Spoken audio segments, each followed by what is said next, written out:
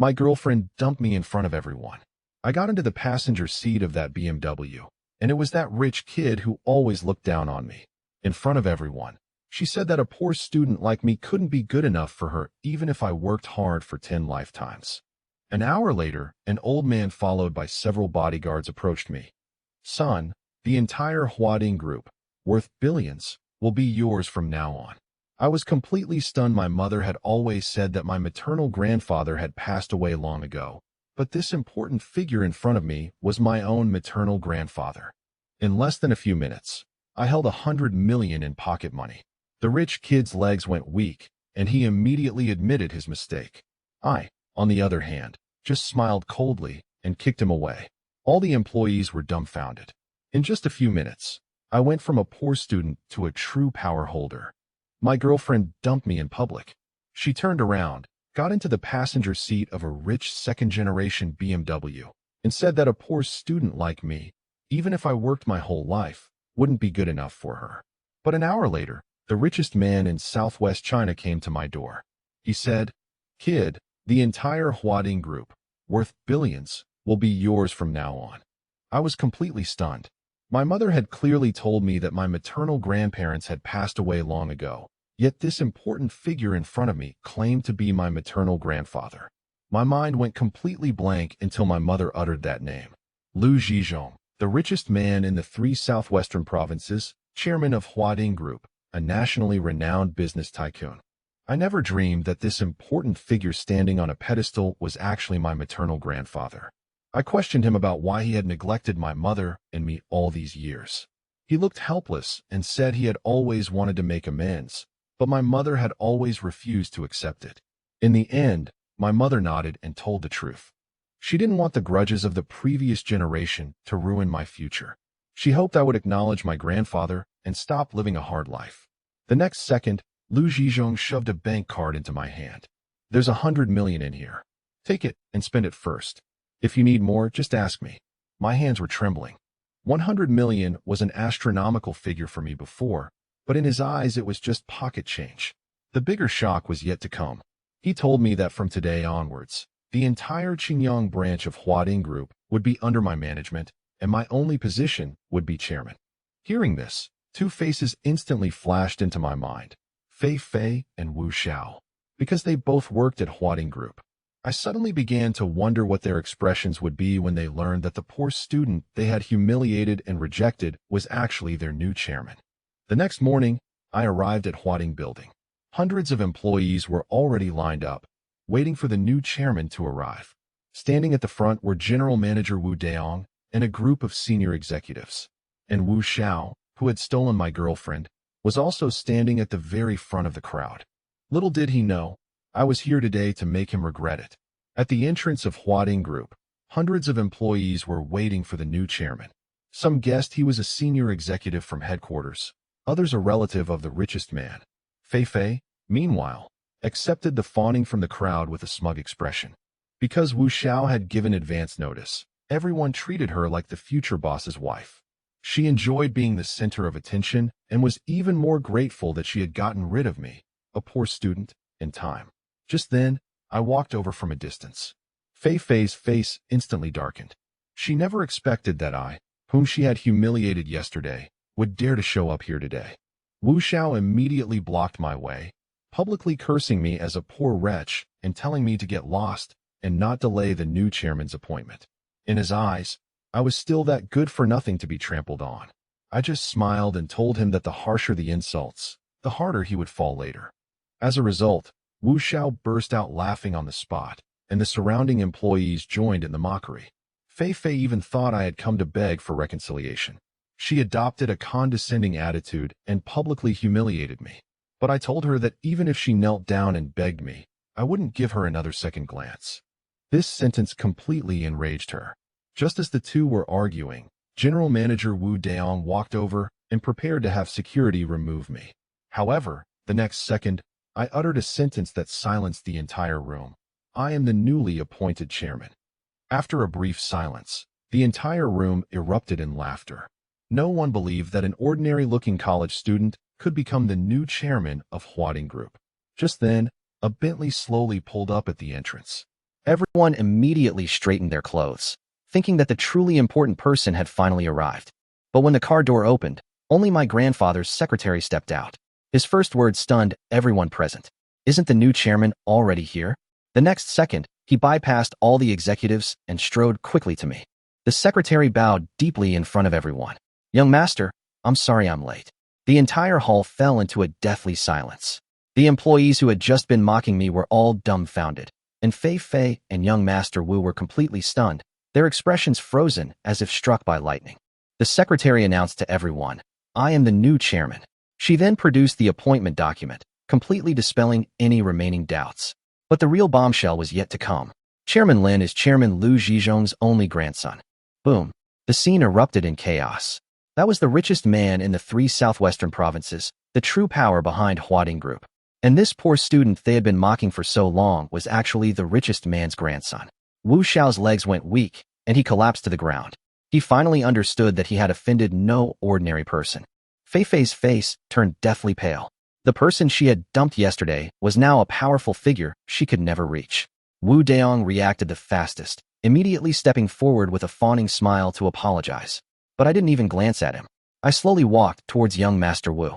Just moments ago, this arrogant rich kid was clinging to my leg, begging for mercy in public. He said he was willing to give Fei Fei back to me, just asking me to let him go.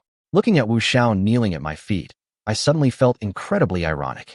Yesterday he was so high and mighty, but today he's groveling before me like a dog. I kicked him away. "I don't care about a woman like Fei Fei." Wu Daong hurriedly pleaded for his son, hoping I would show leniency. But I just sneered, because he was also responsible for raising such a son. The next second, I announced directly, "From today onwards, the Wu father and son are officially dismissed from Huading Group and will never be rehired." A collective gasp filled the room. Wu Daiyong's face turned deathly pale. Everything he had fought for his entire life had been taken away with a single sentence from me. And Wu Xiao's greatest asset had crumbled completely at that moment. Security guards quickly dragged the 2 men away. The once arrogant father and son were now a pathetic bunch, like stray dogs. After dealing with them, I went to Fei Fei. She clung to my arm, crying that she had been deceived. She said I had always been the one she loved most, and hoped I would give her another chance. I calmly shook off her hand. "Sorry, you're not good enough for me." Those words shattered her last illusions. She stood there, stunned, finally realizing she had personally thrown away the biggest opportunity of her life. Then I walked up to Deputy General Manager Lu Bo. Everyone thought I was going to continue the purge, but I announced it publicly instead. Lu Bo will take over as general manager of the company. He's been the one doing all the work for years, but Wu Daong has taken all the credit. Now, I've decided to give him the position he deserves. Lu Bo's voice trembled with excitement, and he immediately pledged to fully support me. After dealing with the management, I turned to the hundreds of employees in the hall.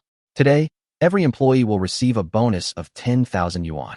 As soon as I finished speaking, the entire hall erupted in cheers. For ordinary employees, nothing is more convincing than real money. With just a few words, I gained everyone's support. Looking at the cheering crowd, I felt the taste of power for the first time. And the secretary standing next to me, the way she looked at me, subtly changed. Because he discovered that I seemed more suitable for this position than anyone else had imagined. After handling company affairs, I promoted Lu Bo and at the same time purged the cronies planted by the Wu family. These people were drawing salaries without doing any work and had made a mess of the company. Now that the company is under my control, I naturally won't continue to support useless people. What I didn't know was that the Wu father and son, who had been kicked out of the company, harbored a deep hatred for me. Back home, Wu Xiao went on a rampage, smashing things. The contrast between his former status as a privileged rich kid and his current state as a homeless dog had driven him completely out of control. Wu Daiyong's face was grim. He knew he couldn't beat me openly, so he decided to play dirty and planned to have someone cripple me. Meanwhile, I was completely unaware of all this. When I returned to school at noon, my roommate Huang Sun rushed over, saying that I hadn't gone to class that morning and Zheng the butcher had threatened to fail me. Huang Sun urged me to apologize immediately, otherwise it would cause problems even after graduation. Zheng Dawei was a notorious teacher at the school, often threatening students with failing grades and even forcing female students to compromise.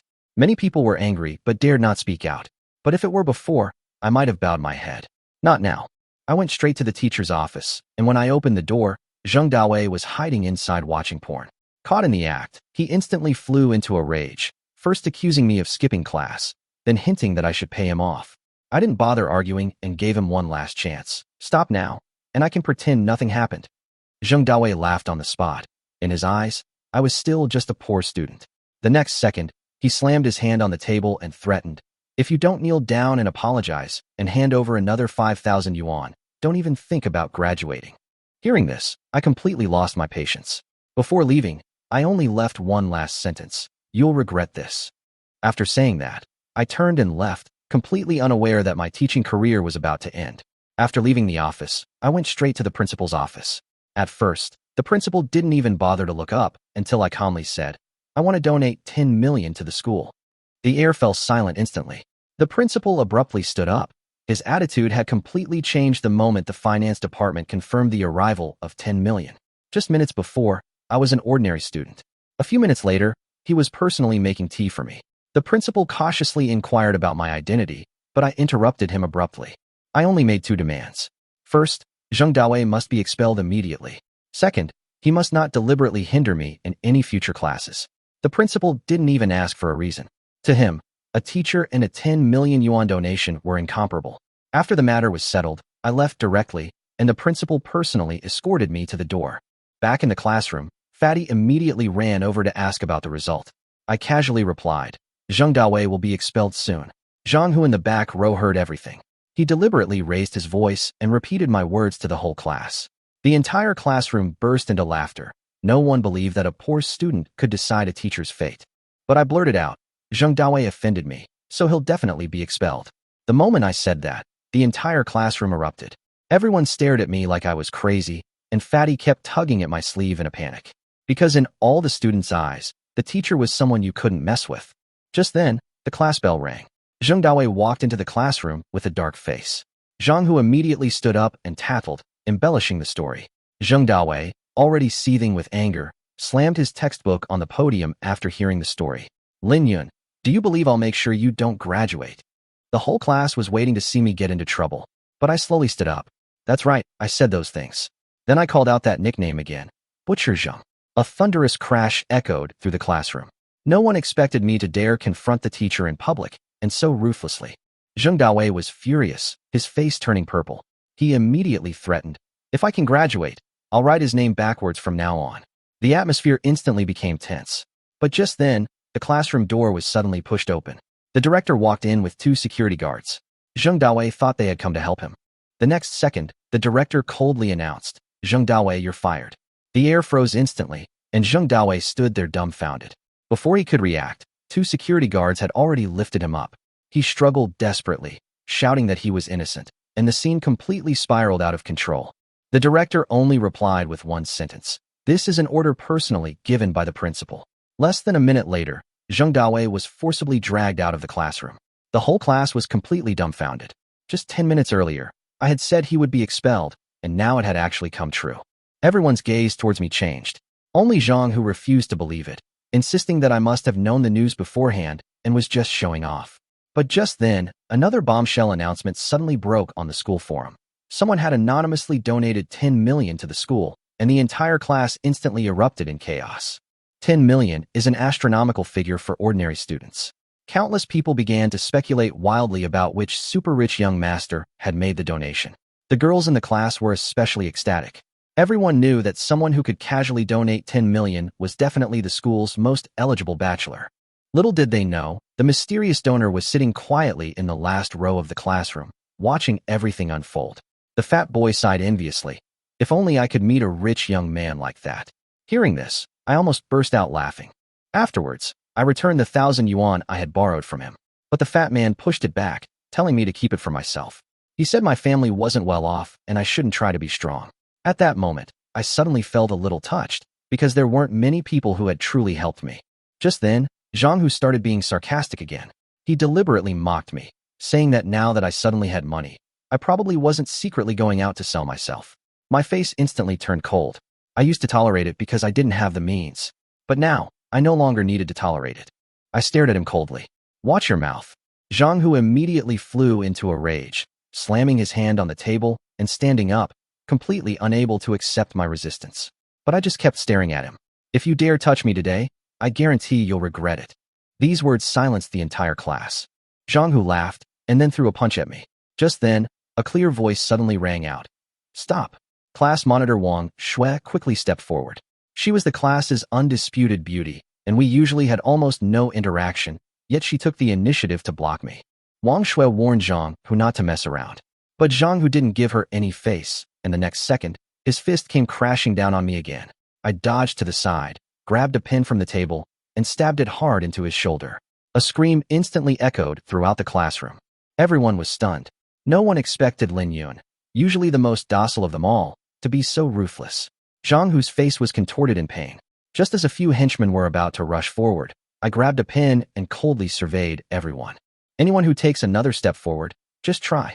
That reckless ruthlessness immediately stunned everyone, and no one dared to move. In the end, they could only help Zhang Hu leave in a disheveled state. Before leaving, Zhang Hu glared at me with a face full of resentment, as if he wanted to devour me. "Lin Yun, this isn't over." Faced with the threat, I simply smiled faintly and calmly replied with 3 words, "I'm waiting." The manager completely backed down. He knew very well that a student who could casually throw cash at people was someone he couldn't afford to mess with. Finally, I took Wang Shui away from the bar. Once outside, Wang Shui looked at me with disbelief. Because in everyone's eyes, I had always been the poorest person in the class. She even suspected I had done something illegal. I almost burst out laughing. Actually, I'm the grandson of the richest man in China. Sure enough, she didn't believe a word I said. I had no choice but to change my story and say that I had won the lottery. Then, I took out 20,000 yuan and handed it to her. "Don't come here again." Wang Shui refused to accept it no matter what, but I still forced it into her hand. Watching my departing figure, her eyes became complicated for the first time. Just as I stepped out of the bar, a black minivan suddenly stopped by the roadside. The car door opened, and 4 burly men rushed out. Before I could react, I was forcibly shoved into the vehicle, and the van sped away from the city. The bald man in the van was very direct. "Someone's paid to beat you into a vegetable." Hearing this, my heart sank. Facing 4 professional thugs, I had no chance to fight back. But quickly, I thought of a plan. "How much did they pay you?" 1 million. The bald man answered coldly. I nodded. "I'll pay 10 times that." The air went silent instantly, and everyone looked at me at the same time. 10 million, just tell me who's behind this. This time, no one could remain calm. After all, who would turn down money? A few minutes later, the 5 million deposit arrived.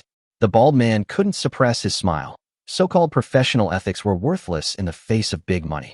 He quickly revealed the mastermind's name, Wu Daong. Hearing that name, a chill instantly flashed in my eyes. Originally, I only wanted to kick the Wu father and son out of the company. But they actually wanted to ruin my life. Then they wouldn't hesitate to ruthlessly eliminate me. After receiving the remaining 5 million, the burly men immediately stopped the car and released the person. I stood by the roadside, my last shred of compassion completely gone. Half an hour later, Lu Bo arrived at the scene. Upon learning that the Wu family had hired someone to injure someone, he was furious and immediately began an investigation. Even more coincidentally, he already possessed substantial evidence of the Wu family's corruption and bribery over the years. If he submitted it, they would face at least 10 years in prison. Hearing this, I suddenly laughed. I had originally intended to give them a severe beating, but now it seemed more appropriate to let them regret their actions in prison. After arranging things for the Wu family, I asked about Hongda Building Materials. That was Zhang Hu's company and the lifeblood of their entire family. After listening, Lu Bo nodded immediately. 80% of their business relies on Huading Group. They could go bankrupt at any time with just a word from you. Hearing this, I finally showed my first satisfied smile of the night. Because Zhang Hu would soon find out that some people were not to be trifled with. Thinking of this, I suddenly smiled. That school bully who had always tormented me had no idea that I could now decide the fate of his entire family. Soon after, Lu Bo brought up another matter. With me taking over Huading Group, more and more business owners wanted to meet me, so they proposed holding a business cocktail party. I readily agreed. I knew this was my first step into the Qingyang business circle, and the beginning of my identity being revealed. Meanwhile, my grandfather, far away in Zhongzhou, also learned of my kidnapping. It turned out he had been secretly protecting me all along. Even my secretary thought I was in danger. But when he heard that I had resolved the crisis on my own, my grandfather smiled with satisfaction. Meanwhile, the Wu family father and son were still foolishly waiting for news from the kidnappers. The next morning, the doorbell suddenly rang. Wu Xiao ran excitedly to open the door. But standing outside was Lu Bo, whose words plunged the father and son into an icy abyss. "Chairman Lin, very well, your plan has failed." Hearing this, the Wu father and son instantly turned deathly pale, their smiles vanishing. Before they could react, several police officers stormed into the villa. Cold handcuffs were immediately placed on their wrists. All the evidence of their years of embezzlement and bribery was exposed. A long prison sentence awaited them, with no chance of redemption. The most devastated person was Fei Fei. She watched helplessly as Wu Xiao was taken away, only realizing at that moment that she had chosen the wrong person. The rich second-generation heir she had desperately clung to was completely finished. And I, whom she had personally dumped, was now standing in a position she could never reach. After dealing with the Wu family's affairs, I decided to fulfill another dream. To buy a car, specifically my all-time favorite, a Lamborghini Aventador. Before, I could only secretly admire it. Now, I finally have the ability to make that dream a reality. So I went straight to the Lamborghini dealership. But as soon as I entered the lobby, a male salesman stopped me. Even more coincidentally, this guy turned out to be my elementary school classmate, Chonggang. He was polite at first, but his attitude changed immediately when he saw my ordinary clothes. "We sell Lamborghinis here, not bicycles." Several salespeople around me burst into laughter, clearly not treating me like a customer. I didn't bother arguing and simply told him, "I'm here to buy a car." This only made the laughter in the entire showroom even louder. Chonggang asked with a mocking smile, "So what do you want to buy?" I calmly replied, "A Lamborghini Aventador." The air fell silent for a second. Then laughter erupted again, because everyone knew that the Aventador was one of the most expensive models in the store, ridiculously priced. Chonggang deliberately led me to the orange Lamborghini. The base price is 7.55 million. After he finished speaking, everyone was waiting for me to embarrass myself, but I just nodded. Only 7.55 million? That's really not expensive. With that one sentence, the entire showroom burst into laughter. Chonggang sneered disdainfully. "If you can really afford it, I'll eat shit right here and now." Hearing this, I finally laughed. Then, I took a bank card out of my pocket. The salespeople who had been mocking me instantly shut up, because they recognized the card.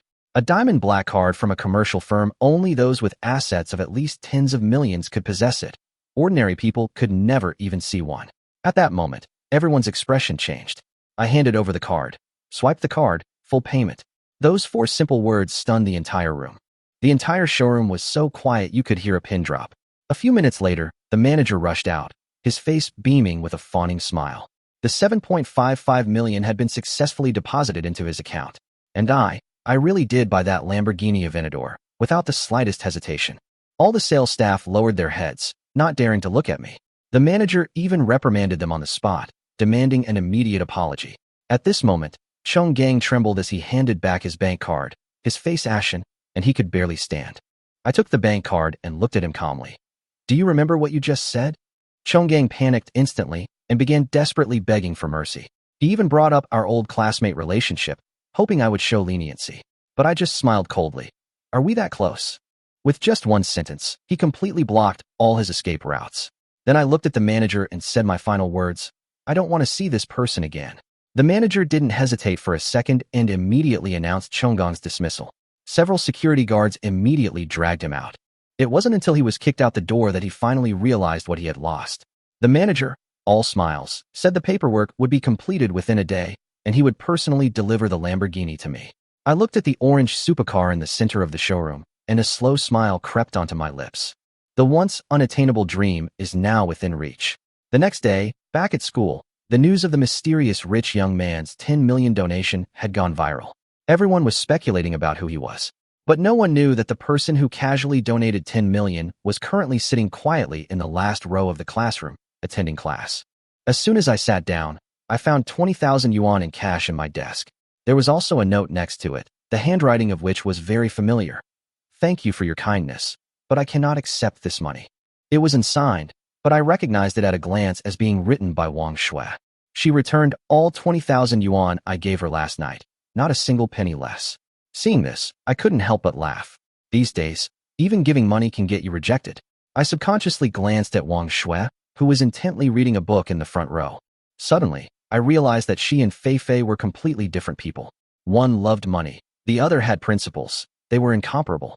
Just then, Fatty suddenly leaned over. "You're not dating the class monitor, are you?" He looked at me with a gossipy expression. I just smiled. "I've already broken up." Hearing this, Fatty finally understood why I'd changed so much lately. That night, he insisted on taking me out for drinks, saying he'd help me forget my heartbreak. I didn't refuse. It was 8 p.m. at the taste bar. As soon as I entered, Fatty waved at me with a mysterious smile. But after sitting down, I noticed a strange girl Gua Xiaoxiao sitting at the table besides Fatty and Zhou Mei. Clearly, this was a blind date Fatty had arranged for me, without telling me beforehand. Gua Xiaoxiao greeted me, but only nodded dismissively, not even bothering to shake my hand. Because in her eyes, my ordinary attire had already eliminated me. The rest of the conversation was exactly the same. She made no attempt to hide her disdain for the poor, even stating directly that ordinary people could never catch up with the truly wealthy second generation even after a lifetime of hard work. Hearing this, I almost burst out laughing. Because the rich second generation she mentioned was now sitting across from her, drinking with her. Soon, Gua Xiaoxiao suddenly pulled out an invitation, her face beaming with pride. This is an invitation to the Huading Group's cocktail party. Ordinary people can't get one at all. Zhou Mei's eyes lit up with envy, while I almost burst out laughing. Because, in fact, I was the one who hosted that party. I said meaningfully, maybe we'll meet on Saturday. Gua Xiaoxiao immediately laughed. You? You're not even qualified to be a waiter. I couldn't be bothered to explain, because reality would soon prove me wrong. After a few rounds of drinks, I received a call from the dealership. The Lamborghini's paperwork was done, and I casually asked them to deliver it to the bar. Half an hour later, an orange Lamborghini Aventador slowly pulled up in front of the bar. Its striking appearance instantly ignited the crowd. Countless young men and women crowded around, all speculating about who the owner was. Gua Xiaoxiao stared at the car, her eyes practically glued to it. I wish I could know the owner. Hearing this, I finally smiled. This car is mine. The air fell silent for a second. Then everyone laughed. No one believed that an ordinary-looking college student would drive a supercar worth over $7 million. But just then, a middle-aged man in a suit strode over. It was the Lamborghini 4S store manager.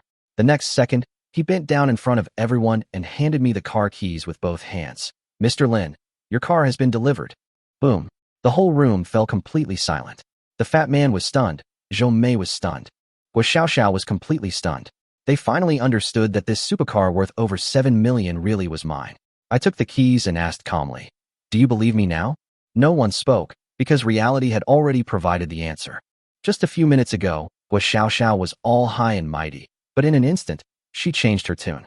She took the initiative to come over and try to get close to me, even trying to hold my hand. But I pushed her away directly. "You've never been after me. You're after my money." Those words turned her face deathly pale. I didn't even want to look at her again, because this kind of woman is no different from Fei Fei in essence. Then I looked at Fatty and said, "Get in the car. I'll take you back to school." Even after getting into the passenger seat of the Lamborghini, Fatty still felt like he was dreaming, and he was as excited as a child the whole way. Finally, I couldn't help but ask, "Lin Yun, why are you suddenly so rich?" I smiled and asked back, "Do you know Lu Zhizhong?" The fat man nodded instantly. No one in the entire Southwest didn't know that name. I gripped the steering wheel and calmly stated the truth. I'm his grandson. The next second, the fat man nearly jumped out of his seat. The impact of those words far surpassed that of the Lamborghini. Then I told him that I was the one who donated $10 million to the school, and I was also the one who expelled Jing Dawei. The fat guy was completely dumbfounded. Only at that moment did he finally understand why I dared to stand up to Zhang Hu, why I dared to disregard everyone. Because I had now reached a different level. After hearing everything, the fat guy remained silent for a long time. Finally, he managed to utter only 2 words. "Awesome." I couldn't help but laugh. He then patted him on the shoulder. "If anyone dares to bully you at school, just beat them up. If anything happens, I'll take the blame." Hearing this, the fat guy's eyes lit up instantly. That afternoon, back at school, Zhang Hu, who had just been discharged from the hospital, went straight to the classroom with his lackeys. He deliberately threatened me in front of the whole class, claiming he would kick me out of school before it ended today. He even gave me a chance to kneel down and lick the dust off his shoes. I almost burst out laughing. I calmly said, "Apologize to me now, and maybe I can let your dad's company off the hook." Zhang Hu was dumbfounded.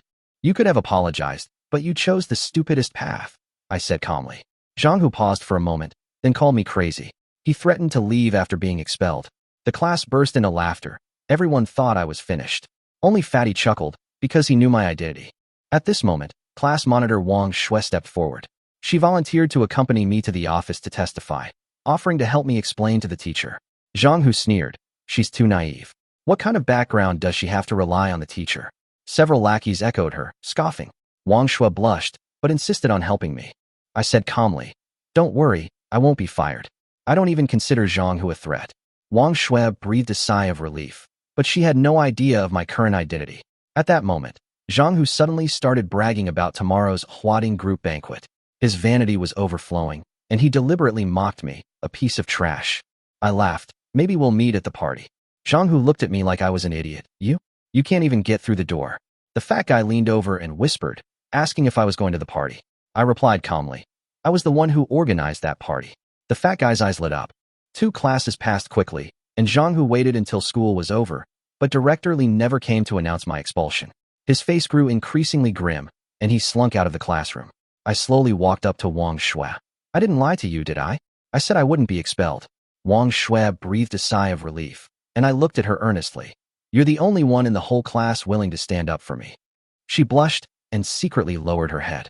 The chubby boy next to her teased, the class monitor cares about you so much. Could it be that he likes you? Wang Shui's face was flushed, and she stammered, I'm just the class monitor. Then she ran straight out of the classroom, and I didn't even have a chance to invite her. After leaving, Zhang Hu rushed into the political education office, wanting to understand why I was still all right. Director Li said helplessly, the principal personally vouched for you. I don't know the specific reason. Zhang Hu froze, his face ashen. That evening, Fatty and I went to the most expensive restaurant near the school, Shengyan Restaurant. I used to be too afraid to even step foot in this place, but now that I have status and money, I naturally treat my brothers to the best. During the meal, Fatty suddenly brought up Wang Shui. He said that girls like her, who aren't materialistic and are kind, are rare these days. If he could really win her over, he'd be rolling in it. I just smiled and said, let nature take its course. Soon, all the signature dishes were served. This meal cost over 4,000 yuan. In the past, that would have been almost my living expenses for a year. But just as I was about to pay the bill, my face suddenly changed. My wallet was gone. I instantly remembered the man who had bumped into me at the restroom entrance. Clearly, his wallet had been stolen. The fat man searched his entire body but could only scrape together a little over 200 yuan, while the restaurant manager had already approached. After hearing his explanation, the manager didn't believe him at all. If you don't have the money, just say so. Don't try to fool me. The surrounding diners started to gather around, all assuming I was a con man trying to dine and dash. The fat man was sweating profusely, while the manager was already preparing to call the police. Just then, a clear voice rang out. Wait a minute. Everyone turned around at the same time, and a girl with a high ponytail walked out. Wearing a white coat and jeans, she looked so clean she seemed out of place.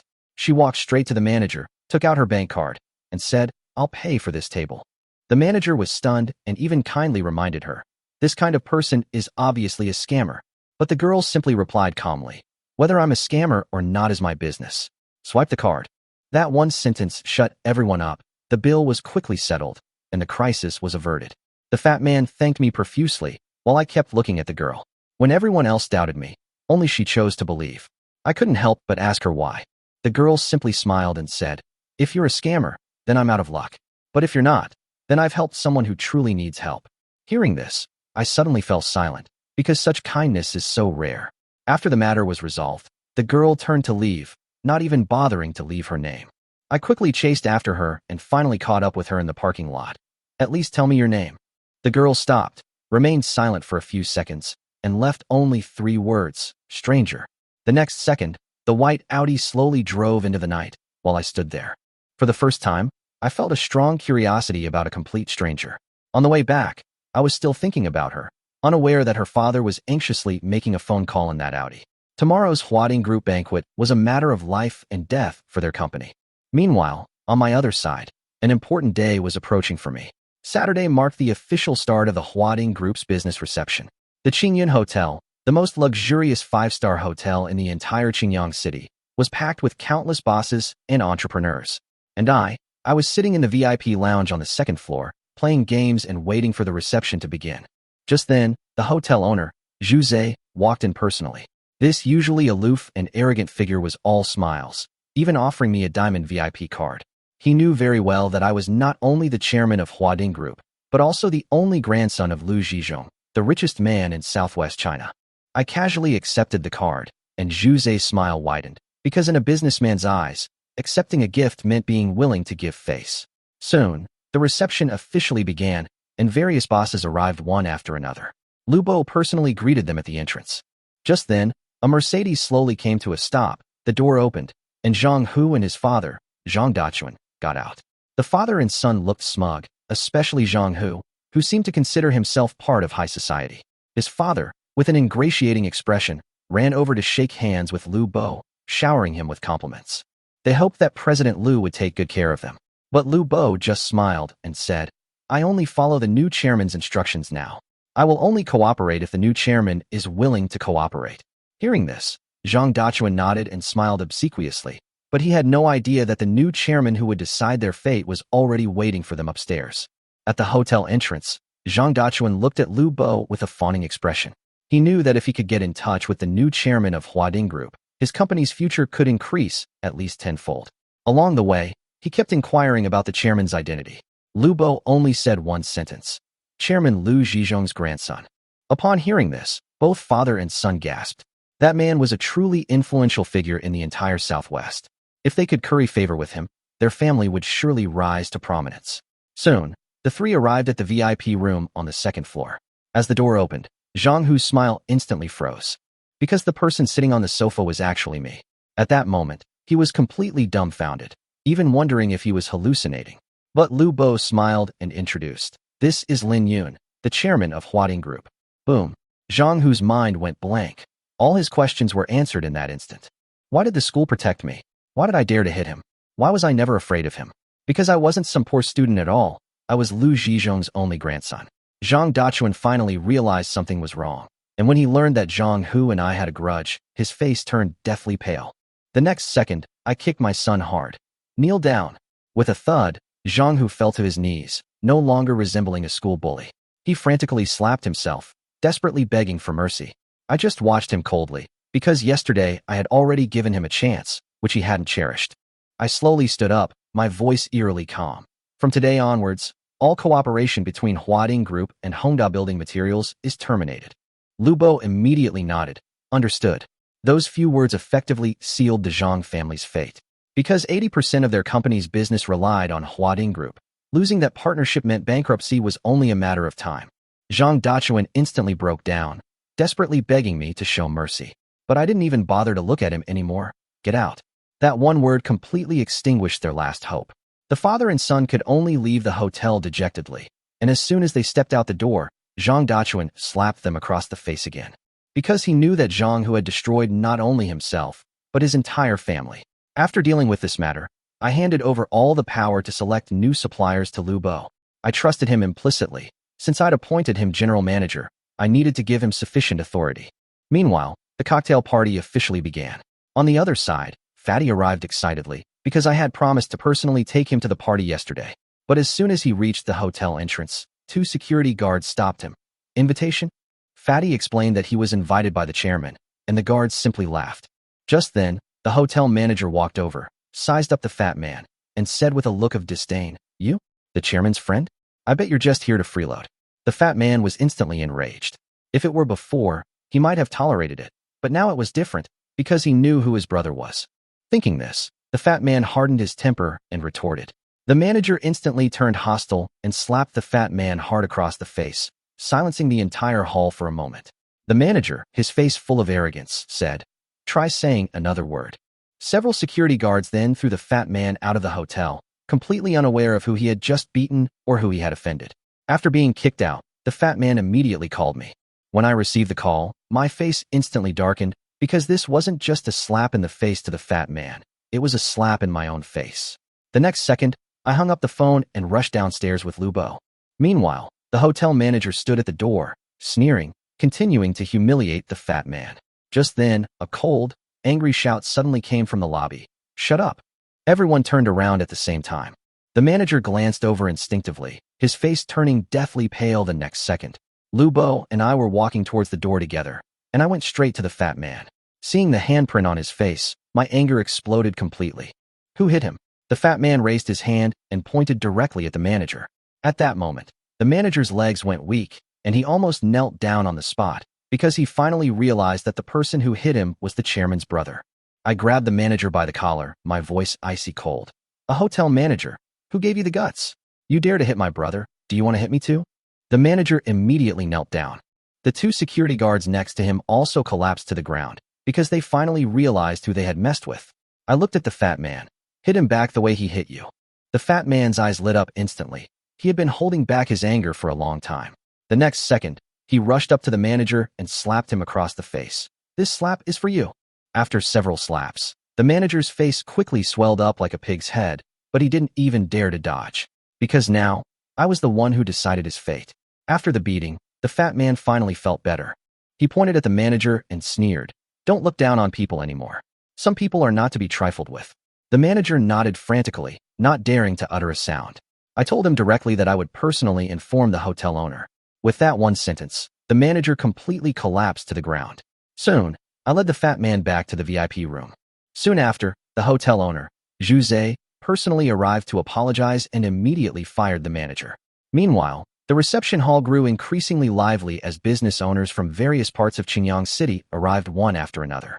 In the corner, Guo Xiaoxiao sat in a formal dress, her face full of anticipation. Her father had been urging her to find a way to get close to the new chairman of Huading Group, no matter what. If she could establish this connection, the company would have a chance to turn things around.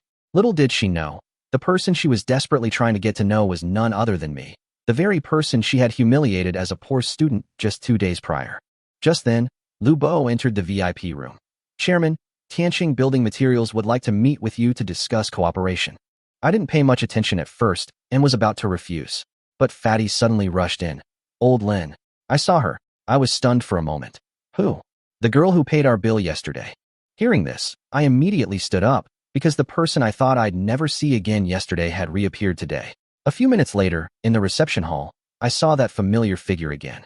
A long white dress, standing quietly at the edge of the crowd, still so pristine, unlike anyone from this world of fame and fortune. Beside her stood a middle-aged man with a worried expression, clearly her father. They were troubled by their collaboration.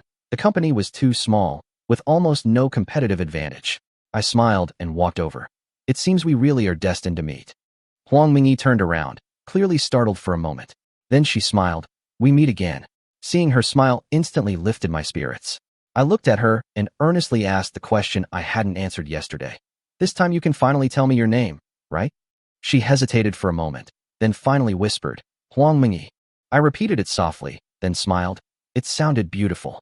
Huang Mingyi blushed slightly. Then I brought up the meal from yesterday again, wanting to return the money to her. But she still shook her head. "I helped you not for the money." Hearing this, I was suddenly touched. Because people like her are becoming increasingly rare. The middle-aged man who had been silent finally spoke, and Huang Mingyi immediately introduced herself, saying, "I'm a friend I met yesterday." Huang's father simply nodded politely. His attitude was noticeably cold. In his eyes, I was just an ordinary young person. I then took the initiative to ask them why they had come to the party. Huang Mingyi didn't hide anything. "We want to try and secure a partnership with Huading Group." As she said this, the light in her eyes dimmed slightly, because she knew very well that the chances of success were slim. When I heard the company name, I suddenly paused for a moment. "Tianqing Building Materials?" Huang Mingyi nodded, and I instantly remembered that Lu Bo had just reported on this company. Huang Mingyi suddenly looked at me curiously. "Then why did you come here?" I smiled. "Because God knew you were here, so he sent me to repay a favor." A single sentence made Huang Mingyi laugh, but her father's face darkened, and he immediately stared at me warily. "Young man, you wouldn't be trying to woo my daughter right in front of me, would you?" The air went silent instantly. Huang Mingyi's face flushed crimson. I experienced for the first time what a major social disaster felt like. I was about to explain to Huang Mingyi that I had no ulterior motives and only wanted to return the money. Mr. Huang waved his hand, disbelieving, and told me to leave. He assumed I was just another young man pursuing his daughter. Just then, an arrogant voice rang out. "Damn, a poorly dressed kid like you dares to try and pick up Mingyi?" I turned around and saw a young man dressed head to toe in designer clothes and wearing an Omega watch walking towards me. Huang Mingyi and her father's expressions changed instantly. The man walked up to me, looking down at me condescendingly. "Where did this loser come from? Get lost. Mingyi is not someone trash like you can touch." He turned to Huang Mingyi and asked about the cooperation, even declaring, "She'll be my girlfriend sooner or later." Huang's father frowned and tried to stop him, but he didn't seem to care. It turned out he was the son of a minor shareholder in the company, and his arrogance stemmed entirely from his connections. I sneered. "A mere shareholder's son dares to act so arrogantly in front of me?" Westbrook erupted in anger, throwing a punch. Mr. Huang quickly stopped him, saying this was the new chairman's reception at Huading. Westbrook finally calmed down, but still threatened. "After this reception, I'll show you what's what." I smiled calmly. I'll also show you the consequences of messing with me. After Wei Xiao left, Huang Mengyi and her father were pale with tension. I casually brought up the cooperation, but Huang's father shook his head. They simply couldn't believe that a young man could interfere in the affairs of Huading Group. Just then, Lu Bo walked onto the stage and announced that the reception was about to begin. All the bosses and guests returned to their seats, their status clearly distinguished. Wei Xiao sat in the second row, with Huang Mengyi and her father behind him. Huang Mengyi looked around, not seeing me, and breathed a slight sigh of relief. The hall quieted down, and Lu Bo picked up the microphone. Welcome to the stage, new chairman of Huading Group's Qingyang branch. A thunderous applause erupted, all eyes fixed on the stage.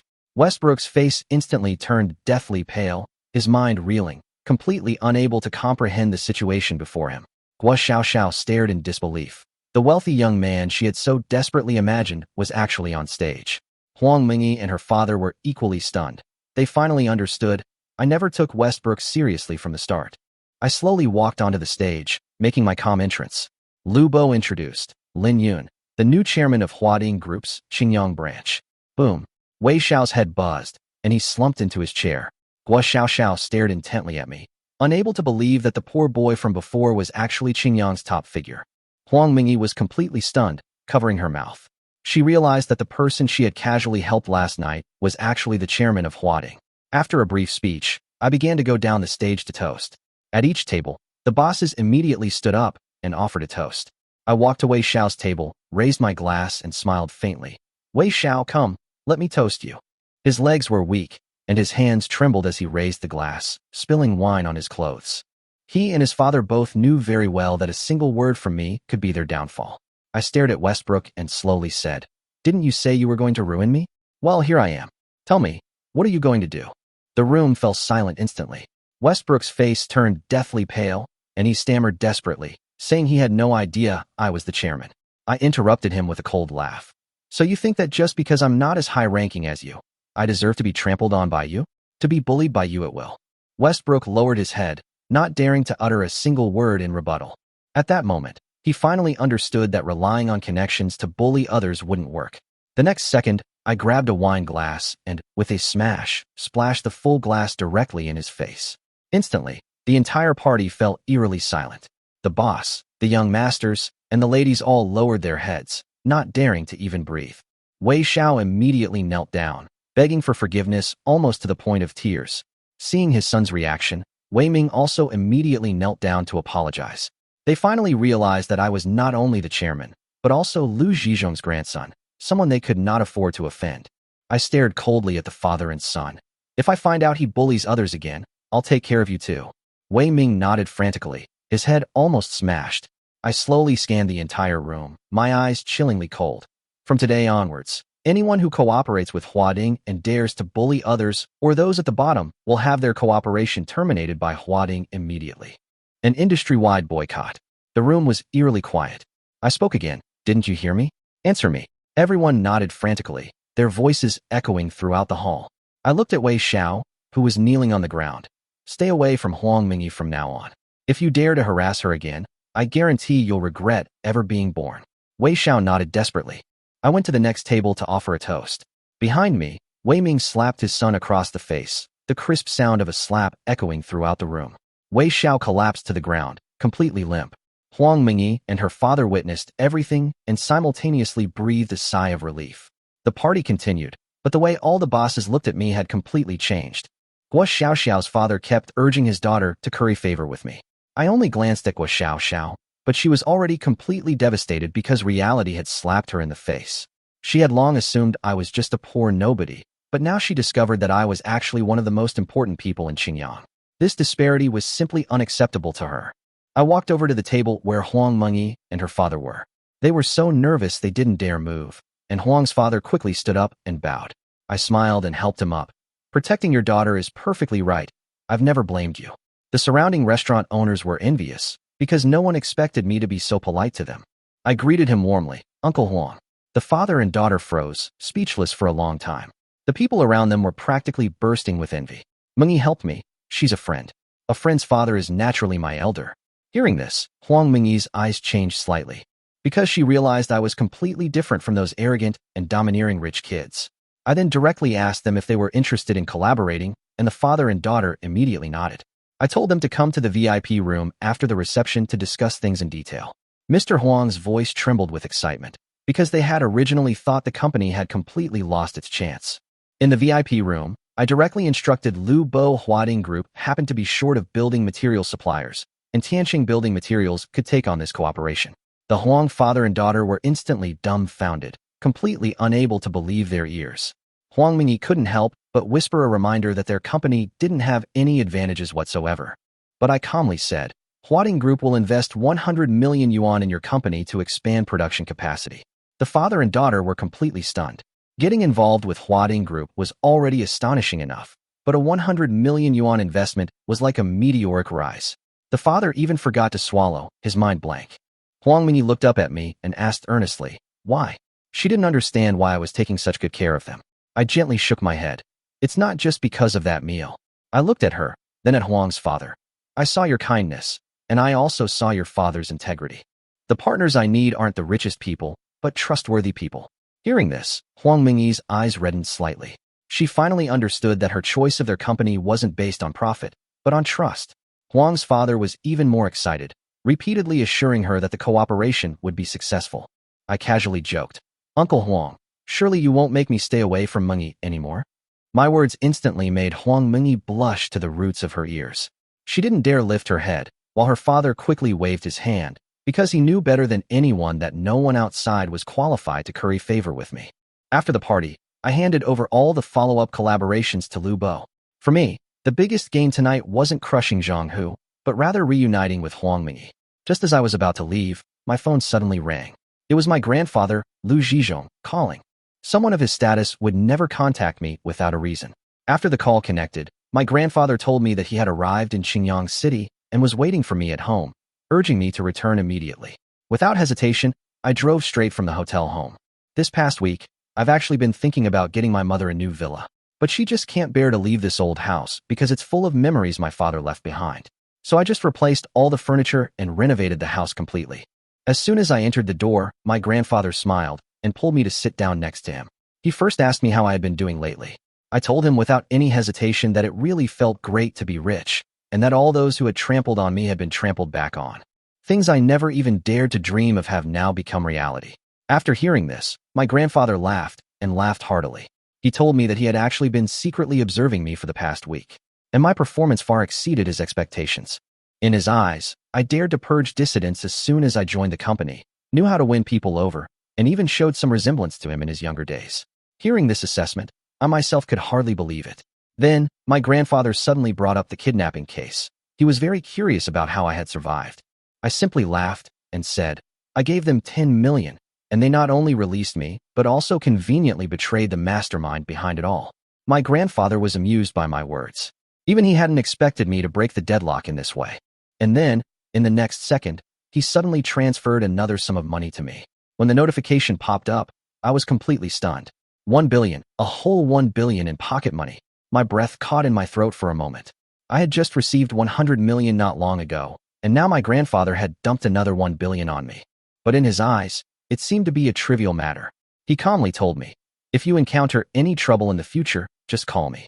There's nothing in the 3 southwestern provinces that I, Lu Zhizhong, can't handle. At that moment, I truly realized just how terrifying power my grandfather possessed. Immediately afterward, he called out towards the door, Lone Wolf, come in. The next second, a dark figure silently appeared in the room. He was a man with a scar on his face. His eyes were as cold as a wild beast's. Just one glance from him sent a chill down my spine. My grandfather told me that Lone Wolf was a special forces soldier in his youth. Later, after retiring and going to fight in underground boxing matches, it was he who personally saved Lone Wolf. From then on, Lone Wolf followed him for 10 years. What shocked me even more was that during this time, Lone Wolf was secretly protecting me. Only now did I understand where that feeling of being watched during my last kidnapping came from. If the kidnappers didn't let me go, the one who would intervene would be a lone wolf. But I still couldn't help but wonder, no matter how strong one person is, ultimately, 2 fists can't fight 4 hands. Before I could finish speaking, Lone Wolf slowly raised his head. Young master, are you doubting my abilities? His eyes were sharp as knives. I shrugged, sticking to my opinion. Grandpa laughed, telling Lone Wolf to show him what a real ruthless person was. The next second, Lone Wolf turned around abruptly and punched the wall. With a muffled boom, the entire wall was instantly covered with spiderweb-like cracks. My scalp tingled instantly, and I even doubted my eyes. I'd only ever seen scenes like this in movies. But now, it was happening right before my eyes. If that punch had landed on someone's head, the consequences were unimaginable. Lone Wolf withdrew his fist and looked at me coldly. "Little master, do you still have doubts?" I immediately gave him a thumbs up, completely convinced. Faced with such a monster-level figure, I truly had no objections. Seeing my reaction, Grandpa was completely relieved. He immediately announced that from today onwards, Lone Wolf would officially become my personal bodyguard. With this killing machine by my side, I felt safe for the first time. Having experienced kidnapping, I understood that no amount of money could buy back a life. However, my grandfather quickly established a rule for me. Unless my life was in danger, Lone Wolf would not act rashly. He will protect me, but he will never grow up for me. I understand my grandfather's intention. He is forcing me to become stronger. Then my grandfather mentioned my mother, saying that she had ruined her health over the years by raising me. So my grandfather decided to take her abroad for treatment himself. I didn't object, because the person I owed the most in this world was my mother. Before we left, my mother held my hand and kept giving me advice. Looking at her increasingly gray hair, I felt a lump in my throat for the first time. That evening, my grandfather took my mother and left Xinjiang City, and my life officially entered another stage. The next afternoon, school ended. As soon as I entered the classroom, Fatty rushed over excitedly. "Boss, Zhang Hu ran away and transferred schools." This result didn't surprise me at all. I'd already crushed Zhang Hu. Leaving now was the best option. But the class was in an uproar. Everyone was talking about Zhang Hu's sudden transfer. Many suspected it was related to me, but no one wanted to believe the truth. Because in their eyes, I was still just that poor student living on scholarships. They had no idea that I was no longer the Lin Yun I used to be. Just then, a tall man suddenly walked into the classroom. Zheng Hai, Minister of External Relations of the Student Union, handsome, good at basketball, and extremely popular. But I know that this guy is all show and no substance. He's a real scoundrel.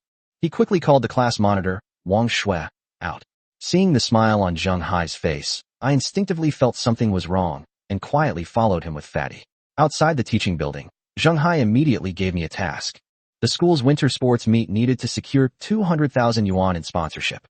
Wang Shui was stunned, because in the past, the most she had ever secured in sponsorship was only tens of thousands of yuan. This amount was simply beyond the reach of ordinary students. But Zheng Hai started making empty promises, speaking with great conviction. I sneered incessantly. This tactic was all too familiar.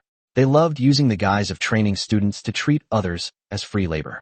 Wang Shui was clearly panicking, repeatedly saying she couldn't do it. The next second, Zheng Hai revealed a meaningful smile. "Wang Shui, you are the most beautiful girl in the External Relations Department. As long as you sacrifice a little bit of your body, it's easy to get a sponsorship of 200,000 yuan. Zheng Hai revealed his true colors completely. He forced Wang Shui to sell her body in exchange for sponsorship, and even promised her an even bigger deal, saying that if she secured the sponsorship, he would make her the next head of the External Relations Department. Wang Shui gritted her teeth and refused. When Zheng Hai realized that gentle persuasion wouldn't work, his face darkened, and he resorted to using his position to intimidate. The student council minister's order was laid bare before him. Refusal would result in being kicked out of the student council, having his scholarship revoked, and leaving a stain on his record. Wang Shui turned pale with fright, but gritted her teeth and refused to betray herself. Zheng Hai grinned and offered a solution, which Wang Shui grasped at like a lifeline. Zheng Hai laughed wildly. "Be my girlfriend, and you'll get a 200,000 yuan sponsorship right away." I almost laughed out loud from the side. This bastard's tricks were too old-fashioned. Wang Shui was startled and stepped back, and Zheng Hai reached out to grab her. Fatty and I finally couldn't hold back any longer and rushed out to block her. I immediately started cursing. "You're a beast in human skin." Zheng Hai scoffed, his eyes full of contempt. "We're just ordinary poor students," and he threatened to find 100 ways to ruin our lives. I laughed. "He's just a student council minister, don't take him too seriously." The fat guy was fanning the flames, and the more arrogant Zheng Hai became, the more I wanted to teach him a lesson.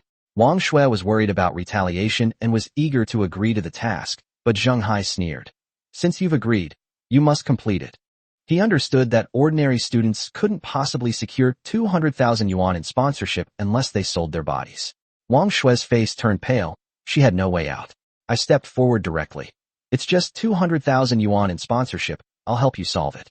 Zheng Hai laughed out loud after hearing this, thinking that the poor guy couldn't even come up with 20,000 yuan. He even said that if he succeeded, he would eat shit live on stream. I smirked. Wanna bet? If I raise 200,000 yuan in one day, you'll eat shit live on the school's online forum. The fat man was laughing hysterically. This bet was too ruthless, and he was most looking forward to Zheng Hai being humiliated on the spot. Zheng Hai's face stiffened for a moment. Then he sneered. And what if I lose? Without hesitation, I said, if I lose, I'll drop out of school, and you can do whatever you want with me. In his eyes, this bet was a sure win, and he agreed on the spot. Wang Shui was panicked, not understanding how he managed to secure 200,000 yuan in sponsorship in just one day. The fat man knew who I was, so this amount of money was nothing to him. Wang Shui, however, was completely unaware of the situation and could only be grateful that I had stood up for her. I smiled as I looked at her stubborn yet beautiful face. You're the class monitor. How could I let a scumbag bully you? Wang Shui took a deep breath and said that since things were like this, she would give it her all. I nodded. Leave it to me. As we left the school, she couldn't help but ask at the school gate if we should research the target company first. I shook my head, the answer already clear in my mind. The sponsor we needed to find was Huading Group. Wang Shui was stunned. In Xinjiang City, Huading Group was a business giant. She simply didn't believe that such a company would care about ordinary students. She immediately advised me to change my target, but I insisted on choosing Huading Group. I then hailed a taxi and took her there directly. My Lamborghini was parked near the school, but I didn't drive it. I didn't want to reveal my identity, nor did I want Wang Shui to distance herself from me because of money.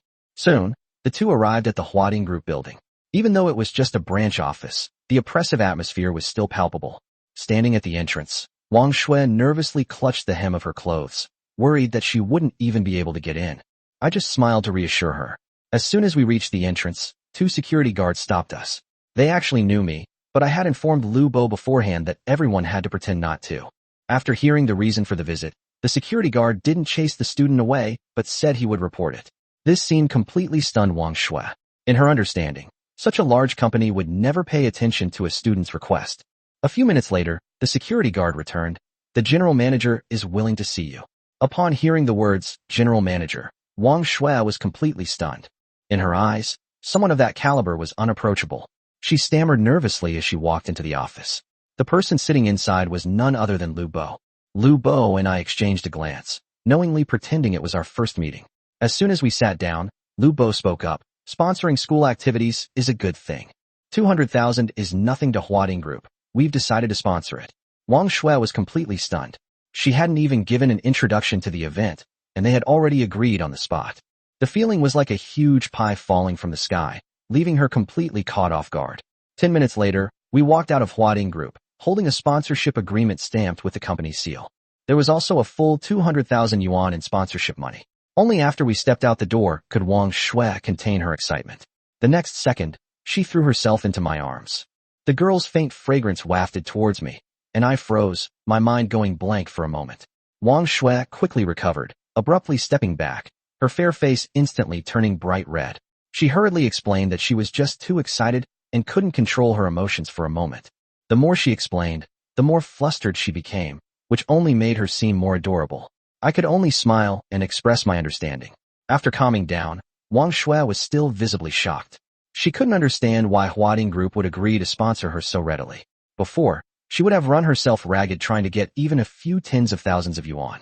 But today, she got approval with just a few words, and the more I thought about it, the more uneasy I felt. She couldn't help but look at me seriously. Is this related to you? I smiled inwardly, but remained calm on the surface. Do you think I look like someone who could be associated with Huading Group? Wang Shui scrutinized me for a long time before finally shaking her head. In her mind, I was still a poor student living on scholarships. She could never have imagined that I was the one truly at the top of Huading Group. Afterwards, she thanked me solemnly. If it weren't for me, she wouldn't have had the courage to come here, let alone complete such an almost impossible task. Seeing her earnest expression, I deliberately said, if you really want to thank me, then treat me to a meal. Wang Shui agreed without hesitation. His smile was even brighter than before. But I didn't continue the conversation, because the real excitement was just beginning. We returned to school with the sponsorship agreement and funds, heading straight for Zheng Hai's dormitory. The fat guy was grinning from ear to ear the whole way. Because all he could think of was one image, Zheng Hai eating shit live on camera. The dormitory door was quickly knocked open. Zheng Hai was leisurely lying in a chair playing on his phone. Seeing us, a contemptuous smile immediately appeared on his face. He assumed we were there to admit defeat and beg for mercy. What? You know the mission isn't going to be completed? He leaned back in his chair, confident of victory. But the next second, Wang Shui slammed the sponsorship agreement onto the table. Sponsorship? We've secured it. The air fell silent for a second. Zheng Hai was taken aback, then burst into laughter because he simply didn't believe anyone could get 200,000 yuan in 3 hours. In his eyes, we were just bluffing. I didn't bother with any more words and slammed my suitcase on the table. With a snap, the box opened, revealing 20 neatly stacked stacks of 100 yuan bills inside. Zheng Hai, who had been beaming with pride, froze instantly. The shock of this box of cash far exceeded his expectations. Even so, Zheng Hai still refused to believe it. He stubbornly insisted the money was counterfeit and even accused us of breaking the law. I told him to check as much as he wanted, because I knew he would soon despair. Zheng Hai immediately grabbed the banknotes to check, but as more and more money came in, his smile gradually faded. He discovered that the 200,000 yuan in cash was all genuine. After confirming it completely, his face turned green. Wang Shui seized the opportunity to tell him that the money came from an official sponsorship from Huading Group. Upon hearing the words Huading Group, Zheng Hai's voice changed. He simply couldn't believe that students like us could have access to a company of that caliber. I slammed the sponsorship agreement on the table. Open your eyes wide and see clearly. Do you recognize the official seal of Huading Group? Zheng Hai picked up the agreement with trembling hands. His hands started shaking when he saw the bright red official seal. At this moment, he finally had to admit that they had indeed completed the mission, and only 3 hours had passed since they received the assignment. He stared intently at me, completely baffled as to how I had managed it.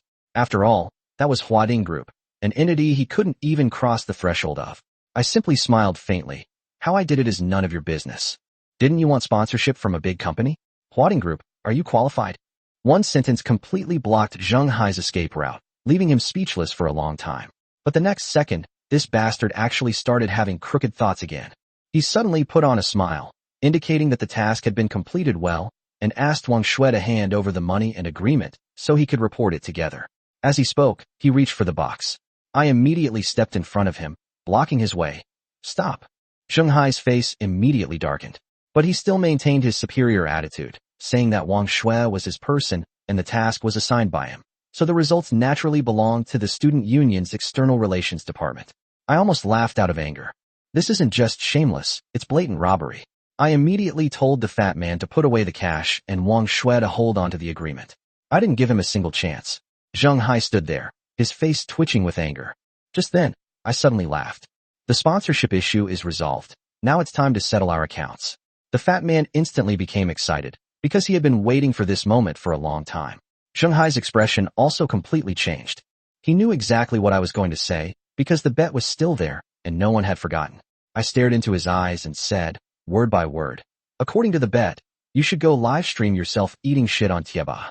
The entire dorm fell silent instantly. Zheng Hai's face turned pale and then red. Making someone as proud as him eat excrement on live stream was worse than death, so he immediately started to lie. He claimed he was just joking and didn't take it seriously at all. Hearing that, I completely lost my temper and slammed my hand on the table. The whole dorm room jolted. Are you kidding me? Do you really think I'm an idiot? I stared at him coldly, my eyes growing increasingly dangerous. Zheng Hai completely lost his temper, pointing his finger at me and cursing. I'm not going to admit it today? What can you do to me? Seeing his nonchalant attitude, I calmed down instead. Because I've already decided this won't end like this. I looked at him coldly. You'd better fulfill your promise yourself, or I'll do it for you. Zheng Hai laughed out loud, completely disregarding me. In his eyes, I was still just a poor student. Immediately afterward, all his roommates stood up, clenching their fists and twisting their necks, looking ready for a fierce fight. The fat guy was also rubbing his fists together, ready to pounce at any moment. But I just sneered. Before, when something like this happened, I had to fight it out myself. But things are different now. Fighting should be left to the professionals. With that thought, I turned and left the dorm. Seeing this, Zheng Hai assumed we had backed down and started yelling wildly behind us, vowing to make us pay. But just as I reached the door, I suddenly stopped and slowly turned back to look at him. Zheng Hai, do you really think this is over? Believe me, I will make you keep your bet. With that, I left. But my last smile sent a chill down Zheng Hai's spine. Even after leaving the dormitory building, the fat guy was still visibly annoyed. He couldn't stand Zheng Hai's arrogant attitude and wanted nothing more than to beat him up right then and there. Wang Shui was a little worried, feeling that she had already vented her anger today, and there was no need to offend the student union minister further. But I just smiled, because from the moment he reneged on his promise, this matter was no longer up to him. Afterwards, I took the two of them directly to the student union office. Director Chi, who was in charge of student union affairs, was initially a little puzzled. But when Wang Shui placed 200,000 yuan in cash and the sponsorship agreement on the table, she immediately stood up. When Director Chi saw the words Huading Group on the agreement, her breathing quickened noticeably. She knew all too well what Huading Group meant. Not to mention the student union. Even school leaders might not easily access such resources. 200,000 in sponsorship might not seem like an astronomical figure. But with Huading Group personally sponsoring the project, the significance was entirely different. Once the news spread, the entire school would be in an uproar. In his excitement, Director Chi made the decision on the spot. The first-class scholarship, the Outstanding Student Award, and the position of Vice Minister of the External Relations Department were all directly given to Wang Shui. These are opportunities that countless people would fight tooth and nail for normally. But to everyone's surprise, Wang Shui refused. She calmly announced her withdrawal from the student union, because after today's events, she had completely seen through the shady dealings within the student union. Director Chi tried to persuade her for a long time, but Wang Shui's attitude was exceptionally firm. In the end, he had no choice but to reluctantly agree to let her officially withdraw from the student union. After leaving the office, Wang Shui suddenly stopped. She turned to look at me, a beautiful smile on her face. "You helped me so much today, so I'll keep my promise to treat you to dinner tonight." Hearing this, I was momentarily stunned. But she quickly added, "But not to a restaurant. Come to my place. I'll cook for you myself." The air instantly fell silent. I genuinely didn't expect that a goddess like Wang Shui would actually invite a guy to her house for dinner that night. It's hard not to overthink things after hearing that. Seeing me in a daze, Wang Shui deliberately pouted. "What? You don't want to?" I snapped back to reality. Only a fool would refuse such an opportunity, so I immediately nodded in agreement. Wang Shui's smile grew even brighter. Then it settled. "See you at the school gate at 6:30 tonight." Watching her departing figure, my heart skipped a beat. Back in the dorm, Fatty immediately sidled up to me. His only concern right now was what to do with Zheng Hai. That guy dared to renege on his bet after losing. It was infuriating. But I just leaned back in my chair and smiled. Bad guys need even worse methods to deal with. Don't worry, you'll see him honor his bet soon. Fatty's eyes lit up instantly, because he knew I never fought a battle I wasn't sure of winning. Meanwhile, Zheng Hai returned to the dormitory. He was frantically calling people in the student council, preparing to use his connections to sabotage me and Wang Shui. In his eyes, ordinary students could never win against the student council. He had even begun to fantasize about how to gradually force us to drop out of school. But just then, the dormitory door was suddenly pounded on frantically. The loud banging startled everyone. As soon as Zheng Hai opened the door, several burly men in black barged in. The entire dormitory fell silent instantly. Before Zheng Hai could even react, he was kicked to the ground. His other roommates were also stunned, too terrified to even breathe. Meanwhile, Fatty and I were leisurely browsing the school's online forum. Suddenly, Fatty jumped out of bed. "Holy crap! Yunji!" It really posted. I grabbed the phone, and there it was, prominently displayed on the forum's homepage. The title was just 4 characters, "Live stream of eating shit." Clicking on it, the protagonist was none other than Zheng Hai himself. I glanced at it, and immediately closed the video. The scene was just too graphic, but the comment section had completely exploded. Within minutes, the number of views skyrocketed. Countless comments kept refreshing, and the entire forum was completely out of control. Holy crap, someone actually did this. I thought it was clickbait. Wait, isn't that Zheng Hai from the student council? Oh no, my illusions are shattered. This is disgusting, I just ate. The comments section completely erupted, showing no signs of stopping. Most importantly, everyone recognized Zheng Hai, the student council president who was always so glamorous and showed off throughout school. Now he was the biggest joke in the entire school. The shock of this identity reversal was practically a nuclear bomb. I watched the constantly refreshing comment section, a slow smile creeping onto my face.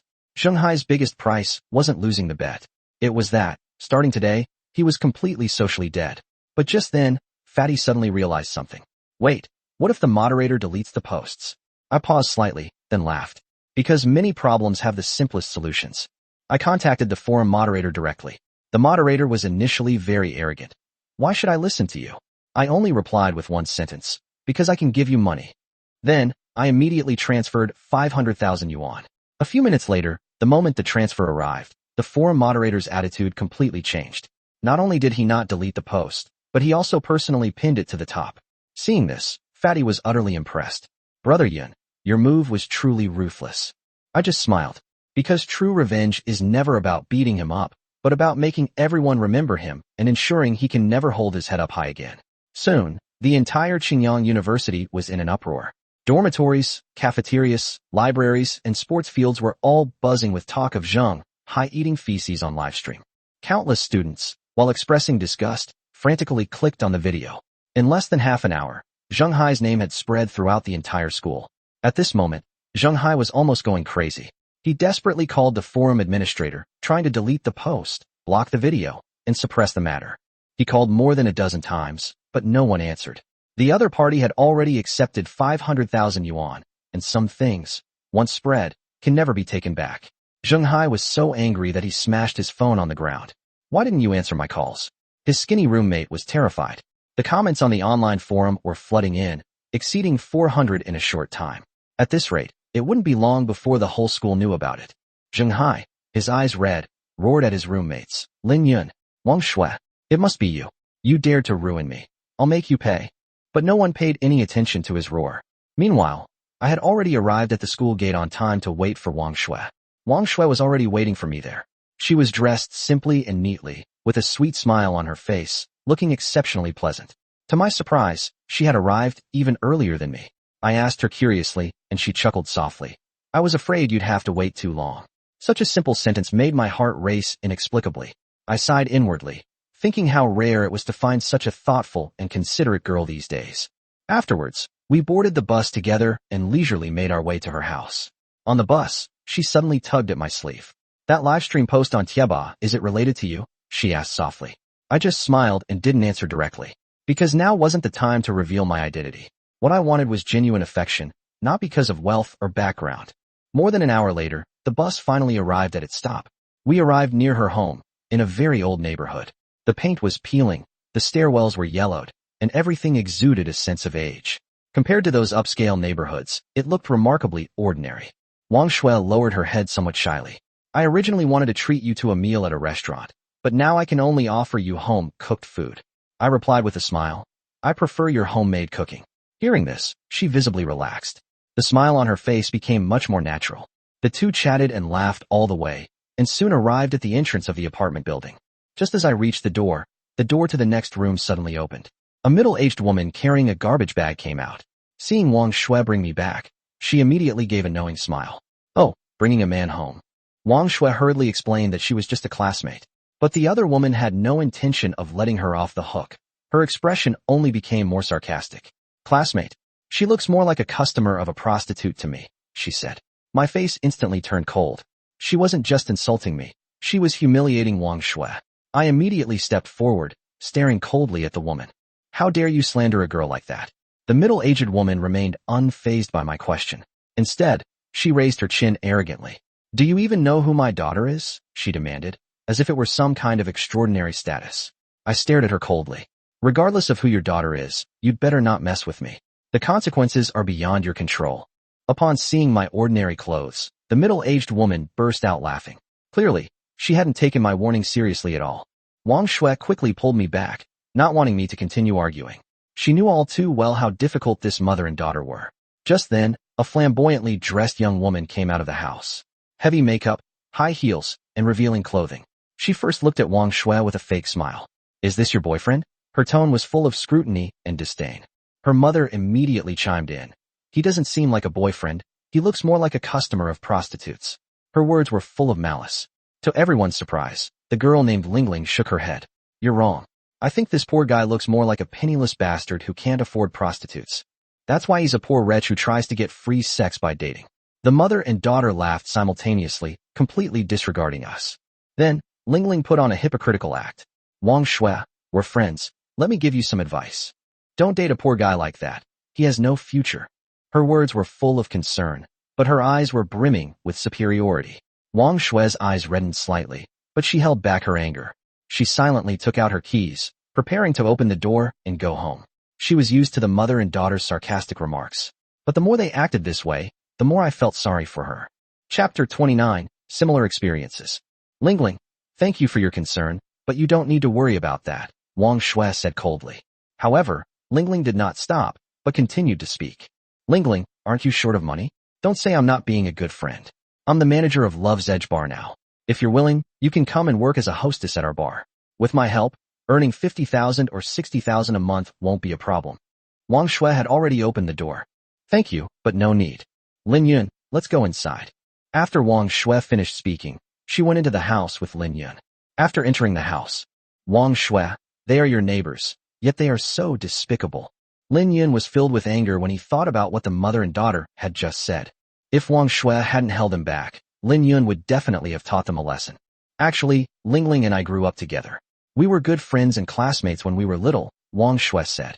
Oh, then you guys, Lin Yun seemed very curious. It seemed that Lingling was targeting Wang Shui. How could she be a good friend? Wang Shui lowered her head, recalling the past. When I was in high school, Lingling had a boyfriend. One day, her boyfriend secretly confessed his feelings to me. After I rejected him, he told Lingling that I had seduced him. Lingling then came over and called me a bitch and a slut. No matter how I explained, she wouldn't listen. From that day on, she broke off all contact with me. Lin Yun finally understood after hearing this. Wang Shui continued. Ever since she broke off relations with me, she and her mother have often intentionally or unintentionally humiliated me and said bad things about me. Especially after Lingling became the bar manager, her mother loved to ridicule me even more, saying that I was not as good as her daughter. After saying this, Wang Shui's eyes were red and tears welled up with emotion. Damn it! Lin Yun narrowed his eyes, a hint of anger already burning within them. Wang Shui was just a weak woman, yet she had to endure these unwarranted humiliations. Lin Yun felt indignant on Wang Shui's behalf. Lin Yun made up his mind to help Wang Shui. Alright, let's not talk about that anymore. I invited you here for dinner today, so let's not dwell on these unpleasant things. Please sit down. Wang Shui wiped away the tears from the corners of her eyes and then forced a smile. At Wang Shui's invitation, Lin Yun sat down on an old sofa. Lin Yun looked around and saw that Wang Shui's house was small and old, but it was very tidy. By the way, Wang Shui, where are your parents? Lin Yun asked curiously. Lin Yun did not see Wang Shui's parents at all. My father passed away early, and my mother, she is now bedridden, Wang Shui said, her head bowed. Lin Yun was taken aback. Wang Shui was also from a single-parent family, and her father had also passed away early. Lin Yun was in the same situation. Lin Yun, I'll take you to meet my mother. Wang Shui led Lin Yun to a bedroom. Lying on the hospital bed in the bedroom was a middle-aged woman who was thin and had a sallow complexion. She looked very unwell. Needless to say, this bedridden middle-aged woman must be Wang Shui's mother. To be honest, Lin Yun felt a pang of heartache when he saw her.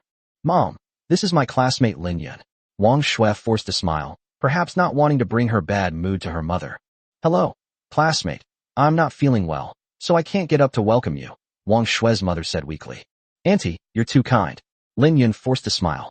Shui, how was your day at school? Wang Shui's mother asked with concern. Mom, don't worry, I'm perfectly fine, Wang Shui said with a smile. She didn't dare tell her mother about any of the grievances she had suffered, because that would only make her mother worry unnecessarily. That's good. Shui, you should go and cook for the guests. Wang Shui's mother forced a pale smile. After leaving the bedroom, Wang Shui, is your aunt's illness serious? Why isn't she getting treatment? Lin Yun asked. Wang Shui lowered her head and said in a somewhat low voice. There's nothing I can do. Hospitalization and medical expenses are too expensive. I can't afford it. Even if I stay at home, I can't afford the monthly cost of medicine.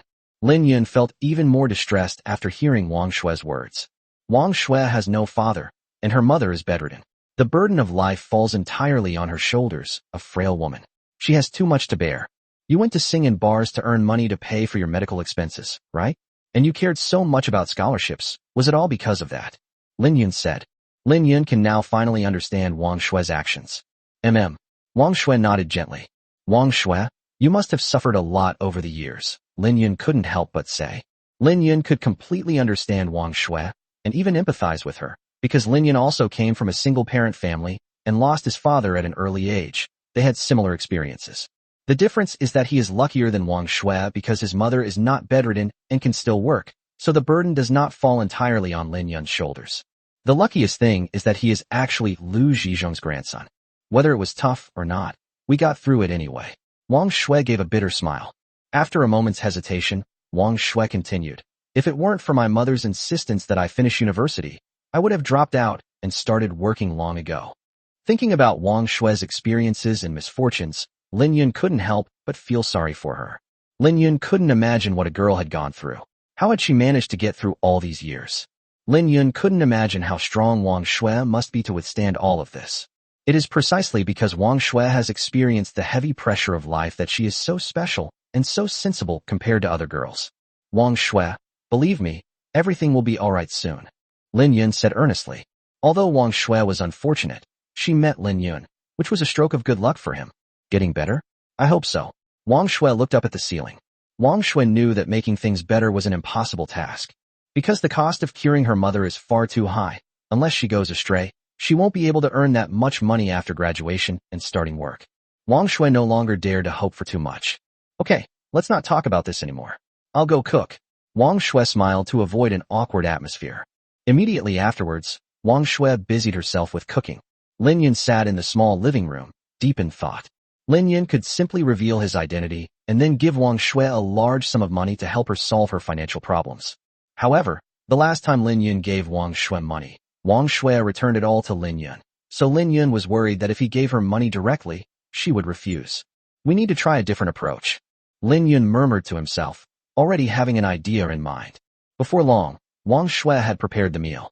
3 dishes and a soup, all ordinary home-style dishes, but it was good enough for Wang Shue. If it weren't for entertaining Lin Yun, she wouldn't usually cook so many dishes, it would be too wasteful. After preparing the meal, Wang Shue first picked up a portion of food and took it to her mother's room. On the table, Lin Yun, have a taste. Wang Shue smiled playfully. Okay, you eagerly picked up your chopsticks. Delicious. After taking a bite, Lin Yun made an exaggerated expression. Seeing Lin Yun's exaggerated expression, Wang Shue couldn't help but cover her mouth and chuckle.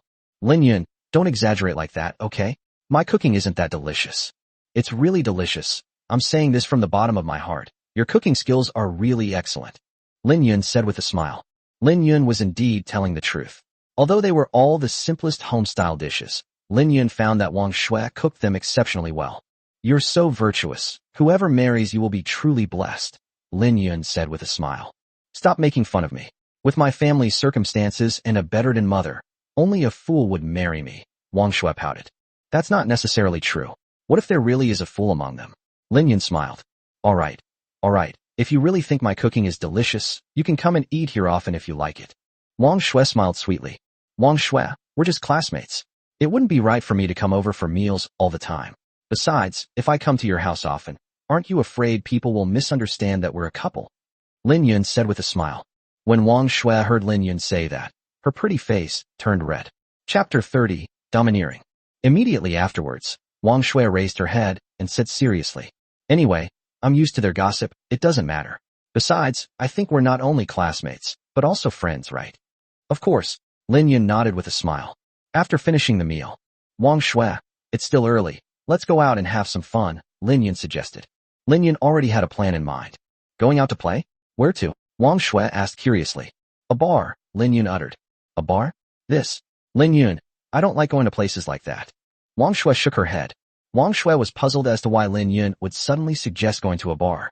Don't worry, Wang Shue, I'm just going to have some fun. I absolutely have no ulterior motives. I'm helping you get sponsorship today, so it's not unreasonable for you to agree to this request, Lin Yun said with a smile. Oh well. After thinking about it, Wang Shue finally agreed. In Wang Shue's eyes, Lin Yun was not a bad person, so she chose to believe him. After Wang Shue said goodbye to her mother, the two hurriedly left. Half an hour later, at the entrance of the love story bar, Lin Yun, we got here. Wang Shue looked quite surprised as she looked at the neon sign of the bar. Because Ling Ling, the daughter of Wang Shue's neighbor, works as the manager of this bar. Yes, this is the place. Lin Yun nodded with a smile. Lin Yun, you brought me here, not because of Ling Ling, right? Wang Shue couldn't help but ask. Before arriving here, Wang Shue couldn't guess why Lin Yun had suggested going to a bar. However, after seeing the sign for Love's Romance Bar, Wang Shue vaguely guessed what Lin Yun was thinking. You're very clever. You guessed it right away, Lin Yun said with a smile. Today, standing in front of Wang Shue's house, the ugly faces of that middle-aged neighbor and her daughter Ling Ling are still vivid in my mind. Lin Yun's purpose in coming here was simple, to save face for Wang Shue and to give her a chance to vent her anger. Lin Yun, I know you want to avenge me, and I appreciate your kindness. But she is, after all, the manager here. If we come here to cause her trouble, I'm afraid. Wang Shui seemed very worried. She didn't want Lin Yun to get into trouble or even be put in danger just because he was trying to stand up for her. Of course, Wang Shui felt a warmth in her heart that Lin Yun wanted to stand up for her. Over the years, no one had ever sincerely helped or cared for her like this. That's why she couldn't let Lin Yun get into any trouble because of her. Don't worry, I'm not here to cause trouble, Lin Yun said with a smile. After saying that, Lin Yun strode into the bar. Lin Yun. Watching Lin Yun walk into the bar, Wang Shui's eyes were full of worry, but since Lin Yun had already gone in, she had no choice but to follow him. Upon entering the bar, deafening heavy metal music immediately assaulted the senses. Lin Yun glanced around and saw that the bar was gradually filling up with customers. Welcome to Romance Bar. How can we help you? A male and a female staff member greeted us.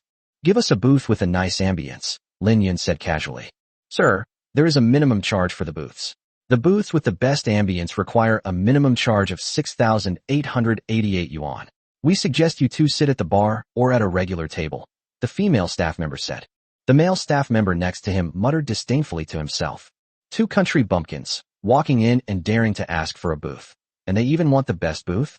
That's hilarious. This male staff member has been working here for some time, so he naturally judges a customer's spending power by observing their clothing and appearance. Judging from their attire, Lin Yun and Wang Shui are clearly people with very low spending power, and may even be unable to afford anything at all.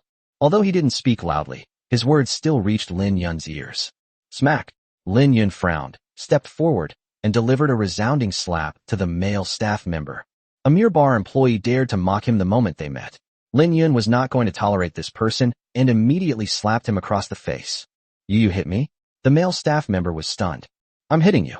Apologize to me right now for what you just said, Lin Yun said coldly. Apologize to you?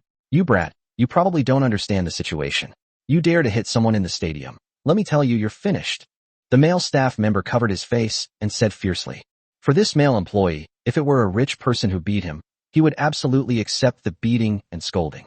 But how could he tolerate being beaten by a poor guy dressed in shabby clothes?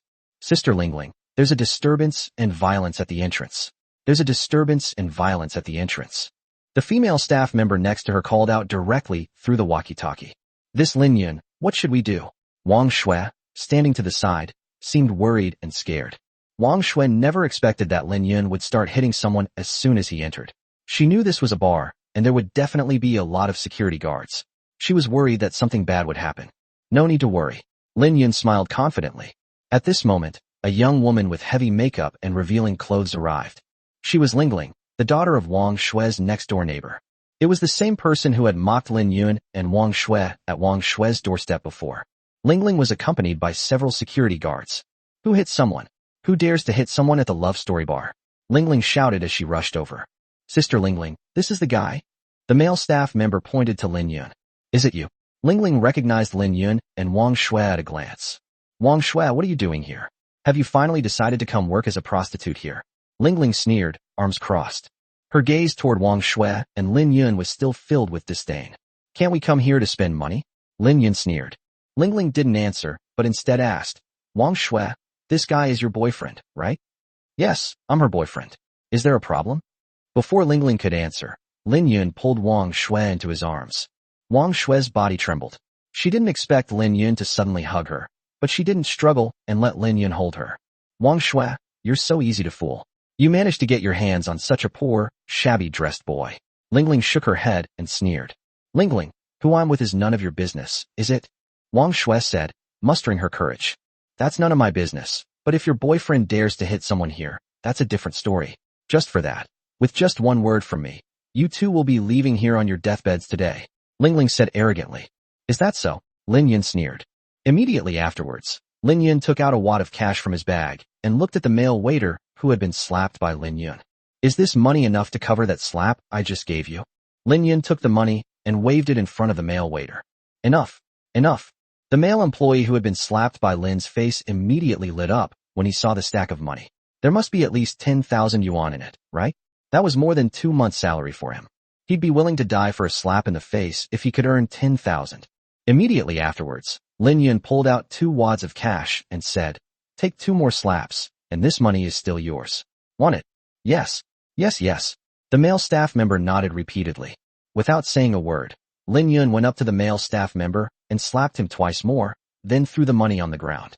The male staff member quickly squatted down and picked up the money. For him, it was a great profit. After picking up the money, the male staff member respectfully apologized to Lin Yun. Sir, I was blind and didn't recognize your greatness before. I apologize to you. Please forgive me. The male staff member initially thought Lin Yun was a poor kid, but Lin Yun could casually pull out tens of thousands of yuan to throw at people. Did he still dare to think Lin Yun was easy to bully? Of course not. Lin Yun ignored her, instead turning to look at Lingling and smiling as he said, "We were both willing participants, so this shouldn't violate any bar rules, right?" You. Lingling was speechless, her face turning pale with anger. She hadn't expected Lin Yun to do this. At the same time, Lingling was also somewhat shocked. She originally thought Lin Yun was a poor boy, but Lin Yun could casually come up with tens of thousands of yuan. At this moment, Lin Yun's smile suddenly froze, and he coldly rebuked Lingling. I'm asking you. One person is willing to hit, and the other is willing to be hit. Doesn't that violate the rules? Didn't you hear me? Answer me. Lin Yun's tone carried an undeniable air of dominance. Lingling trembled with fear at Lin Yun's imposing manner. She gritted her teeth and finally managed to utter two words. No, that doesn't count. Chapter 31. Accompanying the drinker. Lingling trembled with fear at Lin Yun's imposing manner. She gritted her teeth and finally managed to utter two words. No, that doesn't count. Since it doesn't count, what are you still standing here for? Hurry up and invite us to a booth. Remember, the best booth. Lin Yun's voice wasn't loud, but it was full of energy. You. Lingling's face turned pale. Was she being asked to serve her? What do you mean, you? We're guests now. Don't you understand how to serve guests? If you don't serve us well, I'll immediately complain to your boss, understand? Lin Yun said coldly. Upon hearing this, Lingling's expression grew even more unpleasant.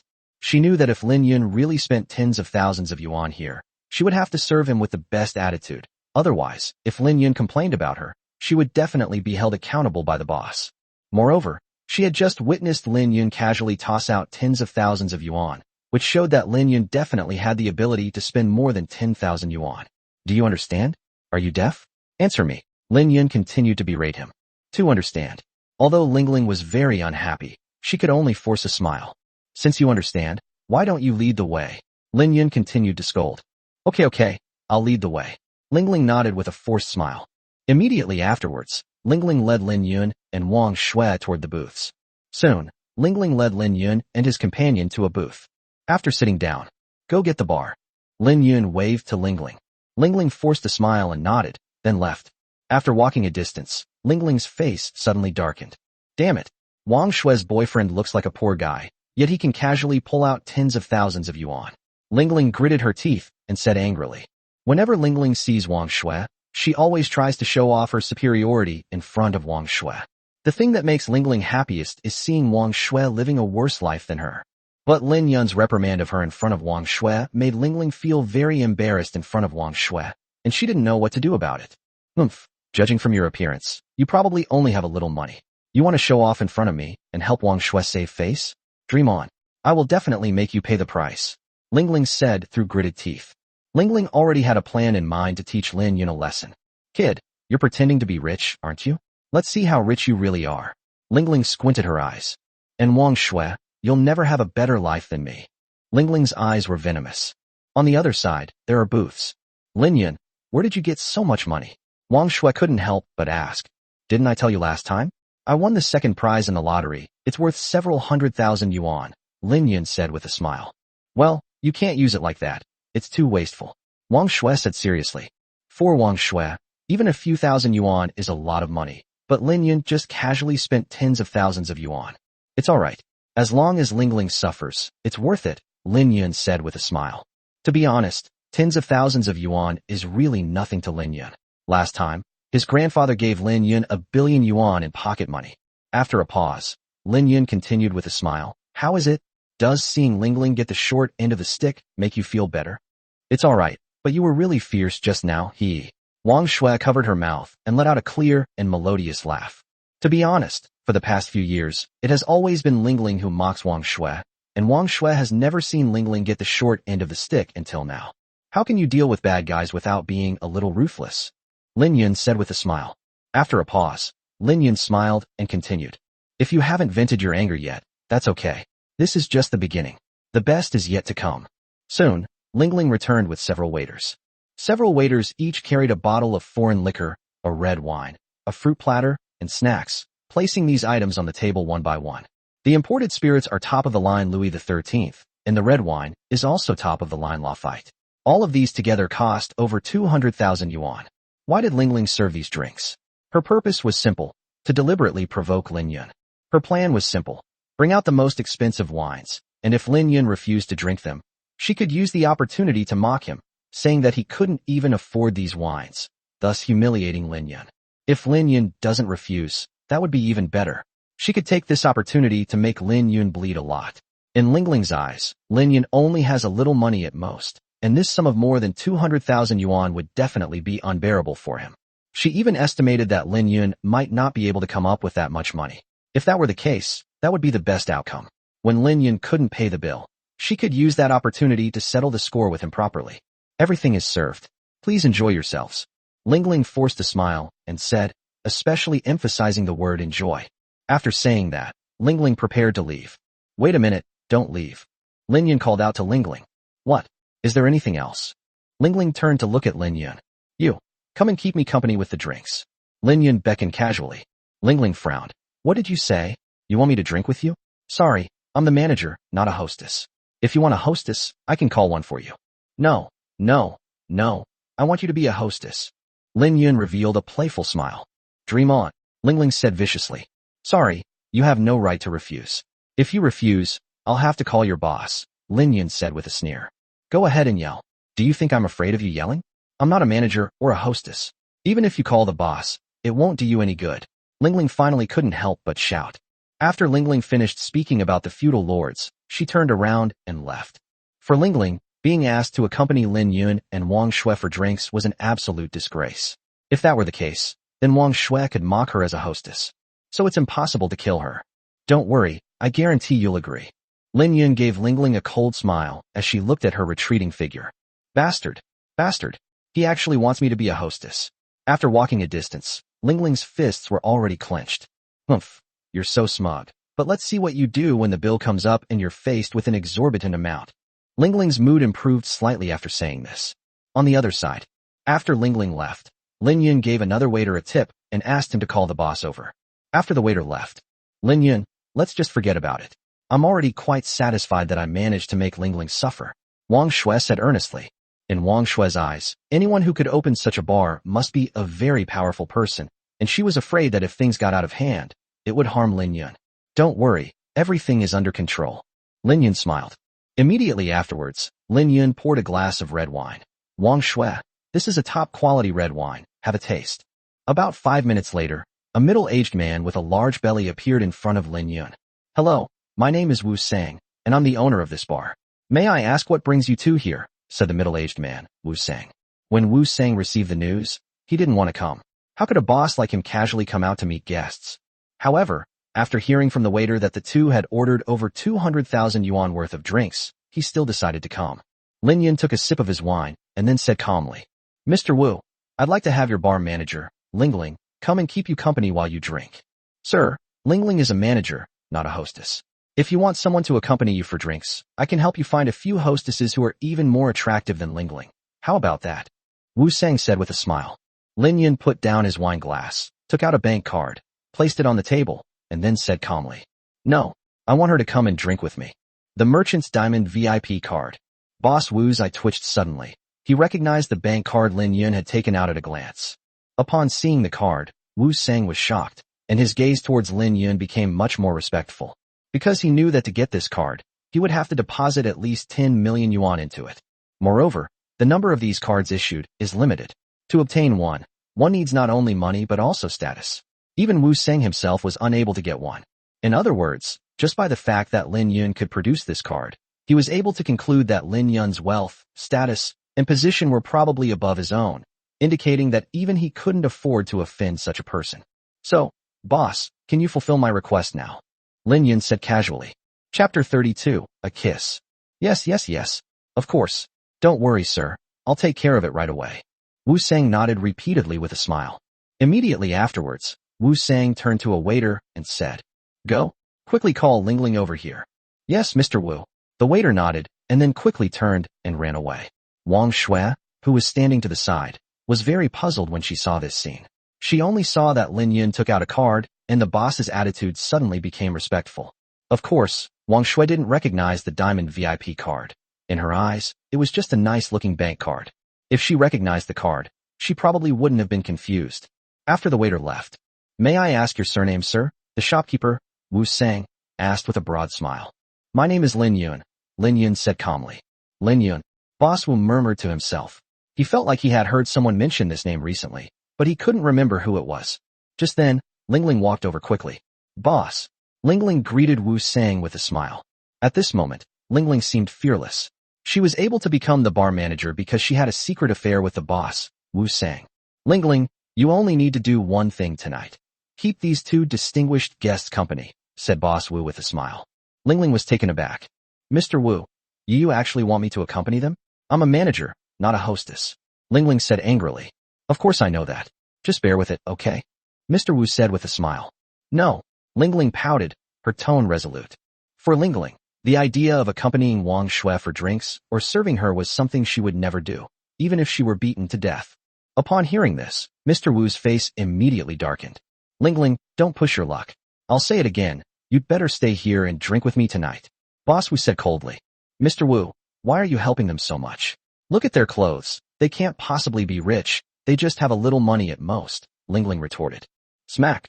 No sooner had Lingling finished speaking than Boss Wu slapped her across the face.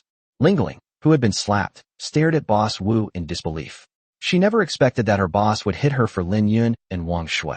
Moreover, Lingling knew that Wang Shui was sitting right next to her watching her, and being slapped in front of Wang Shui made her feel even more humiliated. Immediately afterwards, Boss Wu pointed at Lingling and said viciously, "You filthy bitch, don't push your luck. This Mr. Lin is doing you a favor by asking you to accompany him for drinks. Don't forget that I gave you your manager position. I made you a manager, so you did it. I made you a hostess, so you have to do it too." After being scolded, Lingling burst into tears. However, Mr. Wu did not give up. "Your manager position was earned by trading your body. Don't you know that? Who do you think you are? I can kick you out of here with just one word." Boss Wu cursed. Upon hearing this, Wang Shui covered her mouth in surprise. She hadn't expected that Lingling's manager position was obtained by exchanging her body. When Lingling heard Mr. Wu mention this, she felt utterly humiliated. "Boss, please stop talking. I'll pay. I'll pay." Lingling could only nod. She knew that the boss was so angry that she had no choice. "Humph, what a worthless bastard. If I don't teach him a lesson, he'll never know his place," Boss Wu said coldly. In Boss Wu's eyes, Lingling was just an ordinary plaything, and he didn't know Lin Yun's identity. He was very likely someone he couldn't afford to offend, so of course he wouldn't offend Lin Yun for Lingling's sake. After a pause, Mr. Wu continued with a stern face. "You'd better entertain these two distinguished guests properly. If they are even slightly dissatisfied, I'll hold you accountable, understand?" "Yes, yes," Lingling nodded weakly. Seeing this, Boss Wu looked at Lin Yun with a smile and said, "Mr. Lin, please enjoy your time.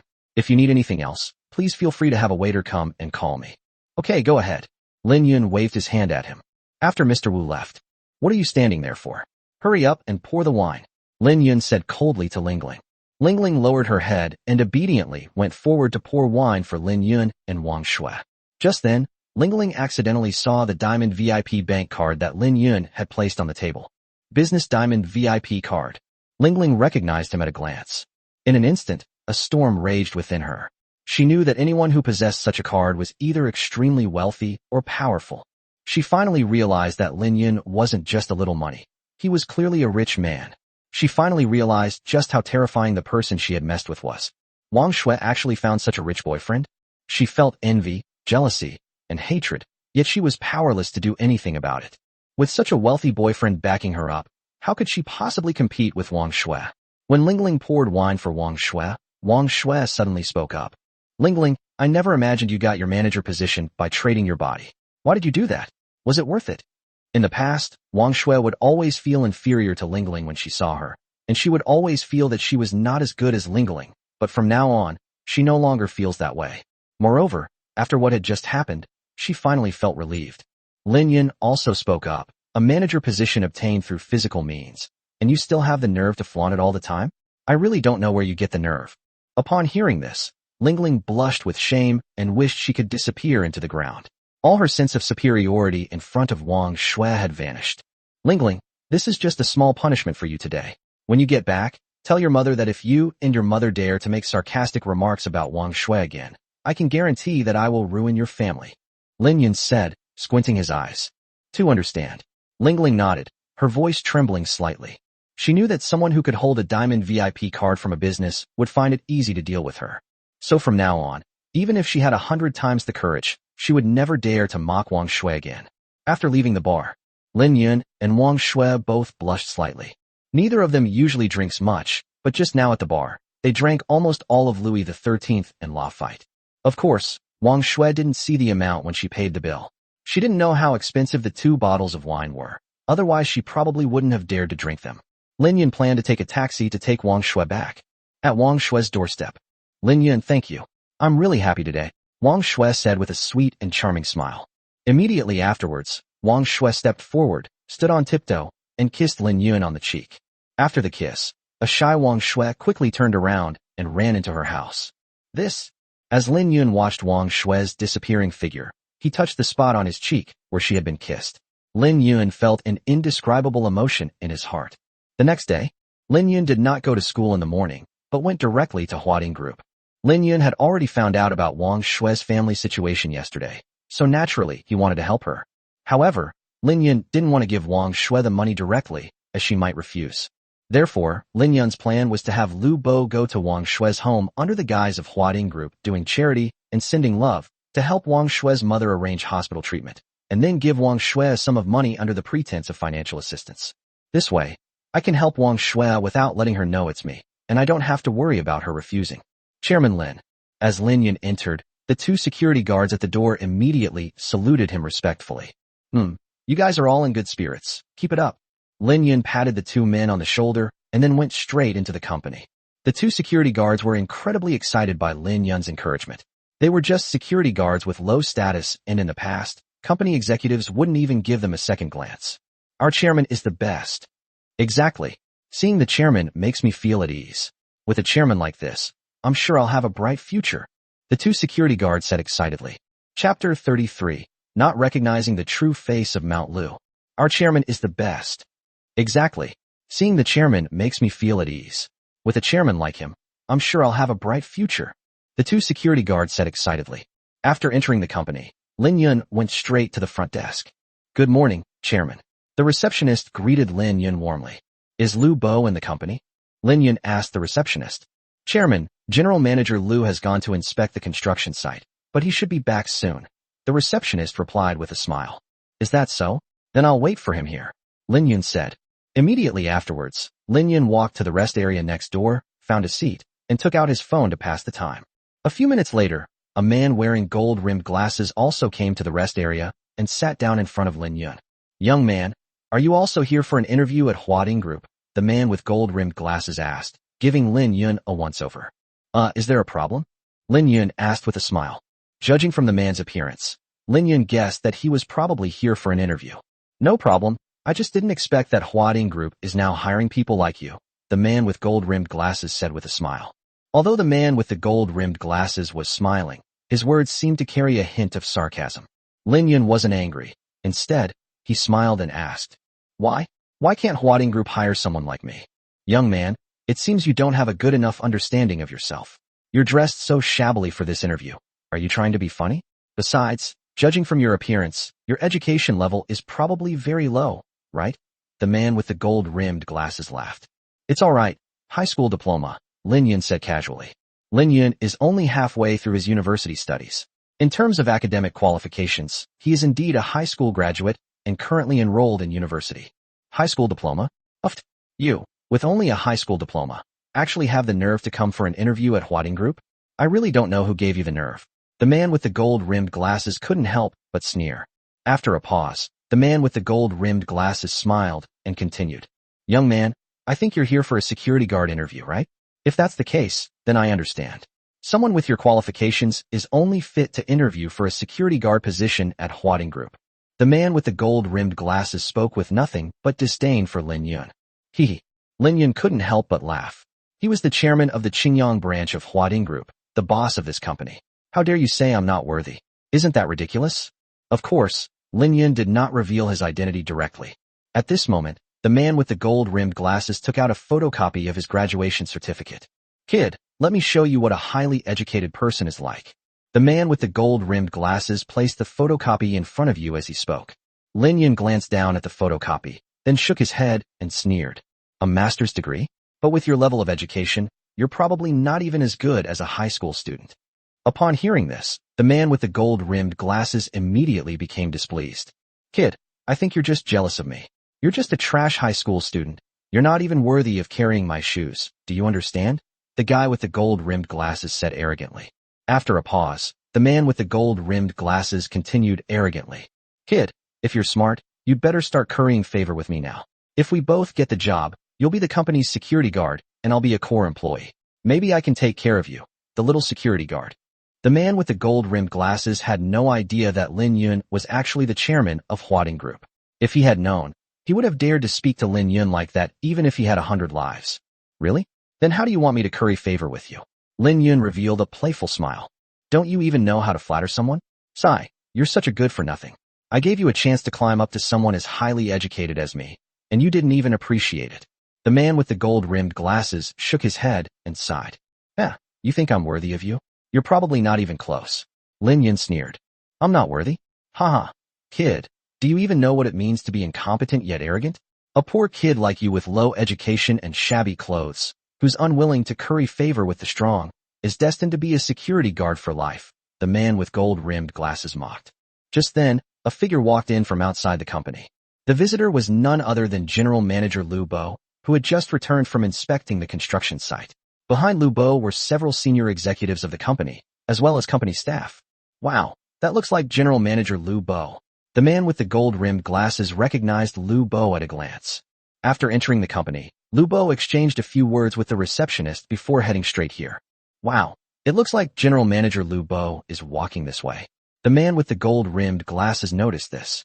Immediately afterwards, the man with the gold-rimmed glasses, looking delighted, muttered to himself. Could it be that General Manager Lu Bo just learned from the receptionist that I was here for an interview, so he came to see me specifically? That must be it. Only the man with the gold-rimmed glasses and Lin Yun were present. In the eyes of the man with the gold-rimmed glasses, Lin Yun was just a good-for-nothing kid who came to interview for a security guard position. Surely the general manager couldn't possibly be there to see Lin Yun, right? Then, the only option is to come and meet him. The man with the gold-rimmed glasses felt a surge of excitement upon thinking about this. At this moment, Lu Bo arrived here with a group of company executives and employees. However, the man with the gold-rimmed glasses noticed that General Manager Lu Bo walked directly up to Lin Yun. The next moment, Chairman Lin. General Manager Lu Bo bowed directly to Lin Yun. Good morning, Chairman. The dozen or so executives and employees behind Lu Bo all bowed to Lin Yun at the same time. Chairman Dong. The man with the gold-rimmed glasses was completely dumbfounded when he saw this. Immediately afterwards, the man with the gold-rimmed glasses turned to look at Lin Yun. He swallowed hard. Then, with a slightly trembling voice, he couldn't help but ask Lin Yun. You wouldn't happen to be the chairman of Huading Group, would you? That's right, Lin Yun replied casually. GAA. Upon hearing the affirmative answer, the man with the gold-rimmed glasses slumped back into his chair, completely dumbfounded. The man with the gold-rimmed glasses thought about what he had just said to Lin Yun, and a sense of despair arose in his heart. Good heavens, he just made a mocking remark about the chairman of Huading Group. He just showed off his superiority in front of the chairman of Huading Group. Hey, don't you want me to fawn over you now? Lin Yun looked at the man with gold-rimmed glasses with a half-smile. Lin Yun still vividly remembers how the man with the gold-rimmed glasses mocked him and how he showed off his superiority in front of him. Lin Yun naturally loathed this man with gold-rimmed glasses. They're even trying to show off in front of Lin Yun. This is outrageous. Aye, Chairman, I was just joking, please don't take it seriously, the man with the gold-rimmed glasses explained in a panic. Lin Yun continued with a sneer. You're a master's student, aren't you so great? Why are you bowing down to a trash high school student like me? Aye, Chairman, I know I was wrong. I really know I was wrong. The terrified man with the gold-rimmed glasses was so frightened that he knelt down on the ground, his heart filled with extreme fear. He knew that he had offended Lin Yun with his words, and that for someone like the chairman of Huading Group, dealing with him would be easier than stepping on an ant. Lin Yun spoke in a cold tone and a loud voice. I am now formally informing you, in my capacity as chairman of Huading Group, that you are not qualified to work here. Get out. Get out of Huading building. Faced with Lin Yun's reprimand, the man with the gold-rimmed glasses was so frightened that his entire face turned liver-colored. He dared not linger there any longer and scrambled out of the Huading building. Chairman, what is this? Lu Bo, standing to the side, looked completely bewildered, having no idea what had happened. He's just a clown, don't bother with him. Let's go upstairs to the office. I have something to talk to you about, Lin Yun said. Chairman, I also have something very important to report to you urgently, Lu Bo said with a serious expression. Since Lin Yun met Lu Bo, he had never seen Lu Bo so serious. Could it be that something has happened? Lin Yun had a vague, bad feeling. Okay, let's go upstairs and talk then. After saying that, Lin Yun and Lu Bo walked quickly toward the elevator. Chapter 34, Unexpected Situations. Inside the chairman's office, Lin Yun sat down in the boss's chair, while Lu Bo stood in front of the table. Chairman Lin, you just said you had something to say? Please give your instructions, Lu Bo said. Lu Bo, remember the girl I brought from the company yesterday? Go to her home in the name of Huading Group's charity work. Find a good hospital for her mother to receive the best treatment, and give her a grant. The company will cover the cost, Lin Yun said. That girl from yesterday? Chairman Lin, are you going to help her again? You wouldn't happen to have fallen for her, would you? Lu Bo said with a smile. Lu Bo remembered everything that happened yesterday perfectly. Now that Lin Yun had asked him to help this girl again, it was no wonder that Lu Bo wouldn't have any wild thoughts. I just felt sorry for her and thought she needed my help, Lin Yun said awkwardly. Hee. Chairman, you don't need to explain. I've been through this before. I'm sure I'm not wrong, Lu Bo said with a smile. After hearing Lu Bo's words, Lin Yun couldn't help but ask himself if he had really fallen for Wang Shui. Lin Yun only knew one thing. He wanted Wang Shui to have a good life and not suffer anymore. Lu Bo continued. Chairman, why did you hide your identity from her? Yesterday's sponsorship fee was clearly your help to her, but you didn't let her know. This time you asked me to do it again. In this way, she doesn't know that you are helping her, and she doesn't know how good you are to her. In Lu Bo's opinion, Lin Yun should reveal his identity and help Wang Shui openly and honestly, so that Wang Shui would know how good Lin Yun is to her. Alright, stop worrying about it. Just do as I tell you to do. Lin Yun rolled her eyes at Lu Bo. Yes, don't worry, Chairman Lin, I will definitely take care of it. Lu Bo nodded in response. By the way, Lu Bo, when we were downstairs just now, you said you had something important to report to me urgently. What was it? Lin Yun asked. Upon hearing this, Lu Bo's expression immediately turned serious. Chairman Lin, something happened at the construction site of the Huajing Yuan residential complex. Lu Bo's expression was grave. Note, Huading Group's main business is real estate. Something happened? Lin Yun paused for a moment, then immediately pressed for an answer. Tell me quickly what happened. In Lin Yun's opinion, Lu Bo's expression was so solemn that if something had really happened, it must be no small matter. The scaffolding at the construction site was tampered with, resulting in the deaths of more than 10 workers on site. Lu Bo said gravely. What? More than 10 workers have fallen to their deaths. Lin Yun's pupils twitched violently.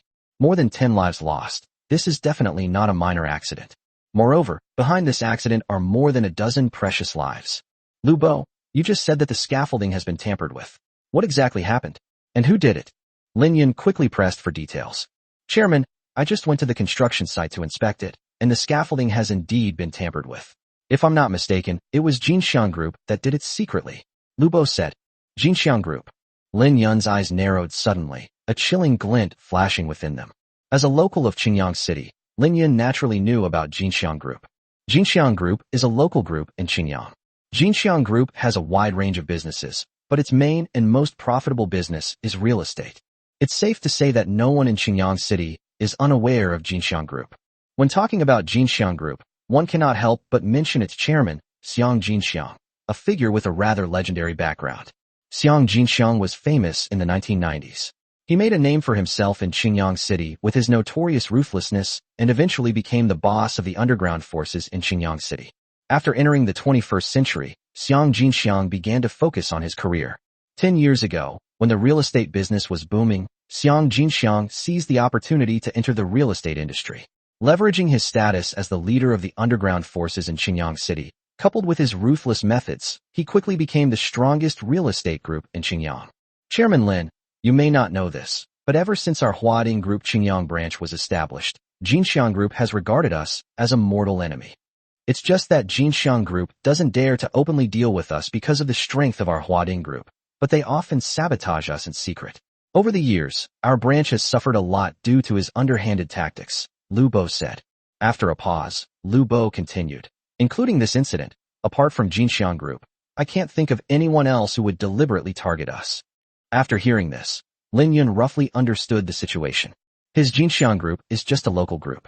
No matter how powerful it is, can it compare to our Huading Group? Our Huading Group is the largest group in southwest China. Do you think we can't destroy it? Lin Yun said, squinting his eyes. Chairman Lin, Jinxiang Group is our Huading Group's biggest business rival in Xinjiang City. Of course, we want to crush Jinxiang Group, Lu Bo said. Immediately afterwards, Lu Bo changed the subject and said with a helpless wry smile. However, as the saying goes, even a powerful dragon can't suppress a local snake. Although our Huading Group is strong, Xiang Jinxiang is a local tyrant with deep roots in Xinjiang. It won't be easy to completely eradicate him by forming an alliance. As long as Huading Group is determined to destroy him, I don't believe we can't, Lin Yun said coldly. If Old Master Lu is determined to eliminate him, there's definitely no problem. But Huading Group's business spans dozens of cities, and Old Master Lu is a very busy man. He doesn't have the time to deal with him specifically, Lu Bo said.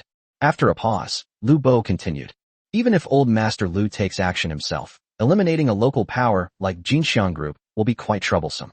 At the very least, the cost will be greater than the reward. Is that so? Lin Yun nodded in realization. Simply put, if Huading Group's parent company is determined to destroy Jinxiang Group, it will definitely be no problem. But they are just a branch of Huading Group. Just then, the account manager rushed in, saying urgently as he ran. Chairman Lin, General Manager Lu, something terrible has happened. These words made Lin Yun and Lu Bo feel uneasy. Could something bad have happened again? What's the matter that's causing you such a panic? Tell me, Lu Bo urged. Chairman Lin, General Manager Lu, the customer service hotline has been ringing off the hook. Many customers who bought apartments in the Huajing Yuan development are demanding refunds and cancellations, the account manager said anxiously. Check out? What? Lu Bo frowned and asked. They said more than a dozen people died in the Huajing Yuan residential complex.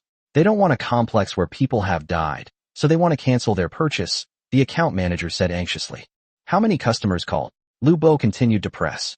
So far, we've received 70 or 80 calls, and the calls keep coming in, the account manager said urgently. Upon hearing this, Lu Bo's expression grew even more serious. Lin Yun's expression also looked rather unpleasant. As the chairman of the company, he was naturally angry and anxious about what had happened. Just then, the project manager rushed in again, saying as he ran. Chairman Lin, General Manager Lu, something terrible has happened. Something terrible has happened. What's wrong now? Lu Bo asked quickly. At the Huajing Yuan sales office, many customers who have already purchased houses have gathered, and they all demand refunds. They say they don't want a property where someone has died, and things are almost out of control at the sales office, the project manager said urgently. Upon hearing this, Lu Bo and Lin Lin's expressions grew even more grim. The situation was worse than they had imagined. Lin Yun squinted and said, It hasn't even been a day since someone died at the construction site, and these clients already know? How is that possible? Chairman Lin, there's no need to even think about it. It must be Jinxiang Group's doing. They must have passed this message on to those clients. Lu Bo gritted his teeth. This Jinxiang Group, isn't it just trying to cause me trouble? To achieve this goal, they didn't hesitate to kill more than 10 workers. They're truly inhuman beasts, Lin Yun said viciously. Lin Yun was not only furious at Jinxiang Group for their underhanded tactics, but also at their inhumanity. Lin Yun's father was also a construction worker, and he lost his life in an accident at a construction site. Therefore, when Lin Yun heard this news, he was very angry. Behind these more than 10 lives, there were probably more than 10 families, and if blood was drawn, there would be more than 10 single-parent families like his own. Chapter 35 Crisis. Therefore, Lin Yun was very angry when he heard the news. Behind these dozen or so lives, there may be more than a dozen families, and with blood circulation, there may be more than a dozen single-parent families like yours. Chairman Lin, Xiang Jinxiang, the boss of Jinxiang Group, has countless lives on his hands over the years. He got to his current position by stepping over corpses, and he doesn't care about the lives of those migrant workers at all, Lu Bo said. This kind of bastard deserves to be torn to pieces, Lin Yun said viciously. Just then, Lu Bo's secretary rushed in again. Chairman Lin, General Manager Lu, the Huading Group headquarters called. They said they received a large number of complaints from customers about our Qingyang branch because of the Huajingyuan building incident, the secretary reported. Damn it. Damn it. This is clearly something the Jinxiang Group has been planning for a long time. Lu Bo slammed his fist on the table. Immediately afterward, Lu Bo looked up at Lin Yun and said, his face pale. Chairman Lin, Huajingyuan is our company's most important project this year, and we have invested a lot in it. The first phase of the project is nearing completion, and the houses are almost ready for handover. It is crucial to our company's annual performance. If all the houses are returned, not only will a lot of hard work be wasted, but the resulting losses will be unimaginable. If all the houses are returned, how much will we lose? Lin Yun asked. The first phase of Huajingyuan has an investment of 1.5 billion yuan and is expected to generate a profit of 800 million yuan. If all the houses are returned, such a huge loss will seriously affect the company's cash flow, and our branch may not be able to bear it. Lu Bo's eyes dimmed. This is probably exactly the result Jinxiang Group wanted to see, Lin Yun said, squinting his eyes. Immediately afterwards, Lin Yun changed the subject. However, this is something I absolutely cannot accept. If the company really has lost this much money, Lin Yun, as the chairman, can use the pocket money his grandfather gave him to make up for the deficit. But, from the day Lin Yun took over the company, he secretly made up his mind that during his time as chairman, he must take the company to a higher level and achieve something to show his grandfather. If Lin Yun has only been in charge of the company for a short time and already incurred such a huge loss, he probably wouldn't have the face to see his grandfather. Therefore, Lin Yun absolutely could not tolerate such a huge loss. Upon hearing Lin Yun's words, Lu Bo asked, Chairman Lin, do you have any insightful suggestions? Let me think about it. Lin Yun lowered his head and began to ponder. Although Lin Yun now wished he could immediately destroy the Jinxiang Group. However, Lin Yun knew even better that the most urgent task was to resolve the major problem of the customer's request for a refund before considering anything else. The provincial capital, Lu Family Manor. Inside the white main building at the very center of the manor, Grandpa Lu sat on the sofa. Mr. Lu, the young master is in quite a bit of trouble this time, said the secretary beside him. It is indeed a very thorny problem for him. Old Lu nodded. Then Mr. Lu, would you like to lend a hand? That Jinxiang Group is truly audacious, daring to treat our Huading Group like this. Do they really think our Huading Group is easy to bully? If you, Mr. Lu, want to eliminate them, it's just a matter of a word, the secretary said. Old Lu smiled, then shook his head and said, unless the little guy asks me for help, I won't take the initiative to help him. This kind of trouble is also a good opportunity to train him and test his business skills. I'm really curious to see if he can solve this problem on his own, or if he'll take the initiative to admit defeat and ask me for help. For old Lu, if Lin Yun really wanted his help, he would definitely help Lin Yun, but he would be disappointed in Lin Yun. Old Master Lu still hoped that Lin Yun would resolve this problem himself. Even if the problem ultimately fails to be solved, Master Lu will feel gratified. At least Lin Yun tried his best to solve it, instead of asking others for help every time he encounters trouble. Mr. Lu, the young master, has little business experience, and he is prone to losing his composure when faced with such trouble. I'm afraid he will have a hard time handling this matter, the secretary said. Old Lu smiled and said, let's wait and see. In the past, Old Master Lu would definitely have thought that Lin Yun was incapable of handling this matter well. However, Lin Yun had surprised him in the previous two incidents, so Old Lu still had a little expectation this time. Inside the Qingyang branch of Huading Group in Qingyang City, Lin Yun was still deep in thought.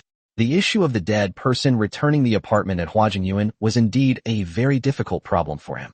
This is the most difficult problem Lin Yun has encountered since becoming chairman. At this point, Lu Bo offered his opinion. Chairman Lin, I have a suggestion. We should report this matter to the head office and ask for their assistance in resolving it. After all, you are Old Master Lu's grandson, and Old Master Lu will certainly not sit idly by. That's right, Mr. Lu. That's a good suggestion. Indeed, this is the best way. The two managers next to him nodded in agreement. No, I will absolutely not ask my grandfather for help. Lin Yun shook his head decisively. The reason is simple. Since Lin Yun wants to achieve something on his own, he can't ask his grandfather for help every time he encounters trouble. So, Chairman Lin, how do you plan to resolve this problem? Lu Bo asked. After pondering for a moment, Lin Yun looked up and said, in this way, we will proactively notify all customers who purchased properties in the Huajingyuan development that all houses will be offered at a 20% discount, no, a 30% discount. The company will refund any extra money paid by customers over the course of a month. Lin Yun's idea was simple, lower the price, and lower it to a level that was attractive enough. A 30% discount is definitely a very attractive number.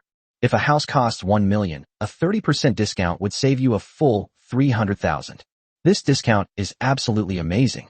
770% off? Lu Bo and the other two managers were shocked when they heard about the 30% discount. Since Huading Group was established, it has never offered a 30% discount. It's worth noting that Huading Group has an excellent reputation, and its properties sell very well even without any discounts. Especially in recent years, the demand for commercial housing has surged, and there is no worry about selling them. If you want to buy a house developed by Huading Group, you have to fight for it. Therefore, if the houses in Huading Yuan are really discounted by 30%, it will definitely set a new record for the lowest discount in Huading Group's history. Chairman Lin, if we offer a 30% discount, the first phase of the Huading Yuan project will be a complete waste of money. At most we'll make tens of millions. Lu Bo said, given the current situation, breaking even is the best outcome. If all customers cancel their orders, we won't just make tens of millions, but lose 1.5 billion. Lin Yun said. The account manager standing nearby also said. But Chairman Lin, even with such a discount, it may not solve the problem. After all, many customers who want to cancel their purchases do not want to live in properties where people have died. Discounts may not be effective. Lin Yun understood their reasoning, but in the current situation, there was no better solution. Mingming no longer expects Huading Yuan to make much money. Given the current situation, breaking even would be the best outcome.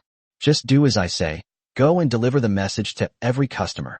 Lin Yun waved his hand and said. After a pause, Lin Yun added, whether they accept the discount or continue to cancel their purchase is their own choice. For customers who do not accept the discount, we will process their cancellation directly and then sell the returned houses at a 30% discount.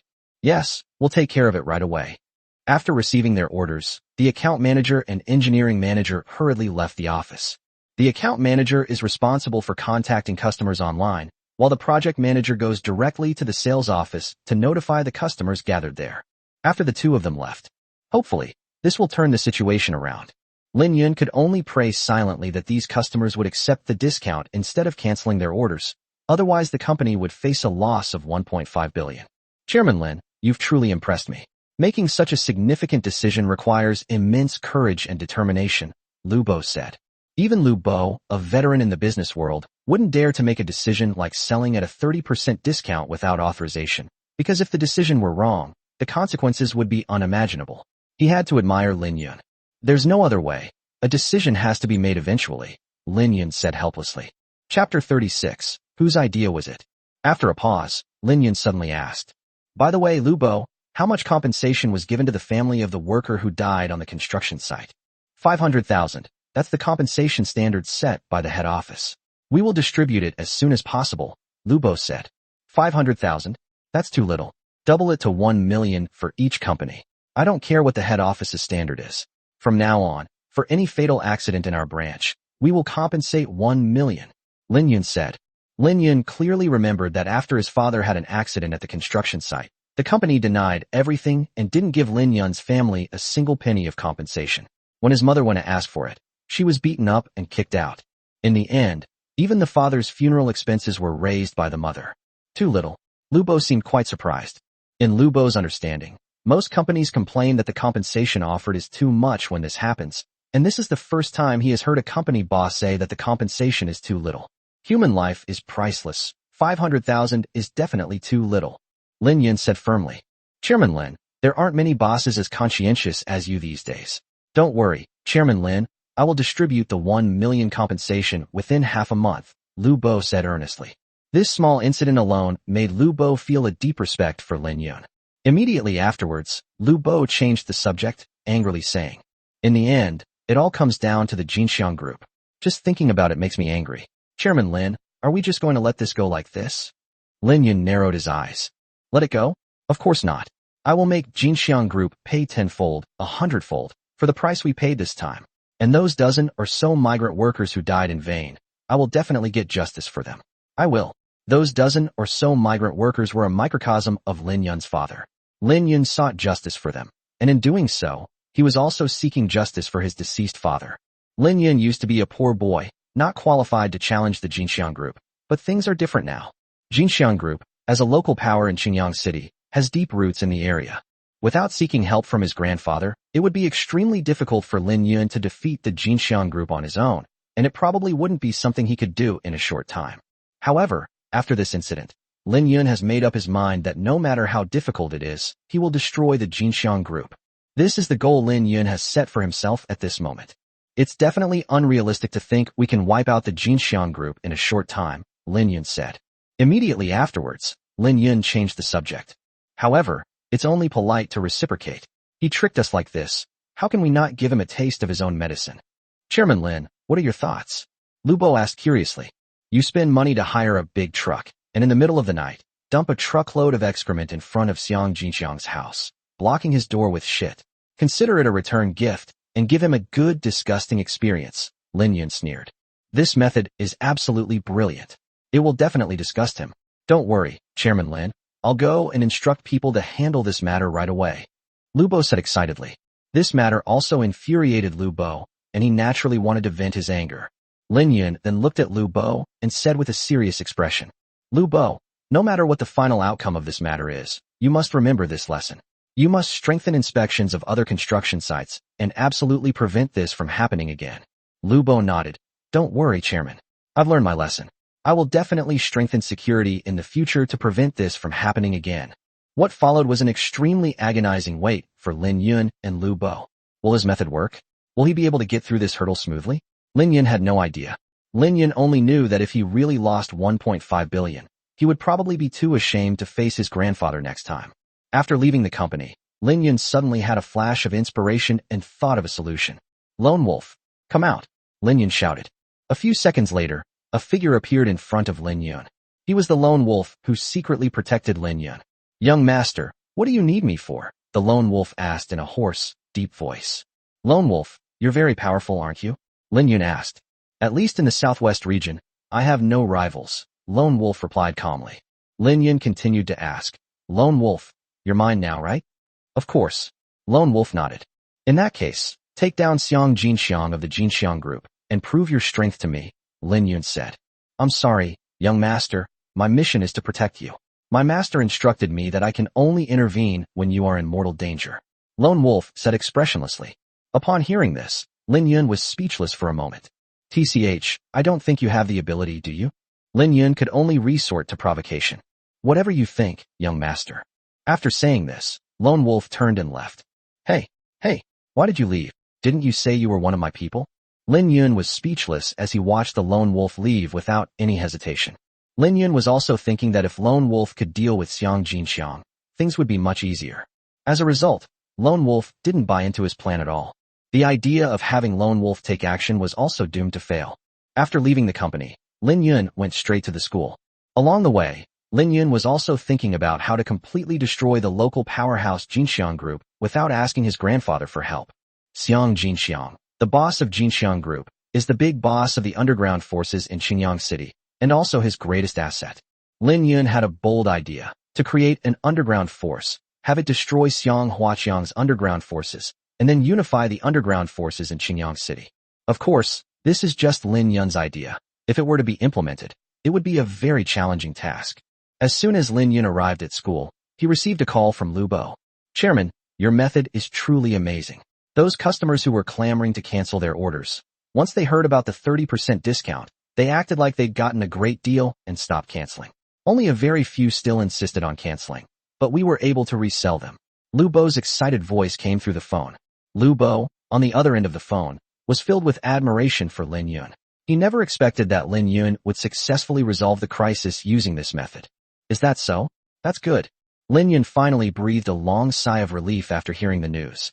Even though selling it at a 30% discount won't make much money, at least it will break even and avoid losses, right? In this whole affair, this outcome can definitely be considered a resounding victory.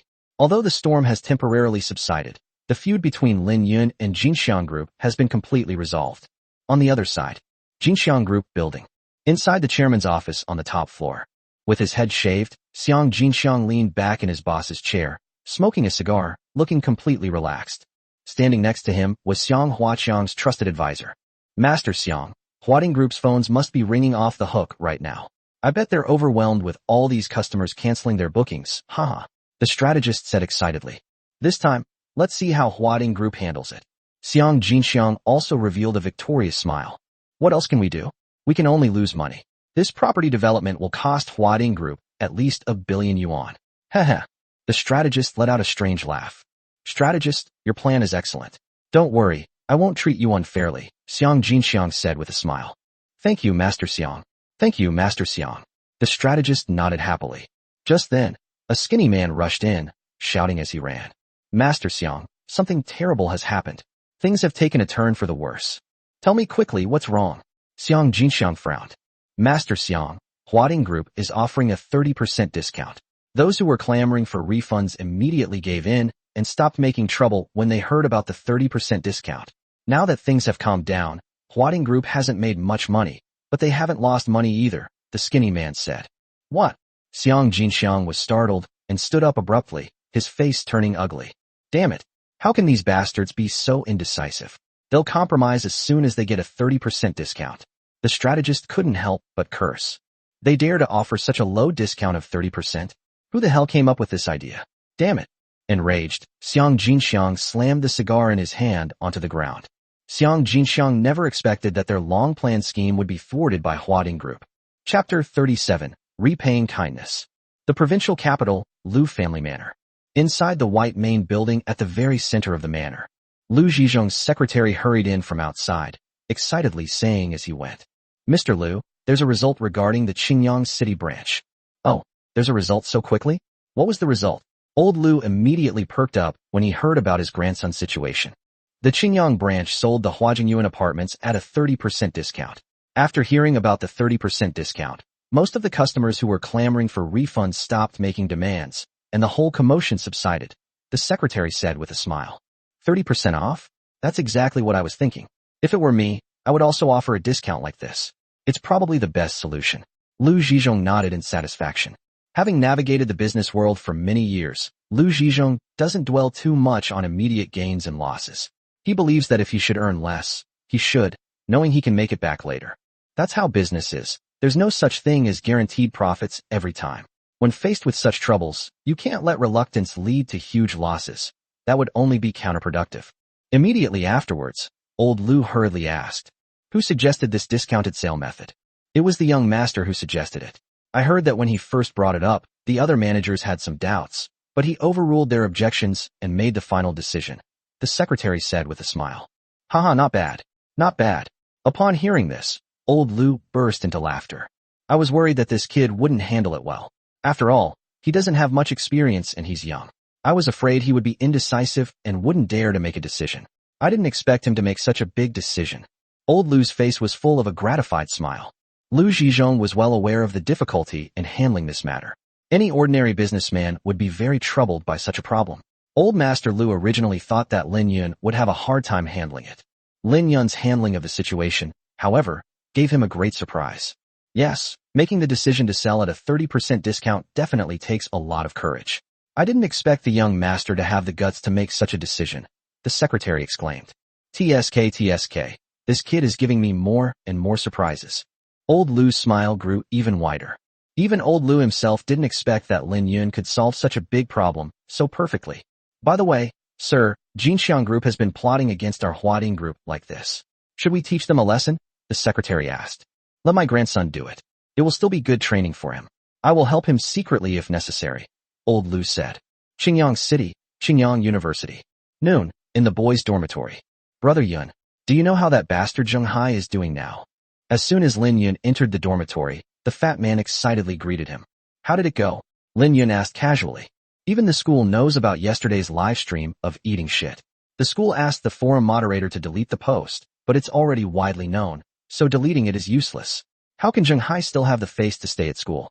He's already dropped out, the fat man said excitedly. Did you drop out of school? Serves you right. Lin Yun sneered. For a scoundrel like Zheng Hai, merely ruining his reputation is already too lenient a punishment.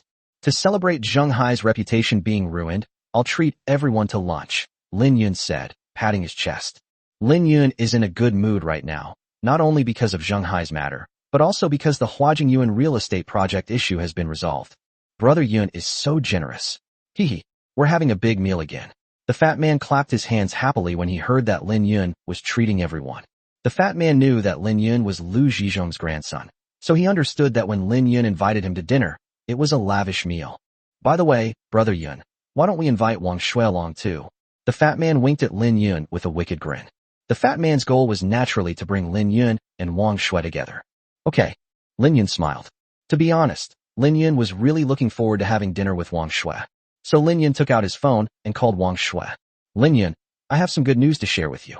After the call connected, before Lin Yun could speak, Wang Shui's happy voice came from the other end of the line. Oh, what's the good news? Lin Yun quickly asked. A manager from Huading Group just contacted me. He said their company is conducting a charity event, and my family has been selected as a beneficiary. Wang Shui sounded very excited on the other end of the phone. Really? That's a good thing. Lin Yun smiled. This so-called charity event was arranged by Lin Yun. Lin Yun hadn't expected Lu Bo to be so efficient. He had only given the instructions to him that morning, and now the matter was already being settled. Lin Yun, I'm at the hospital right now. They've started arranging medical treatment for my mom, and Huading Group is covering all the expenses. My mom can finally recover. In addition, Huading Group gave me 50,000 yuan, saying it's a scholarship for my education. Wang Shui's excited voice was still on the phone. Lin Yun could imagine that Wang Shui must be so happy she was about to jump for joy. Seeing Wang Shui so happy, Lin Yun felt a warm glow in his heart. I am no longer a useless poor boy. I now have the ability to help those I want to help. So did you accept the 50,000 yuan scholarship? Lin Yun knew Wang Shui's personality. Given her character, she was very likely not to accept the money. I didn't want to accept it at first. I was already very satisfied that they could cure my mother, but they insisted on giving it to me. They said they wouldn't help my mother with treatment if I didn't accept it, so I had no choice but to accept it, Wang Shui said. Hearing that Lin Yun had accepted the money, Lin Yun was completely relieved. While 50,000 might seem like a pittance to Lin Yun, it's a huge sum for Wang Shui. Lin Yun, Huading Group helped me complete my sponsorship task yesterday, and today they helped my family and even helped my mother get medical treatment. Huading Group is my benefactor, Wang Shui. After I graduate, I will definitely work for Huading Group to repay them. Wang Shui's earnest voice came from the phone. One can imagine how grateful Wang Shui was to Huading Group.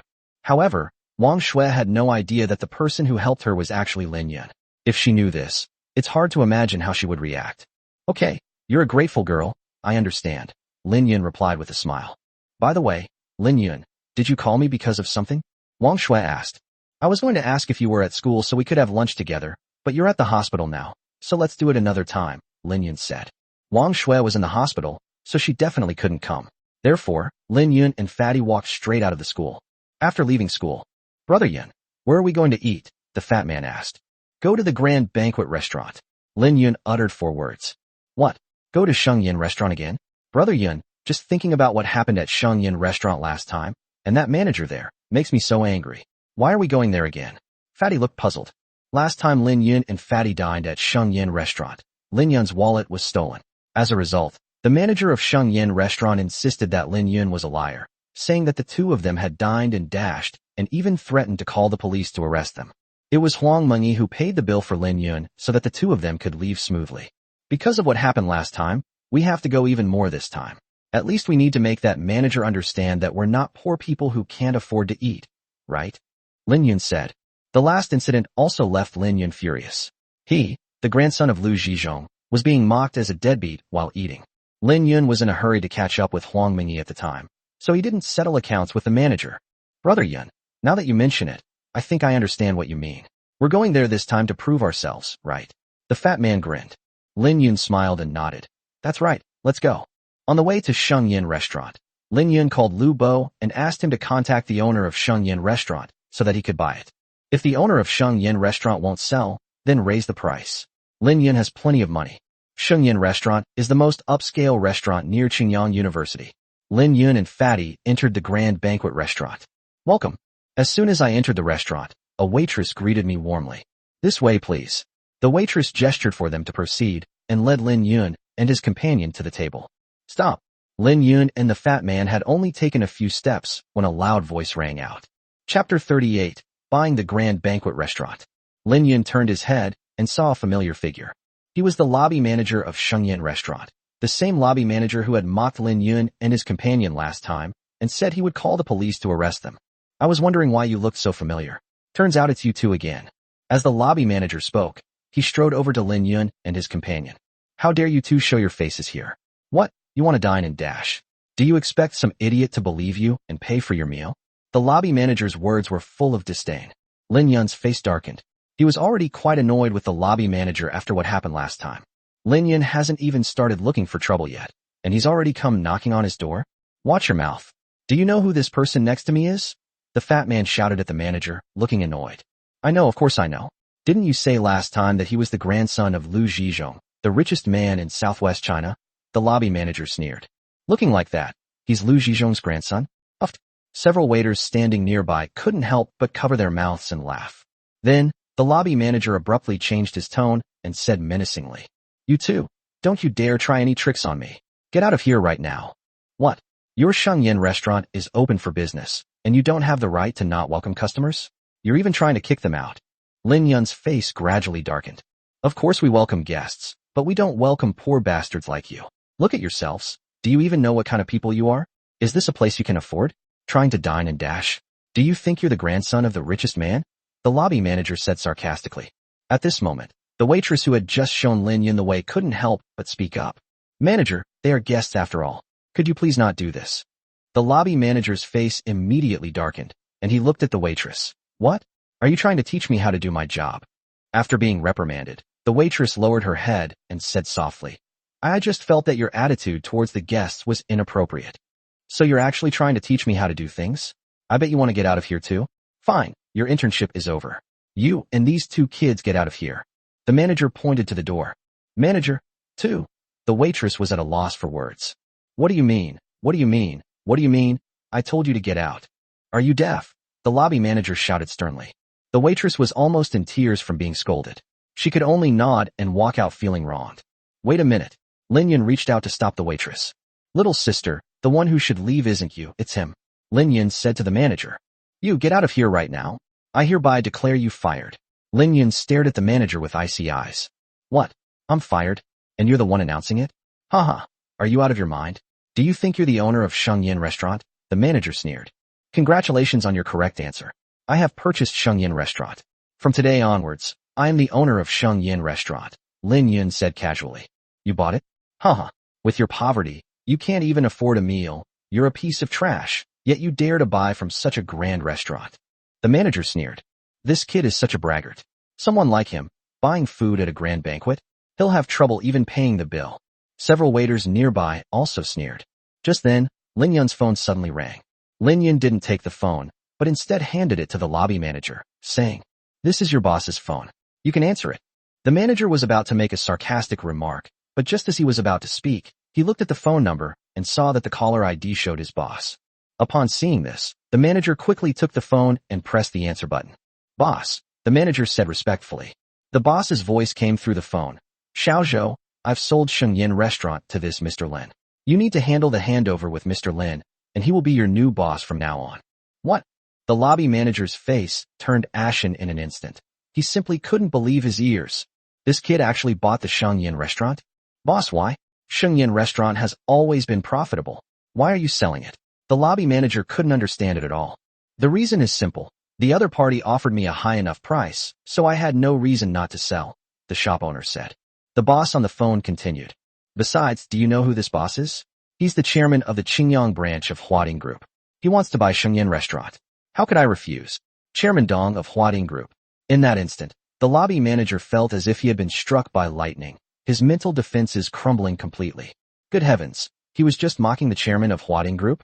He was just being disrespectful to the chairman of Huading Group? He even told the chairman of Huading Group to get out? Thinking about all this, the lobby manager felt as if his heart had plummeted into an abyss in an instant. Xiaozhou, I have something to do, so I'll hang up now. After saying that, the boss on the phone hung up immediately. However, the lobby manager stood there, stunned, unable to come to his senses for a long time. Lin Yun took his phone and then sneered. So, do you believe me now that I've said I'm the boss? I believe you. I believe you. The lobby manager could only nod.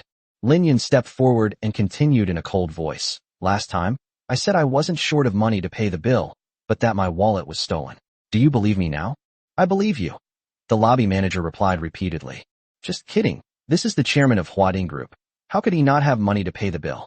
The lobby manager was filled with regret, regretting that he hadn't recognized such an impressive person. In that case, you can get lost. Lin Yun waved his hand. Mr. Lin, I know I was wrong. I apologize to you. Please don't fire me, the lobby manager pleaded. Do you think that's possible? Lin Yun sneered.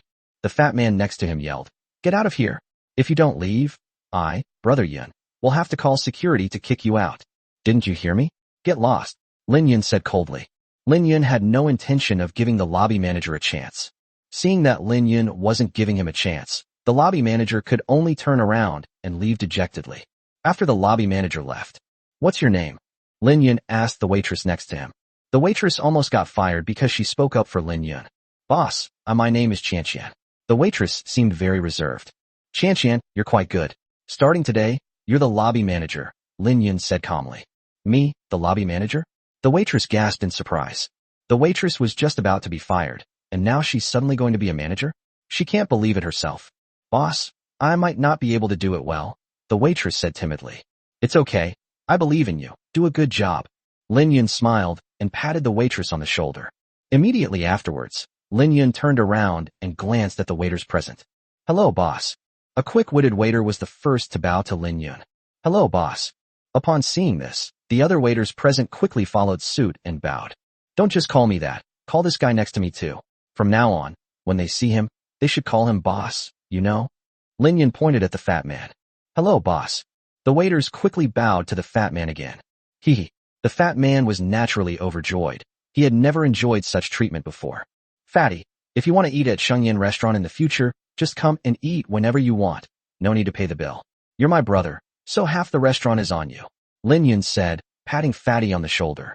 Really? That's great. Damn, having a rich brother is awesome, The fat man grinned excitedly. Immediately afterwards, served by a group of waiters, Lin Yun and Fatty took their seats to dine. The fat man received a phone call when he was only halfway through his meal. What? You got beaten up? Where? Jejia Internet Cafe? Okay, I got it. After hanging up the phone. Fatty, what's wrong? Lin Yun asked, looking up. Brother Yun, a Ming got beaten up right outside Jejia Internet Cafe. The fat man said with a serious expression. Chapter 39, The Appearance of Lamborghini. Amin was beaten? Did they say why? Lin Yun frowned slightly. Amin is Lin Yun and Fatty's roommate, but Amin is quite addicted to the internet and usually spends a lot of time in internet cafes, so he doesn't spend much time with Lin Yun and the others. But he was Lin Yun's roommate after all, and could be considered a friend. Lin Yun is now quite successful, so if Amin really encounters difficulties, Lin Yun certainly won't sit idly by. Ming said it was a few thugs from near the school who asked him to top up their internet fees. When Ming refused, they dragged him out of the internet cafe and beat him up, the fat man said.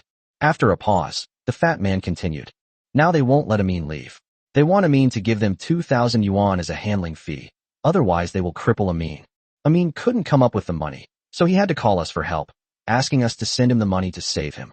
A bunch of bastards. This is clearly a robbery. Lin Yun's face darkened. Lin Yun hates this kind of person the most, the one who bullies the weak and even extorts money from them. Now that Lin Yun has become successful, even if Ming is not Lin Yun's friend, Lin Yun would never sit idly by if he encountered such a situation. Brother Yun, what do you mean? Fatty looked at Lin Yun. What else can we say? Let's go? Let's deal with these bastards. Lin Yun stood up abruptly. Brother Yun, are you going to take care of these bastards? Okay. Fatty also stood up quickly. Fat people also despise this kind of person. Then, the fat man changed the subject, saying with concern. But Brother Yun, Ming said there are 7 or 8 people on the other side. They outnumber us, and we probably can't beat them. Are you afraid I won't be able to call anyone? Lin Yun said. At the entrance of Jejia Internet Cafe, 7 or 8 young men with dyed hair and tattoos surrounded a man in a white shirt. The man in white was Lin Yun and Fatty's roommate, Ming, who had just hung up the phone. Amin's face was covered in bruises, clearly indicating that he had just been beaten quite a bit.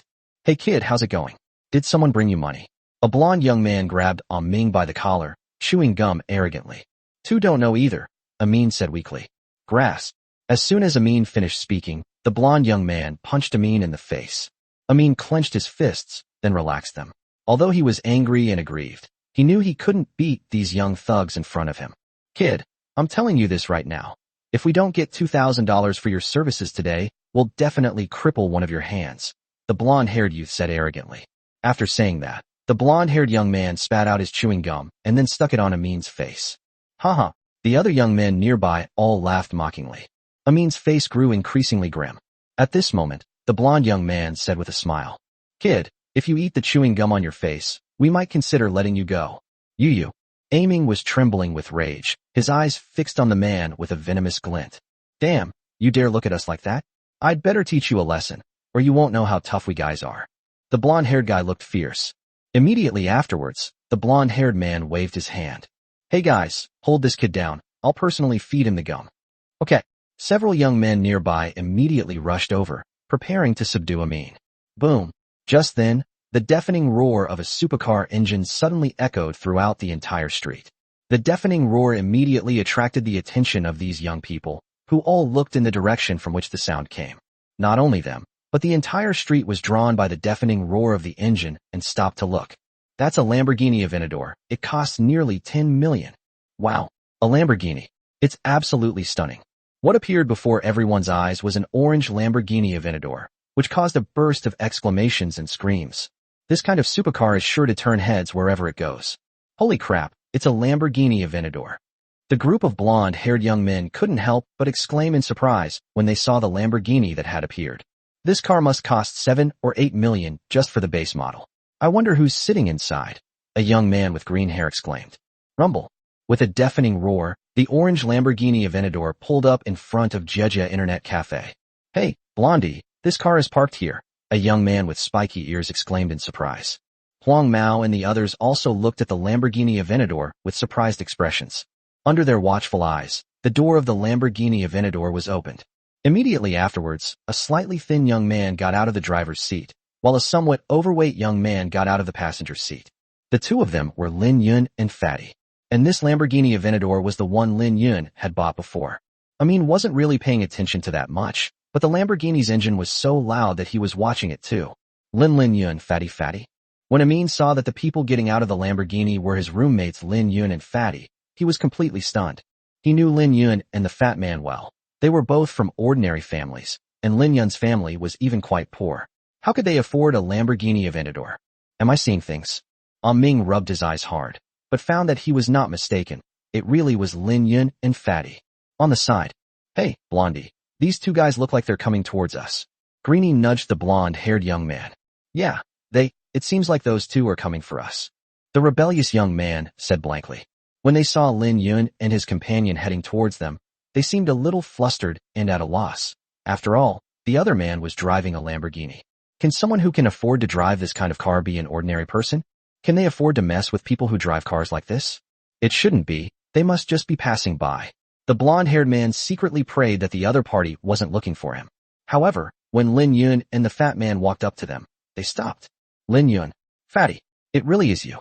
It really is you." When Amin realized that he hadn't mistaken Lin Yun for someone else, he excitedly rushed to Lin Yun and the fat man. You really came to save me." Perhaps because of excitement, or perhaps because of feeling wronged, Amin burst into tears after saying this. When Lin Yun saw that their faces were covered in bruises and even had chewing gum stuck to their faces, Lin Yun's anger surged up instantly. Ming, I will help you get revenge for the injustice you suffered." Lin Yun patted Ming's shoulder with a firm look in his eyes. Immediately afterwards, Lin Yun looked at the 7 or 8 young men from the streets. These 7 or 8 young thugs were terrified when they realized that Lin Yun was actually Ming's friend. They actually hit a friend who drives a Lamborghini? The thought sent chills down their spines. The Lamborghini Aventador alone is enough to intimidate them. "You were all involved in hitting my friend, weren't you?" Lin Yun said coldly, staring at the group. These 7 or 8 young men all had their heads down, looking like wilted eggplants, completely deflated, and had long lost their previous arrogant demeanor. At this moment, the blonde-haired leader stepped forward. "Brother, we didn't know he was your friend. We apologize to you and him. We're so sorry." The blonde-haired man bowed and apologized with a forced smile. Smack! Without saying a word, Lin Yun slapped the blonde-haired young man across the face. "Apologize? Did I fucking ask you to apologize?" Lin Yun shouted. Yes. Although the blonde-haired man who was slapped felt aggrieved, he could only nod and smile ingratiatingly. Lin Yun then turned to look at Amin and asked, "Amin, tell me, how did they deal with you?" "They hit me, made me give them 2,000 yuan, and forced me to eat the chewing gum they had chewed," Amin said aggrievedly. Lin Yun nodded, then looked at the blonde-haired man again. "I'll give you a chance, Go and eat that pile of dog poop over there. Lin Yun pointed to a pile of black dog poop on the ground next to him. Eat dog poop? Upon hearing this, the blonde-haired man's face immediately turned liver-colored. Chapter 40. Teaching a lesson to a thug. Eat dog poop? Upon hearing this, the blonde-haired man's face immediately turned liver-colored. Because of the commotion caused by the Lamborghini, a crowd has gathered and started discussing it. This is a real-life example of a rich kid teaching a thug a lesson on the street. How interesting. I know these thugs. They're always causing trouble in this area. This time they've messed with some tough guys, haven't they? Serves them right. That's right. These thugs are usually so arrogant. They're finally going to get their comeuppance today. The onlookers were all talking about it. They felt very relieved to see the rich second generation teach the thugs a lesson in public. In the field. Bro, how can a human eat this dog poop? Bro, don't joke around. The blonde guy revealed an ugly smile. Eating dog poop is 1,000,000 times more disgusting than eating someone else's chewed gum. Just seeing that pile of dog poop made Huang Mao feel nauseous, let alone eating it. Dog poop is indeed not for humans to eat, but it's perfectly fine for an animal like you to eat it, Lin Yun said with a cold laugh, arms crossed. The fat guy shouted, "You fucking hit our roommate. Yinji only made you eat dog poop. That's already letting you off easy. Hurry up and eat it." Upon hearing this, Huang Mao's expression grew even more unpleasant. You guys are going too far. Even a cornered dog will jump over the wall, the blonde-haired man said through gritted teeth. Oh, I don't know what you mean by that. Lin Yun still sneered. It's very simple. I've already apologized, and you slapped me. Let's call it even. There are only 3 of you. If you really push us too far, we'll stab you and run away. No matter how powerful your family is, they won't be able to find us, the blonde-haired man said viciously. After saying this, Huang Mao pulled a dagger out of his waist. Although Huang Mao was afraid of Lin Yun, he was a ruthless gangster and had a lot of guts. If pushed too far, he was confident that he would even dare to mess with a rich kid. As the saying goes, a local official is more powerful than a distant one.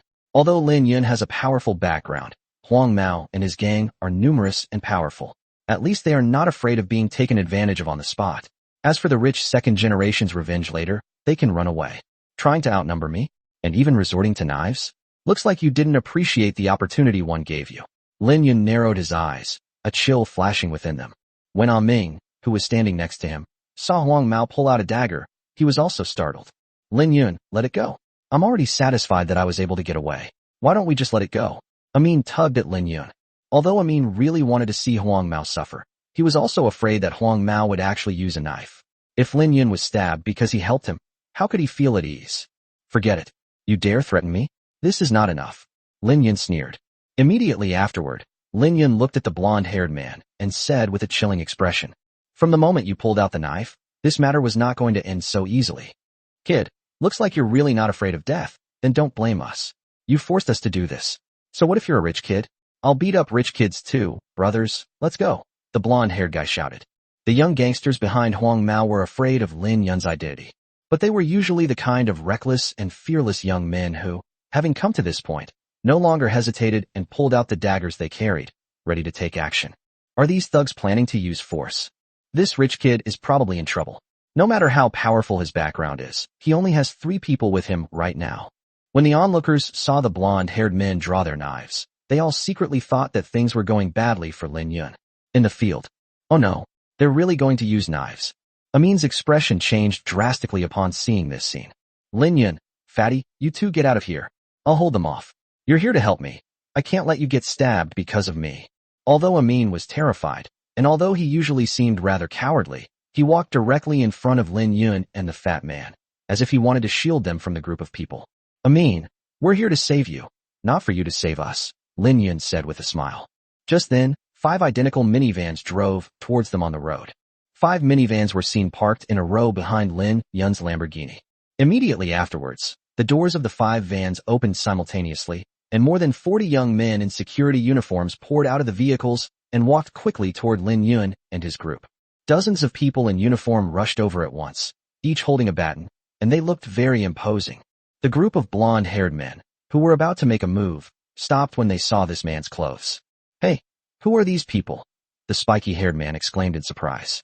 2 don't know either. The blonde-haired man also looked bewildered.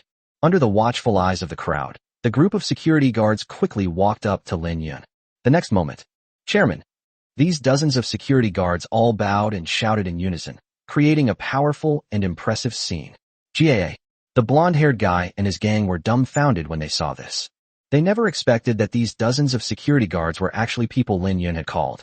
Surround these people. Lin Yun waved his hand. Yes, Chairman. After the dozens of security guards responded, they immediately stepped forward and surrounded the 7 men with yellow hair. Just before Lin Yun arrived, he called the company and asked them to send a group of security guards to the entrance of Jejia Internet Cafe immediately. With sheer numbers and power, how could Lin Yun possibly be outmatched by these thugs? As long as Lin Yun is willing to call, and as long as Lin Yun is willing to spend money, he can call not only dozens, but also hundreds or thousands of people. Immediately afterwards, Lin Yun squeezed into the crowd. The 7 men with yellow hair had sallow complexions, their faces filled with fear and despair. They knew that there was absolutely no way that the 7 of them could handle the 40-odd security guards. Huang Mao knew that as long as Lin Yun gave the order, these security guards would be able to cripple them. Clang! The dagger in Huang Mao's hand fell to the ground. His hands trembled uncontrollably, as if expressing the fear in his heart. If he could previously use his superior numbers to threaten Lin Yun, now, he has no leverage to challenge Lin Yun anymore, and he can no longer muster the slightest will to resist. The next moment, terrified, the blonde-haired man knelt down with a thud. Big brother, spare us. Please spare us. The blonde-haired man immediately knelt on the ground and begged for mercy. The young thugs behind Huang Mao also knelt on the ground, all trembling with fear. Spare my life? You've already used a knife, and you still want me to spare your life?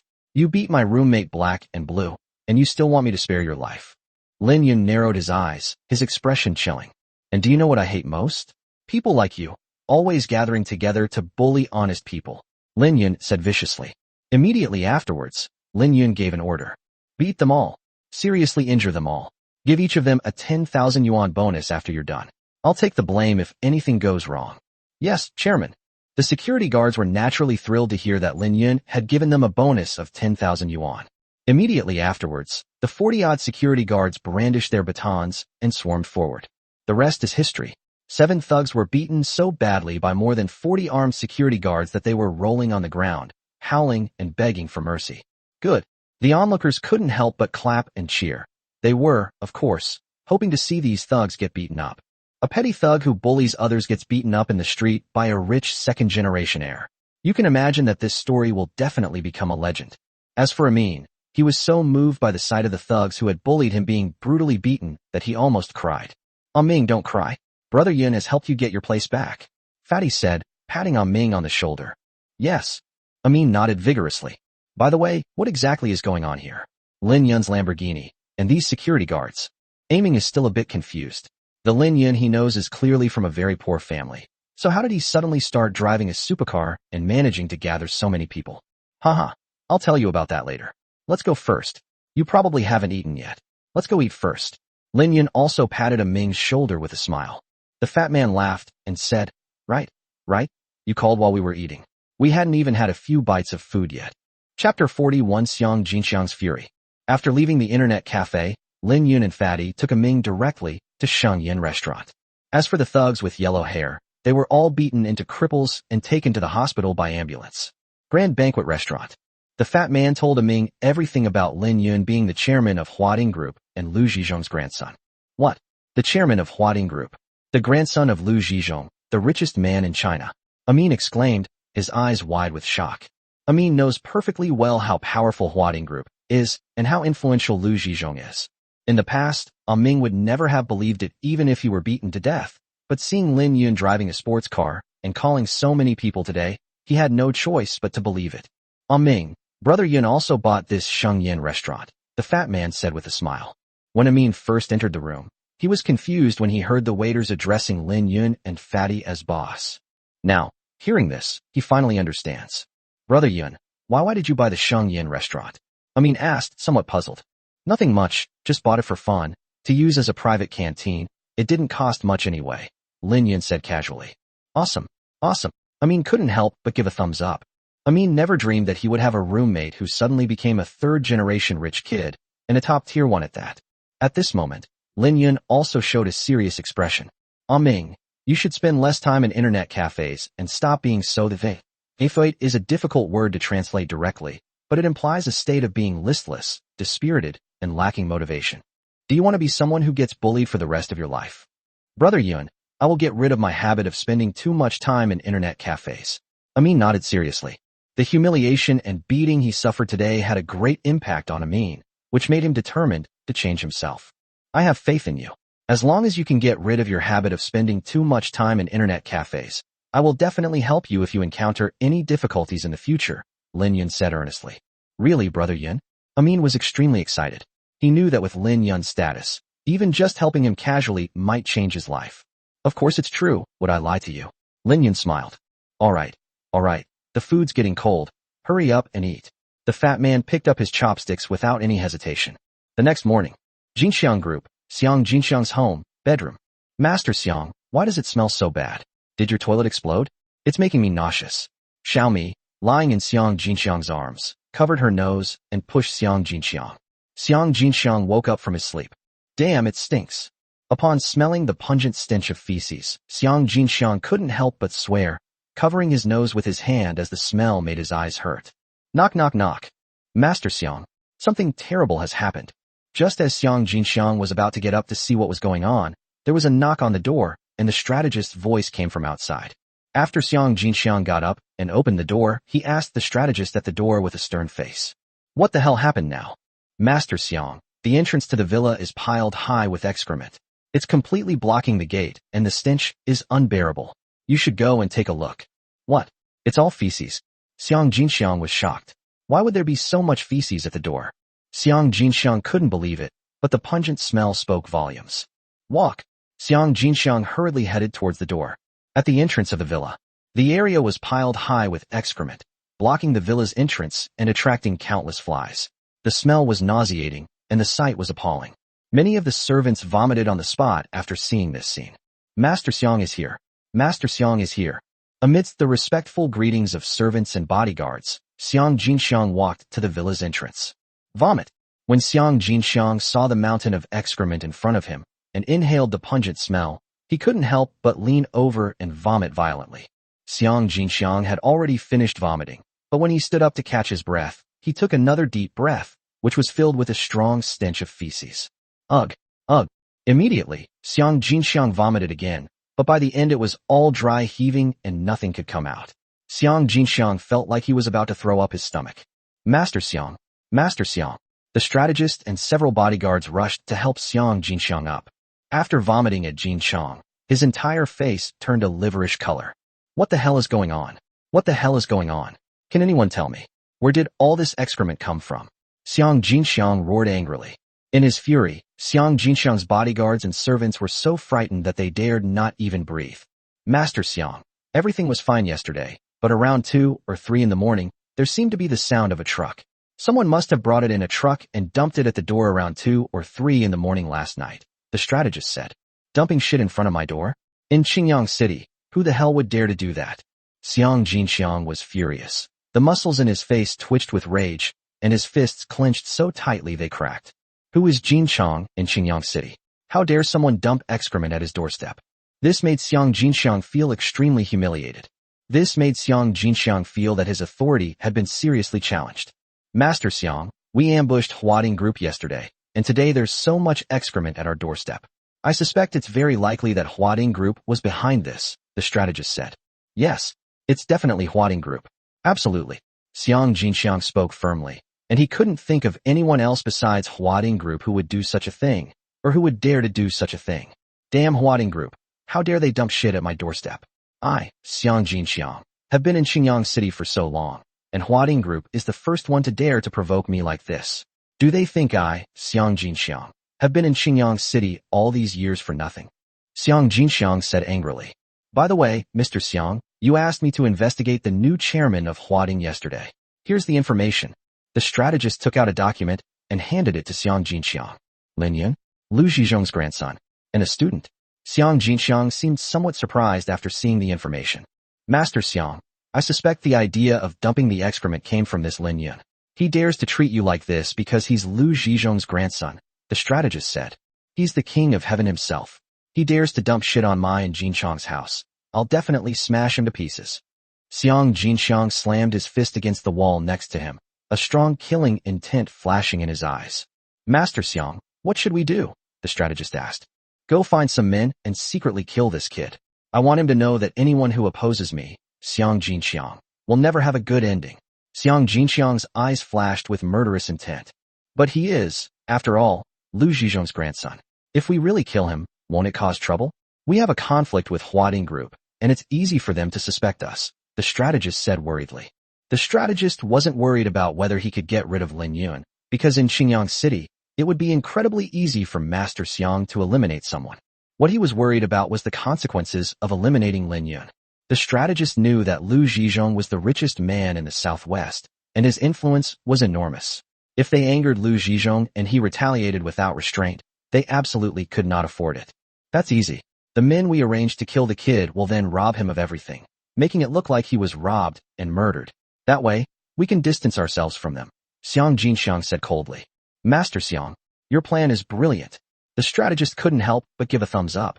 Xiang Jinxiang sneered. He's just a greenhorn who hasn't even grown his first hair yet, and he dares to fight with me, Xiang Jinxiang. He even dares to dump shit in front of my house. He's just asking for death. The strategist flattered him, saying, in Xingyang City, Mr. Xiang, you are the king. Even Huading Group is no match for you. All right, get on with it. I want him to never see the sun rise tomorrow. Xiang Jinxiang waved his hand. Don't worry, Master Xiang. I will handle it perfectly. After the strategist responded, he turned around and went to do the job. Because the main gate was blocked by excrement, the strategist could only leave through the back door. After the strategist left, when Xiang Jinxiang looked up, he saw the mountain of excrement at the door and smelled the stench, and he gagged again. On the other side, inside the chairman's office of Huading Group, Chairman Lin, the manure you ordered to be disposed of has been dumped this morning at Xiang Jinxiang's doorstep. A full 3 tons have been dumped. Lu Bo reported. Very good. Xiang Jinxiang must be disgusted to death. Lin Yun smiled. Chapter 42 Assassination Attack. Chairman Lin, Xiang Jinxiang will probably figure out who we are. Xiang Jinxiang is a ruthless and vicious person, and he is very likely to retaliate. Chairman Lin, you must be careful recently. Lu Bo said seriously. Don't worry. Let him try whatever he wants. Lin Yun still had a smile on his face. By the way, Lu Bo, you said you had something important to tell me. What is it? Lin Yun asked, looking up. Mr. Lin, there's an auction in a week, the main event being the land auction, Lu Bo said. Lu Bo continued. At that time, there will be several very valuable and important plots of land. You must participate in the auction and try to acquire those important plots, as they are related to the company's plans for next year. Huading Group's main business is real estate, so acquiring good land is naturally very important, as only by acquiring good land can they build housing projects. Land in prime locations, in particular, is highly sought after, attracting a lot of attention. A week later? Okay, I understand. Lin Yun nodded. Chairman Lin, Jinxiang Group will definitely bid against us for the land during the auction, so you'd better be prepared, Lu Bo said. Try to take it from me? I'm waiting. Lin Yun sneered. Isn't an auction simply a matter of the highest bidder winning? Lin Yun, the grandson of the richest man in southwest China, is definitely no less wealthy than Jinxiang Group. After leaving the company, Lin Yun drove his Lamborghini straight to the school. Lin Yun parked his car in a rather secluded spot. Just as he reached the car, more than a dozen burly men in black suddenly jumped out from the surrounding green belt and instantly surrounded Lin Yun. They were all holding gleaming daggers in their hands. Who are you people? Lin Yun frowned. This group of people clearly had ill intentions. Kid, of course he's the one who wants you dead. Master Xiang asked me to pass on a message to you. Messing with him means certain death. Take this message with you to meet the king of hell. The burly man's face was ferocious. After the big man finished speaking, he directly swung the dagger in his hand and stabbed it towards Lin Yun's heart. Oops! Lin Yun's pupils suddenly twitched, and a sense of danger enveloped him. If this knife were to pierce Lin Yun's heart, even a celestial being couldn't save him. Call out. Just at the critical moment, Lin Yun heard a whooshing sound beside him. The next moment, uft! The burly man in black who had stabbed Lin Yun with a knife fell directly in front of Lin Yun. Lin Yun looked closely and saw a dagger stuck in the big man's chest, his clothes stained with blood. The big man was already dead. Who? The other burly men in black around them were quite startled by this sudden turn of events, and they all looked around in surprise. Just then, a figure walked over from a distance. He is none other than Lone Wolf. Haha, Lone Wolf. Lin Yun couldn't help but laugh with joy when he saw Lone Wolf. Last time, Lin Yun was annoyed that Lone Wolf didn't listen to him, but at this moment, Lin Yun only felt that Lone Wolf's figure was so handsome and so majestic. When Lin Yun was facing a life-threatening crisis, he had completely forgotten about Lone Wolf. Without a doubt, the dagger that suddenly flew at us just now must have been made by Lone Wolf. At this moment, the Lone Wolf had already approached. "Who are you?" These dozen or so burly men in black all pointed their daggers at Lone Wolf. They all seemed somewhat afraid, because the sudden appearance of the daggers had truly frightened them. The expressionless Lone Wolf scanned the area, then spoke in a hoarse, low voice. "Those who know what's good for them, get out of here. I don't want to kill anyone today." Although Lone Wolf's voice wasn't loud, it carried an immense sense of pressure. "Who are you? Stop playing tricks on us. We are Master Xiang's men. I advise you not to meddle in other people's business. In Qingyang City, daring to go against Master Xiang is courting death." One of the tall, black-clad men shouted. "Master Xiang? Sorry, I don't know who Master Xiang is. I only know that if you don't leave, then you will all die." Lone Wolf was expressionless and his voice was calm, but it was terrifying. "Damn it, you're asking for it. Brothers, he's all alone, go. Kill him." After the tall, black-clad man finished speaking, he took the lead and charged towards Lone Wolf, brandishing his dagger. Bang! Just as the tall, black-clad man's dagger was about to touch Lone Wolf grabbed the tall, black-clad man's wrist. The next moment, a piercing scream suddenly rang out, and the tall, black-clad man's face contorted in pain. Accompanied by a shrill scream, the tall, black-clad man's wrist was twisted into a bizarre, inhuman arc. Immediately afterwards, Lone Wolf slapped the tall, black-clad man on the forehead. The burly man in black collapsed to the ground, lifeless. All of this happened in the blink of an eye. For Lone Wolf, doing anything was as casual and easy as eating and drinking. Hiss! The burly men in black gasped in shock, visibly terrified. Lone Wolf's methods had completely intimidated them. "You've made me commit murder today, so you'd all die." Lone Wolf's eyes narrowed. As soon as he finished speaking, Lone Wolf seemed to transform into a cheetah, charging directly at the men in black. 1 minute later, the remaining dozen or so burly men in black all lay lifeless on the ground. Faced with the Lone Wolf, the dozen or so burly men in black were utterly powerless to resist. Glug! Glug! Looking at the corpse on the ground, Lin Yun couldn't help but swallow hard, a hint of fear flashing in his eyes. The scene of the Lone Wolf killing someone had really frightened Lin Yun. At this moment, Lone Wolf walked up to Lin Yun. "Young master, are you alright?" Lone Wolf asked. "I'm alright, thanks to you." Lin Yun nodded through gritted teeth. To be honest, the skills that Lone Wolf just displayed really shocked Lin Yun. "Since you are alright, young master, you can go now. I will handle things here."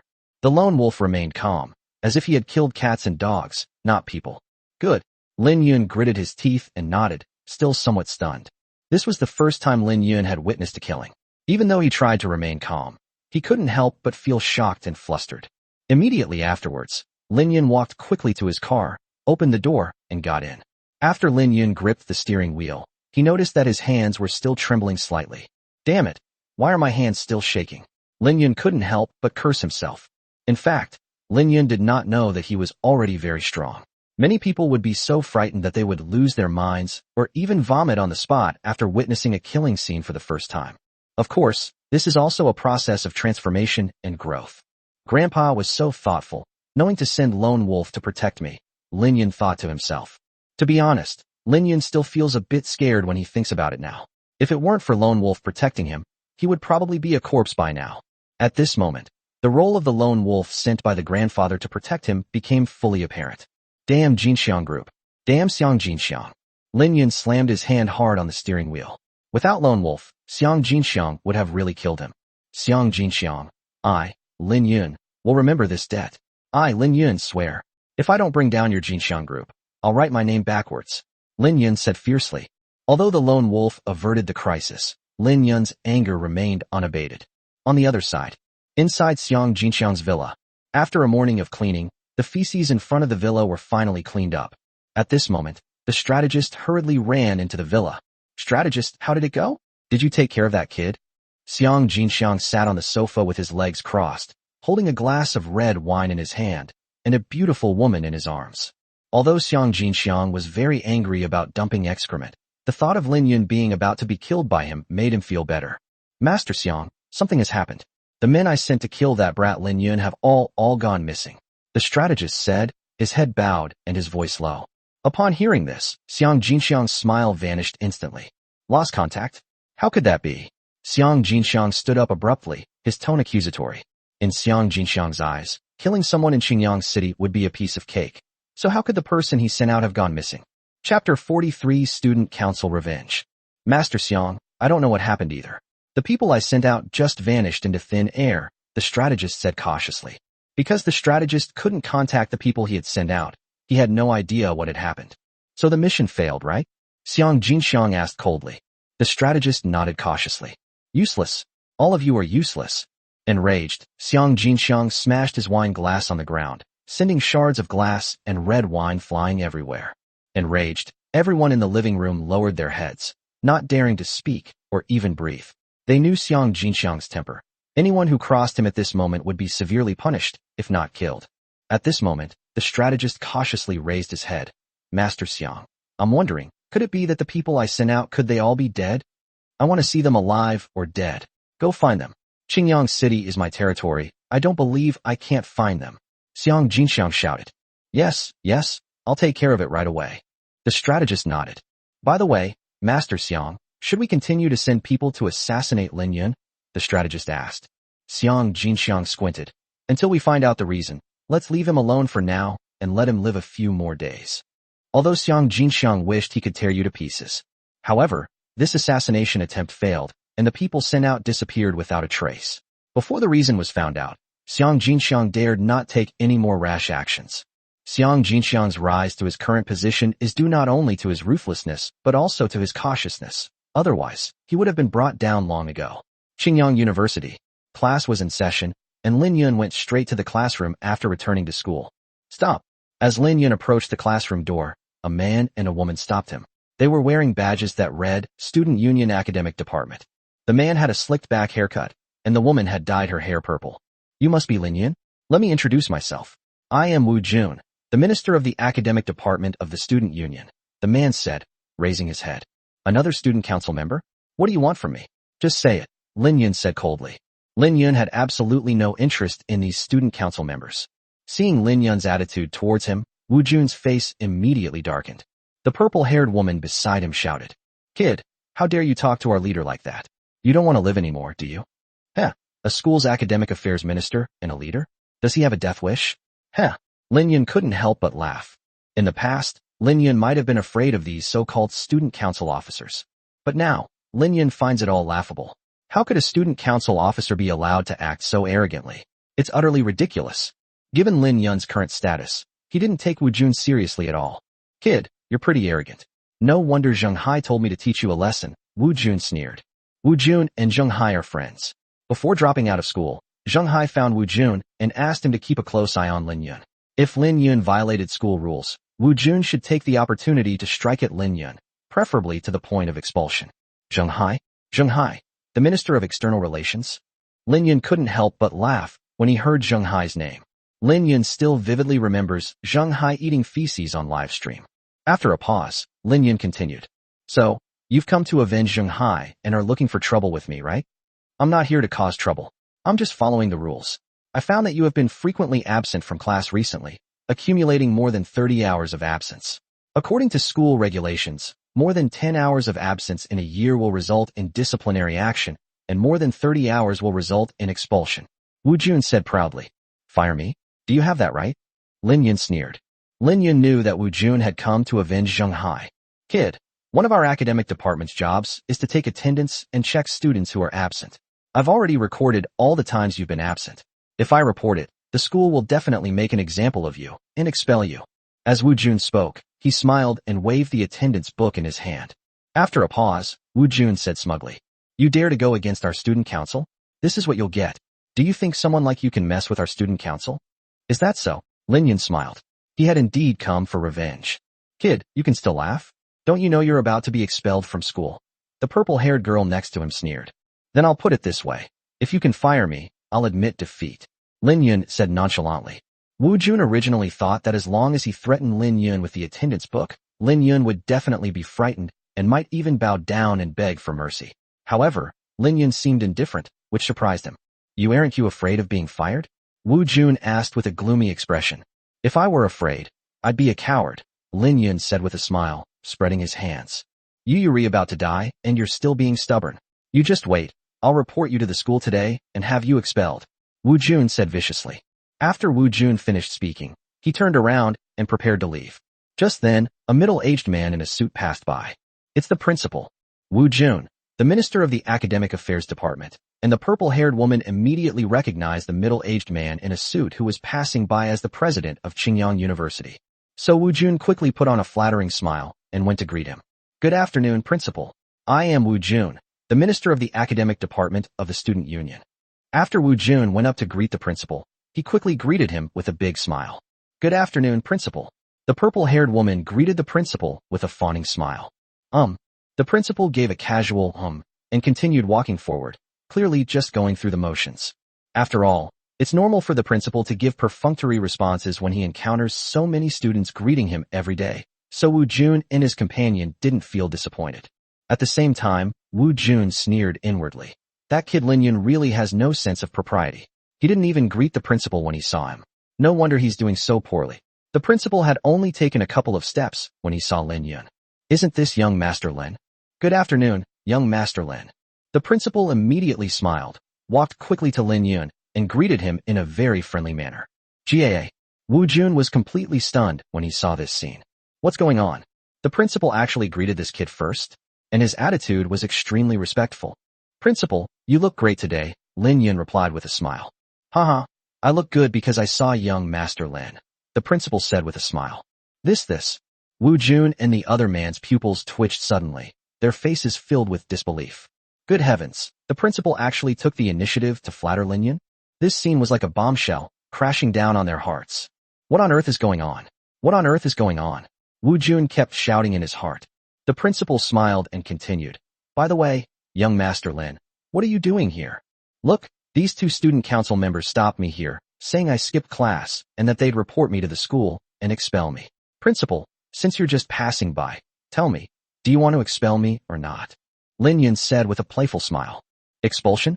Young Master Lin, what are you saying? You can't expel young Master Lin, the principal said with a dry laugh. When Lin Yun donated 10 million last time, the principal promised Lin Yun that no matter how many times Lin Yun skipped class, he would not be expelled. That's not the point. The point is that the principal already knows Lin Yun's identity. After Lin Yun made the donation last time, the principal asked the secretary to retrieve Lin Yun's file, but the file showed that Lin Yun had no identity and came from a poor family. So the principal continued to have the secretary investigate. Just a few days ago, the secretary finally found out that Lin Yun was the new chairman of Huading Group and Liu Zhizhong's grandson. When the principal learned of this identity, he was naturally quite shocked. The grandson of the richest man, what an amazing person he was. Immediately afterwards, the principal turned to look at Wu Jun, the head of the academic department, and the purple-haired woman, the deputy head of the academic department. Did you two say that you wanted to expel young Master Lin? The principal asked sternly, his tone accusatory. Faced with the principal's questioning, Wu Jun and his companion were naturally quite frightened. Despite being student council officers, they rarely have contact with the principal, let alone get reprimanded by him. Chapter 44. You are not good enough. Principal, I was just being fair. This kid has accumulated 37 hours of absences. According to school rules, he should indeed be expelled, Wu Jun said in a low voice, his head bowed. The purple-haired girl quickly chimed in. Yes, principal, his frequent absences are extremely egregious, and he should be expelled. Upon hearing this, the principal's face turned ashen. You still dare to talk? Shut up. Do you know who young Master Lin is? How dare you offend him? I think you two just want to be fired. The principal immediately started yelling at Wu Jun and the other person. Under the principal's wrath, Wu Jun and the purple-haired woman trembled with fear, their faces turning pale, and they lowered their heads, not daring to say another word. They never expected that the principal would get so angry because of Lin Yun. If you two don't want to be expelled, you'd better apologize to young Master Lin right now, the principal said sternly and coldly. How could Wu Jun and the purple-haired woman dare to disobey? They could only obediently walk up to Lin Yun. Compared to their previous arrogance, they were now completely deflated, like wilted eggplants. Neither of them were fools. If even the principal treated Lin Yun with such respect, then Lin Yun must have a terrifying background. They knew they had messed with the wrong person this time. I just said you're not qualified to fire me. Do you believe me now? Lin Yun stared at the two of them with a half-smile. Upon hearing this, Wu Jun and the purple-haired woman's expressions turned even more unpleasant. Lin Yun, We apologize to you. Wu Jun and the purple-haired woman said softly, heads bowed. What are you saying? I can't hear you, Lin Yun said, frowning. Wu Jun and the purple-haired woman gritted their teeth and raised their voices to continue. We apologize to you. We're sorry. So you're apologizing to me? But I'm sorry, I don't accept it. Lin Yun smiled coldly. When Wu Jun and the woman heard Lin Yun say this, their eyes twitched violently, and their faces grew even more unsightly. They hadn't expected Lin Yun to say such a thing. At this moment, the principal stood up again and said, Since young Master Lin does not accept your apology, then your positions in the student council are hereby terminated. Upon hearing this, Wu Jun's face turned deathly pale. He had finally managed to secure the position of Minister of Academic Affairs, and now he had lost it all. And then there's the purple-haired girl. She finally managed to get the position of Vice Minister of the Study Department, and then she just disappeared like that? But since the principal had already spoken, what could the two of them say? They finally began to regret it, regretting standing up for Zheng Hai from the External Relations Department, and regretting coming to cause trouble for Lin Yun. Unfortunately, it was too late for regrets. Young Master Lin, are you satisfied with this outcome? The principal looked at Lin Yun with a smile. It's all right, but I really hate the bureaucracy of the school's student council. I hope you, principal, will do a good job of reforming it, Lin Yun said casually. Okay, I will definitely rectify the situation. For students with problems, those who should be dismissed will be dismissed, and those who should be disciplined will be disciplined. The principal nodded in agreement. Upon witnessing this scene, Wu Jun and the purple-haired woman were already filled with turbulent emotions. They couldn't imagine just how terrifying Lin Yun's identity was, that he dared to order the principal around in such a superior to subordinate tone, and yet the principal obediently agreed. Principal, you're busy, I'll go teach now. After Lin Yun finished speaking, he turned around and walked directly towards the classroom. The classroom was in session when Lin Yun entered through the back door. The teacher pretended not to see Lin Yun and continued teaching as usual. The teachers had already received instructions from the principal to ignore Lin Yun's absence and not to cause him any trouble. The class ended quickly. After class, Lin Yun went directly to Wang Shue's seat. Wang Shue, how is your aunt's treatment going? Lin Yun asked. The hospital has scheduled the surgery for tomorrow, Wang Shue said with a smile, appearing very happy. That's good. Lin Yun nodded. Lin Yun, I'm so lucky to have received help from such a large group as Huading Group. Wang Shue said happily. Wang Shue had no idea that she should be grateful to have met Lin Yun, because it was Lin Yun who was helping her with all of this. Yes, Lin Yun smiled as well. By the way, Lin Yun, why didn't you come to class again this morning? Is something wrong? Wang Shue asked seriously. I do have some things to take care of. Lin Yun rubbed his nose. At this moment, the female classmate sitting next to Wang Shue asked with a smile. You two have been spending a lot of time together lately. Could it be you're dating? The female classmate who spoke was named Hui Hui, who was Wang Shue's roommate and friend. Wang Shue blushed. Hui Hui, don't talk nonsense. We're just friends. It's not the best, Wang Shue. You're so beautiful, you can definitely find a rich man. Lin Yun, on the other hand, has no future. He'll have a hard time supporting you and won't be able to give you happiness, Hui Hui said. Upon hearing this, Lin Yun's expression darkened slightly. To be honest, Lin Yun hates snobbish people the most, but he didn't say anything because she was Wang Shue's friend. Lin Yun wasn't planning to say anything and would pretend he hadn't heard, but then Hui Hui looked up at him again and said, Lin Yun, I hope you have some self-awareness. You are not good enough for our class monitor, Wang Shue. Don't bother Wang Shue again. Lin Yun frowned slightly, then said with a half smile. Hui Hui, how do you know I have no future? How do you know I'm not good enough for Wang Shue? Lin Yun, do I even need to say it? You live in a shanty town, you're from a single-parent family, and you even have to work summer jobs and receive scholarships to pay for your tuition. Many classmates know this, Hui Hui said disdainfully.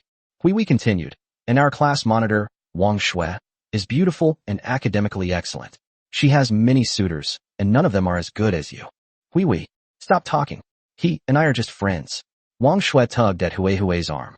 Immediately afterwards, Wang Shue turned to look at Lin Yun and said, Lin Yun, Hui Hui is just like that, don't take it to heart. Because Hui Hui's voice was quite loud, many classmates around her heard it. A female classmate sitting behind Wang Shue also spoke up at this moment. Lin Yun, Hui Hui is right. You're just a poor kid from a dirt-poor family. You're not good enough for our class monitor, Wang Shue. That's right, a toad trying to eat swan meat. Another discordant voice came from not far away. Immediately, many students around started discussing it. The content of the discussion naturally consisted of saying things like Lin Yun was not good enough for Wang Shue, and some of the comments were even more offensive. In the eyes of her classmates, Wang Shui was beautiful, academically excellent, and of good character, while Lin Yun was just a poor boy from a poor family. Lin Yun's face grew even more gloomy after hearing these words. Lin Yun's good friend, Fatty, finally couldn't stand it anymore. The fat man stood up abruptly from his seat and shouted, "What nonsense are you all spouting? Do you even know who Brother Yun is? The person who anonymously donated 10 million to the school before was my brother Lin Yun. You dare to laugh at my brother Yun? What? He's a mysterious tycoon who donated 10 million to the school? Huh?"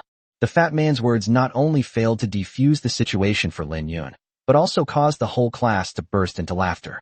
Haha, Fatty, give me a break. Do you think Lin Yun is the kind of person who can come up with 10 million? He'd struggle to even come up with 1,000. If Lin Yun can come up with 10 million, I'll change my mind. That's right. That's right. The students in the class burst into laughter. No one believed that Lin Yun was the mysterious tycoon who donated 10 million to the school. You. When the fat man saw that not only did the crowd not believe him, but they also mocked him even more fiercely, he stomped his feet in anger, but he didn't know what to do. Hui also said sarcastically, "Fatty, even if you are Lin Yun's friend, you don't need to lie for him like this." "I didn't lie." The fat man's face turned red. "No lying? Do you think we believe that?" Hui sneered. "Fatty, stop talking." Lin Yun turned around and winked at Fatty, signaling him to stop talking. The fat man could only nod. Wang Shui seemed anxious when she saw so many classmates criticizing Lin Yun. At the same time, Wang Shui was also somewhat angry with Hui. "Lin Yun, this is all my fault. I made you the target of everyone's criticism." Wang Shui looked guilty. Wang Shui really wanted to speak up for Lin Yun, but she didn't know what to say to dispel everyone's criticism of Lin Yun. Chapter 45, My Treat. Wang Shui, this is none of your business. Lin Yun smiled at Wang Shui so as not to worry her. Immediately afterwards, Lin Yun looked up at Hui. "Hui, what you know may not be the truth. For Wang Shui's sake, I'll let it go this time. But remember, looking down on others will only bring you bad luck," Lin Yun said coldly. After saying that, Lin Yun turned around and went back to his seat. "TCH, do I need you to lecture me? You poor boy who wants to eat swan meat," Hui said with a look of disdain. Lin Yun sat back down in his seat. "Brother Yun, I'm so sorry. I wanted to say a few words for you, but I messed it up instead." The fat man looked guilty. "It's all right, it's not your fault." Lin Yun patted the fat man on the shoulder. "Brother Yun, this is infuriating. How dare these people talk about you like that and look down on you? Why don't you just reveal your identity as the chairman of Huading Group and scare them to death?" The fat man arrived indignantly on behalf of Lin Yun. Lin Yun shook his head. "If I said now that I am the chairman of Huading Group, would they believe me? I'd probably only be ridiculed and accused of bragging." Lin Yun never revealed his identity in class. After dealing with Zhang Hu last time, Zhang Hu learned about Lin Yun's identity, but he had already transferred schools and didn't tell anyone in the class about Lin Yun's identity. Actually, Fatty had wanted Lin Yun to reveal his identity in class for a long time, so that everyone would not look down on him, but Lin Yun had never done so. "That's right, you've thought things through very well, boss." The fat man nodded in sudden realization. "However, I've decided not to keep such a low profile. If I don't show my strength, they'll really think I'm a pushover," Lin Yun said, squinting his eyes. What just happened made Lin Yun a little angry, but it also made him realize that being too low-key wasn't a good idea. The fat man nodded repeatedly. Yes. Boss, you shouldn't be so low-key. Use your status to scare these people who look down on you to death."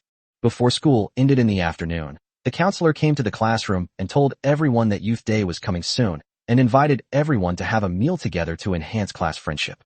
Since the counselor didn't have time to go, she assigned the task to class monitor Wang Shui. 5:30 p.m. at the school gate. All the classmates gathered here. "Classmates, which restaurant should we go to for our get-together? Let's vote," Wang Shui, the class monitor, asked. "Let's go to 99 Buffet. The prices are reasonable and they have a wide variety of dishes," Hui suggested. Hui's words immediately resonated with many classmates. Yes. 99 Baidu is great.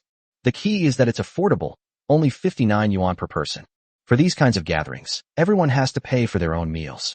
Since they need to consider their own budget, they naturally choose more affordable places, and the prices are also suitable for college students. Seeing that so many people agreed, Wang Shui said, "Okay, let's go to 99 Buffet then." Just then, a discordant voice rang out. 99 self-service? That's way too low class. Upon hearing this, the students all looked in the direction of the voice and saw Lin Yun. Wang Shui also looked at Lin Yun with a puzzled expression, wondering why Lin Yun would suddenly say such a thing. Lin Yun, what did you say? You actually said that Jiu self-service is too low-end. Hui Wei sneered. Many classmates covered their mouths and laughed. How could a poor boy say that Jiu self-service was too low-end? Isn't that right?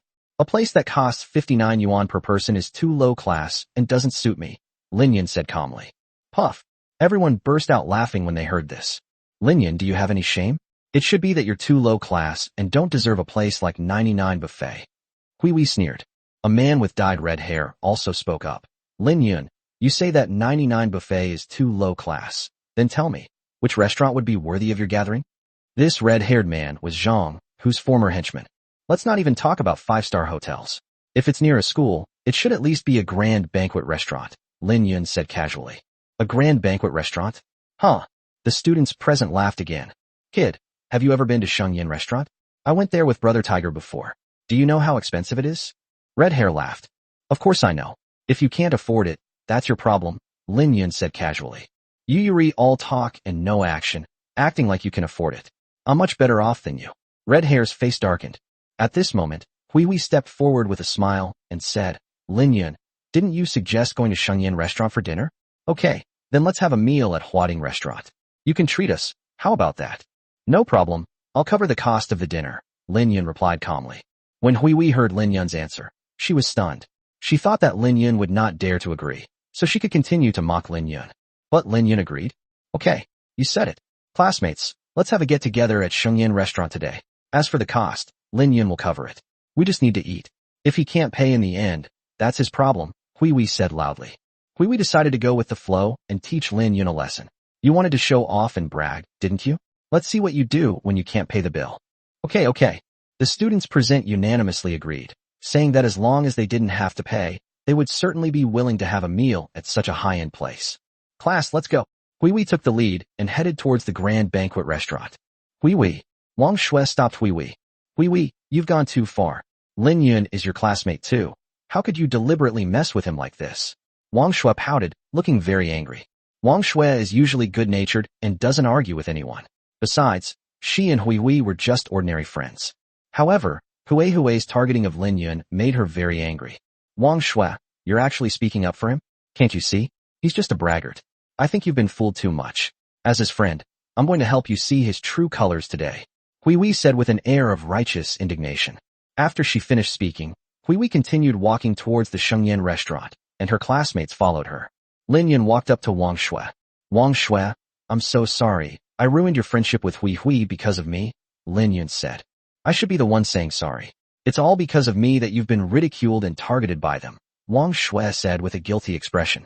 Wang Shui was really angry when she saw her classmates mocking Lin Yun, but she didn't know how to help Lin Yun. Wang Shui, are you feeling sorry for me? Lin Yun said with a smile. Wang Shui blushed and said, No, we're friends, so I don't want to see you being laughed at and criticized by everyone.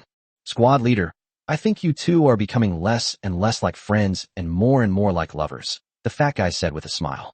Upon hearing this, Wang Shui blushed even more. Lin Yun also coughed awkwardly. Fatty, don't talk nonsense. All right, I won't say anything more, but I'm actually looking forward to it. When we get to the grand banquet restaurant, they'll be absolutely stunned. I'll see who dares to laugh at you then, Brother Yun, the fat man said happily. The fat man knew that Lin Yun was now the owner of Shengyan restaurant. The fat guy felt frustrated for so long, and finally had the chance to show his classmates how powerful Lin Yun was. It's time to show some of my true colors, or people will really think I'm a pushover, Lin Yun said with a smile. Wang Shui, however, was somewhat worried. Lin Yun, the Shengyan restaurant is very expensive. Even if you won hundreds of thousands in the lottery, you can't just squander it like that. Wang Shui was unaware that Lin Yun was the owner of Shengyan restaurant. It's all right, let's go, Lin Yun said with a smile. Shengyan restaurant is only a little over a kilometer away from the school, so everyone walked directly to the entrance of Shengyan restaurant. No wonder it's the best restaurant near our school. The decor is so luxurious. I've studied at Qingyang University for 2 years, and this is my first time dining at Shengyan restaurant. Many students gazed at the entrance of the grand banquet restaurant and sighed. Hui Wei turned to Lin Yun and said, Lin Yun, let me confirm with you one more time. You're treating today, right? If you can't pay, you'll have to bear the consequences alone, right? That's right, Lin Yun said with a calm smile. All right, that's exactly what I wanted to hear. Classmates, let's go. Hui Wei walked straight into the Shengyan restaurant, and her classmates followed her. Lin Yun looked at the Grand Feast restaurant with a smile, and then said, "Fatty, Wang Shui, let's go inside." After saying that, Lin Yun strode towards the Grand Feast restaurant. Chapter 46, I Am the Boss. Inside the Grand Banquet Hall, Lin Yun's class had more than 40 students in total, and with more than 40 people flooding into the Shengyan restaurant at once, it was quite a large event. Seeing so many people suddenly come in, several waiters came over to greet them. "Excuse me, are you here to dine at Shengyan restaurant?" a waiter asked. "That's right, it's a class get-together. Let's get the seats ready." Hui Wei was the first to speak. "A class reunion dinner? Are you sure?" The waiters all seemed quite surprised. The Grand Feast restaurant is very expensive, and it's mostly frequented by wealthy young people who come here for private meals. No class has ever held a dinner party at Shengyan restaurant before. "Of course I'm sure." A loud voice came from outside the door. Several waiters turned to look and saw Lin Yun push through the crowd and stride in. "Boss!" The waiters were startled. Wasn't this their boss, Lin Yun? Immediately afterwards, they all bowed to Lin Yun in unison and said, "Good afternoon, boss." The students in the class were all dumbfounded. Why were all these waiters calling him Boss Lin? Could Lin Yun be the owner of Shengyan restaurant? That's impossible. Why are you calling him boss? You must have made a mistake. Hui Wei couldn't help but ask. "Because he's the owner of our Shengyan restaurant," several waiters answered in unison. "What?" Upon hearing this, all the students present looked on incredulously. Hui Wei stared wide-eyed at Lin Yun. Even Wang Shui covered her mouth in surprise, looking utterly astonished. "No, impossible. He's just a poor kid. How could he possibly be the owner of Shengyan restaurant?" Hui Wei gasped, her voice becoming unusually sharp with shock. She absolutely refused to believe that Lin Yun was the owner of Shengyan restaurant. At that moment, Xiaoqian, the lobby manager, ran over. "Boss, you're here. This is the transfer contract and documents from the previous owner. He asked me to give them to you." Xiaoqian handed the documents to Lin Yun with a smile. Lin Yun took the documents. Immediately afterwards, Lin Yun turned to look at Hui Wei. "You don't believe I'm the boss, right? Then open your dog eyes and take a good look." Lin Yun threw the documents at Hui Wei. Unable to believe it, Hui Wei quickly took the document and looked at it. It clearly stated that the Shengyan restaurant had been transferred to Lin Yun, and it also included personal information. There was absolutely no mistake. Smack! After Hui Wei finished reading, the documents in her hand fell to the ground, and her face turned deathly pale, as if all her energy had been drained away. Good heavens, Lin Yun is actually the owner of Shengyan restaurant? Even if she didn't want to, she had no choice but to believe it now. The classmates were all shocked and looked at Lin Yun, no longer daring to look down on him in their eyes. All that remained was awe. Seeing this, the fat man couldn't help but step forward and say smugly, "Hui Wei, I told you before, my brother Yun is awesome." The fat man felt extremely relieved. Lin Yun also gave a cold laugh. "Hui Wei, do you think I'm good enough for Wang Shui?" Hui's face turned ashen, and she was speechless. Lin Yun then turned to look at the red-haired man. "And you said quite a few sarcastic things to me in the classroom before." Red Hair was pale and lowered his head, not daring to answer. Lin Yun glanced at the other classmates again. Those classmates who had previously mocked and ridiculed Lin Yun all lowered their heads, afraid of making eye contact with him. Although Shengyan restaurant is only worth around 10 million yuan, in the eyes of these ordinary college students, being the owner of Shengyan restaurant is already a very impressive achievement and can be considered a successful person. Alright, classmates, I, Lin Yun, am not a petty person. I won't hold a grudge against you for what happened in the past. I just hope that you won't look at people with prejudice in the future, Lin Yun said. Yes. The students nodded in agreement, and at the same time, they breathed a sigh of relief. Lin Yun withdrew his gaze, then turned to the lobby manager, Xiaoqian, and said, "Xiaoqian, prepare the seats. Our class is having a get-together here today. Tell the kitchen to bring out all the signature dishes." Wow, we're in for a treat today. Yun Ji is awesome. When Lin Yun told his classmates that he had brought out all the signature dishes, their eyes lit up. The signature dishes of Shengyan restaurant were very famous in the vicinity of the school. If Lin Yun hadn't spoken up, they might never have had the chance to eat the signature dishes of Shengyan restaurant in their entire lives. "Okay, boss, I'll arrange it right away." Xiaoqian nodded and then turned around to give instructions. The dinner was held in a large private room on the second floor. Lin Yun arranged for Wang Shui to sit next to him. "Lin Yun, tell me quickly, what exactly happened? How did you become the owner of Shengyan restaurant?" As soon as she sat down, Wang Shui asked curiously. "I bought it. Didn't I win hundreds of thousands in the lottery?" Lin Yun said with a dry laugh. Wang Shui pouted. You're still lying to me. I believed you when you said you won hundreds of thousands, but hundreds of thousands is nowhere near enough to buy a Shengyin restaurant. I'm not a 3-year-old. The fat man next to him couldn't help but speak up. Wang Shui. Actually, the boss is Hua. The fat man was about to say that Lin Yun was the chairman of Huading Group. However, Lin Yun interrupted him before he could finish speaking. Wang Shui, you'll know when the time comes, Lin Yun said. Lin Yun originally intended to tell Wang Shui the truth about being the chairman of Huading Group and the grandson of Lu Zhizhou. But Lin Yun thought that even if he were to say it, he should do it more formally, not here. All right. Wang Shui nodded. Since Lin Yun didn't say anything, she figured he must have his own reasons, so she didn't press him further. However, Wang Shui increasingly felt that Lin Yun had a big secret. At that moment, several female classmates from the class ran over.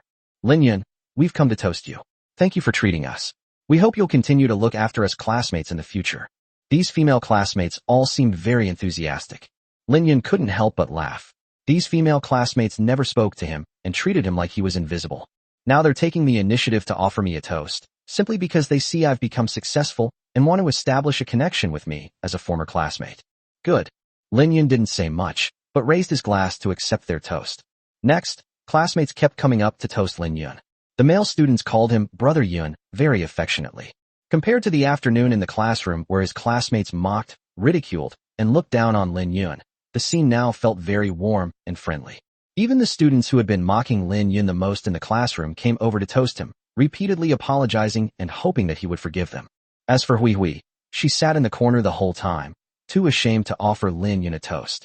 After this class reunion, Lin Yun has become the most popular person in the class. Without a doubt, many classmates will take the initiative to flatter Lin Yun and try to get on his good side. The reason is simple. Lin Yun is the owner of Shengyin Restaurant. It was already evening when the class reunion ended. After the meal, Lin Yun and Wang Shui went to the hospital to visit Wang Shui's mother. The next day, Lin Yun was just getting ready to go to class in the morning when he received a call from Huang Mingyi. Mingyi, what brings you to call me? You and your dad must be very busy these days, Lin Yun said. At the last party, Lin Yun not only reached a cooperation agreement with Huang Mingyi's family, but also invested 100 million yuan in Huang Mingyi's family to help her family's company expand. It's been quite busy, but I'm also very happy. The company is finally thriving, and of course, it's all thanks to you. Huang Mingyi's sweet voice came through the phone. So, did you call me today because of something at the company? Lin Yun asked. Everything's fine at the company, nothing's wrong. It's just, Huang Mingyi hesitated. Mingyi, if you consider me a friend, just say what's on your mind. Don't overthink it, Lin Yun said. In Lin Yun's eyes, Huang Mingyi was a very good girl, and if she really needed help, Lin Yun would definitely help her if he could. It's like this, I have something to do personally, and I'd like to ask you for help. Huang Mingyi seemed a little hesitant to speak. Tell me, as long as I can help, Lin Yun nodded. Chapter 47 Conflict in the Underground Garage. Hearing Lin Yun say that, Huang Mingyi felt much more at ease. It's like this. The son of the owner of Fengli Company invited me to lunch to discuss some business, but Huang Mingyi hesitated again at the end. But he wants to use work as an excuse to pursue you, right? Lin Yun said with a smile. Based on Huang Mingyi's account, Lin Yun could roughly guess what was going on. Huang Mingyi responded softly on the other end of the phone. So, I'd like to trouble you to pretend to be my boyfriend. When we meet him together, he'll see that I have a boyfriend, and naturally he won't be able to pursue me anymore, Huang Mingyi said. Is that so? Lin Yun nodded. Then can you help me? The time is 12:30 noon today. Huang Mingyi's sweet voice came from the phone. No problem, just send me the restaurant address. Lin Yun agreed immediately. For Lin Yun, this was a trivial matter. Huang Mingyi had helped him before, so helping her with this little favor was nothing. Not long after hanging up the phone, Lin Yun received the address from Huang Mingyi, Slotin Western Restaurant on the first floor of Huading Plaza. Huading Square is a very famous square in Xinjiang City, so it's not surprising that we would have dinner here. In addition, the owner of this plaza is Huading Group, and the shops are also owned by Huading Group. To move into a shop, you have to lease from Huading Group, which is also a major source of profit for Huading Group. 11:30. Accompanied by the explosive roar of the Lamborghini, Lin Yun drove his Lamborghini Aventador to Huading Plaza. As the most bustling square in Xinjiang City, Huading Square is naturally lively and crowded. Lin Yun's Lamborghini Aventador attracted attention and exclamations wherever it went, with some people even taking out their phones to take pictures. Huading Plaza, underground parking lot on the second floor. After parking his Lamborghini, Lin Yun headed straight for the elevator. As Lin Yun was parking his car, he received a call from Huang Mingyi. Huang Mingyi told Lin Yun that he had arrived at the restaurant and was waiting for Lin Yun there. Not far along, a Porsche Cayenne came towards us at high speed. Beep, beep, beep. Suddenly, a series of urgent horn blares sounded. Lin Yun frowned. The shrill horn was clearly being blasted at him. The underground parking garage isn't wide to begin with, and this Porsche was going so fast. How dare he keep honking the horn? Seeing the Porsche Cayenne speeding towards him, Lin Yun chose to step aside. After all, life was more important. If they were to collide, it would be Lin Yun, not the driver, who would end up in the hospital. With a blaring horn, the Porsche Cayenne pulled up in front of Lin Yun. The Porsche's rearview mirror almost grazed Lin Yun's chest as it drove past. Hold! Lin Yun's face instantly turned ashen, and he cursed under his breath. He had nowhere left to retreat, and this guy almost hit him again, and he still didn't slow down? Thinking of this, anger flashed in Lin Yun's eyes. At that moment, the Porsche Cayenne stopped in front of them. The next moment, the Porsche Cayenne rolled down its window and stuck its head out to look at Lin Yun. Lin Yun looked closely and saw a young man with a slicked-back hairstyle. Kid, are you fucking asking for it? Don't you know how to back up? If you scratch my Porsche, can you afford to pay for it? The slicked-back-haired man yelled at Lin Yun in a menacing manner. If you were to run me over, I'd pay with my life. Lin Yun retorted, narrowing his eyes. Damn it. Lin Yun was furious just thinking about it. He had nowhere left to retreat, and this kid was driving so fast that he almost hit him. Not only did he not apologize, but he also had the nerve to talk about Lin Yun. In the past, Lin Yun might have been afraid of someone driving a Porsche, but now Lin Yun is not afraid at all. Upon hearing Lin Yun's words, the man with the slicked back hair became enraged. You son of a bitch, how dare you talk to me like that? Believe me or not, I'll kill you. The young man with slicked back hair yelled as he opened the car door, looking like he was about to rush over and settle scores with Lin Yun. Kill me? You should take a look at your own car instead. Lin Yun sneered. The burly man, who was about to rush over, turned his head and saw that his car was rolling forward. It turned out that he was in such a hurry to get out of the car that he didn't engage the electronic parking brake, causing the car to roll away. Bang! The Porsche Cayenne that had slipped out crashed directly into a car in a parking space. My car. When the man with the slicked back hair saw that his car had been hit, he immediately turned around and ran towards his car, no longer caring about causing trouble for Lin Yun. You stupid piece of trash, you deserve it. After coldly cursing, Lin Yun turned around and continued walking towards the elevator. Since the slick-back-haired man hadn't scratched him, Lin Yun didn't want to waste any more time with him, especially since Huang Mingyi was still waiting for him. If that slicked-back hair had actually brushed against him just now. Therefore, Lin Yun will definitely make the man with the slick-back hair pay a sufficient price. Slotin Restaurant, first floor, Huading Plaza. Lin Yun, over here. As soon as Lin Yun entered the restaurant, Huang Mingyi, who was sitting not far away by the window, waved to him. Today, Huang Mingyi wore an off-shoulder black dress, exuding elegance. Her makeup was perfectly applied, and combined with her delicate features, she was almost flawlessly beautiful. It would be abnormal if a beautiful woman like Huang Mingyi didn't have a bunch of men chasing after her. Huang Mingyi was the only one at the table. Clearly, the man who had arranged to meet her hadn't arrived yet. With a smile, Lin Yun strode up to Huang Mingyi. Lin Yun, I'm really glad you could come and help me. Thank you so much, Huang Mingyi said to Lin Yun with a smile. It's nothing, just a small matter. Lin Yun smiled. Please have a seat, Huang Mingyi said with a smile. Lin Yun didn't stand on ceremony and nodded before sitting down opposite Huang Mingyi. Huang Mingyi covered her mouth and laughed, saying, Lin Yun, that seat of yours is for Feng Li's son. We're going to pretend to be a couple today, so come sit next to me. That'll make us look like a couple. That's true, I didn't think it through. Lin Yun touched his nose somewhat awkwardly. Immediately afterwards, Lin Yun got up and sat down next to Huang Mingyi. As soon as he sat down, Lin Yun smelled a faint perfume scent. Lin Yun didn't know much about perfumes, but he felt this one smelled wonderful and couldn't help but want to smell it more. After sitting down, Lin Yun and the other man didn't speak, and the atmosphere became a little awkward. By the way, Huang Mingyi, do you have a boyfriend yet? Lin Yun asked, breaking the awkward silence. Hee, if I had a boyfriend, would I need you to pretend to be him? Huang Mingyi let out a sweet laugh. That's true, why would I ask such a stupid question? Lin Yun smiled awkwardly. And you? Do you have a girlfriend? Huang Mingyi looked at Lin Yun with a bright smile. I had one before, but she dumped me a while ago, Lin Yun said, shrugging. Dump you? She has such poor taste. Huang Mingyi exclaimed in surprise. Let's not talk about the past, Lin Yun said with a helpless smile. At that moment, a man walked into the restaurant. The man had his hair slicked back, wore a blue suit, a Rolex watch on his wrist, a gemstone ring on his finger, and a Porsche car key on his waist. Lin Yun, he's here. The one in the blue suit is the person who invited me to dinner today, the son of the owner of Bentley Company, named Xiao Wenbang, Huang Mingyi said. Lin Yun looked up. The next moment, Lin Yun's pupils suddenly twitched. It's him. Lin Yun recognized the man at a glance. Wasn't he the slick-haired man who almost scratched Lin Yun with his Porsche in the underground parking garage? Mingyi, he's the one who asked you out to dinner and wants to pursue you, right? Lin Yun asked Huang Mingyi to confirm. Yes. Huang Mingyi nodded. What a small world, Lin Yun said with a playful smile. At this moment, the man with the slicked back hair also walked over. It's you, kid. After the man with the slicked back hair walked to the table, he recognized Lin Yun at a glance. Damn it, I've been looking for you. So you're here. I'll settle the score with you then. You're the one who caused my car to get hit. I'm going to kill you today. The man with the slicked back hair looked ready to fight Lin Yun. What a coincidence. I was just about to settle the score with you for what happened before. If you want to take action, go ahead and try. I promise I'll send you on a hospital vacation. Lin Yun gave a cold laugh, then picked up the fork on the table. Chapter 48. My car is more expensive than yours. If this slick-haired man really dared to fight Lin Yun would definitely dare to stab him with a fork. No matter who he is, the son of the owner of Bentley Company, it's no use if he dares to act up in front of Lin Yun. When the man with the slicked back hair saw the fork in Lin Yun's hand, his expression changed immediately, and he swallowed hard, looking somewhat apprehensive. The man with the slicked back hair, confident in his background, dared to bully others with impunity.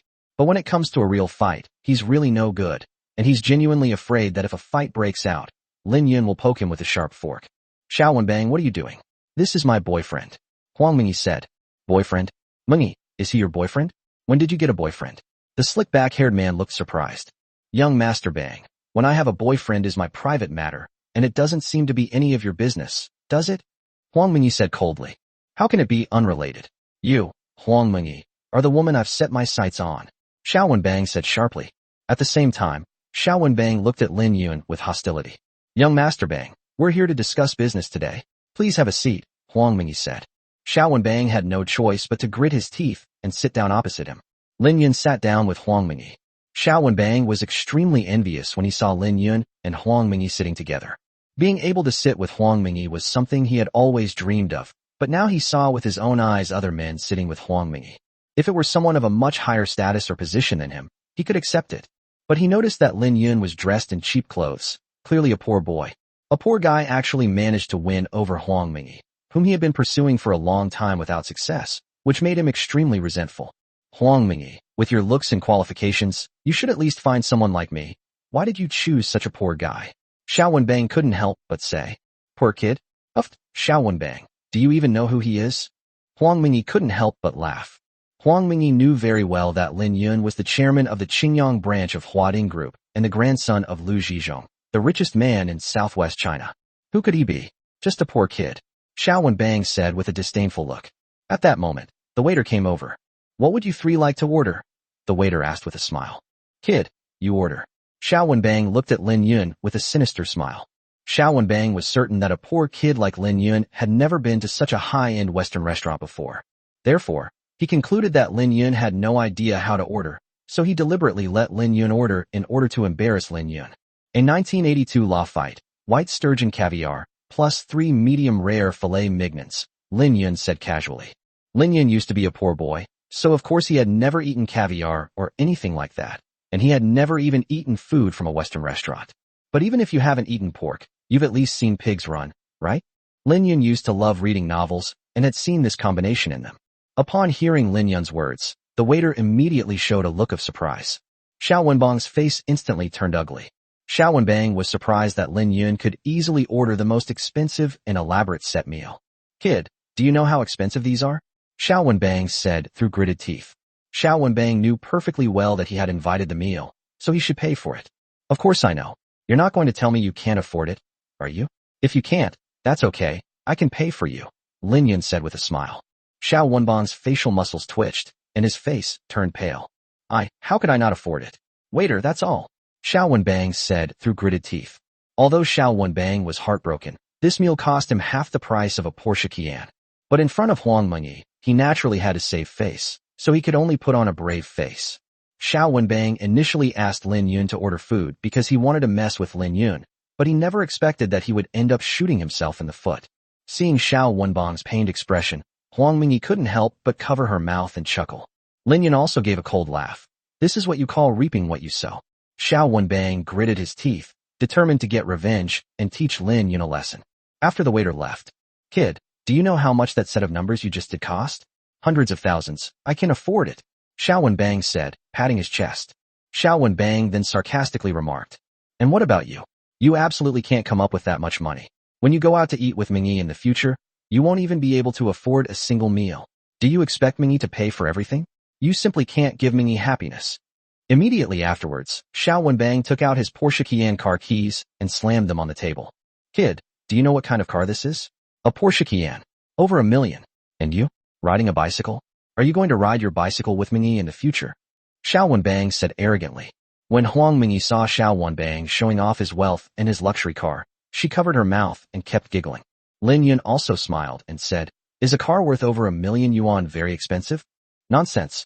A poor kid like you has probably never seen so much money in your life, and you'll never be able to afford such a luxury car," Xiao Wenbang boasted triumphantly. "That's not necessarily true," Lin Yun said with a playful smile. Immediately afterwards, Lin Yun took out a set of car keys from his pocket. "I think my car is much more expensive than your garbage truck." As Lin Yun spoke, he placed the Lamborghini car keys on the table. Lamborghini. When Xiao Wenbang saw the Lamborghini car keys, his smile vanished instantly, and he was so shocked that he shuddered backward. Xiao Wenbang never dreamed that Lin Yun would suddenly pull out a set of Lamborghini car keys. "You bought this fake from Taobao, just to show off," Xiao Wenbang said through gritted teeth, unwilling to believe that Lin Yun could afford a Lamborghini. "Whether it's real or fake, you can judge for yourself," Lin Yun said with a smile. Xiao Wenbang quickly picked up the Lamborghini car keys from the table and began to inspect them. Cheap car keys bought on Taobao are easily distinguishable from real car keys, especially for luxury cars of this level, where the cost of making the keys is considerable, resulting in a significant difference in quality. Anyone who has seen a genuine Lamborghini car key can easily distinguish a fake one. This is actually a real Lamborghini key. After examining the evidence, Xiao Wenbang's face turned pale instantly. He discovered that it was not only a genuine Lamborghini car key, but also the key to a Lamborghini Aventador with a base price of 8 million yuan. "How about it? My car should easily beat your junk truck, right?" Lin Yun said with a smile. How do you have a Lamborghini? Who are you? Who exactly are you?" Xiao Wenbang's face was grim. At this moment, Huang Mingyi, who was standing next to her, said with a smile, "Xiao Wenbang, I've wanted to tell you for a while now, my boyfriend's name is Lin Yun, and he's the new chairman of Huading Group's Qingyang branch." Glug, glug. Xiao Wenbang couldn't help but swallow hard. Xiao Wenbang knew that this identity was many times more impressive than his father's, not to mention that he was just a rich second generation. Huang Mingyi continued, "Oh, by the way, he has another identity. He is the grandson of Lu Zhizhong, the richest man in southwest China." "What? Lu Zhizhong's grandson?" Xiao Wenbang's eyes widened, his voice becoming unusually sharp with inner shock, and his eyes revealed an expression of utter confusion. Although Xiao Wenbang and Lin Yun are both second or third generation rich kids, but Xiao Wenbang is just the son of a local company owner. Compared to the grandson of the richest man, the difference in their levels is like heaven and earth. "If you don't believe my identity, you can check it yourself," Lin Yun said calmly, arms crossed. Xiao Wenbang swallowed again. This time, he didn't disbelieve. Being able to afford a Lamborghini Aventador is enough to prove that Lin Yun is an incredibly powerful figure, and he knows that Huang Mingyi wouldn't lie. Xiao Wenbang realized that he had just boasted about his wealth to the son of the richest man, and he felt so ashamed that he wanted to crawl into a hole in the ground. At this moment, Lin Yun pulled Huang Mingyi into his arms and then said to Xiao Wenbang in a commanding tone, "Xiao Wenbang, I'm telling you this now. Huang Mingyi is my woman, Lin Yun's woman. You have no right to touch her. From now on, stay away from Huang Mingyi, understand?" Chapter 49, Taking Photos. Although Lin Yun's voice wasn't loud, it carried an undeniable air of dominance. After Lin Yun pulled Huang Mingyi into his arms, her delicate body trembled, and her face flushed red instantly. For Huang Mingyi, no man had ever hugged her like this before. However, Huang Mingyi did not struggle, but let Lin Yun hold her like that. She knew that Lin Yun was doing this to make the performance more realistic. Xiao Wenbang looked at the woman he had always dreamed of, being held by someone, and felt jealousy, envy, and hatred in his heart. This was what he had always wanted. However, he was helpless. Did you hear what I just said? Answer me. Lin Yun continued to question Xiao Wenbang in a cold voice. I understand, young Master Lin. Xiao Wenbang nodded through gritted teeth. After all, Lin Yun is far more powerful than him. Would he dare to compete with the richest man's grandson for a woman? Absolutely not. You're lucky you know what's good for you. If you dare refuse, I can guarantee I can make sure your company can't stay in business in Qingyang City, Lin Yun said coldly. Yes. Young Master Lin is right. Xiao Wenbang nodded repeatedly, wiping the cold sweat from his forehead. He knew that as the grandson of Lin Yun, the richest man in the country, he could definitely do it. Well, Mr. Lin, Ms. Huang Mengyi, I suddenly remembered I have something to attend to, so I'll take my leave now. I wish you a long and happy marriage. As Xiao Wenbang spoke, he stood up. Xiao Wenbang was covered in cold sweat. He didn't want to stay here for another second, and just wanted to leave as soon as possible. Wait a minute. Lin Yun called out to him. Young Master Lin, is there anything else? Xiao Wenbang turned to look at Lin Yun, looking very uneasy, afraid that Lin Yun would cause him more trouble. I'm just telling you, you can leave early if you want, but don't forget, this meal is on you. Don't forget to pay the bill before you leave, Lin Yun said with a half-smile. Xiao Wenbang's facial muscles twitched suddenly, and his expression became even more unpleasant. He thought that since he hadn't eaten and left early, he wouldn't have to pay the bill. Moreover, he thought that Lin Yun was the grandson of the richest man, so paying for such a meal would be a piece of cake. He never expected that Lin Yun would ask him to pay. What's wrong? Is there a problem? Lin Yun asked with a serious expression. No problem. I'll go pay the bill right away. Xiao Wenbang chuckled dryly. How could Xiao Wenbang dare to say there was a problem? His heart was bleeding. His car was only worth a little over $1 million, but this meal cost hundreds of thousands, and it was someone else who ate it, and he didn't dare refuse. Uffed. Seeing Xiao Wenbang's expression of having suffered a great loss but daring not to speak out, Huang Mengyi couldn't help but cover her mouth and chuckle. After Xiao Wenbang left, can you let go of me now? Huang Mengyi said shyly, because Lin Yun was still holding her. Of course. Lin Yun gave an awkward dry laugh, then quickly released Huang Mengyi. However, the pleasant fragrance from Huang Mengyi still lingered on Lin Yun. I only hugged you to make it look more realistic. You don't mind, do you? Lin Yun touched his nose. Of course not. You're helping me, Huang Mengyi said shyly. Immediately afterwards, Huang Mengyi changed the subject, covering her mouth and laughing. However, it was really funny to see Xiao Wenbang suffering a loss and being humiliated, yet daring not to speak out against it. Lin Yun smiled and said, he brought this on himself. I think he won't dare to mess with you again. Lin Yun, thank you so much. Without you, I don't know how long Xiao Wenbang would have kept bothering me. You solved this big problem for me as soon as you arrived, Huang Mengyi said with a smile. Next time you encounter this kind of trouble, just come to me. I'm always ready to help. In Qingyang City, I don't think there's any rich kid I can't handle, Lin Yun said calmly. For Lin Yun, this was indeed a trivial matter. Great. You said it yourself, you're so kind. Huang Mengyi seemed very happy.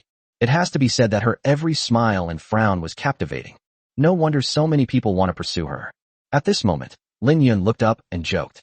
Huang Mengyi, you're single now. Since so many people are pursuing you, why don't you choose one? When you get old and lose your looks, you won't have anyone to pursue you anymore. Huang Mengyi smiled secretly and then replied. These people are only focused on my appearance. They could never be my life partner. As for my other half, I don't care whether his family is rich or not. I only care about what kind of person he is. If I meet the right person, I will naturally consider it. Oh, I wonder what kind of thing would be considered suitable in your eyes? Lin Yun asked curiously. Like someone like you, Huang Mengyi said with a smile. Well, Lin Yun suddenly felt a little awkward. It felt like he was being hinted at. At this point, the waiter began serving the food. Lin Yun and Huang Mengyi ate and chatted for almost an hour. Originally, Xiao Wenbang invited Huang Mengyi to lunch, but it ended up being Lin Yun and Huang Mengyi having lunch together. Of course, the two mainly talked about company matters and discussed relatively few personal matters. After dinner, Lin Yun offered to give Huang Mengyi a ride, but Huang Mengyi had driven there. So Lin Yun escorted Huang Mengyi all the way to the underground parking lot, in front of Huang Mengyi's Audi. Mengyi, drive carefully on the road. If you encounter any trouble next time, remember to call me, Lin Yun said to Huang Mengyi in the car. Uh-huh. Huang Mengyi nodded and smiled at Lin Yun before driving away. After watching Huang Mengyi's car leave, Lin Yun couldn't help but shake his head and smile. Immediately afterwards, Lin Yun went straight to his car.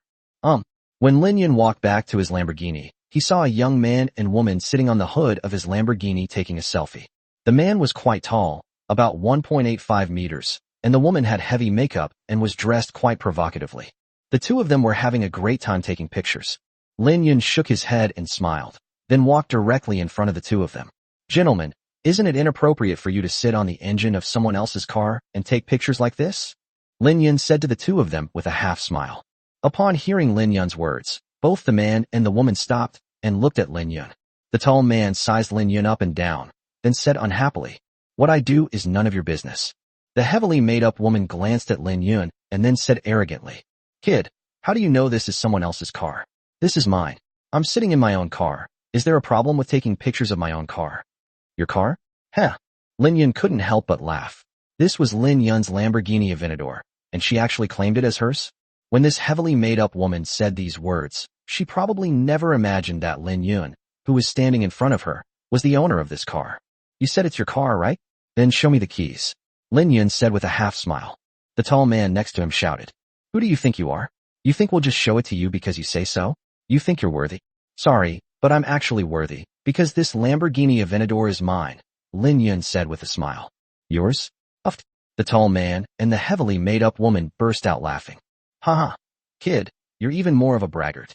With your clothes and appearance, you think you can drive a Lamborghini?" The tall man laughed loudly. "Kid, that shared bike over there is your mode of transportation," the heavily made-up woman sneered. After laughing a few times, the heavily made-up woman said, "Kid, all you've got to say is that you want to take some pictures with a Lamborghini to show off, right? Fine, you can take yours after we're done." "Really? Can I really film it?" Lin Yun pretended to be happy.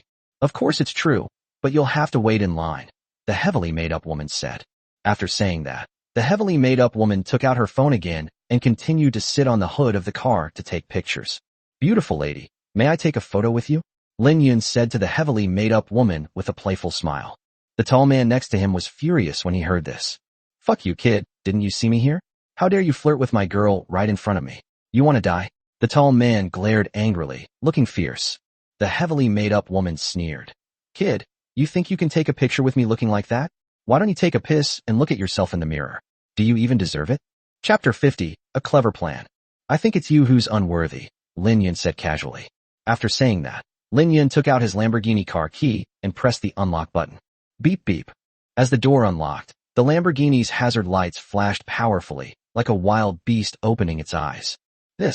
The tall man and the heavily made-up woman were stunned by what they saw, as if struck by lightning. Their mouths were so big that they could fit their fists in them. This car is yours." The heavily made-up woman looked at Lin Yun with disbelief. "Didn't I just tell you that?" Lin Yun said with a half smile. Glug, glug. The tall man and the heavily made-up woman couldn't help but swallow their dry saliva. "So, did you get my permission to sit on the hood of my car and take pictures?" Lin Yun still had a playful smile on his face. The tall man and the heavily made-up woman were pale and looked terrified. They dared not answer. In the eyes of these two ordinary people, the person driving the Lamborghini was an extremely powerful figure, someone they could never afford to offend. Lin Yun then looked at the heavily made-up woman and asked with a smile, "By the way, do you think I'm worthy of taking a photo with you now?" Yes. The heavily made-up woman nodded repeatedly. "Unfortunately, you're not worthy," Lin Yun said, squinting his eyes. After saying that, Lin Yun turned around and walked to the driver's seat, opened the car door, and got into the Lamborghini. Boom! With the sound of its engine, the sleeping Lamborghini awoke. Lin Yun rolled down the car window and smiled at the heavily made-up woman, saying, "Hey beautiful, interested in getting in my car? Are you talking about me?" Upon hearing Lin Yun's words, the heavily made-up woman looked flattered and even somewhat incredulous. "Of course I'm talking about you. Are there other women here?" Lin Yun said calmly. After a pause, Lin Yun continued, "If you're willing, get on the bus quickly. There's no future in following your good-for-nothing boyfriend." I do. The heavily made-up woman nodded quickly, then hurriedly opened the passenger door of the Lamborghini and got in. For a woman who wears heavy makeup, she may never have the chance to hook up with a rich second-generation heir who drives a Lamborghini. "Joe Sean, you fucking come back here." The tall man was so angry when he saw his girlfriend get into Lin Yun's car that he almost vomited blood. If it were any other time, he would definitely beat up anyone who dared to steal his girlfriend. But seeing that Lin Yun was driving a Lamborghini, how could he dare to make a move? He didn't even dare to curse Lin Yun. He only dared to curse the heavily made-up woman. The heavily made-up woman got into the passenger seat. Lin Yun then looked at the tall man. "Weren't you so arrogant just now? You even mocked me and tried to hit me? Too bad you can't even keep your woman," Lin Yun sneered. You. The tall man's face turned pale and then red, looking extremely unpleasant, yet he dared not refute Lin Yun. After Lin Yun finished speaking, he rolled up the car window and stepped on the gas. Rumble. With the roar of the Lamborghini's engine, the sleek orange Lamborghini sped away, kicking up dust. Inside the Lamborghini.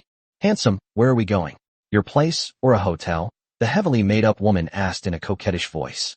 At the same time, she deliberately tossed her hair, showing off a very flirtatious look. You'll see when we get there, Lin Yun smiled. The heavily made-up woman was incredibly excited. She secretly rejoiced, thinking, I never thought I, Zhou Shan, could hook up with a rich second-generation heir. My life is going to be amazing. The heavily made-up woman even began to fantasize about a wonderful future. 20 minutes later. We've arrived. You can get out of the car now. Lin Yun parked the car on the side of the road. Where is this? The heavily made-up woman looked out the window with a puzzled expression. The area outside the window was rather desolate. That's a garbage dump, Lin Yun said casually. A garbage dump? Why would we come to a garbage dump? The heavily made-up woman looked puzzled.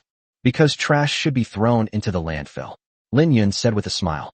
After a 2-second pause, the heavily made-up woman suddenly realized that Lin Yun had called her trash, so he was going to dump her here. You replaying me? The heavily made-up woman's face turned ugly. Do you really think I'd be interested in someone as ordinary as you? You're not even worthy to carry my shoes, Lin Yun sneered. How could you do this? You bastard. The heavily made-up woman stomped her feet, realizing that she had truly been tricked by Lin Yun. If you hadn't been greedy for wealth and status and gotten into my car, you wouldn't have been tricked by me, understand? You should really look for the reasons within yourself, Lin Yun said casually. After a pause, Lin Yun continued. If you still want to save face, then get out of the car yourself. If I have to do it, you'll lose even your last bit of face. Knowing that Lin Yun was determined to leave her there, the heavily made-up woman had no choice but to open the car door and get out. After the heavily made-up woman got out of the car, Lin Yun rolled down the window and said to her, if this experience makes you realize your mistakes, then it's a good thing for you. If you don't, then disregard what I said. After saying that, Lin Yun stepped on the gas and sped away. Asshole. Watching the Lamborghini speed away, the heavily made-up woman collapsed to the ground. She experienced firsthand what it means to rise and fall dramatically. Just moments ago, she thought she had hooked up with a rich second-generation heir and would soon reach the pinnacle of her life. The next moment, she was dumped in a junkyard, and all her fantasies on the bus were shattered instantly. And she knew that this would mean losing her current boyfriend too. After leaving the heavily made-up woman in the car, Lin Yun was about to drive back to school when he suddenly received a call from Lu Bo, the company's general manager, saying that something had come up. So Lin Yun immediately changed direction and headed to the company. Huading building. Inside the general manager's office. Lu Bo, what's the matter now? Lin Yun asked as he walked into the office. It's Jinxiang Group again. They've secretly sent people to our construction site to cause trouble once more, Lu Bo said. What? Lin Yun's face darkened. On the way here, Lin Yun was wondering if Jinxiang Group was up to something again. He didn't expect that he was right. How's it going at the construction site? Has anything happened? Lin Yun asked hurriedly. Lin Yun knew that if something happened again, there would definitely be big trouble. After the last incident, you asked me to instruct all construction sites to strengthen security. Fortunately, the security was strengthened, and the people who came to cause trouble were caught by us, Lu Bo said. So they got caught. Lin Yun breathed a sigh of relief upon hearing this. Immediately afterwards, a flash of anger appeared on Lin Yun's face.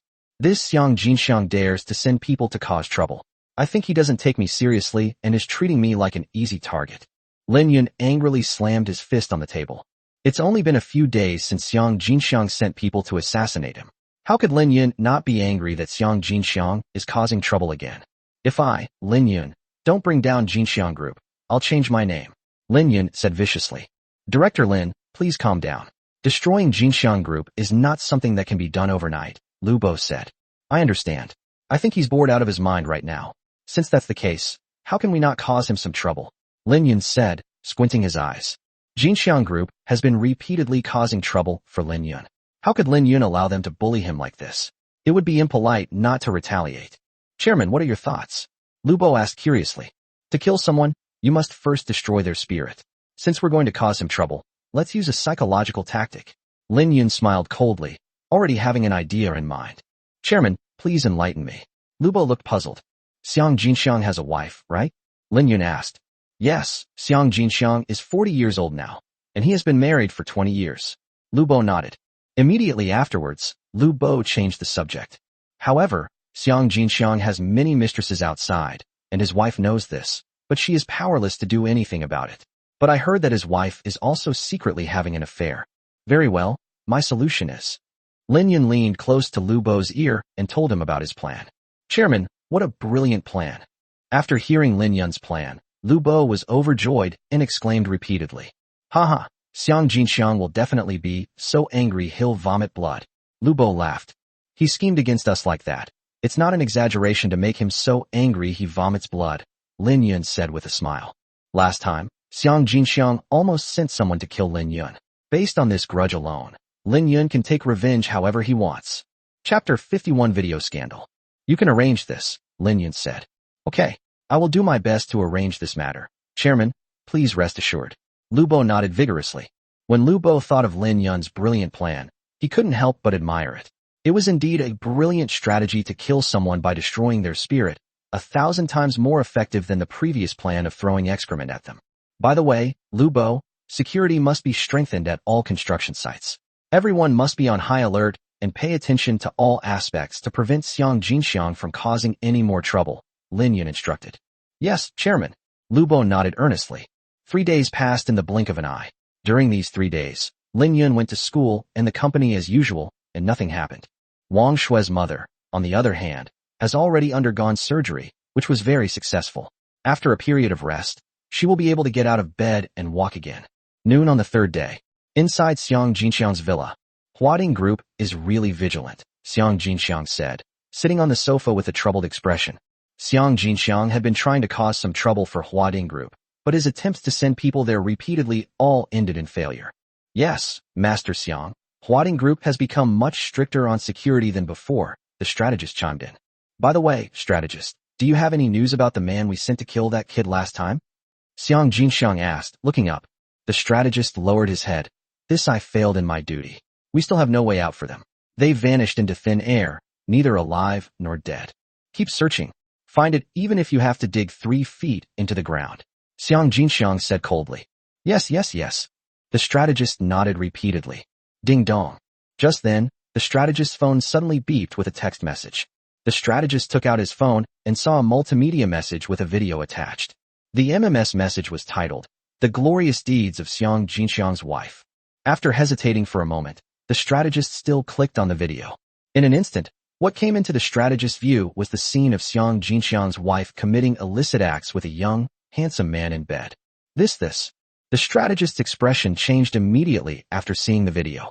Immediately afterwards, the strategist looked up and saw Xiang Jinxiang standing right in front of him. He didn't know whether he should speak to Xiang Jinxiang or not. Strategist, what did you see that expression on your face?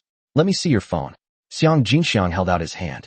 Master Xiang, there's nothing to see here, the strategist chuckled dryly. The strategist knew that if Xiang Jinxiang saw this video, the consequences would be unimaginable. I told you to give it to me, so just give it to me now. Stop with all the nonsense. Xiang Jinxiang said, frowning. Just as Xiang Jinxiang was about to reach for it, his phone rang with a text message notification. Upon seeing this, Xiang Jinxiang immediately picked up the phone that was on the table. A multimedia message. The Glorious Deeds of Xiang Jinxiang's Wife? Xiang Jinxiang read the MMS name aloud with a puzzled look. Master Xiang, please stop. When the strategist saw that Xiang Jinxiang wanted to open the text message, his expression changed drastically. But Xiang Jinxiang had already reached out and clicked on it. What came into Xiang Jinxiang's view was the very video that the strategist had just seen. After seeing the video, Xiang Jinxiang's face turned ashen. Damn it. Bang. Xiang Jinxiang only looked at it for less than 10 seconds before angrily smashing his phone on the ground. That's like being cuckolded. Who is Jinxiang? He's the big boss of the underground forces in Xinjiang City. How could he have been cuckolded? This is outrageous. Master Xiang, please calm down. The authenticity of this video is still uncertain. What if your sister-in-law is being framed or forced? The strategist quickly advised. Upon hearing this, Xiang Jinxiang's expression changed once again. Strategist, what do you mean by that? Is the video you just received the same as the one I received? Xiang Jinxiang said through gritted teeth. The strategist could only nod. Damn. After receiving an affirmative answer, Xiang Jinxiang flew into a rage, his face turning purple with anger. This is a family scandal. How could he let his subordinates see that his wife cheated on him? Where does he put his face now? Ding dong. Ding dong. Just then, the cell phones of several bodyguards standing in the room also started ringing with text messages. The bodyguards picked up their phones, read the MMS messages they received, and then looked embarrassed. Give me your phones. Seeing that the bodyguards' expressions were not right, Xiang Jinxiang shouted at them to hand over their phones. After taking the bodyguards' phones, Xiang Jinxiang examined them closely and discovered that they had all received the same multimedia message titled The Glorious Deeds of Xiang Jinxiang's Wife. Master Xiang, this is definitely something someone did on purpose.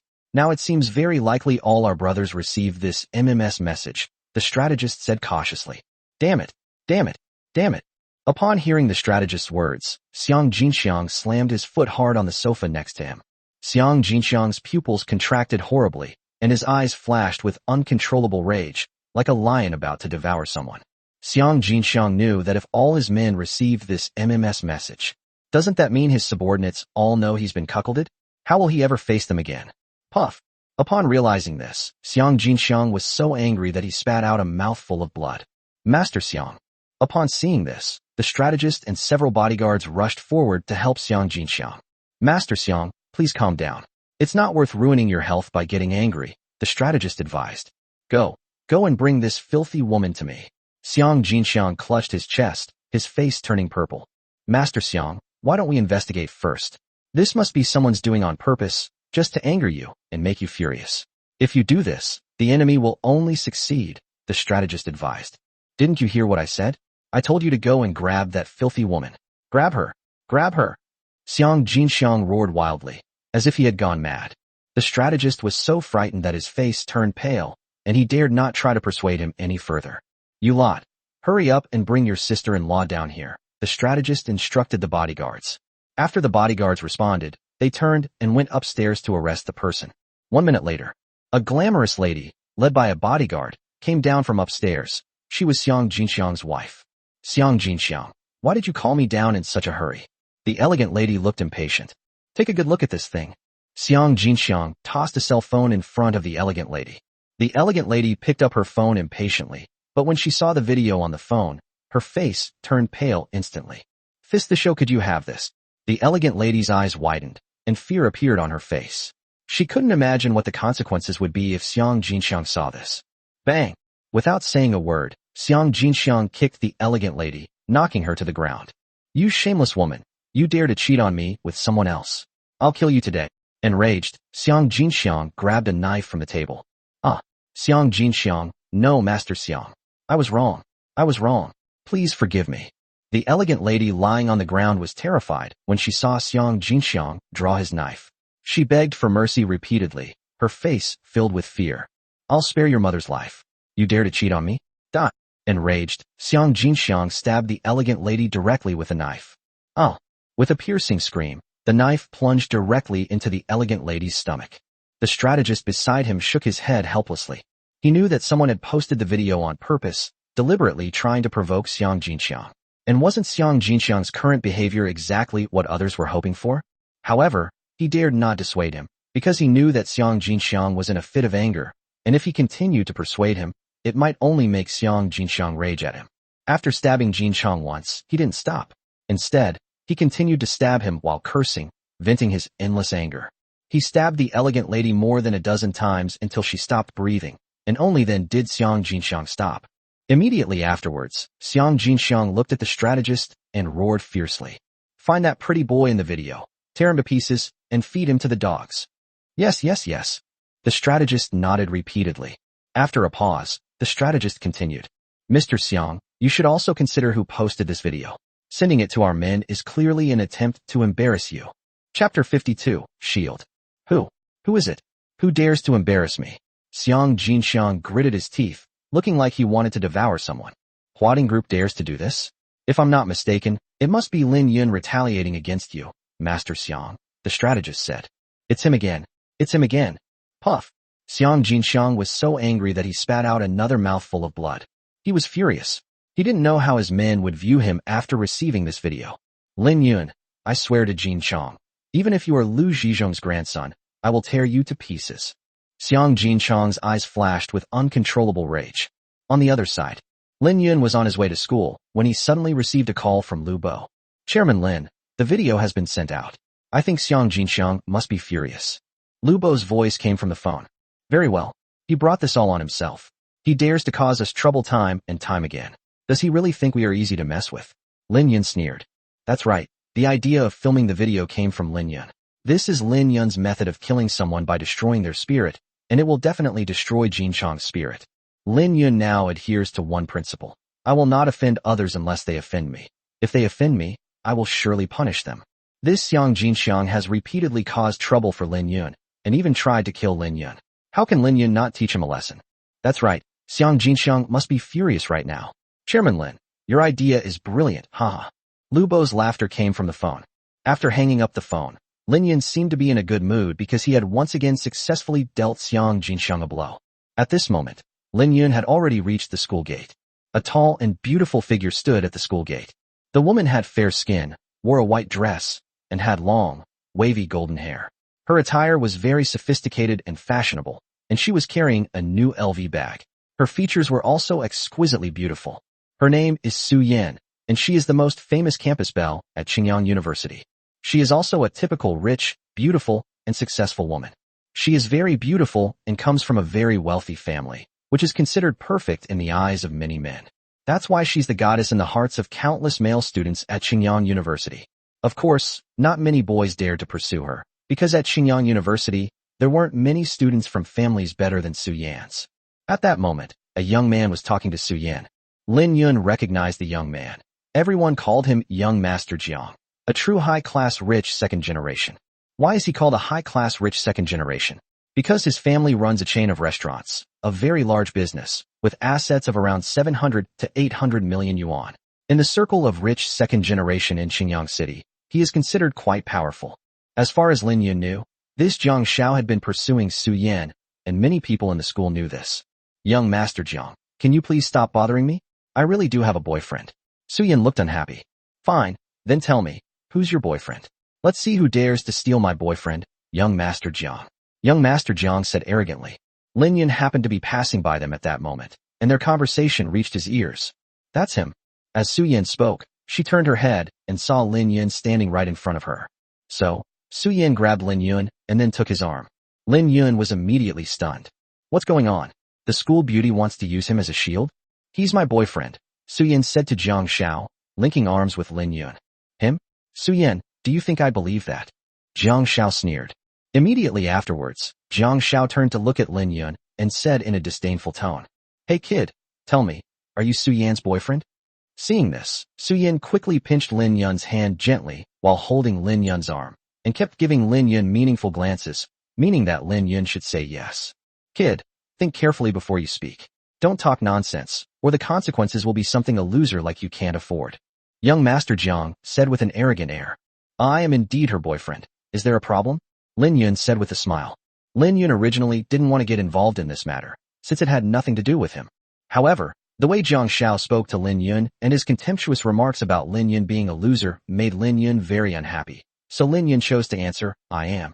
Upon hearing Lin Yun's words, Jiang Xiao's face immediately darkened.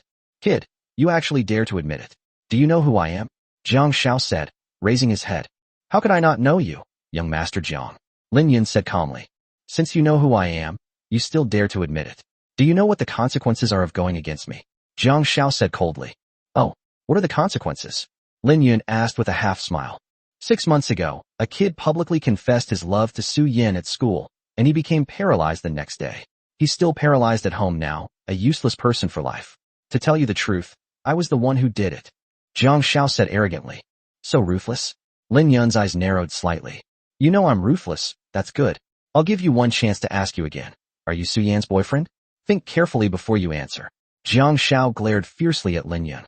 No need to think, I am Su Yan's boyfriend. Lin Yun said without hesitation. You. Young Master Jiang's face darkened completely.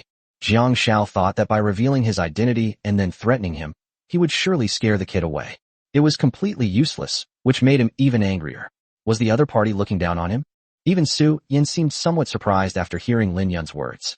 She also thought that under Jiang Xiao's threat, Lin Yun probably wouldn't dare to help her anymore, since the two of them were complete strangers. Who would risk their life for a complete stranger? Young Master Jiang, did you hear that? He's my boyfriend. I really do have a boyfriend, so I hope you won't bother me anymore, Su Yin said. Zhang Xiao's face turned pale. He glanced at Su Yin, then turned to look at Lin Yun. Fine kid, you just wait. I'll make you pay. Zhang Xiao said viciously. After saying that, Zhang Xiao turned and left. After Zhang Xiao left, Miss Su Yin, can you let go of me now? Lin Yun glanced at Su Yan's fair hand that was holding his. Just now, Su Yan held Lin Yun's arm the whole time for the sake of effect. So many people would love to have me hold their arm, but never get the chance, and you're urging me to let go? Su Yan pouted and released Lin Yun at the same time. I don't know about others, but I'm not interested in you at all, Lin Yun said casually. Not interested in me? Su Yan was taken aback. Su Yan, a typical rich, beautiful, and successful woman and the most famous campus belle at Qingyang University, is very confident in herself. Then, Su Yan laughed and said, if you're not interested in me, it just means you might have a problem with your sexual orientation. Hee, you're too confident in yourself. Lin Yun shook his head with a smile. Anyway, thank you for helping me just now. I really didn't expect that you would still insist on helping me under young Master Zhang's threats, Su Yan said. After a pause, Su Yan smiled and said, we are complete strangers, yet you are willing to help me like this. You say you have no interest in me? I don't believe it. In Su Yan's opinion, the fact that Lin Yun was willing to help her when they were complete strangers could only mean that she was charming and that Lin Yun was attracted to her charm, which is why he helped her. Lin Yun was speechless. You're overthinking it. I'm only helping you because I don't like that young Master Jiang. That's all. I have no interest in you whatsoever. Lin Yun never expected that Su Yan, the school beauty, would be so narcissistic. Of course, she has the right to be narcissistic. At this moment, Su Yan opened his LV bag and took out a wad of cash. Whatever the reason, since you helped me, this is your reward. Su Yan handed the wad of money to Lin Yun. Lin Yun glanced at it. This stack of money was at least 10,000. As expected of a rich and beautiful woman, she's incredibly generous. Sorry, I'm not interested. Like I said, I only helped you because I can't stand that young Master Jiang. That's all. Lin Yun didn't take the money. For Lin Yun, this amount of money was definitely a huge sum of money. However, for Lin Yun now, he wouldn't even bother to bend down and pick up so much money that fell on the ground. You don't want it? Is it because it's not enough? Su Yan frowned. Su Yan also took a look at Lin Yun's clothes and appearance. In Su Yan's view, this money was just pocket money for her, but for someone like Lin Yun, it must have been a huge sum of money. Chapter 53 Helping to the End. Immediately afterwards, Su Yan took out another wad of cash from her bag and handed it to Lin Yun. Here is 20,000 yuan. Don't think it's too little. It should be a considerable sum for you. Didn't I say? I'm not interested, Lin Yun said coldly. After saying that, Lin Yun turned around and walked straight into the school. Watching Lin Yun leave like that, Su Yan stomped her feet in anger. For Su Yan, other boys fawned over her, and many boys hoped to talk to her, but never had the chance. As a result, Lin Yun was lukewarm towards her, and even bluntly said that he had no interest in her. This was the first time she had ever met a man like this. Su Yan watched Lin Yun's departing figure, then stomped her foot. Oof, I bet you're just faking it.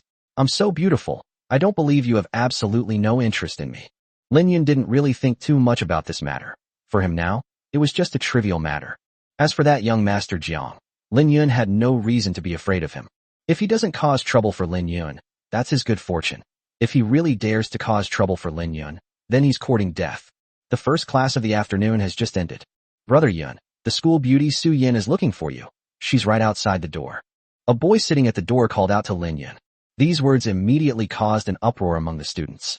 Wow, school beauty Su Yin is looking for Brother Yun? Brother Yun is so lucky with women. In the eyes of most boys, Su Yin is a goddess who is high above and unattainable. The goddess Su Yan's aloofness is well known at school. Now, the goddess Su Yin has actually taken the initiative to find Lin Yun. This makes the classmates extremely envious. Of course, the students were just envious. None of them dared to be jealous of Lin. Because Lin Yun is the owner of Sheng Yin restaurant, he is many times better than them in that respect. The fat man patted Lin Yun on the shoulder excitedly and said, Boss, what's going on? The school beauty Su Yin actually came to find you.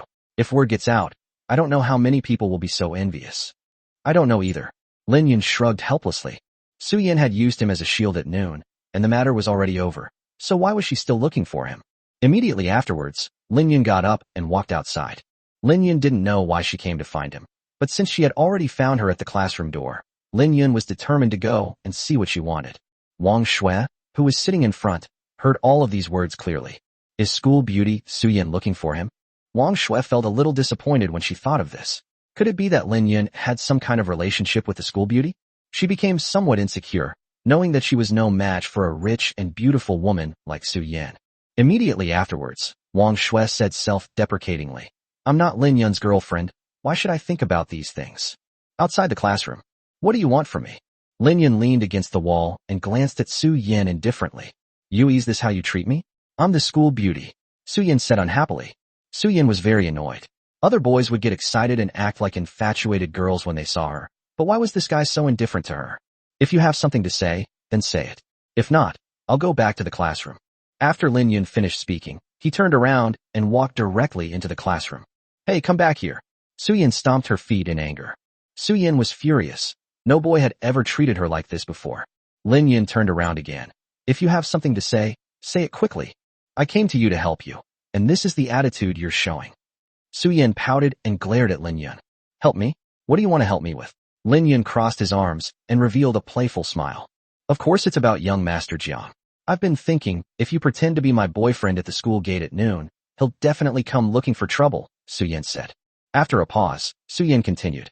You offended young Master Jiang by acting as a shield for me. He might very well seek revenge on you. I certainly can't let anything happen to you. So, I'll arrange a few bodyguards for you to protect you for a while. Lin Yun smiled.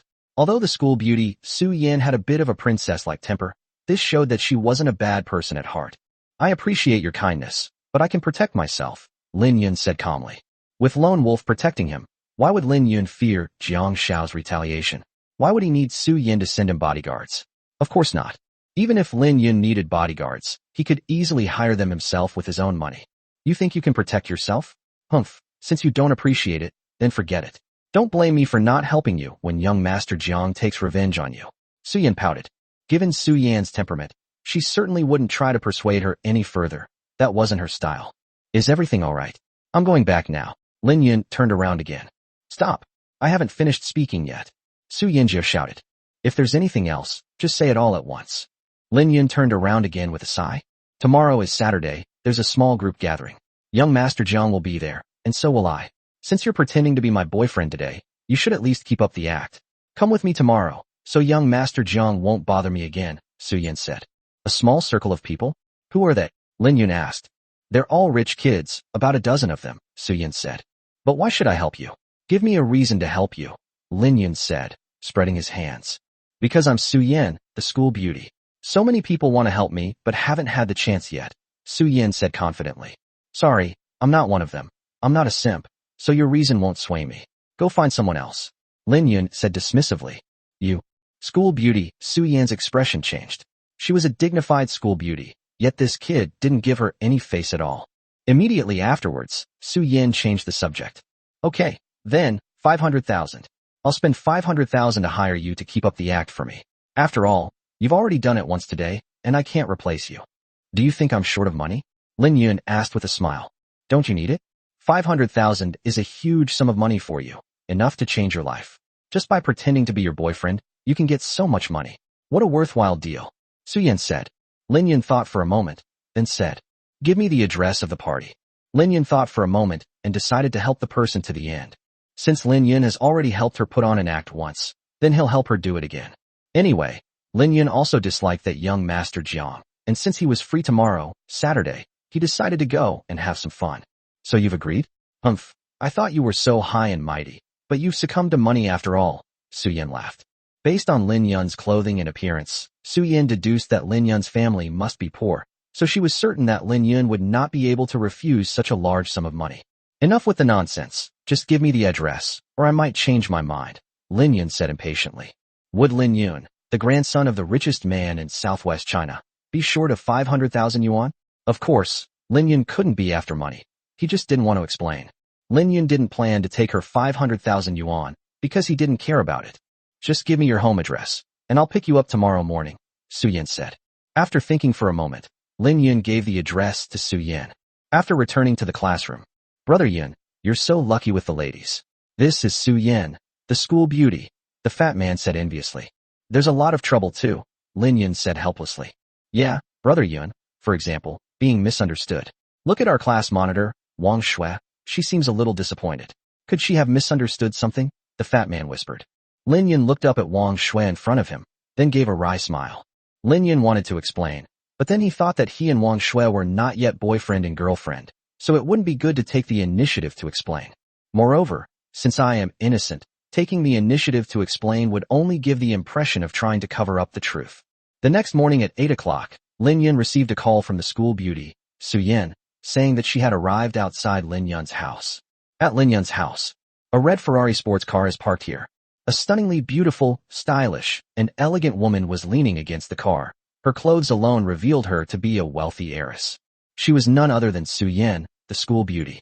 Wow, what a beautiful car. And what a beautiful woman. Men and women passing by couldn't help but exclaim in amazement. Su Yin paired with this red Ferrari sports car is absolutely eye-catching and will definitely turn heads. Is this what they call a luxury car and a beautiful woman? Chapter 54 Hot Spring Resort. At this moment, Lin Yun walked over. Lin Yun noticed that Su Yin was wearing a white lace-off shoulder dress today, and her temperament was much higher than usual. Lin Yun, I didn't expect your environment to be so bad, and your house to be so dilapidated. I've lived in Xinjiang City for so many years, and I never knew there were such run-down places here, Su Yin said. You're a young lady from a wealthy family. Of course you've never been to a slum like this, Lin Yun said, shrugging. This Su Yin looks like she's used to a good life, and has never experienced the life of a poor person. Have you always lived here? I really doubt whether anyone can live in such a dilapidated house. Su Yin looked at the houses. You're a young lady. How can we compare to you? Lin Yun said with a smile. All right, get in the car.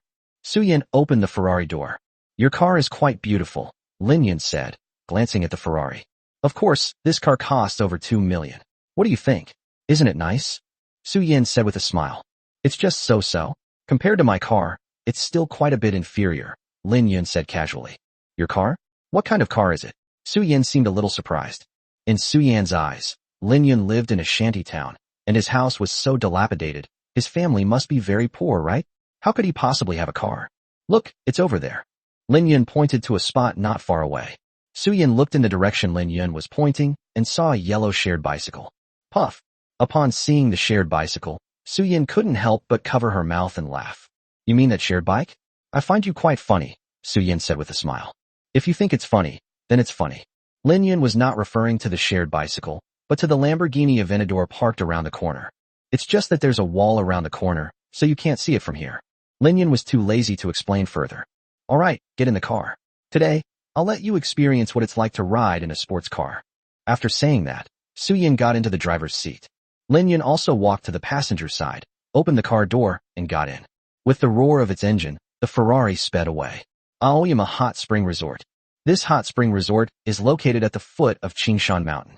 There was originally a natural hot spring here, which was contracted by an owner who spent a lot of money to build it into the most luxurious resort in Xinjiang City.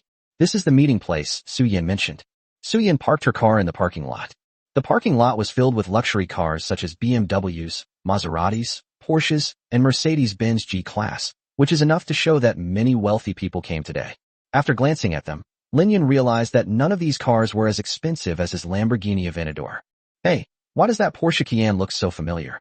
Lin Yun's gaze fell on a Porsche Cayenne parked next to him. Immediately afterward, Lin Yun slapped his forehead and remembered. Oh right, the other day when I went to help Huang Mengyi pretend to be her boyfriend, in the underground parking garage, they almost hit my Porsche Cayenne. This is the one. Moreover, that guy was the one who wanted to date Huang Mengyi, but Lin Yun eventually chased him away. That kid's name seems to be Xiao Wenbang. Could he be at the resort too? Lin Yun asked, puzzled. Immediately afterward, Lin Yun shook his head and didn't think about it anymore. At this moment, Su Yin, sitting in the driver's seat, turned to look at Lin Yun in the passenger seat and said, Lin Yun, do your best today. If you do well, I'll give you a raise. The reward I give you is enough for you to buy a small new apartment. Do your best? Okay, Lin Yun grinned. Okay, let's get out of the car, Su Yin said as she opened the car door. After getting off the bus, Jiang Xiao, who had confessed his love to Su Yin at the school gate yesterday, was already standing next to her. Su Yin, you finally arrived. I've been waiting for you here for almost half an hour, Jiang Xiao said with a smile as he greeted her. I went to pick up my boyfriend, so I'm a little late, Su Yin said. Upon hearing this, Jiang Xiao's expression immediately darkened, and he looked at Lin Yun. It's you again, kid. Jiang Xiao stared at Lin Yun with hostility in his eyes. What? Is there a problem? Lin Yun said with a smile. As Lin Yun spoke, he walked to Su Yan's side and put his arm around her. Su Yan's delicate body trembled. She hadn't expected Lin Yun to dare to take the initiative to hug her. No one had ever dared to take advantage of her like this before. If this were any other time, she was certain she would have made Lin Yun suffer a terrible death. However, if she were to get angry at Lin Yun now, wouldn't her pretense of being a couple with Lin Yun be exposed? Thinking of this, Su Yan had no choice but to hold back and swallow this bitter pill. Kid, how dare you hug Su Yan? Jiang Xiao was even more furious when he saw Lin Yun stop Su Yan. She's my girlfriend, why can't I hug her? Lin Yun said with a smile. Su Yan chimed in. Yeah, it's perfectly normal for him to hook up with me, what's it to you? Although Su Yan was also angry that Lin Yun hugged her, she still had to pretend to be serious.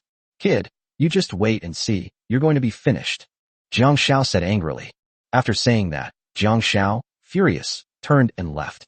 When Su Yan saw Jiang Xiao leave in anger, she couldn't help but cover her mouth and laugh. Immediately afterwards, Su Yan turned her head and glared fiercely at Lin Yun. Everyone's gone, why are you still hugging me? Haven't you gotten enough of me yet? Let go. As Su Yan spoke, she pushed Lin Yun away. Su Yan had never been hugged like this by any man before. She never dreamed that she would be hugged by a fake boyfriend she had found. Why are you being so fierce? Didn't you tell me to behave well in the car just now? I was doing what you said, okay? Lin Yun said confidently. You. Su Yan was speechless for a moment, wanting to refute but unable to find a rebuttal. However, you do smell quite nice and feel quite soft, Lin Yun said with a smile. You bastard. Su Yan kicked Lin Yun in the leg in anger. Alright, if you keep kicking, no one will pretend to be your boyfriend anymore, Lin Yun said with a wry smile. If it weren't for this, I would have torn you to pieces long ago, Su Yan said angrily. Come with me. After saying this, Su Yan walked straight forward. Led by Su Yan, the two arrived at the second floor of the resort restaurant and went to a luxurious private room. Su Yan didn't push the door open and go in directly, but turned her head to look at Lin Yun. Lin Yun, everyone here is a well-known and wealthy second-generation heir, especially the host of today's banquet. He has quite a background, so you must not provoke him, otherwise I won't be able to help you. Su Yan looked serious. Oh, who's the host of the banquet? How does he compare to that young Master Jiang? Su Yan smiled and said, Young Master Jiang? Although young Master Jiang is considered quite powerful in the circle of rich second-generation people in Qingyang City, compared to the person in charge today, he is nothing. Oh, then tell me, who exactly is he? Lin Yun asked curiously. Everyone calls him Brother Ping. His father is a local from Qingyang, but his business has expanded to the provincial capital. His family's total assets are at least 3 billion yuan. In our circle of rich second-generation people in Qingyang, there are almost no people who can compare to Brother Ping, Su Yan said. Brother Ping, Lin Yun murmured. Yes, even this hot spring resort was built with investment from his family. It's said that his father plans to hand the resort over to Brother Ping to run alone, so that Brother Ping can train his business skills, Su Yan said. Alright, there's no point in talking to you anymore. Come in with me. Su Yan prepared to push open the door. I need to use the restroom. I'll go first, you go in first, Lin Yun said. Really? Hurry up and go, come in by yourself in a bit. Su Yan waved her hand. Immediately afterwards, Su Yan pushed open the door to the private room and went inside. The private room was already filled with more than a dozen young men and women, all dressed in designer brands, looking glamorous and wearing expensive watches and jewelry, with luxury car keys hanging from their waists. Jiang Xiao was also sitting among them. Sitting in the 8th seat was a man with a buzz cut, who was the Ping Ji that Su Yan had mentioned. After Su Yan pushed open the door and entered, everyone in the room turned their attention to her. Sister Su Yan, you've finally arrived. Please come and take a seat. Brother Ping leaned back in his chair, exuding an imposing aura. I went to pick up my boyfriend, so I'm a little late, Su Yan said with a smile. Boyfriend? Wasn't Xiao Jiang, young Master Jiang, the one who was pursuing you? Do you have another boyfriend? And I haven't seen anyone else around you. The flat-headed man asked in confusion. Chapter 55 Top Tier, 3rd Generation Rich Kids. Brother Ping, my boyfriend went to the restroom. He'll be there soon, Su Yan said with a smile. Oh, then please take a seat, Sister Su Yan. The crew-cut man waved his hand. After settling down. Brother Ping, I heard you came back from the provincial capital this time to take over the Qingshan resort? Jiang Xiao asked. That's right, my dad said he wanted to give me some experience, so he entrusted me with running Qingshan resort on my own, said the man with the flat head. A young lady from a wealthy family asked curiously. Brother Ping, how much money was invested in total for this Qingshan resort? Not much. The resort's initial investment was 150 million. This time when I came back, my dad gave me another 50 million as an additional investment for the second phase of development of the water park project, the honey badger said proudly. 200 million? Hiss. The rich kids at the table couldn't help but gasp in astonishment. Brother Ping, we're about the same age, but you're already managing a business worth 200 million yuan on your own. You're a role model for my generation. Jiang Xiao said.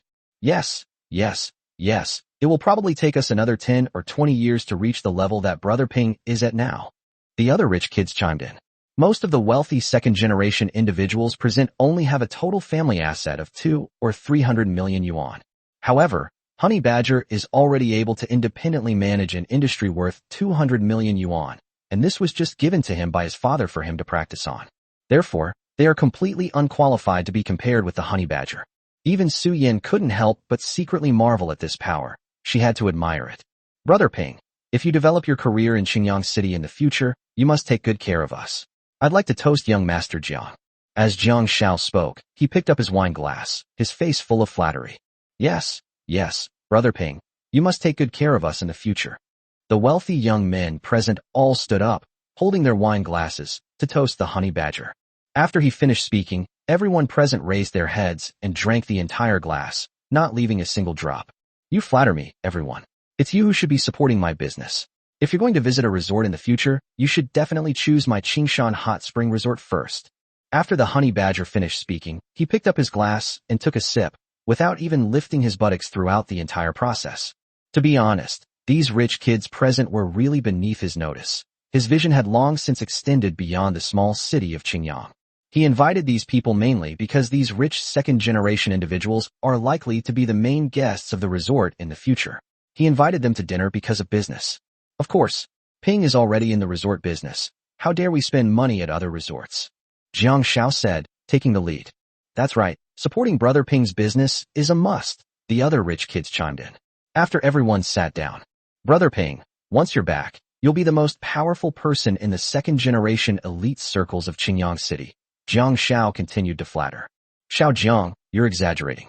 As far as I know, there's a real top-tier third-generation rich kid in Qingyang City. Compared to him, I'm far inferior, said the man with the flat head.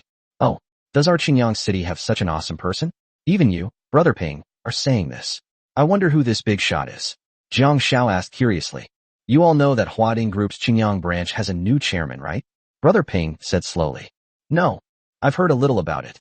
The wealthy second-generation heirs present all nodded in agreement. Do you know anything about the background and origins of this new chairman? Ping asked with a smile. What is your background? Everyone seemed very curious, as they all knew that Huading Group had a new chairman.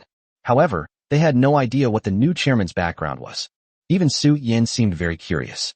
Hey, your information is really outdated.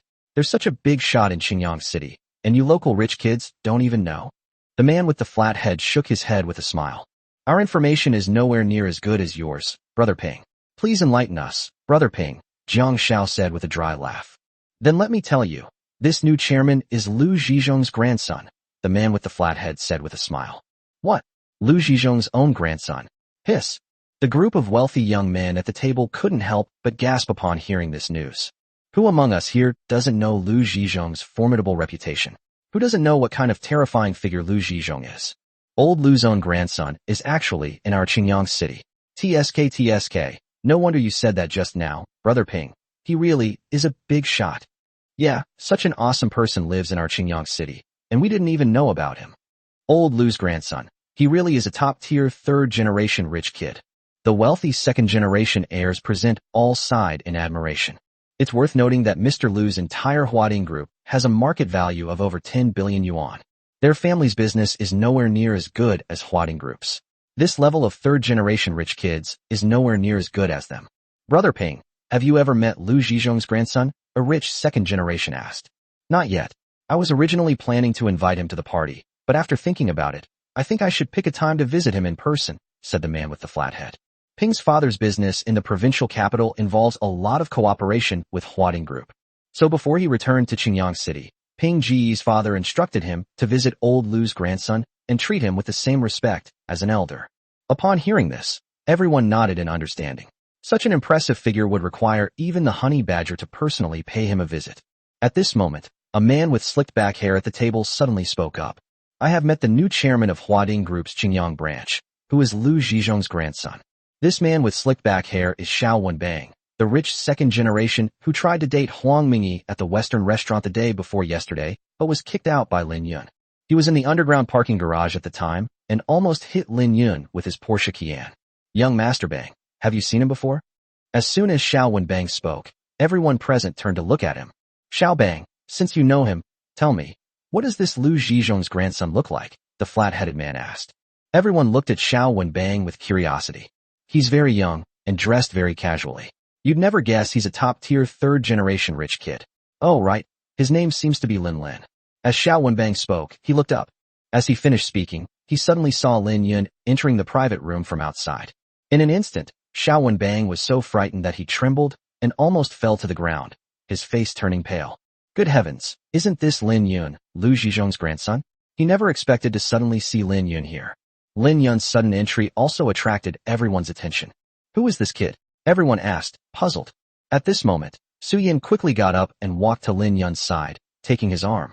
Then she said to everyone, "Let me introduce you all. This is my new boyfriend, Lin Yun," Su Yan said with a smile.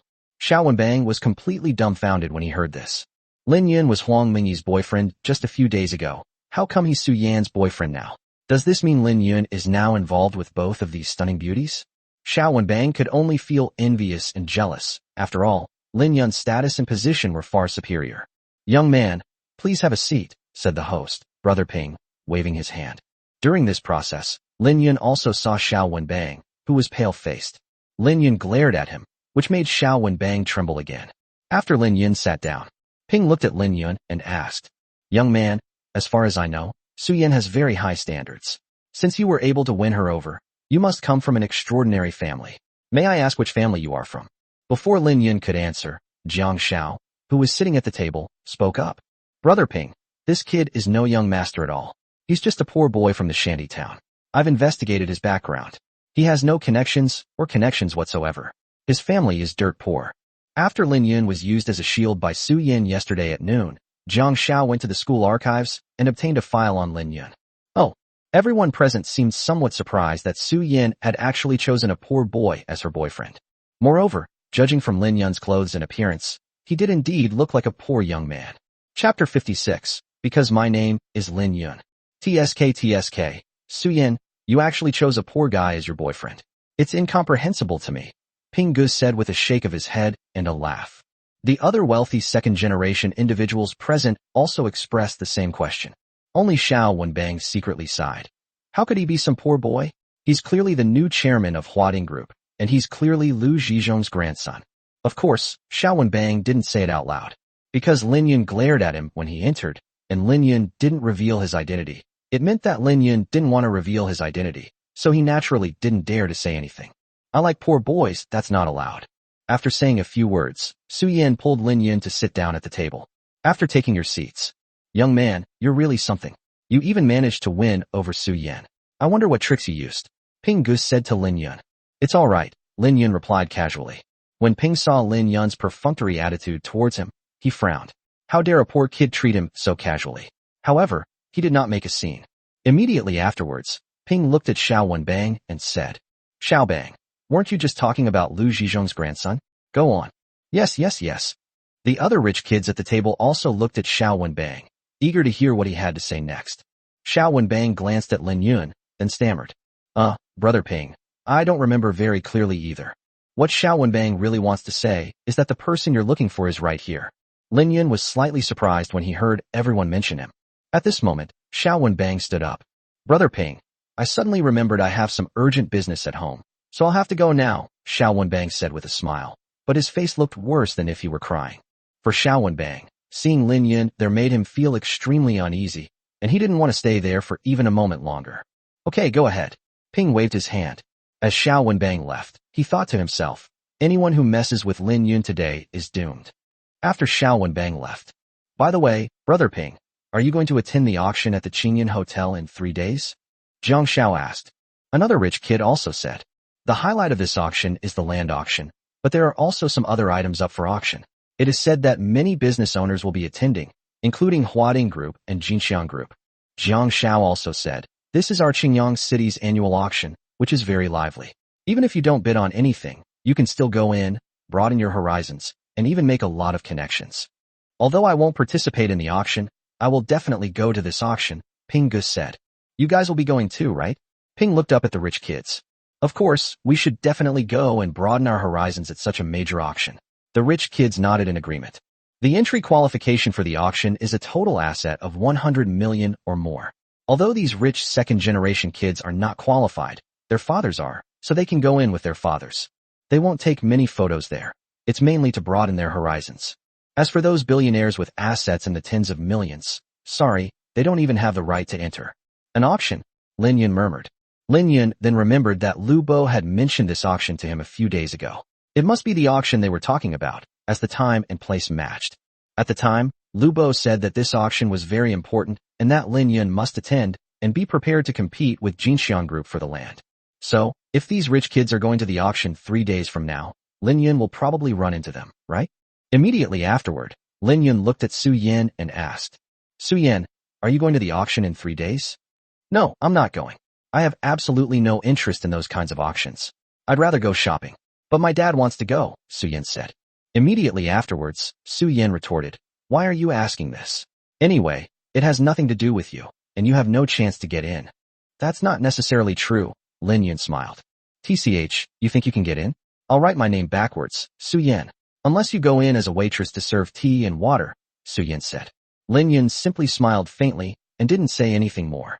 At this moment, Jiang Shao suddenly looked at Lin Yun and said with a smile, Ping Ji is our host today. We've all toasted him, so shouldn't you offer him a drink too? Jiang Shao disliked Lin Yun very much, so he deliberately picked a fight with him. Young Master Jiang is right. Kid, you've been in here for so long and haven't even offered me a drink. Are you looking down on Brother Ping? Another rich kid chimed in. Lin Yun, hurry up and toast Brother Ping. With Brother Ping's status and position, it's not shameful for you to toast him. Su Yan nudged Lin Yun from behind. If it were any of the other rich kids present, Su Yan could have ignored them. But this is Brother Ping, and even Su Yan wouldn't dare offend him. Upon hearing this, Ping also looked at Lin Yun.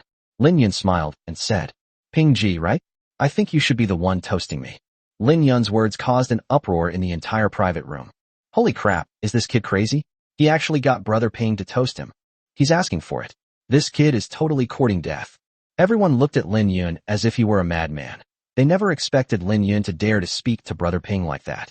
Jiang Shao was secretly delighted and said, Haha, kid, it's one thing for you to dare to challenge me, but now you dare to talk to Brother Ping like that? You're just waiting to die. Jiang Shao's purpose in finding fault has clearly been achieved. As for Su Yan, she stared at Lin Yun with wide eyes, her face filled with disbelief and incomprehension. Lin Yun actually offended young Master Jiang? She couldn't understand Lin Yun's behavior at all. Before entering, Su Yan had emphasized to Lin Yun how formidable Brother Ping was, and specifically instructed Lin Yun not to offend Brother Ping. However, Lin Yun ignored her words. As for Brother Ping, his face naturally darkened after hearing Lin Yun's words. He was already annoyed when Lin Yun answered his questions perfunctorily when Lin Yun first came in. Now, how dare Lin Yun speak to him like that again? Young man, you've got quite the nerve, asking me to toast you? What makes you think you can do that? Brother Ping said coldly. Because my name is Lin Yun. Lin Yun spoke casually, taking a sip of his wine as he spoke, showing no regard for Brother Ping. Haha, what a big mouth you have. Do you know that if this were the provincial capital, you wouldn't last 3 seconds if you dared to talk to me like that? Ping squinted, his eyes filled with a chilling coldness. Lin Yun, what are you doing? Su Yan pinched Lin Yun's back in anger. Immediately afterward, Su Yan stood up and said, Brother Ping, please calm down. My boyfriend is naive and doesn't know how to talk properly, so please don't take it to heart. Although Lin Yun was just a temporary replacement boyfriend for Su Yan, she definitely couldn't bear to see anything happen to him. Immediately afterwards, Su Yan picked up her wine glass. Ping Ji, on behalf of my boyfriend, I'd like to offer you a toast as an apology. Jiang Shao, who was standing next to her, said, Su Yan, your boyfriend said those words. Even if someone needs to apologize, it should be your boyfriend who apologizes. How can it be your turn? Immediately afterwards, Jiang Shao turned his gaze to Lin Yun and said, Kid, you're a grown man. You can't just use a woman as a shield, can you? If you're going to be a coward, then take responsibility for it yourself. Jiang Shao was eager for this matter to escalate, so that he could use Brother Ping to deal with Lin Yun. You surnamed Jiang, shut up. Su Yan shouted angrily, glaring at Jiang Shao at the same time. Ping slammed his hand on the table. Bang! Su-Yen, you're the one who should shut up. Your boyfriend has to apologize to me today.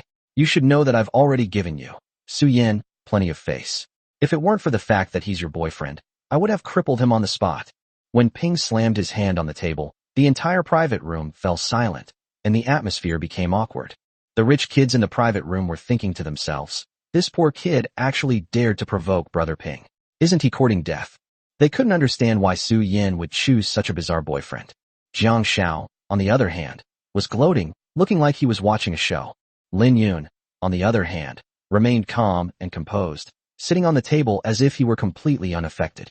Chapter 57. You're not qualified. Pale-faced Su-Yen could only look at Lin Yun. Lin Yun, you should apologize to Brother Ping right away.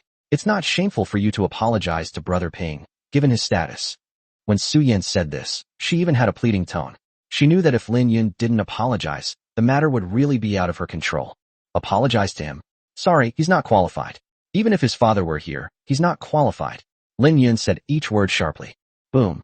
Lin Yun's words caused an uproar in the private room. My God, this kid actually said that Brother Ping isn't qualified? This kid actually said that even Brother Ping's father isn't qualified. This kid is such a braggart.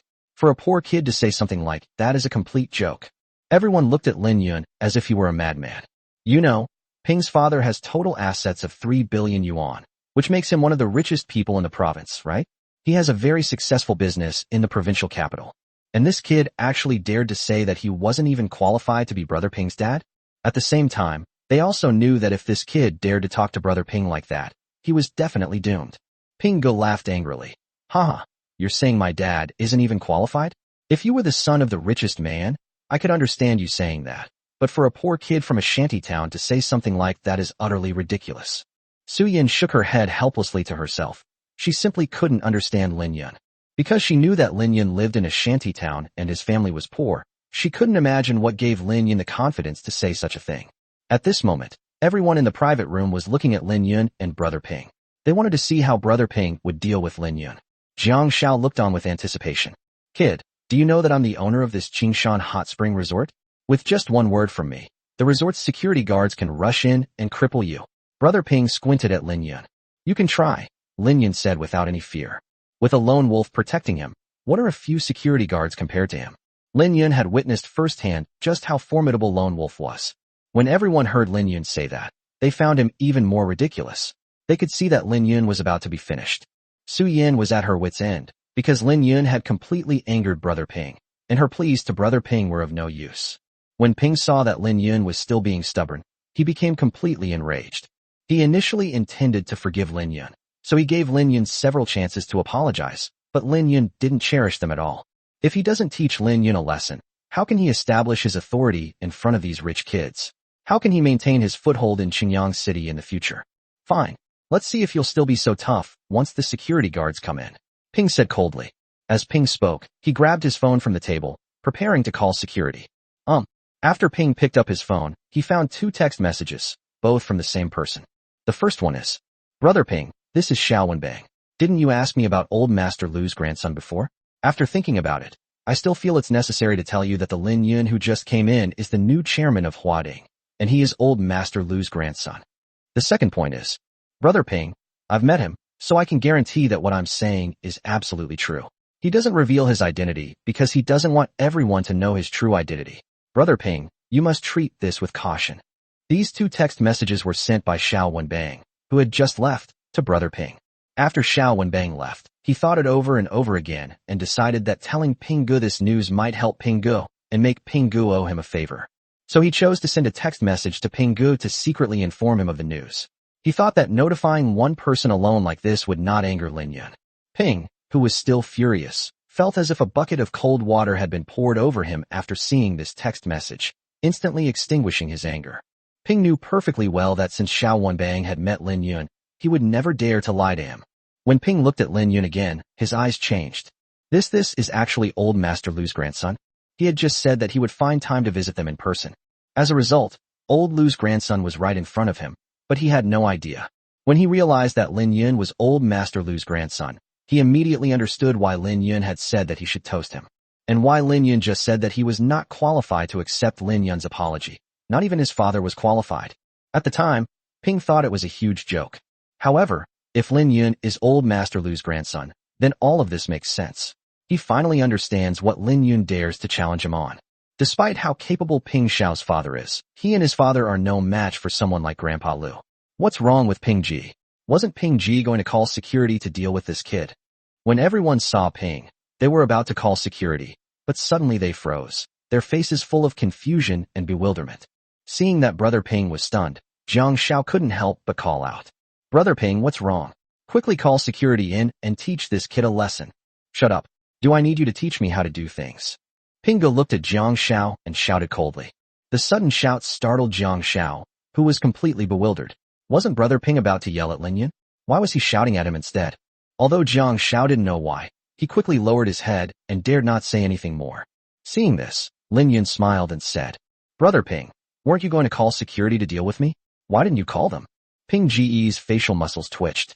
When Ping thought about how he had just put on airs with old Lu's grandson, and how he had even said he would teach old Lu's grandson a lesson, he felt as if his heart had fallen into the deepest abyss of hell. Lin brother, I was just joking. Why would I call security to deal with you? Ping said with a dry laugh. GAA. The rich kids present were all dumbfounded after hearing what Brother Ping said. What's going on? Ping Ge just said he would deal with Lin Yun, but now his attitude has completely changed, and he is very respectful to Lin Yun. I just said something that if we're talking about toasting, you should be the one toasting me. What do you think? Lin Yun stared at Brother Ping with a half smile. Based on Ping Ge's reaction, Lin Yun understood that Ping Ge probably knew his identity, although Lin Yun didn't know how he knew. Yes, yes, yes. Ping nodded repeatedly, like a chick pecking at rice. Immediately afterwards, Ping Ge stood up, picked up his wine glass, and said to Lin Yun with an awkward smile. Lin brother, as the host, I apologize for my poor hospitality just now and hope you can forgive me. After Ping finished speaking, he looked up and drank the entire cup, not leaving a single drop. Before this, Ping Ge had been toasted by everyone without even lifting his buttocks, and only took a sip each time. Now he actually stood up to offer a toast, and drank every last drop. This scene left the wealthy second-generation heirs present speechless with astonishment. Ping actually toasted this kid? What on earth is going on? Even Su Yan was stunned. She had thought that Lin Yun was probably doomed today, and that she was powerless to help him. But the situation had suddenly reversed? Brother Ping was actually toasting Lin Yun instead? Jiang Xiao couldn't help but exclaim in surprise. Ping Xiao, what are you doing? He's just a poor kid, and he dares to challenge you. You should teach him a lesson. Jiang Xiao was originally waiting to see Lin Yun get punished. He really couldn't understand why Brother Ping would do this. Bang! Young Master Jiang, if you say another word, get out of here right now. Ping slammed his hand on the table and shouted at the same time. For Ping Ge, he was trying his best to calm Lin Yun down, but Jiang Xiao just had to add fuel to the fire. How could he not be angry? Jiang Xiao trembled with fright at the shout, his face turning pale. Even though Jiang Xiao had a million questions and countless doubts in his mind, he dared not ask any more. The other rich kids in the room, though also full of questions, dared not say a word. Su Yan, my stomach hurts. I need to go to the toilet, Lin Yun said to Su Yan. After speaking, Lin Yun stood up, glanced at Brother Ping, and then walked out of the private room. After receiving a look from Lin Yun, Ping Ge said to everyone, You guys eat first. I have something to take care of. You eat first, I'll be right back. After saying that, Brother Ping turned around and quickly walked out of the private room. After leaving the private room, Ping looked around and immediately spotted Lin Yun standing with his hands behind his back at the end of the corridor. Ping wiped the cold sweat from his forehead, then quickly jogged towards Lin Yun. Chapter 58, Personal Charisma. Ping was waiting for Lin Yun at the end of the corridor. Greetings, young Master Lin. After Ping walked up to Lin Yun, he immediately bowed and greeted Lin Yun with utmost respect. When Ping was in the private room, he wanted to call Lin Yun young Master Lin, but he thought that Lin Yun must have a reason for not revealing his identity, so he didn't call Lin Yun that in the private room. It seems you already know that my maternal grandfather is Lu Zhizhou. How did you find out? Lin Yun asked calmly, his hands clasped behind his back. Reporting to young Master Lin, it was Xiao Wenbang who texted me to tell me, Ping said cautiously. Ping Ge could be considered a top-tier rich second generation in Xinjiang City, but compared to Lin Yun, he was far inferior, a fact Ping Ge was well aware of. Let alone his brother Ping. Even if his father came, he wouldn't dare to offend Lin Yun. Ping Ge quickly continued. Young Master Lin, I offended you before, and I apologize to you again. Please forgive me. Ping Ge was practically kneeling before Lin Yun. Alright, I, Lin Yun, am not a petty person.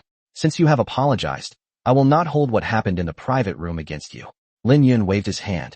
Lin Yun knew that his conflict with Brother Ping wasn't that big, and it hadn't escalated to the point of being irreconcilable. Moreover, Lin Yun didn't want to make too many enemies. Since Brother Ping apologized repeatedly, Lin Yun decided to give him a chance. Thank you, young Master Lin. Thank you, young Master Lin. When Ping saw that Lin Yun had forgiven him, he nodded happily and breathed a long sigh of relief. I don't want to reveal that I'm Lu Zhizhong's grandson for the time being. You understand what I mean, right? Lin Yun said. Understood, understood.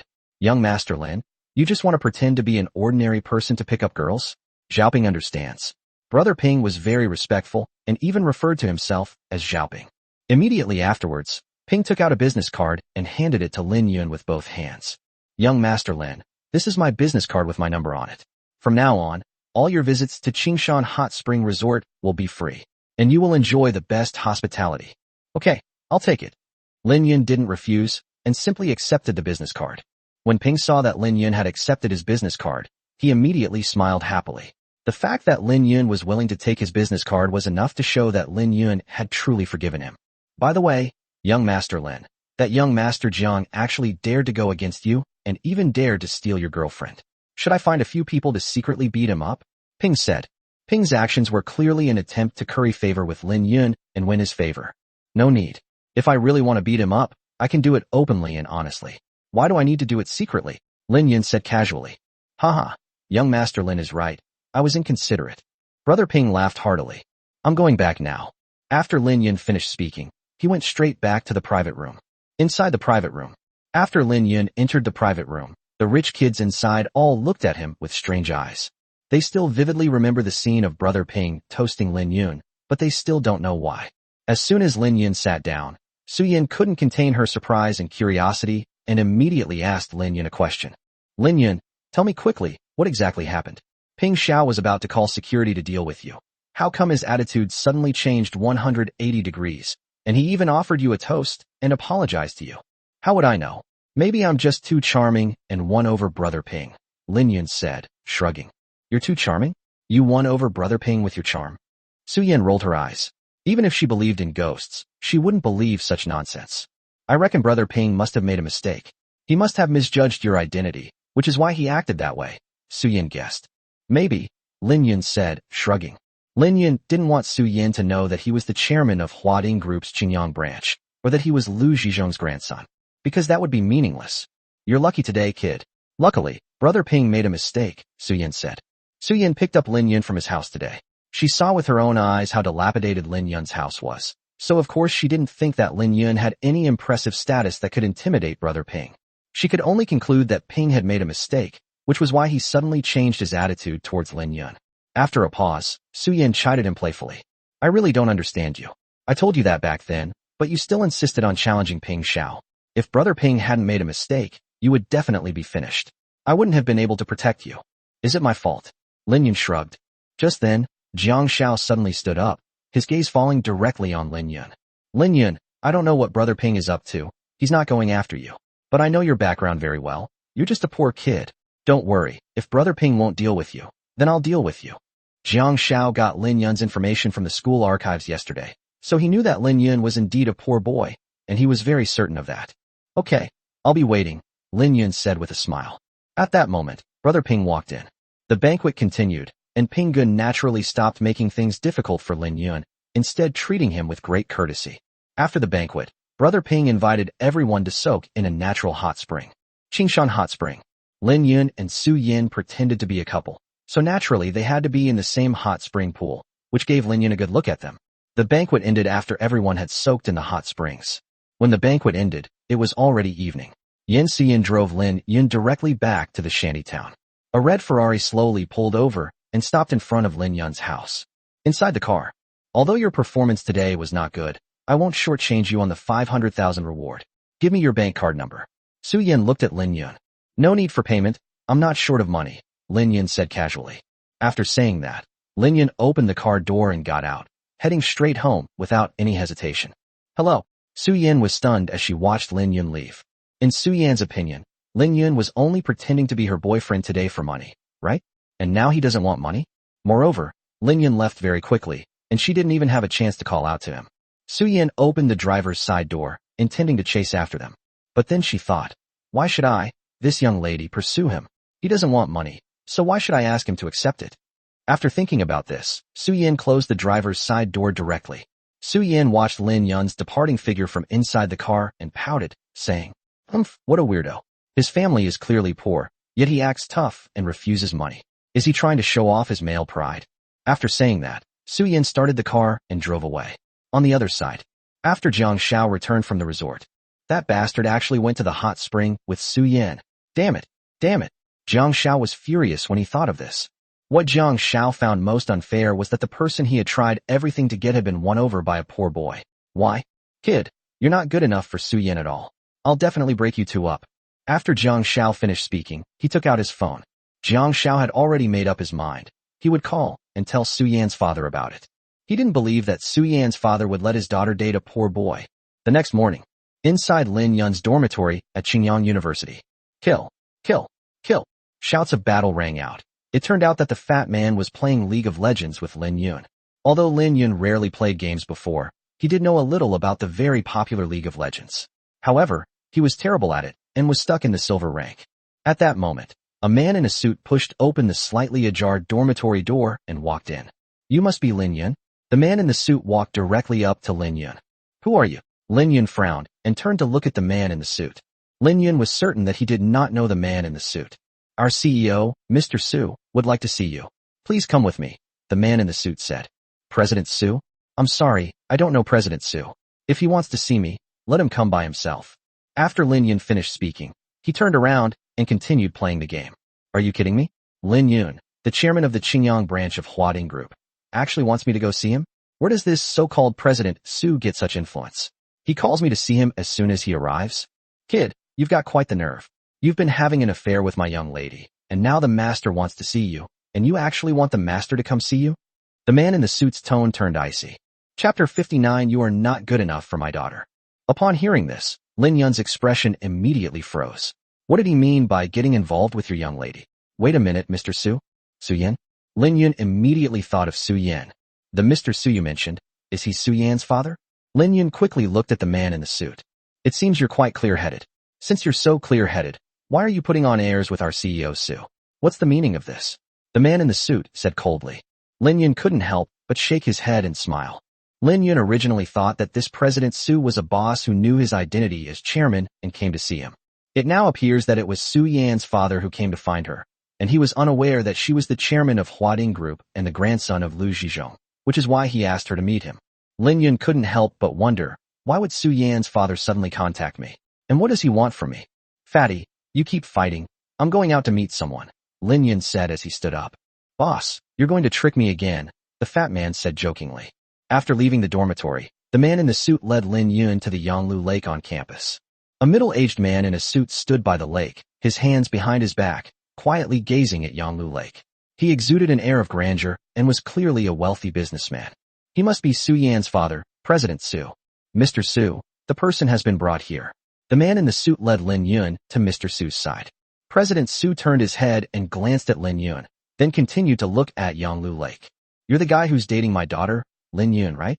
When President Su spoke, he stared at Yanglu Lake, appearing very calm, leaving only his back to Lin Yun. President Su, you're quite well informed. How did you find out about this? Lin Yun couldn't help but shake his head and smile. How did her father find out so quickly that he and Su-Yin were only pretending to be a couple? Of course I care about my daughter's affairs, President Su replied. I wonder what advice Mr. Su has for me. Lin Yun said, neither humble nor arrogant. Do you know what kind of family my daughter comes from? Do you know how much wealth my family has? President Su said calmly. I know, Lin Yun replied. Since you know that, you should be well aware that you are not good enough for my daughter. If you know what's good for you, please leave her, President Su said calmly. Throughout his speech, President Su didn't even glance at Lin Yun, which clearly demonstrates how much he despised Lin Yun. President Su, how do you know I'm not good enough for your daughter? Lin Yun couldn't help but smile. I've already seen your personal file. You live in a shanty town, come from a single-parent family, and are from a poor family. Do I need to say more? President Su sneered. President Su, take a look at Yanglu Lake in front of you. What do you see? Lin Yun asked with a calm smile. The rippling blue waves are breathtakingly beautiful. Although President Su did not know why Lin Yun asked this question, he still answered it. Lin Yun also put his hands behind his back, then looked at Yanglu Lake and slowly said, "Yes, the water is rippling and beautiful, but unfortunately, that's only the surface. You don't know what's underneath. What lies beneath the surface is the entire Yanglu Lake, just like your understanding of me is only superficial." "You mean you want me to spend time figuring out your inner qualities?" "Sorry, no matter how much I learn about you, you're still just a poor guy, and you're not good enough for my Su Yan." President Su shook her head and sneered. "If I may ask, what level do you think someone needs to be worthy of your daughter? Isn't there a young Master Jiang pursuing Su Yan? Do you think he's good enough for your daughter?" Lin Yun asked with a smile. "My total assets are nearly 1 billion. If I want to be worthy of my daughter, my family's total assets must be at least 2 billion. Young Master Jiang is far from that level." President Su continued slowly. "Looking at the whole of Qingyang City, there are not many young men who are good enough for my daughter. It is Ping Xiao, brother Ping, who just returned from the provincial capital. With his family's assets and influence, he is the only one who is good enough for my daughter." "Brother Ping." Lin Yun smiled. "That Ping guy, yesterday at the resort, had to bow and scrape to me like a grandson." At this moment, President Su slowly turned around and looked at Lin Yun. "Although I don't know what methods you use to bewitch my daughter Su Yan, you're only with my daughter for money." After saying this, Mr. Su took out a check. "This is a check for $1 million, enough to turn you from a poor boy into a millionaire. Take the money and leave my daughter. You are not good enough for her." Mr. Su handed the check to the man in the suit next to him, who then handed the check to Lin Yun. "Money." Lin Yun stared at the check handed to him and couldn't help but shake his head and laugh. As the grandson of the richest man, would Lin Yun be short of money? After receiving the check, Lin Yun folded it in half. "Tear." Lin Yun gently tore the check in half, and it instantly split in two. Lin Yun folded the check in half again, tore it up, and then scattered the check on the ground. "You." When President Su saw Lin Yun tear up the check, his face immediately darkened. "What? You think it's not enough?" President Su's face turned pale. Immediately afterwards, President Su took out another check. "This is 5 million, the highest amount I can offer. I hope you'll think it over carefully. Take the money and leave my daughter forever." President Su personally handed the check to Lin Yun. This time, Lin Yun didn't take it, but shook his head and smiled. "President Su, if you gave me several billion, I might be able to take a liking to you." The man in the suit next to Lin Yun became furious upon hearing his words. "Kid, you're asking for it. You don't even know who you are," the man in the suit shouted angrily. "Xiaoliang." President Su waved to the man in the suit, signaling him to step back. Immediately afterwards, President Su looked up at Lin Yun again. Judging from President Su's expression, he was also somewhat annoyed, but as a veteran in the business world, he was able to control his emotions. "Kid, if you're trying to squeeze more money out of me, I can only tell you this clearly. 5 million is the most I can give you. I hope you'll know when to stop." After a pause, President Su continued.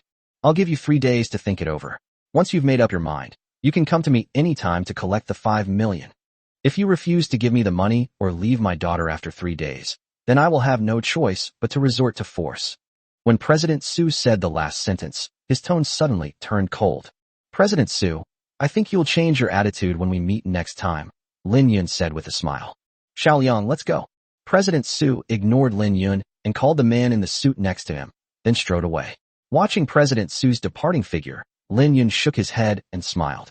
If President Su knew Lin Yun's identity, I wonder if he would still think that Lin Yun was not good enough for his daughter? On the other side, after President Su walked away, "President Su, this kid is simply too ungrateful. Miss has very high standards. I really don't know how she could have taken a liking to such a guy," the man in the suit said through gritted teeth. "I hope this kid knows what's good for him. Otherwise, don't blame me for being impolite," President Su said coldly with a gloomy face. "By the way, Mr. Su, are you going to take Miss with you to the auction tomorrow? I heard that young Master Ping, brother Ping, is going.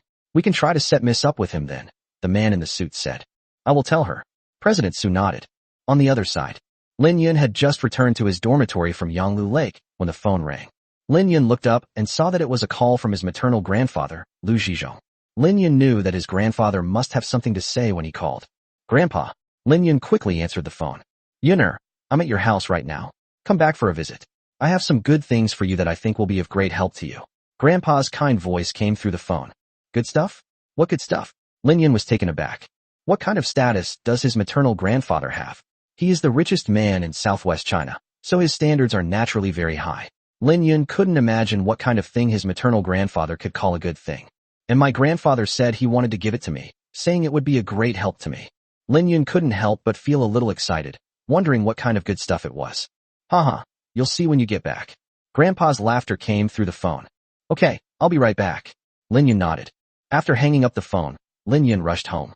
Chapter 60, Grandpa's Mysterious Gift. This chapter includes a red envelope. Slum area. When Lin Yun returned home, her maternal grandfather, Lu Zhizhong, was sitting on the old sofa where her mother usually sat. Yun, you're back, Lu Zhizhong said with a kind smile. Grandpa, how is Mom doing in her medical treatment abroad? Lin Yun asked his mother as soon as he entered the room. Don't worry, I've got everything arranged, so it'll be perfect, Lu Zhizhong said with a smile. That's good. Lin Yun nodded in relief.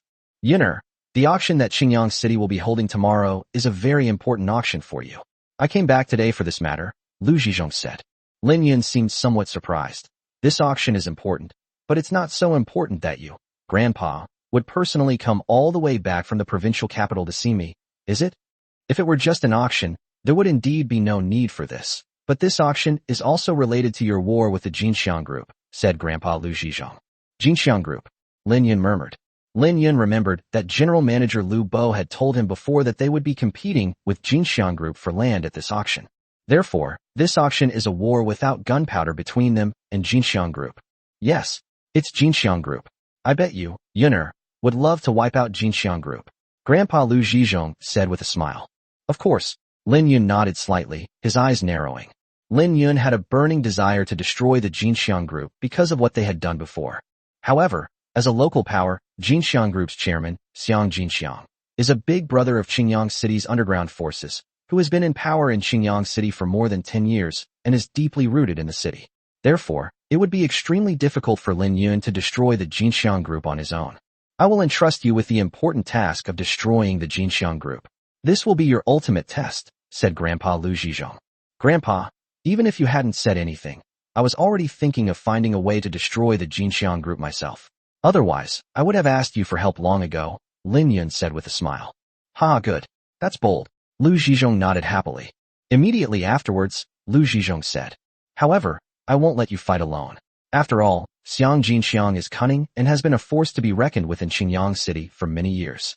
When necessary, I will help you from behind, but you will need to rely on yourself most of the time. Thank you, Grandpa. Lin Yun nodded. For example, I will give you some help with this auction, Grandpa said with a smile. Oh, what kind of help? Lin Yun asked curiously. This auction marked Lin Yun's first direct confrontation with Xiang Jinxiang, and Lin Yun naturally wanted to achieve a resounding victory.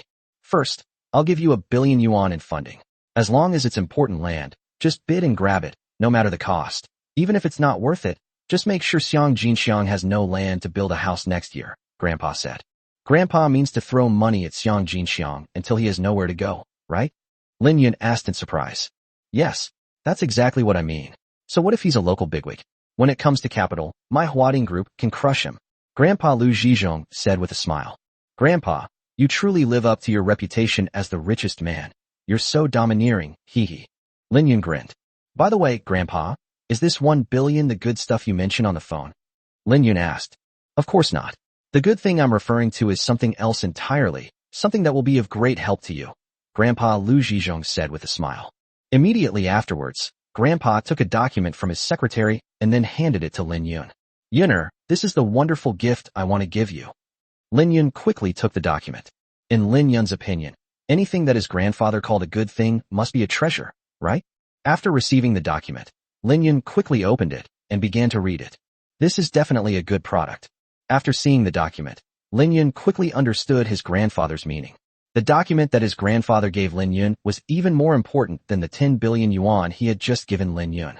Immediately afterwards, Lin Yun carefully put away this precious document. That's all I can do. As for how far you can go, that depends on your performance, Grandpa Lu Zhizhong said with a smile. Grandpa, don't worry, I definitely won't let you down. With your help, I'll make sure Jinxiang Group suffers a terrible defeat at this auction, Lin Yun said resolutely. Although his grandfather only helped Lin Yun from behind the scenes, his help was extremely beneficial to Lin Yun. With these items, Lin Yun can say he's almost certain to win tomorrow's auction. Okay, the goods have been delivered. I'll head back to the provincial capital now. Lu Zhizhong stood up. Lin Yun escorted her maternal grandfather, Lu Zhizhong, out of the house and into the car. On the other side, the top floor of the Jinxiang building. Master Xiang, we have a total of 300 million yuan prepared in the account for tomorrow's auction. Based on previous year's prices, that should be more than enough to acquire those plots of land, the strategist said. In previous land auctions, Jinxiang Group and Huading Group would each acquire half of the land, and the two sides would not compete too fiercely, because if they did, both sides would suffer losses. Moreover, at that time, the Qingyang branch of Huading Group was still under the control of the Wu family father and son. At that time, the Wu family, father and son, also advocated making certain compromises with Jinxiang Group. Jinxiang shook his head. This time is different from the past. This Lin Yun is not as easy to scare as the Wu family father and son. Moreover, we have had so many disputes with Huading Group recently. Huading Group will definitely try to take the land from us. Does Master Xiang mean we should prepare more money? The strategist asked. That's right. Let's find a way to prepare another 300 million, making a total of 600 million. That should be enough to grab a few good plots of land, Jinxiang said. Jinxiang was well aware of the importance of securing land. That kid embarrassed me last time, so this time at the auction, I'm going to make things difficult for him. Jinxiang said through gritted teeth. When Jinxiang thought about the video of him being cuckolded being sent to his subordinates, he was filled with boundless rage. Night falls inside Su Yan's villa on the hillside. Dad, what's up? Su Yan came downstairs and casually sat down on the sofa. Su Yan's father, President Su, sat opposite Su Yan. Daughter, I've seen Lin Yun's file. He's just a poor guy. Why are you with him? I don't understand, President Su said. Puff. When Su Yan heard her father mention this, she couldn't help but laugh. Su Yan only asked Lin Yun to pretend to be her boyfriend, but she didn't expect that her father would find out and actually take it seriously. Immediately afterward, Su Yan thought to herself, since you believe me, Dad, I'll play along. That's right, I'm with him. So what if he's a poor guy? I'm not short of money anyway, Su Yan said, shrugging. After a pause, Su Yan continued. So Dad, I already have a boyfriend, so please don't introduce me to any more rich guys in the future. Nonsense. How could Lin Yun be worthy of you? You're coming with me to the auction tomorrow. Talk to young Master Ping, Brother Ping, more often then, and I'll try to set you two up. President Su said sternly. I have no interest in any auction. If you dare to force me, I'll jump off a building and go to the underworld to complain to my mother, Su Yan pouted. President Su's face turned pale with anger. Su Yan was speechless and couldn't help but cover her red lips and secretly smile. Okay, Dad, I'm sleepy, I'm going to bed. As for that Ping Xiao, I really don't have any feelings for him. Don't try to set me up with him again. After Su Yan finished speaking, she got up and went upstairs. No matter what, young Master Ping is still 1,000,000 times better than that poor kid named Lin Yun. President Su shouted at Su Yan's back. Before we knew it, it was the next day. At 8 a.m., in the general manager's office of Huading Group. Lu Bo, are you ready? Lin Yun walked into the office. President Lin, this auction will inevitably be a bloody battle with Jinxiang Group, so I've allocated 500 million. I don't know if that's enough. If it's not, I'll take advantage of the time I still have and try to raise some more funds, Lu Bo said. That's enough, let's go, Lin Yun said with a smile. Yesterday, my grandfather gave me 1 billion yuan in support, and with the 500 million yuan from Lu Bo, that makes 1.5 billion yuan. Chapter 61, The Awesome Son-in-Law. Moreover, when my maternal grandfather returned to Qingyang City to visit Lin Yun the time before last, he even rewarded Lin Yun with 1 billion yuan. Lin Yun hasn't used that money much yet. If necessary, he can take it out and spend it. All of this adds up to a staggering 2.5 billion. With so much money, Lin Yun was confident that he could crush the Jinxiang Group with money at this auction. Qingyun Hotel. Starting at 9 o'clock in the morning, various luxury cars began to drive into the parking lot of Qingyun Hotel. In the parking lot, Mercedes-Benz, Porsche, Bentley, all kinds of luxury cars were gathered. Passers-by were quite surprised by the number of luxury cars and couldn't help but ask what day it was and why so many luxury cars had gathered together. All of this is naturally due to today's auction, where half of Qingyang City's business tycoons have gathered. Those with a net worth of less than 100 million are not eligible to enter. At that moment, a black Mercedes drove into the parking lot. Lin Yun and Lu Bo got out of the car. The black Mercedes belonged to Lu Bo. After getting off the bus, Chairman Lin, the president of the Qingyang City Chamber of Commerce, said he wants to meet with you, Lu Bo said. Oh, where is he? Lin Yun asked. He's already at the hotel. If you want to see him, Director Lin, I'll lead the way, Lu Bo said. All right, let's go meet them then, Lin Yun said. Since Lin Yun has expanded the Qingyang City branch of Huading Group, it would be even better if he could make more friends. Young Master Lin. Just then, a very respectful voice came from behind. Lin Yun turned his head and saw that it was Brother Ping from Qingshan Hot Spring Resort. Brother Ping, it's you. Lin Yun looked at Brother Ping. Young Master Lin, you can just call me Xiaoping. Calling me Brother Ping is too much of an insult, Brother Ping said with a dry laugh. After a pause, Ping Ge continued. Young Master Lin, since we've met by such a coincidence at the entrance, shall we go in together? I have some other things to attend to, you go in first. Lin Yun waved his hand. Lin Yun did have something to attend to. He needed to see the Chamber of Commerce president first. I see. Then I won't bother young Master Lin any longer. I'll take my leave now. Brother Ping nodded sensibly and then took his leave. Inside a VIP lounge at Qingyun Hotel, led by Lu Bo, Lin Yun entered the private room and was greeted by an elderly man with gray hair who appeared to be in his 60s. Manager Lu, you've arrived. This must be Chairman Lin. Upon seeing Lu Bo and Lin Yun, the old man quickly stood up with a smile to greet them. Chairman Lin, this is President Yin of the Qingyang City Chamber of Commerce. He is a senior figure in the Qingyang City business community, Lu Bo said to Lin Yun. Hello, Chairman Yin, my name is Lin Yun. Lin Yun extended his right hand with a smile. Young Master Lin, hello, hello. Chairman Yin quickly extended both hands and warmly shook hands with Lin Yun. Chairman Yin already knew that Lin Yun was Lu Zhizhong's grandson, so he was naturally very enthusiastic. President Yin, please continue to pay attention to us in the future, Lin Yun said with a slight smile. Young Master Lin, what are you saying? It should be young Master Lin who takes good care of this old man, huh? Chairman Yin laughed heartily. Immediately afterwards, Chairman Yin took out a business card, respectfully handed it to Lin Yun, and said that he would be happy to contact him if Lin Yun needed any help in the future. Chairman Yin was well aware that Lin Yun, as Lu Zhizhong's grandson, would surely break out of Qingyang City and reach a higher level in the future with unlimited potential. Lin Yun politely accepted the business card that Chairman Yin handed him. On the other side, inside the lobby on the second floor, before the auction officially started, the bosses and rich kids who came to participate in the auction gathered in the second floor hall. The bosses gathered in the innermost circle at the front, chatting with each other. The business owners would immediately say, Mr. Lu, we heard you recently opened a new hotel, and your business is booming. Mr. Li, you've invested another 50 million in a project. How are the returns? Mr. Gua, I heard your business partners are here too. Could you introduce them to me? The rich kids gathered in the outer circle of the hall. They each formed their own circles, and the rich young ladies mostly talked about which brand had released a new bag. As for those rich young men, when they get together they mostly talk about sports cars, beautiful women, and so on. Jiang Xiao and more than a dozen other rich second-generation heirs also gathered together at this time.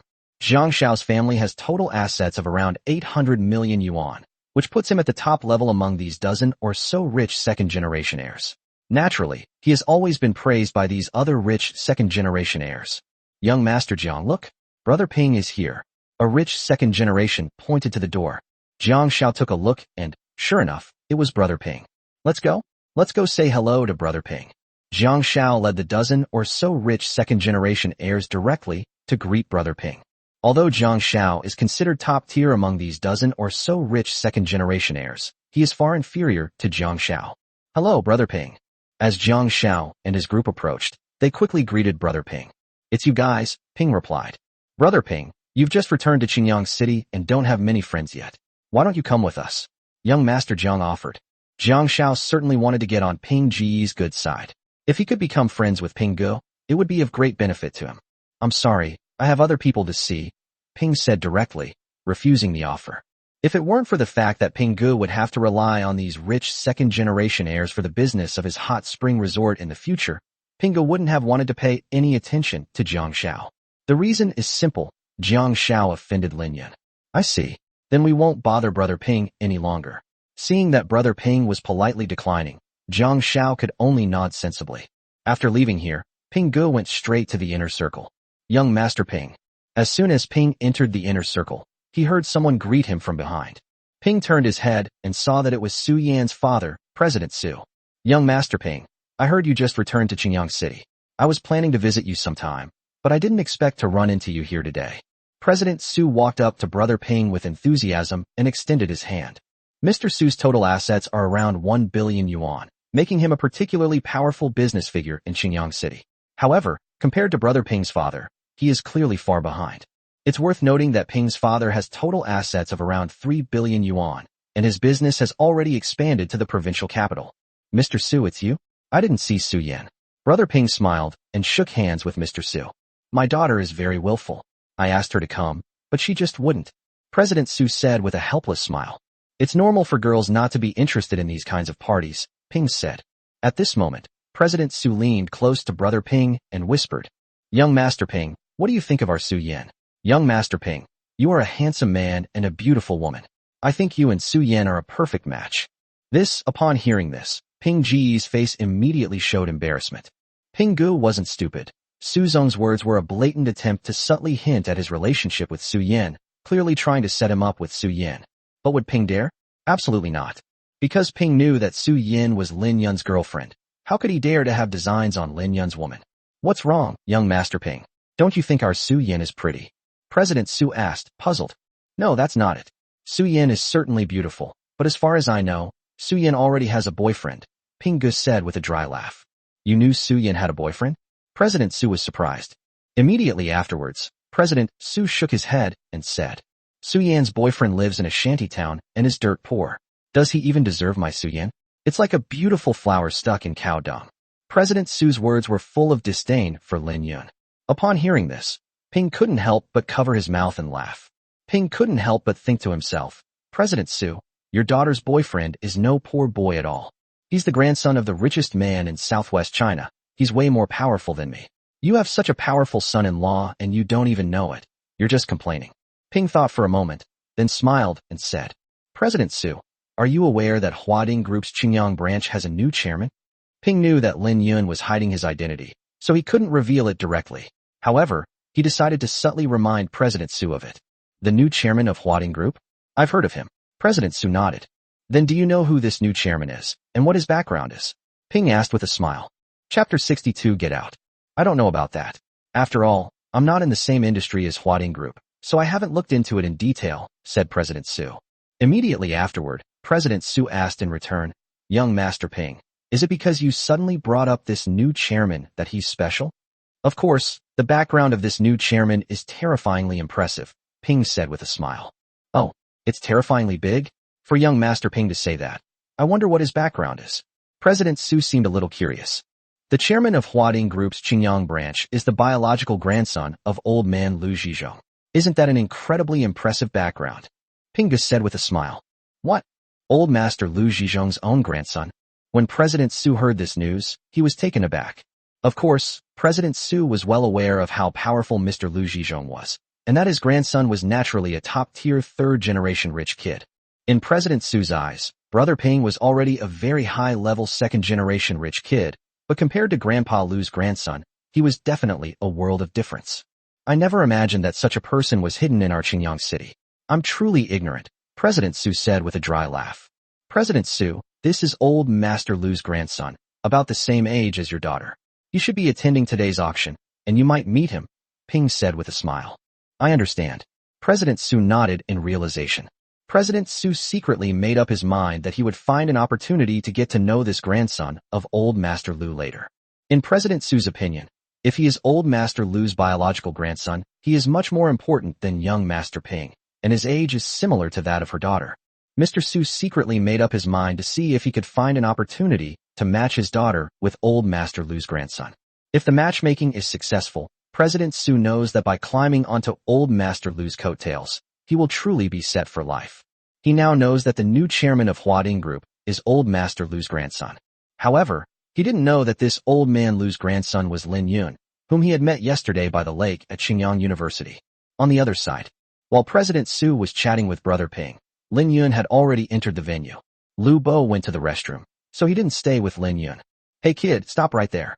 Lin Yun had barely taken a few steps after entering the venue when he was suddenly surrounded by more than a dozen rich second-generation heirs. Lin Yun glanced at him. The one leading them was none other than young Master Jiang. Kid, what a small world. I never expected to run into you here. Young Master Jiang stepped forward, a smug smile on his face. Meeting you was expected. Lin Yun glanced at Jiang Shao, then replied casually. Kid, I'm the opposite of you. Meeting you here is unexpected. To get in here, The minimum requirement is that your family has assets of over 100 million. Do you really think you're qualified to enter? Jiang Shao sneered. So what do you mean? Lin Yun looked at Jiang Shao with a half-smile. The meaning is simple. You have no right to be here, yet you are here. This can only mean that you sneaked in. Jiang Shao said, arms crossed. Jiang Shao had checked Lin Yun's file at school beforehand, and he knew that Lin Yun's family was poor and he was definitely not qualified to enter here. But Lin Yun appeared here, and in Jiang Shao's view, there was only one possibility. Lin Yun had sneaked in. Several other rich kids nearby chimed in. Kid, you dare to sneak in here? Do you know what the consequences will be if you're discovered? Young Master Zhang laughed and said, Kid, you've finally fallen into my hands this time. Let me tell you the truth. This hotel is owned by my second uncle. With just one word from me, you can be arrested by the hotel security, beaten to a pulp, and thrown out. Jiang Shao had long wanted to deal with Lin Yun, and today was the perfect opportunity for him. Oh, so what do you want? Lin Yun crossed his arms and revealed a playful smile. If you kneel down and beg for mercy, and then leave Su Yan, I might spare you, Jiang Shao said arrogantly. Then let me tell you, if you kneel down and beg for mercy right now, I can spare you. Otherwise, I can kick you out with just one word. Lin Yun sneered. Haha. As soon as Lin Yun said this, Jiang Shao and the others burst into laughter. Kid, don't you even know who you are? You even kicked young Master Zhang out? What a joke. Doesn't this kid know that the owner of Qingyun Hotel is young Master Zhang's second uncle? This kid is hilarious. He sneaked in and he's still so confident. After laughing a few times, Jiang Shao's smile abruptly vanished. His expression darkened, and he said in an icy tone, Kid, you were only acting tough because Su Yin was protecting you before, weren't you? Now that Su Yin isn't around, you still dare to be so arrogant? If I don't teach you a lesson today, I'll write my name Jiang backwards. Go, call security. Jiang Shao waved to a rich second generation next to him. Okay, brother Jiang. After receiving the order, the rich second generation was about to call security. What are you doing? Just then, a cold voice rang out from behind. Jiang Shao turned his head and saw Zhu Zhe, the owner of Qingyun Hotel. Second uncle, it's you? I spotted a kid sneaking into the venue, and I was just about to call security to kick him out. Jiang Shao pointed at Lin Yun with a smile. Boss Zhu Zhe looked in the direction Jiang Shao was pointing. When Zhu Zhe saw Lin Yun, he was immediately startled. Holy crap!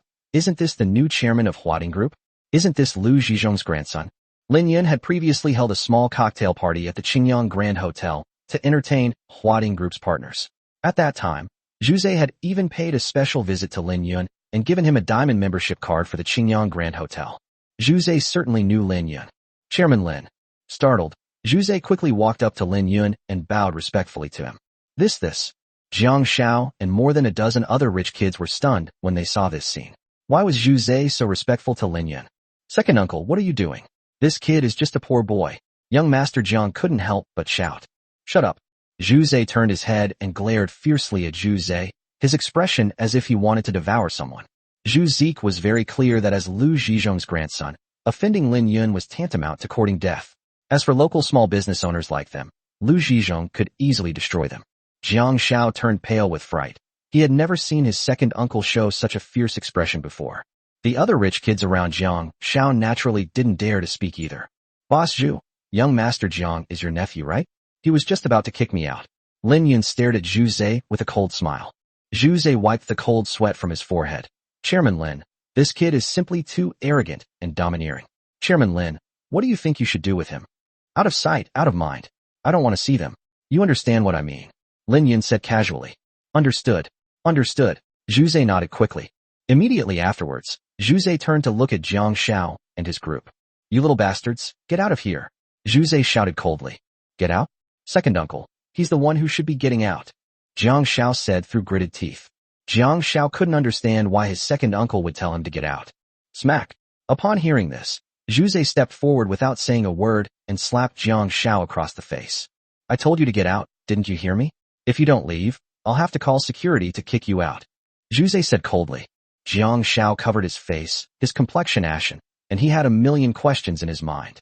Although Jiang Shao felt wronged, he had no doubt that his second uncle would call security guards to comfort him since his second uncle had already hit him. Tool go. Jiang Shao nodded through gritted teeth. Lin Yun looked at Jiang Shao and said with a smile, I already said that with just one word from me, you would have to get out. Do you believe me now? You. Jiang Shao gritted his teeth in anger, especially when he saw the smile on Lin Yun's face. He was so angry, he felt like vomiting blood. He was about to unleash a torrent of curses at Lin Yun, but seeing his second uncle glaring at him with murderous intent, he could only swallow back the words that were on the tip of his tongue. Get out of here now, Zhu Zhe urged coldly. Chapter 63, Xiang Jinxiang's Weakness. Let's go. Jiang Shao gave Lin Yun a resentful look before quickly turning and leaving. After Jiang Shao and the others left. Chairman Lin, I'm so sorry. My nephew is ignorant and offended you. I'll bring him to apologize to you again. Zhu Zhe apologized to Lin Yun respectfully. Mr. Zhu, you're too kind. Lin Yun waved his hand. As the saying goes, one doesn't hit a smiling face. Since Zhu Zhe was so respectful to him, Lin Yun naturally had no reason to cause him trouble. Zhu Zhe finally breathed a sigh of relief when he heard Lin Yun say that. As for what happened here, because it occurred on the outermost edge of the venue and the venue was very noisy, it did not attract much attention, especially the big bosses in the inner circle of the venue. None of them noticed what was happening here.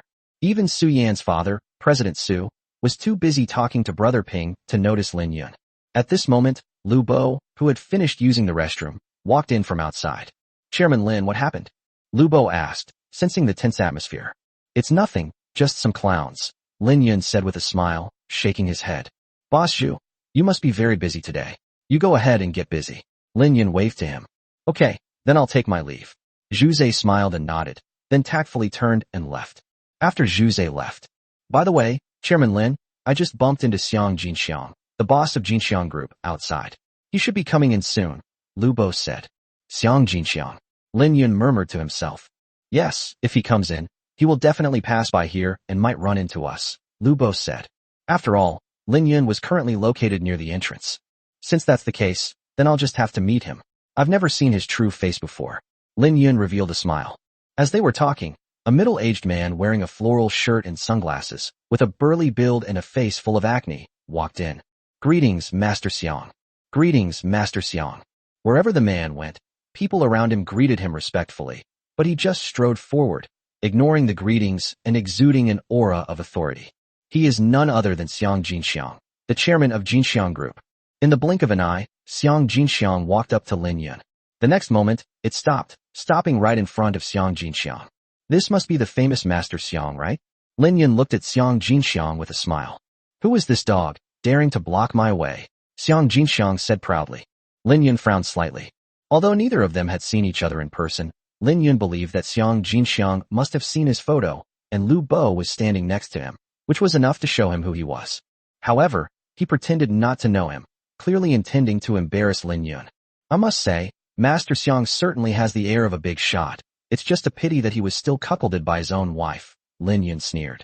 Xiang Jinxiang, who had been standing tall and proud, suddenly had his eyes twitch and his face turn ugly after hearing Lin Yun's words.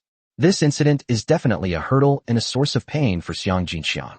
As a result, Lin Yun hit his sore spot as soon as he opened his mouth. Lin Yun, you recording death. Xiang Jinxiang's eyes burned with rage. Oh, Mr. Xiang, you know my name is Lin Yun? Since you know, why were you pretending not to know me just now? What are you pretending for? Lin Yun laughed. Xiang Jinxiang's face turned pale, and he didn't know how to refute it. Lin Yun, do you believe I'll kill you right now? Xiang Jinxiang glared at Lin Yun with wide, angry eyes. After speaking to Jinxiang, he immediately pulled out a military dagger he was carrying and pointed it at Lin Yun's neck. Lin Yun narrowed his eyes. You want to kill me in front of everyone? Do you think my grandfather Lu Zhizhong is a nobody? If you dare to kill me openly, do you believe you will also die? Lin Yun was not afraid of Xiang Jinxiang taking action. Firstly, Lin Yun was certain that Xiang Jinxiang would not be foolish enough to personally kill him in public. Secondly, Lone Wolf is also protecting himself in the shadows. If Xiang Jinxiang really makes a foolish move, Lone Wolf will also take action. These 2 points made Lin Yun fearless. Upon seeing this, Xiang Jinxiang's strategist quickly pulled Xiang Jinxiang aside. Master Xiang, put down the dagger immediately. This is not the place to fight. He's right, if you fight here, we're all doomed. Although Xiang Jinxiang was furious, he could only grit his teeth and put down the dagger after hearing this. Xiang Jinxiang has gotten to where he is today not only because of his ruthlessness, but also because he is intelligent. He certainly understands the reasons behind it. Kid, don't worry. Even if I don't touch you now, I can guarantee you won't live much longer, Xiang Jinxiang said through gritted teeth. If you still want to secretly send people to kill me, you might be disappointed. The dozen or so lackeys you sent last time weren't even enough to fill my teeth, Lin Yun sneered. Xiang Jinxiang's expression changed. Those people, you killed them? Xiang Jinxiang's face was ashen. Xiang Jinxiang had never found the dozen or so men he had sent to kill Lin Yun last time. Now that Lin Yun had said this, he was even more certain that those dozen or so men were probably dead. Jinxiang just couldn't understand how Lin Yun managed to kill those dozen or so people who launched a sneak attack while Lin Yun was alone. It's just that the people you sent were too weak. They weren't even enough to fill my teeth, Lin Yun said disdainfully. After a pause, Lin Yun smiled and continued. Oh right, you just threatened me, right? Well, I'll threaten you back. Threaten me? Heh, what do you have to threaten me with? Xiang Jinxiang sneered. Of course, take this. Lin Yun took out his phone and waved it in front of Xiang Jinxiang. What do you mean? Xiang Jinxiang asked with a stern face, not understanding Lin Yun's meaning. It's simple. My phone has information about your wife cheating on you. If I'm in a bad mood, I might send it to a lot of people, Lin Yun said with a smile. You. Upon hearing Lin Yun's words, Xiang Jinxiang's face turned green with anger. Although he had passed the video on to his men last time, he gave them a strict order. Anyone who dared to spread the video would be executed. Therefore, this video was never leaked. If this video gets out, he'll be utterly humiliated. Xiang Jinxiang clutched his chest in anger, almost spitting out a mouthful of blood. Master Xiang. Xiang Jinxiang's strategist rushed forward to support him. How about it? This weakness of yours isn't weak, is it? Lin Yun said with a smile. You despicable brat. How dare you use such tricks to scheme against me? Xiang Jinxiang gritted his teeth. Despicable? Heh, you were the one who was despicable first. If you hadn't secretly caused trouble for my Huading group, if you hadn't sent someone to assassinate me, would I have schemed against you? It's all your own doing, Lin Yun sneered. After a pause, Lin Yun continued. Also, I'll save this video for you. If you dare to play dirty tricks on me again, I guarantee that all the citizens of Qingyang City will see this video. Bastard! Bastard! Bastard! Xiang Jinxiang was furious. He knew that Lin Yun had this leverage over the video, and Lin Yun could threaten him at any time. You're angry, aren't you? It's okay. At today's auction, let's have a good competition based on our strength, Lin Yun said with a smile. At this moment, Xiang Jinxiang's eyes were bloodshot, and his eyes were flashing with uncontrollable anger. Xiang Jinxiang felt the anger in his chest was about to explode. He wished he could rush up and kill Lin Yun right now, but he also knew he couldn't do that. Lin Yun, I'm going to make you pay at today's auction. Xiang Jinxiang stared intently at Lin Yun, his tone icy cold. Xiang Jinxiang is unable to take direct action against Lin Yun right now, so he can only teach Lin Yun a lesson through today's auction. Xiang Jinxiang had already made up his mind that no matter the cost, he would give Lin Yun a good counterattack at today's auction. Do you think the auction will make me look good? You're in for a disappointment. Today's auction will only make you look bad. A smile appeared on Lin Zhao's lips. Lu Bo, let's go. After Lin Yun finished speaking, he took Lu Bo and left. Damn bastard. As Xiang Jinxiang watched Lin Yun's departing figure, his fists clenched so tightly they cracked, and his knuckles turned white from the force of his grip. Chapter 64. Meeting with President Su. Xiang Jinxiang asked himself. It had been a long time since anyone had dared to challenge him to his face like this, and it had been a long time since anyone had been able to anger him like this. The wealthy second-generation heirs and business owners who were watching were quite shocked after witnessing what had just happened. Who exactly is that young man? How dare he challenge Master Xiang like that, and make him so angry? Yes, who is he? How dare he be so bold? The bosses and rich kids around Lin Yun, who didn't recognize him, were all puzzled. You guys are so ignorant. That guy just now is the new chairman of Huading Group's Qingyang branch. Do you know what kind of background he has? It'll scare you to death if I told you. A bald boss who knew the inside story said with a smile. This boss knew who Lin Yun was because he had attended a small cocktail party hosted by Lin Yun before. What's their background? Everyone around seemed puzzled. This new chairman is the grandson of old man Lu Zhizhong, the bald boss said. Old master Lu Zhizhong's own grandson? Hiss. Upon hearing this, everyone gasped in shock. They were well aware of just how powerful old master Lu Zhizhong was, the richest man in the 3 southwestern provinces, many times more powerful than city-level bosses like themselves. No wonder he dared to challenge Master Xiang. No wonder he angered Master Xiang so much, and Master Xiang didn't dare to touch him on the spot. Once they realized Lin Yun's identity, their doubts were immediately resolved. When they looked up at Lin Yun's departing figure, they all looked fearful. He was definitely someone they couldn't afford to offend. Grandpa Lu's own grandson was actually in Qingyang City. They couldn't imagine what kind of storm this seemingly ordinary and thin young man would stir up in Qingyang City. On the other side, Chairman Lin, you shut Xiang Jinxiang up with just a few words, made him furious and unable to vent his anger. It was so satisfying to watch. Lubo said happily. He's just asking for trouble, Lin Yun said with a smile. However, Chairman Lin, there's a downside to this. You just angered him, and he threatened to make us pay at the auction. This means he'll definitely cause trouble at the auction later. We only prepared 500 million, I'm afraid. Lubo looked somewhat worried. He could foresee that the auction would soon turn into a bloodbath. Lubo knew that if Xiang Jinxiang really went all out in the fight, the 500 million they had prepared might not be enough. Even if we hadn't provoked him just now, today's auction would still have been a bloodbath, Lin Yun said calmly. That's true. Lubo nodded. As for the money, you don't need to worry, I have my own arrangements. Lin Yun revealed a confident smile. Inner circle of the venue. I heard that just now at the entrance, Mr. Xiang had a conflict with the new chairman of Huading, and they almost came to blows. What happened at the entrance quickly spread to the inner circle of the venue and reached the ears of the bosses there. Huading Group and Xiang Ye's Jinxiang Group are already competitors. If they clash again, this auction will be quite a show. When two tigers fight, one will surely be injured. Yes, the competition between these two families at this auction is sure to be fierce. I wonder who will be the final winner. As a top business group in Southwest China, Huading Group is definitely superior. That's hard to say. Although Huading Group is powerful, this is only a branch in Xinjiang. But Master Xiang is a local bigwig in Xinjiang. He has been in power in Xinjiang for more than 10 years, and the capital he has accumulated should not be underestimated. The debate was intense. Who would be the winner of this auction? Of course, the only thing everyone can be sure of is that if the struggle is too intense, even the final winner will pay a heavy price. With this in mind, everyone became even more excited about the auction. Of course, many bosses in the inner circle only know that Huading's new chairman had a conflict with Master Xiang, but many of them do not know that Huading's new chairman is Lu Zhizhong's grandson. Somewhere in the inner circle, Su Yan's father, President Su, naturally heard the news as well. At this moment, President Su was chatting with the president of the Qingyang City Chamber of Commerce. President Yin, I just heard someone say that the new chairman of Huading Group is the grandson of Mr. Lu Zhizhong. President Yin, you have excellent connections. I wonder if this is true or not. President Su asked. President Su, you're right.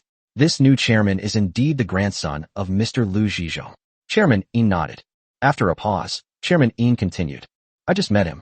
Although he is young, he is very handsome and does not have the spoiled air of a rich second generation. Even his clothes are very ordinary. He does not wear any brand names. Among the rich second and third generations, he is a breath of fresh air. I think he will definitely achieve something in the future. Oh, Chairman Yin has always been very good at judging people. In that case, this is a rare talent. President Su exclaimed. President Su thought to himself, this person is not only a top-tier third-generation rich kid, but he also doesn't have the air of a spoiled brat. Such a person is extremely rare. He became even more determined to find a way to bring his daughter and him together. So President Su smiled and said, President Yin, you just said you've met him. Could you please introduce me? I'd very much like to meet this grandson of old Master Lu. Of course, no problem. Come with me, Chairman Yin said with a smile.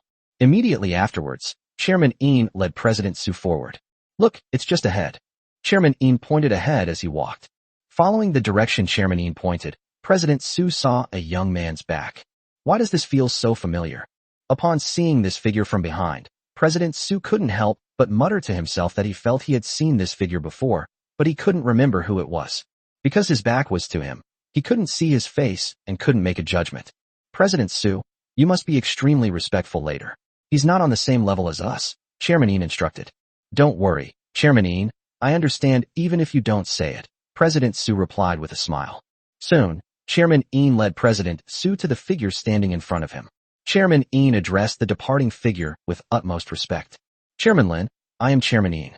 I've come here to introduce myself to you. President Su stood respectfully in place, watching the retreating figure with a smile on his face. Under President Su's gaze, the figure slowly turned around. The person who caught President Su's eye was none other than Lin Yun. Boom. The moment President Su saw Lin Yun, the smile on his face vanished, his complexion turned pale, and his eyes showed a look of utter confusion. In President Su's mind, it was as if something had suddenly exploded. Yes, it's you. President Su stared wide-eyed at Lin Yun's face, his voice becoming shrill with extreme shock. President Su never dreamed that he would be Lin Yun. When Lin Yun saw President Su, A look of surprise flashed across his eyes, but then he returned to calm, and a smile appeared on his lips. Lin Yun had already anticipated that he might run into Su Yan's father, President Su, at the auction. President Su, what are you doing? Hurry up and greet Chairman Lin. Chairman Yin nudged President Su from behind. How could he be Lu Zhizhong's grandson? Isn't he a student at Qingyang University? He. Mr. Su's eyes were filled with disbelief. He had just met Lin Yun yesterday, and he had also obtained a copy of Lin Yun's personal information from the school. Lin Yun in the information was clearly a child from a poor family. At this moment, Lu Bo, who was sitting next to Lin Yun, also turned around. Oh, isn't this President Su? Our Chairman Lin is indeed studying at Qingyang University. Being the chairman is just a side job for him, Lu Bo said with a smile. This. Of course, President Su knew Lu Bo. He was the chairman of Huading Group. Even the general manager of Huading Group said so. So even if President Su didn't believe it, he had no choice but to believe it at this moment. President Su, what are you doing? Didn't you say you wanted me to introduce you to Chairman Lin? I'm going to introduce you. Why are you doing this? Chairman Yin frowned. Chapter 65, the auction begins. Before Chairman Yin arrived, he specifically instructed President Su to be courteous to Lin Yun. However, he did not expect President Su to react this way after meeting Lin Yun. Chairman Yin. Lin Yun waved to Chairman Yin, indicating that he didn't need to say anything more. Immediately afterwards, Lin Yun looked at President Su and smiled. President Su, that's right, I'm the new chairman of Huading Group, and that's right, I am Lu Zhizhong's grandson. But, President Su stared at Lin Yun, still somewhat confused. Yesterday by Yanglu Lake, I told you that what you saw was only the surface of the lake. You know nothing about what lies beneath it, just like your understanding of me is only superficial. In reality, you know nothing about me, Lin Yun said calmly. Upon hearing this, President Su let out a long sigh, finally understanding that Lin Yun had simply been hiding his identity. Upon careful consideration, he realized that given Lin Yun's status, creating a fake personal profile would be an easy task. I, Su, have ultimately misjudged him. President Su lowered his head. President Su had been thinking that he must find a way to match his daughter with old Master Lu's grandson. He never dreamed that the person would be Lin Yun. And yesterday, he was still by Yanglu Lake at Qingyang University, giving Lin Yun a warning and telling her to leave his daughter. How dramatic and ridiculous this is. President Su, do you think I'm good enough for your daughter? Lin Yun stared at President Su and smiled. Of course. President Su nodded with a dry laugh. President Su knew perfectly well that, based solely on the fact that Lin Yun was Lu Zhizhong's grandson, how could he be unworthy of his daughter? It was only his daughter who was unworthy of him. President Su continued with a smile. Chairman Lin, I must have been out of my mind yesterday. Please don't take it seriously. I now fully support your relationship with Su Yan. Upon careful consideration, President Su realized that Lin Yun and his daughter were now boyfriend and girlfriend, which was absolutely wonderful. Lin Yun was his son-in-law, and the thought filled him with joy. President Su, let me be honest with you about my relationship with Su Yan. We're not boyfriend and girlfriend. I just pretended to be her boyfriend for a few days to help her deal with young Master Zhang's harassment, Lin Yun said calmly. What? President Su's expression immediately froze. Just moments ago, President Su was feeling fortunate that, at least Lin Yun and his daughter were now boyfriend and girlfriend, making him Lin Yun's father-in-law and a relative of Lu Zhizhong. Before he could even enjoy his happiness for 3 seconds, Lin Yun told him the truth. At this moment, the auction staff picked up the microphone and announced that everyone should enter the auction hall, as the auction was about to begin. Lin Yun stood up. President Su, I hope you won't tell Su Yan about my identity. Yes. President Su nodded hurriedly. Lu Bo, let's go. Lin Yun called Lu Bo, and they walked together toward the auction venue. President Su watched Lin Yun's departing figure with a complex expression. At the same time, President Su secretly made up his mind that even if Lin Yun and her daughter were just pretending to be a couple, he would still try to bring them together and make their fake relationship real. The auction had begun, and the big bosses in the room were heading towards the auction venue. As for those rich kids, they can play around in the outer hall, but they don't qualify to enter the main auction hall. The main venue of the auction was on the 3rd floor. Lin Yun and Lu Bo entered together and then sat in the VIP seats in the first row according to their assigned numbers. As the chairman of Huading Group, Lin Yun would be seated in the VIP section of the auction house, even if he didn't say so. To be honest, this was the first time Lin Yun had ever been to a place like this. However, Lin Yun remained calm and composed, because the balance in his card gave him enough confidence. Lin Yun glanced around and saw that the auction was not large, probably able to accommodate about 100 people. Just as Lin Yun was looking around, Xiang Jinxiang of Jinxiang Group happened to pass by Lin Yun. Kid, we'll see. Xiang Jinxiang glared fiercely at Lin Yun. All right, let's see who comes out on top at today's auction, Lin Yun said with a smile. Xiang Jinxiang didn't answer again and turned to walk towards his seat. Xiang Jinxiang was also sitting in the VIP section of the first row, but he was on the left and Lin Yun was on the right. It was probably the auction organizers who deliberately separated the two. A few minutes later, the bosses were all seated. Boom. The main lights in the auction hall suddenly went out, leaving only a few small lights and the lights on the auction stage. At that moment, a host strode onto the stage. Welcome, everyone, to Qingyang City's annual auction. The host was very enthusiastic. After the host took the stage, he first gave a brief introduction to today's auction, and then invited several officials from Qingyang City to come up on stage to give speeches. 15 minutes had passed since the speech ended. I'm sure all of you bosses are eagerly anticipating the start of the auction, right? All right, without further ado, let's begin the auction. The host raised his hand. At this point, the first item for auction was brought up. The first item up for auction is a painting or calligraphy, with a starting price of 100,000 yuan and a minimum bid increment of 10,000 yuan. As for which calligrapher created the painting, Lin Yun didn't hear clearly, since he had absolutely no interest in calligraphy or paintings. The host introduction made Lin Yun want to sleep. To Lin Yun's surprise, after the auction began, quite a few people bid on the painting, and it was eventually sold to one of them for 550,000 yuan. The second item auctioned was an antique vase, which Lin Yun was also not interested in.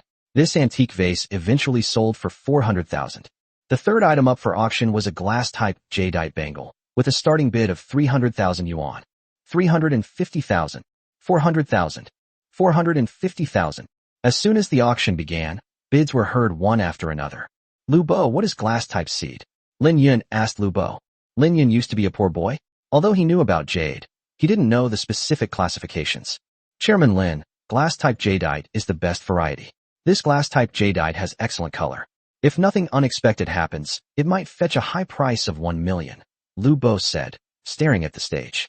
Immediately afterward, Lu Bo looked at Lin Yun and asked curiously, Chairman Lin, are you interested in this jade bracelet? Yes, I'm somewhat interested. Lin Yun nodded with a smile. At this point, the price had already reached a high of 1.15 million. Boss Ting offered 1.15 million.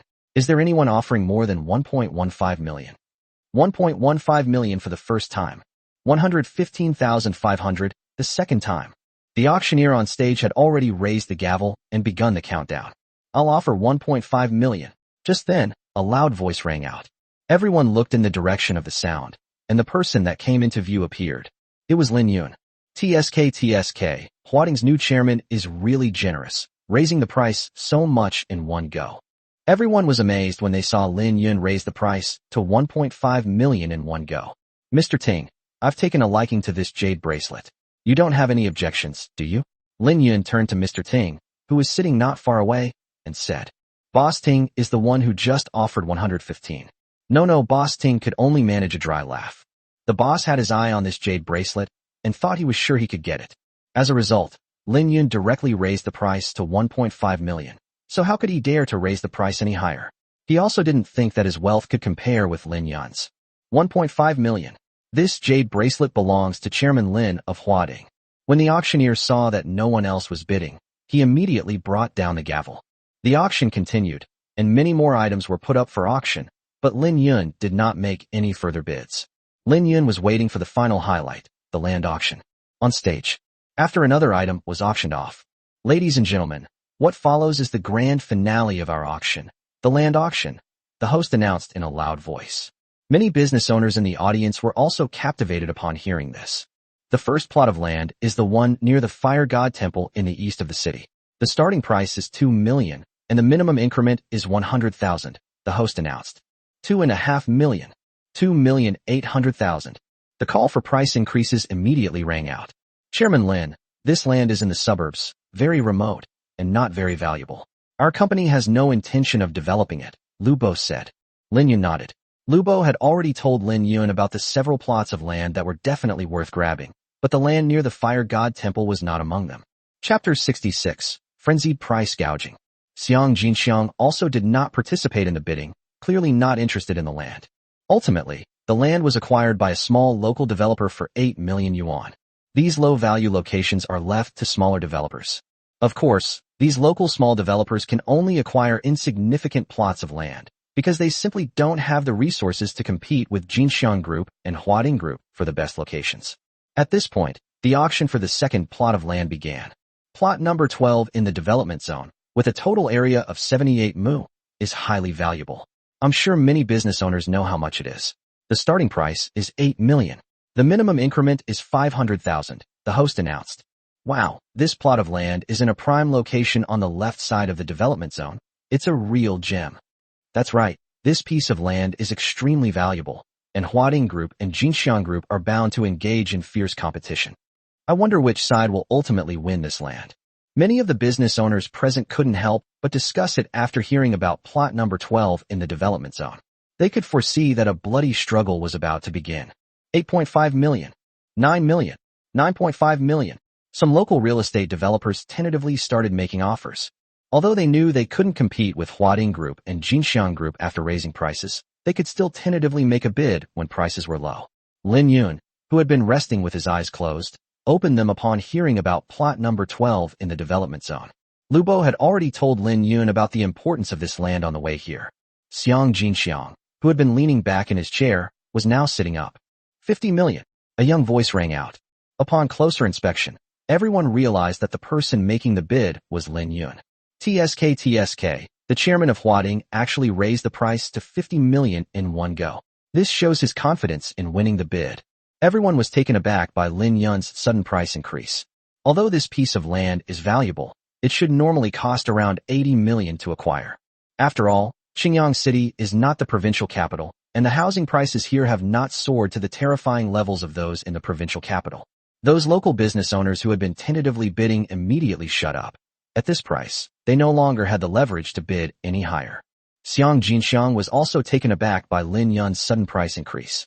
Now that Lin Yun has made his move, Xiang Jinxiang will naturally not wait any longer. 60 million. Xiang Jinxiang raised his bidding paddle, adding another 10 million. Master Xiang has offered 60 million. Is there anyone offering a higher price? The host on stage shouted. 100 million. Lin Yun's voice rang out again. The business owners present were all astonished to hear that the price had suddenly been raised to 100 million. This is already 100 million? This piece of land is valuable, but it's worth at most 100 million, right? The chairman of Huading quoted 100 million yuan right away. He doesn't want to raise the price gradually. He wants to take it over immediately. I wonder what Master Xiang will do. Everyone turned to look at Jinxiang. This kid doesn't play by the rules. When Xiang Jinxiang saw Lin Yun announce 100 million, his face turned somewhat gloomy. Xiang Jinxiang originally intended to increase the bid by 10 million at a time, which was already a very high increase. They did not expect Lin Yun to bid 100 million in an instant. Normally, buying this piece of land would cost less than 100 million yuan. Master Xiang, this kid is clearly trying to take our place, said the strategist sitting next to Xiang Jinxiang. My 600 million wasn't prepared for nothing, Xiang Jinxiang said, squinting his eyes. Chairman Lin has offered 100 million. Is there anyone offering more than 100 million? The host on stage shouted.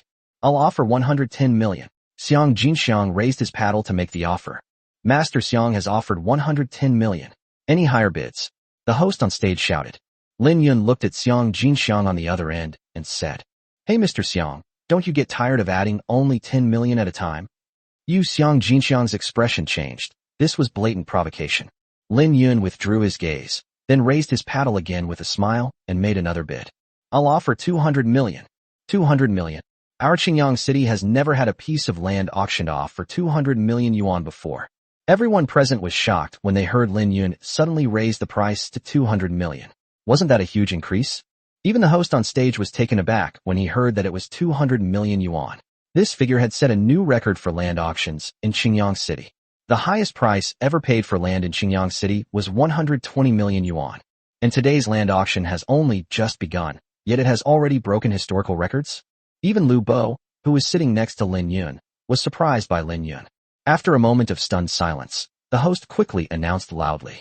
200 million. Chairman Lin has offered 200 million. Is there anyone offering more than 200 million? The business owners in the venue, as well as the host on stage, all looked at Xiang Jinxiang. They knew that only Xiang Jinxiang had the qualifications to compete. At this moment, Xiang Jinxiang's face looked rather unpleasant. 200 million. That's far more than the original price of this land. Xiang Jinxiang initially only prepared 300 million, but later increased it to 600 million in order to deal with Lin Yun. But now a piece of land is being bid up to 200 million. Damn it, this kid doesn't care about the cost. Xiang Jinxiang said through gritted teeth. Lin Yun's aggressive bidding greatly surprised Xiang Jinxiang. However, Xiang Jinxiang made a harsh statement today, saying he would embarrass Lin Yun at today's auction. If he backs down now, he will be the one who looks bad.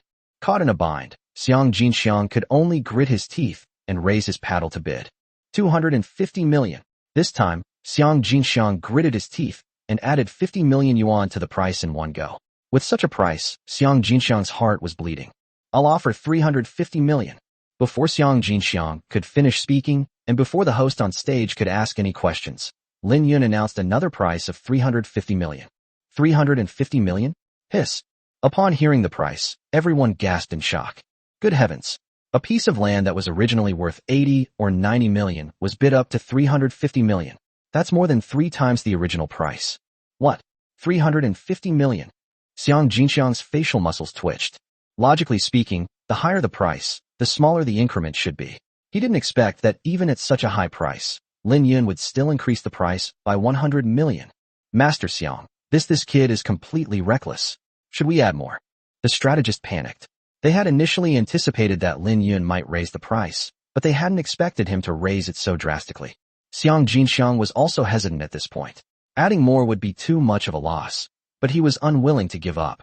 While he was hesitating with Jinxiang, Lin Yun spoke up. Hey Mr. Xiang, you made some tough statements before the auction started. What? You can't take it anymore. Do you think I, Xiang Jinxiang, can't handle this? Xiang Jinxiang immediately became furious. 400 million. I'll give you 400 million. Xiang Jinxiang roared through gritted teeth. Okay, I'll offer 500 million. Lin Yun said with a smile, making the offer directly. Lin Yun's bid caused an uproar throughout the room. 500 million? My God. They actually offered 500 million for such a piece of land. The entire venue erupted in cheers. Everyone knows that this piece of land is definitely not worth that much money. Isn't this Chairman Lin a bit too aggressive? He actually bid 500 million just to fight with Master Xiang. Even Lu Bo, who was standing next to Lin Yun, couldn't help but tug at him. Chairman Lin, I only prepared a total of 500 million yuan, and you've already used it all for this first piece of land. Moreover, it's not worth spending 500 million yuan to buy this land. Lu Bo said anxiously. I have my own plans. Lin Yun smiled. Immediately afterwards, Lin Yun stood up and looked at Xiang Jinxiang. Brother Xiang, do you still want to play? If you do, then we'll continue, Lin Yun said with a smile. You. Xiang Jinxiang's face turned green. He continued to make an offer, but the price had already exceeded his affordability. If he didn't make an offer, he would lose face, with so many people watching. Master Xiang, forget it. Stop fighting over it. Let him have it. There are better ones later, the strategist said. Just then, Lin Yun spoke up with a smile. Xiang Jinxiang, if you can't handle it, then get out. You're not qualified to play auctions with me. Hold. Enraged, Xiang Jinxiang slammed his hands on the armchair and stood up abruptly. If I don't take this land today, I'm not a Xiang. Chapter 67. This land is yours. 600 million. I'll put up 600 million. Enraged, Xiang Jinxiang immediately raised the price by 100 million. 600 million. My God, 600 million. The business owners in the venue were so shocked they were almost numb. Such numbers made them feel dizzy. Before the auction began, everyone had anticipated that today's land auction would be a bloodbath. But no one expected it to come to this. Just then, Lin suddenly stood up, looked at Xiang Jinxiang, and said with a smile. All right, 600 million. This land is yours. Immediately afterwards, Lin Yun looked up at the stage and said to the host. Master Xiang has offered 600 million. I don't think anyone else will bid. Let's bring down the hammer. Oh, okay. The host, who was still in a daze, nodded quickly after hearing Lin Yun's words. Immediately afterwards, the host slammed the gavel down with a thud and announced in a sharp, loud voice. Plot number 12 in the development zone, 600 million. It's Mr. Xiang's. This price set a new record for the highest price ever recorded in Xinjiang City. At this moment, Master Xiang was stunned. Kid, you're not going to rob me. Xiang Jinxiang glared at Lin Yun on the other side. Jinxiang had just been provoked by Lin Yun and thought that Lin Yun would continue to compete with him. 600 million for this land? Only a fool like you would buy it.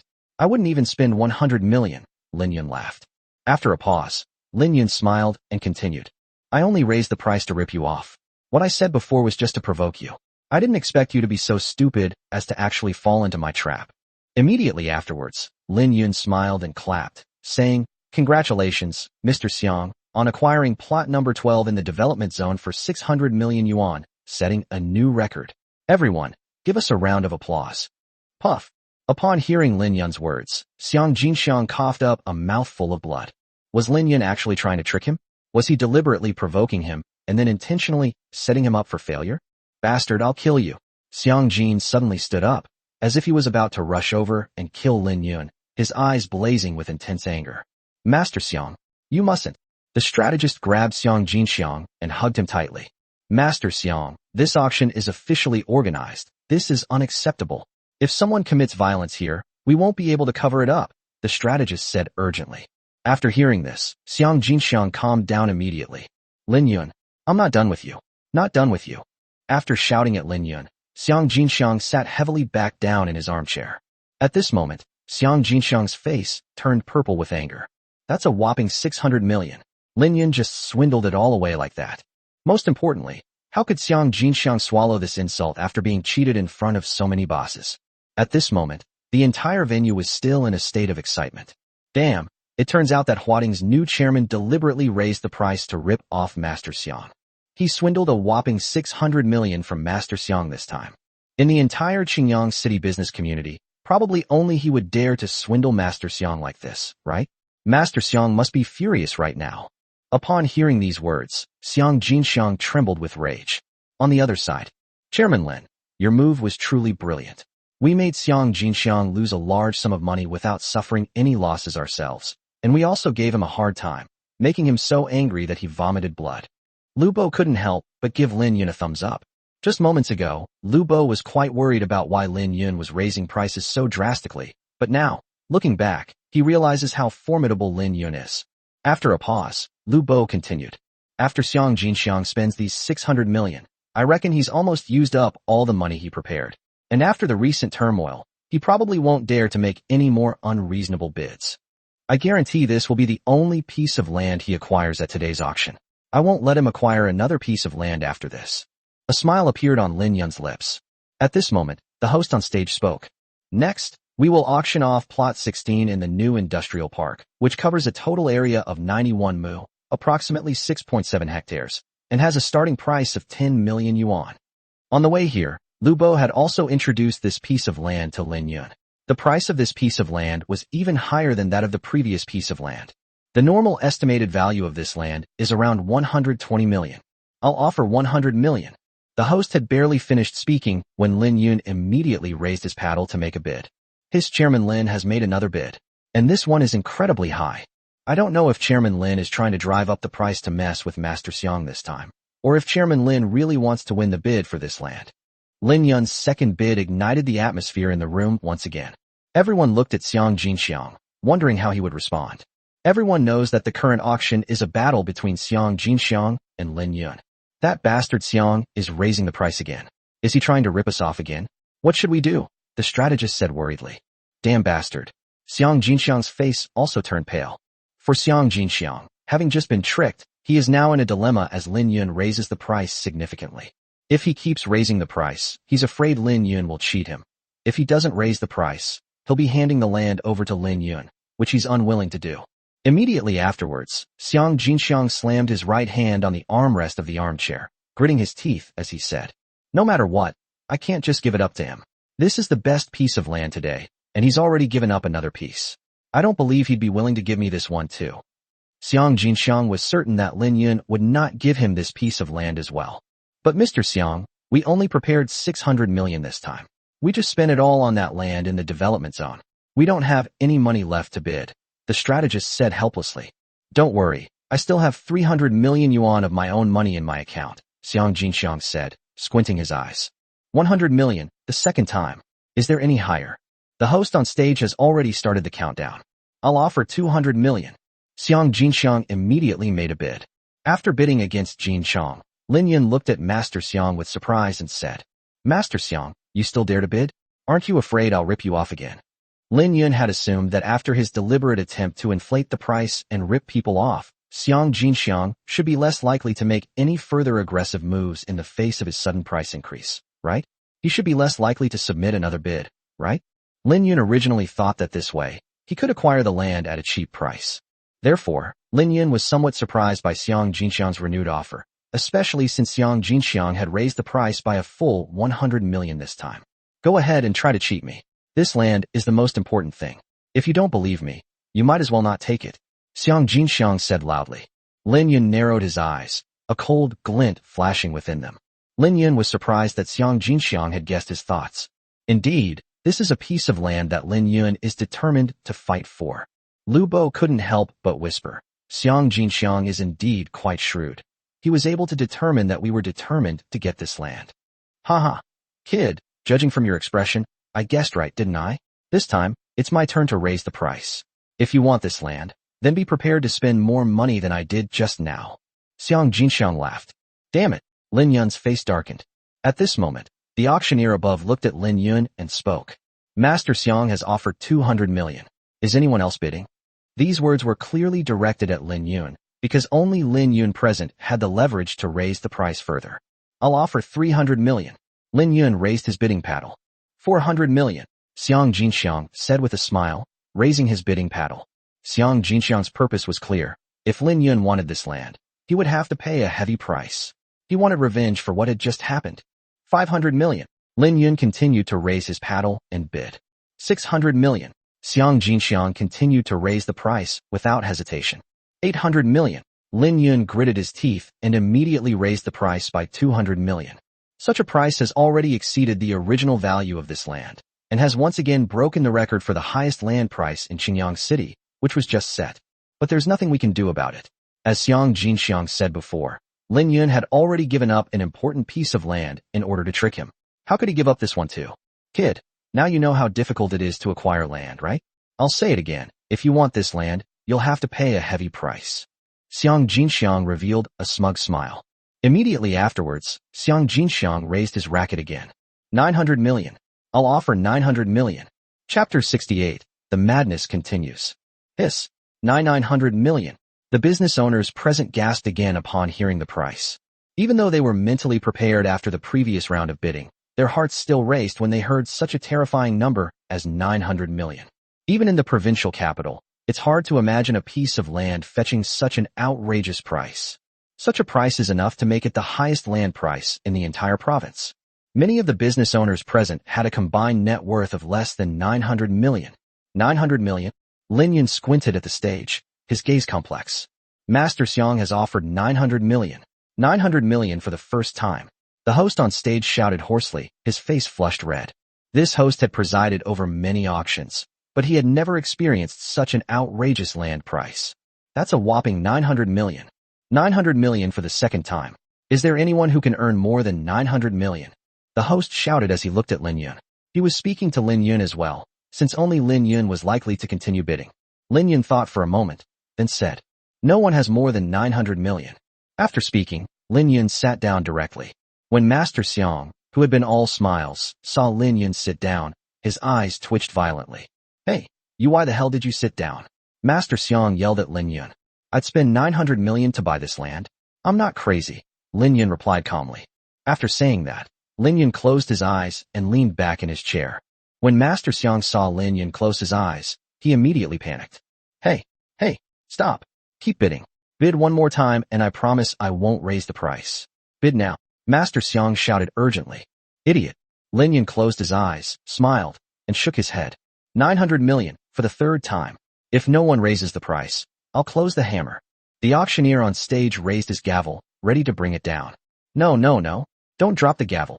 I'm withdrawing my offer of 900 million. I'm withdrawing it. I'm giving it to him. I'm giving it to him. Master Xiang shouted urgently. He had only bid to rip off Lin Yun. He never intended to spend 900 million to buy this land. There's only one outcome to spending 900 million to buy this land. You'll lose so much money you won't even recognize your own grandmother. I'm sorry, Mr. Xiang, but according to the auction rules, once a paddle is raised, it cannot be withdrawn, the host said. After he finished speaking, the host slammed the gavel down. Thus, the land was acquired by Mr. Xiang for 900 million yuan. Thump. The moment the auction gavel fell, Master Xiang's face turned pale, and he fainted. Master Xiang. Master Xiang, wake up.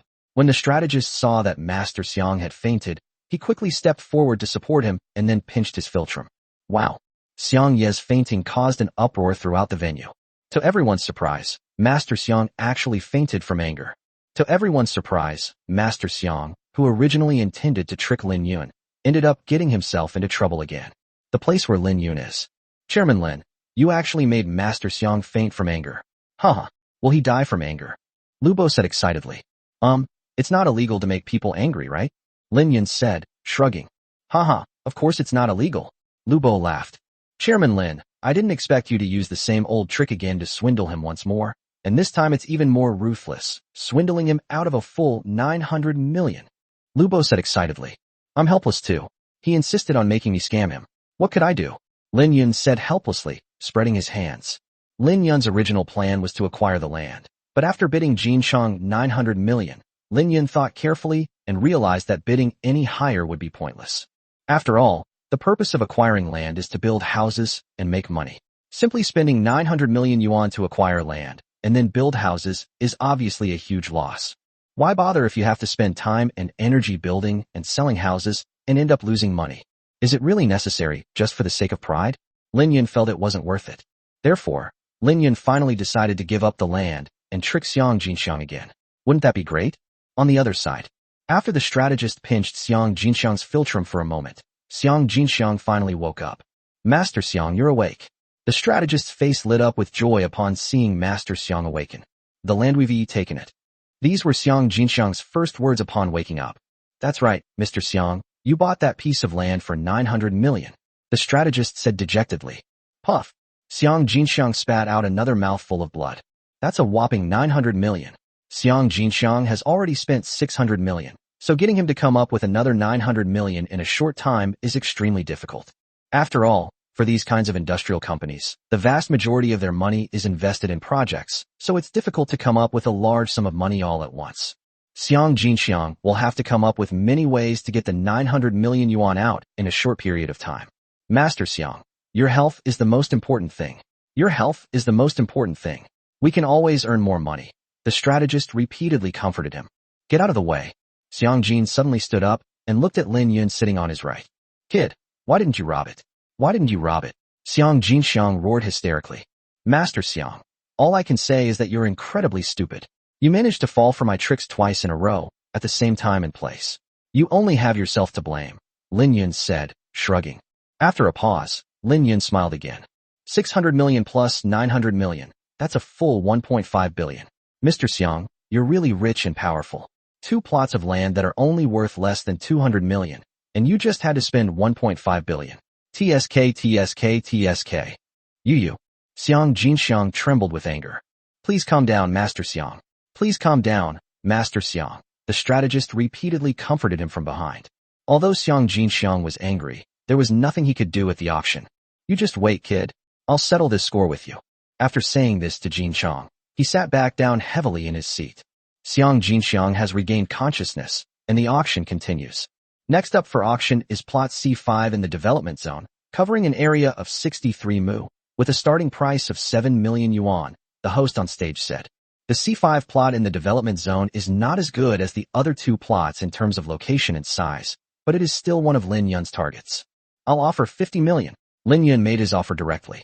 After quoting the price, Lin Yun looked at Xiang Jinxiang and said with a smile, Brother Xiang, shall we still rob it? Roll. After uttering a single word to Jin Chang, he immediately closed his eyes. Having learned his lesson from the previous 2 bids, Xiang Jinxiang dared not challenge Lin Yun again. He was absolutely certain that Lin Yun would be able to bid hundreds of millions next time. Chairman Lin offered 50 million for plot C3 in the development zone. 50 million for the first time. 50 million for the second time. Is there anyone who can offer more than 50 million? The host's voice echoed throughout the venue. The entire auction was completely silent. Not a single person placed a bid. The reason is simple. They had just witnessed how aggressively Lin Yun raised prices, and they had seen how disastrous the consequences were for those who tried to outbid him. Given that the price of 50 million was already quite high, no one bid. 50 million for the third time. Land C3 in the development zone belongs to Chairman Lin. Bang! Seeing that no one was bidding higher, the host on stage immediately brought down the gavel. Not bad. Lin Yun nodded in satisfaction. Acquiring this land for 50 million was absolutely worthwhile, and the process went very smoothly. Although this piece of land is not as valuable as the previous two, with the development of Huading's prestigious brand, it should be able to earn 3 to 500 million yuan in the end. Unlike the previous 2 plots of land, which were acquired at such high prices that they ended up losing money. Damn it! Seeing how easily Lin Yun acquired the land, Xiang Jinxiang was naturally envious, but there was nothing he could do about it. The auction continued, and 3 more plots of land were subsequently auctioned off. Lin Yun won 2 of the plots for 40 million and 35 million respectively. The prices Lin Yun quoted were the normal values of these plots, and no one competed with him after he made the bids. There was another piece of land, but because of its remote location and small size, it didn't meet Lin Yun's standards, so he didn't make a move. It was then auctioned off to a small local real estate company for 7.5 million. During this time, Xiang Jinxiang remained pale and leaned back in his chair, not making another bid. At this time, ladies and gentlemen, the next piece of land to be auctioned is the largest plot of land in this auction, plot number 1 in the protected area, with a total area of 500 mu and a starting price of 50 million yuan, the host said. The largest piece of land before was only about 100 acres, but this time it's a whopping 500 acres. Chapter 69 Prohibitions. The host's words immediately sparked a flurry of discussion among the audience. Plot number 1 in the protected area is a treasure trove, located near the core business district of Qingyang City. Unfortunately, this land is a protected area designated by the province as a no-development zone, and development is prohibited for 50 years. Buying it would be useless. Yes, this land would be a treasure if it could be developed, but unfortunately it's off limits, so buying it wouldn't be of any use. If I remember correctly, this piece of land failed to sell at auction last year, right? Everyone was whispering and discussing among themselves. For a moment, no one in the entire venue made a bid. Even at the lowest price of 50 million, no one wants a piece of land that cannot be developed. Is there anyone bidding on plot number 1 in the protected area? The host asked. I'll offer 50 million. A loud voice rang out. Everyone looked in the direction of the sound and saw the person holding up a bidding sign. It was Lin Yun. The chairman of Huading wants to buy this land. Even if he's rich, he can't just waste 50 million, can he? Everyone seemed somewhat surprised when they saw Lin Yun make his offer. Fool, buying a piece of land that can only be developed in 50 years. Master Xiang sneered and shook his head in disdain. The place where Lin Yun is. Chairman Lin, this land won't be developed for another 50 years. Why do you want to buy it? Lu Bo was puzzled when Lin Yun made the offer. Lu Bo, I have my own plans, Lin Yun said with a smile. When Lu Bo heard Lin Yun say that, he felt inexplicably at ease, because he found that every time Lin Yun said something like that, he could create a surprise. Plot number 1 in the protected area, Chairman Lin offered 50 million. Is there anyone offering a higher price? Great. This land belongs to Chairman Lin of Huading Group. Seeing that no one was bidding, the host on stage quickly brought down the gavel. He knew that the land had failed to sell at auction several times, and the starting price had gradually dropped from 100 million to 50 million. It was already quite remarkable that someone had managed to buy it. Who would buy a piece of land that won't be usable for another 50 years? After this plot of land was acquired, 2 more plots were acquired in succession. One of them was bought by Lin Yun for 25 million yuan, while the other plot, which Lin Yun didn't even consider worthwhile, was acquired by a small real estate company for 8.8 million yuan. Thus, the auction finally came to a close. This time, Lin Yun acquired a total of 5 plots of land, spending a total of exactly 200 million yuan. Although we didn't manage to acquire the 2 best plots, the remaining 4 plots, excluding those in the protected area, are worth as much as those 2, and most importantly, they're cheap. Originally, 2.5 billion yuan was prepared. The original plan was to use money to crush Xiang Jinxiang, so that Xiang Jinxiang would not be able to get a single piece of land. This was also my grandfather's original intention. It was a simple and brutal method. However, Lin Yun changed his plans at the last minute. As the chairman of a company, being able to adapt to changing circumstances is very important. In Lin Yun's view, the new plan swindled Xiang Jinxiang out of 1.5 billion yuan, saved him a lot of money, and also acquired some land, which was definitely a great deal. After the auction concluded, it was already noon, and the auction organizers had prepared lunch. Today, the landowners who were photographed were all invited separately to the restaurant on the top floor of the hotel. Luo Ming, the auctioneer, couldn't stop smiling. Today's land auction generated nearly 1.8 billion yuan. It should be noted that all those lands together should have only been worth around 400 million, so they undoubtedly made a fortune this time. Of course, 1.5 billion of that nearly 1.8 billion was contributed by Master Xiang. Inside the restaurant, 10 real estate tycoons sat at one table, including Lin Yun and Master Xiang. Thank you all for your support of our work. Luo Ming was the first to stand up and offer a toast. Luo Ming is in charge of land management in Xinjiang City. After toasting with a glass of wine, Luo Ming, I think you should offer a separate toast to Jin Shang. After all, he contributed a full 1.5 billion today, Lin Yun said calmly. Haha. All right, I'll toast you, sir. Luo Ming could only manage a dry laugh. Xiang Jinxiang's face darkened. He felt his heart bleeding as he thought about how he had been swindled out of 1.5 billion yuan. Although Xiang Jinxiang has made a lot of money over the years, it will take him several years to earn back this 1.5 billion yuan. However, Xiang Jinxiang still managed to smile when Luo Ming offered him a toast. Just as the two raised their glasses, Lin Yun said with a smile, spending 1.5 billion to buy land that was originally worth at most 200 million shows that Mr. Xiang really wants to make a contribution. You brat. Xiang Jinxiang slammed the cup heavily on the table with a bang, glaring angrily at Lin Yun. What's wrong, Mr. Xiang? Everyone knows you spent 1.5 billion to buy 200 million worth of land. Are you afraid of it being mentioned? Lin Yun said with a smile. Seeing this, Luo Ming took the initiative to mediate. Please, both of you say less. Come, let me offer you both a toast. No problem. Lin Yun smiled and picked up his wine glass. Xiang Jinxiang naturally couldn't appear to lack magnanimity, so he also raised his glass. After downing a glass of wine, Lin Yun, what's there to be proud of? Although I spent a lot of money at this auction, I got 2 of the best plots of land, Xiang Jinxiang said proudly. Xiang Jinxiang was seething with anger at the auction, and now he was naturally looking for a way to retaliate against Lin Yun and vent his frustration. Lin Yun leaned back in his chair, arms crossed, and said with a smile, the 2 plots of land you acquired are indeed good, but compared to the number 1 plot in the protected area that I acquired, your 2 plots are incomparable and are utter garbage. Haha, you actually have the nerve to mention plot number 1 in the protected area? You're such an idiot. You spent money to buy a piece of land that can't be developed for the next 50 years, and you still have the nerve to say it out loud. Xiang Jinxiang sneered.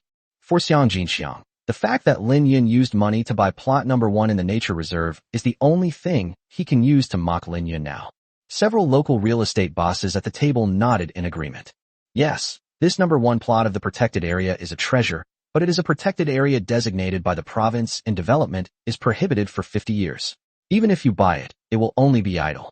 Lin Yun laughed and said, Master Xiang, I didn't buy this land to leave it idle. I plan to develop a top-tier commercial center and a high-end residential area on this land, making it the most prosperous place in Xinjiang City. This plot of land is a full 500 acres, and if it were to be developed, its potential would be enormous.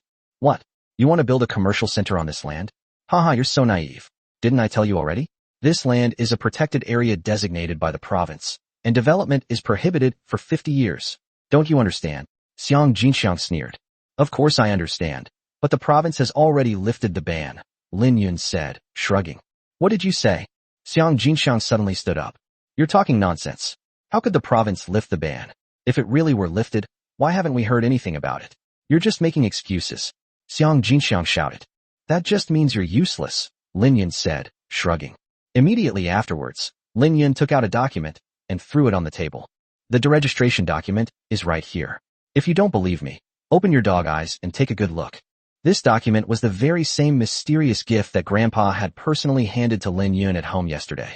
Looking incredulous, Xiang Jinxiang quickly grabbed the document. This. After reading the document, Xiang Jinxiang slumped into his chair, his face filled with despair, and the document fell to the table. Has it really been lifted? Seeing that Xiang Jinxiang's expression was not right, Luo Ming, who was standing next to him, quickly grabbed the documents. It really is. It's actually been deactivated. After reading the document, Luo Ming couldn't help but exclaim in shock, his voice becoming shrill with horror. Boom. As soon as Director Luo said that, the entire private room erupted in chaos. My God, the number 1 plot of the protected area has been off limits for 6 years, and now it's actually been lifted? If this land is released from development, its value would be immense. After all, its location is superb. If Huading Group develops this land, and if it really wants to develop it into the most prosperous area in Xinjiang City, Huading Group will definitely be able to make a fortune from this project. The bosses sitting at the table were all real estate tycoons from Qingyang City, so they were well aware of how much profit the development of the number 1 protected area would bring. Chapter 70, Grandpa's Power. Of course, they weren't jealous, because they knew that their company wasn't capable of developing such a large project. But Xiang Jinxiang is different. Why? Why haven't I heard anything from you? Xiang Jinxiang roared angrily. If Xiang Jinxiang knew that the land ban had been lifted, he would do everything in his power to seize it, because its value is just too great. As a result, Lin Yun easily acquired this prime piece of land for 50 million. Based on this alone, Lin Yun is undoubtedly the biggest winner of today's auction. Master Xiang, what do you think? This piece of land of mine is many times better than the 2 you acquired combined, right? And I only spent 50 million, while you spent 1.5 billion. TSK. Lin Yun said with a smile. Yu. Xiang Jinxiang was so angry that he trembled all over. His face turned purple and blue, and he looked like he was about to explode. You're really curious about why, right? Well, I'll tell you. This land was indeed originally prohibited from development, Lin Yun said with a smile. Immediately afterwards, Lin Yun changed the subject. But thanks to my maternal grandfather Lu Zhizhong's efforts, the ban was lifted directly. Moreover, my grandfather kept the news under wraps, and no one in Qingyang City knew about it. Also that I could easily acquire this land and then develop it. So it's normal that you don't know. So that's how it is. Luo Ming, who was standing next to him, nodded in sudden understanding. As the person in charge of land management in Qingyang City, Luo Ming should have been the first person in Qingyang City to receive the news if the restriction on plot number 1 in the protected area were lifted. However, he received no news at all. Now he realized that it was Lin Yun's maternal grandfather, Lu Zhizhong, who was behind this. This incident also demonstrates that Lin Yun's maternal grandfather, Lu Zhizhong, is truly capable. Everyone became even more fearful of Lin Yun, realizing that he was a terrifying figure they absolutely could not afford to offend. Even Luo Ming secretly resolved that he absolutely could not offend Lin Yun. On the contrary, he should try his best to befriend him. After hearing Lin Yun's explanation, Xiang Jinxiang's face grew even paler. At this moment, Lin Yun stood up, took back the document, and then said to Luo Ming, I've finished my meal, so I'll take my leave now. Then, Lin Yun looked at Xiang Jinxiang. Xiang Jinxiang, you think you can fight against Huading Group? You're dreaming. My grandfather's influence is far beyond your reach. Remember this. If you fight against Huading Group, you will only face one death. Lin Yun spoke each word with sharp intensity as he finished. Lu Bo, let's go. After Lin Yun finished speaking, he led Lu Bo outside. Bang! Bastard! Bastard! Bastard! Xiang Jinxiang slammed his fist on the table and hysterically roared at Lin Yun's back. With that punch, many wine glasses on the table were overturned. Under Xiang Jinxiang's fury, the bosses present were all terrified and turned pale. After Lin Yun walked out of the rooftop restaurant, Chairman Lin, seeing Xiang Jinxiang so angry today, was so satisfying. Lu Bo said excitedly. He asked for it. Daring to go against me, Lin Yun, he'll definitely suffer the consequences, Lin Yun said with a smile. But Chairman Lin, you are truly remarkable. The fact that you could anger Xiang Jinxiang to such an extent is inextricably linked to your courage and wisdom, Lu Bo praised. Today's events made Lu Bo look at Lin Yun with even greater respect. Lu Bo became increasingly convinced that Lin Yun had the ability to take Huading Group's Qingyang branch to new heights. And then there's the matter of acquiring plot number 1 in the protected area. This land is truly a treasure. Now that the ban has been lifted and it belongs to our company, I still feel like I'm dreaming, haha, Lu Bo said excitedly. Lu Bo was well aware of just how valuable plot number 1 in the nature reserve was. So, I'm going to give you a very difficult task next. Lin Yun stopped and looked at Lu Bo. Is it about developing the number 1 plot of the protected area? Lu Bo asked expectantly. That's right, that's exactly it. Starting today, for the next year, this will be our company's key project. I've said before that we're going to make this the most prosperous place in Qingyang City, Lin Yun said. The number 1 plot in the reserve was the mysterious gift that his grandfather had given him, a gift that was truly precious to Lin Yun. Chairman Lin, if this project is completed, the direct revenue it will bring will be at least 2 billion, and the indirect revenue in the future will be even more terrifying. The influence of my Huading Group in Qingyang City will also reach a new height, completely crushing the Jinxiang Group under our feet, Lu Bo said excitedly. Immediately afterwards, Lu Bo changed the subject, saying with concern, this will be a massive project. Even though our branch is in Qingyang City, it is an unprecedented project. Therefore, the investment will inevitably be very large, and our branch may not be able to afford it. Don't worry, in addition to the funds and resources allocated by the company, I will also invest 1.5 billion yuan in this project alone. You just need to focus on doing this project to the best of your ability, Lin Yun said earnestly. For this auction, Steward Lin Yun prepared 2.5 billion yuan, which was originally intended to be used to target Jinchang. However, this time only 200 million was used, leaving 2.3 billion, which can be used to invest in this massive project. An investment of 1.5 billion. Lu Bo was taken aback. Immediately afterwards, Lu Bo excitedly said, "Don't worry, Chairman Lin. With such a large investment, plus the funds already allocated to our company, I have absolute confidence in this project. But you need to be extremely vigilant and make sure to increase security measures. We absolutely cannot let Xiang Jinxiang cause any trouble," Lin Yun said earnestly. Yes, Xiang Jinxiang suffered such a big loss today. He certainly won't let it go. Chairman Lin, you should also be careful. How about I arrange a few bodyguards for you? Lu Bo said. Given Xiang Jinxiang's personality, after suffering such a great loss today, he will definitely seek revenge. No need to arrange anything for me. I have my own ways of ensuring your safety. You, however, need to arrange a few bodyguards for yourself, Lin Yun instructed. With Lone Wolf protecting him in the shadows, Lin Yun had no need to worry about his safety. As they were talking, Lin Yun and Lu Bo had already taken the elevator to the first floor of the hotel. As soon as the elevator doors opened, Lin Yun saw a dozen or 20 bosses gathered there. As soon as Lin Yun appeared, these bosses swarmed around him. Young Master Lin, I am Zheng Jiong from Gaoqing Group. This is my business card. Young Master Lin, I am Zhang Li from Tianming Group. This is my business card. These business owners all respectfully handed Lin Yun their business cards. These business owners were all present at the auction. They witnessed Lin Yun's charisma and wisdom at the auction, and after learning that Lin Yun was Lu Zhizhong's grandson, they naturally wanted to befriend him. Lu Bo, please accept this business card for me, Lin Yun said casually. Yes, Chairman Lin. Lu Bo nodded, and then accepted the business cards one by one on Lin Yun's behalf.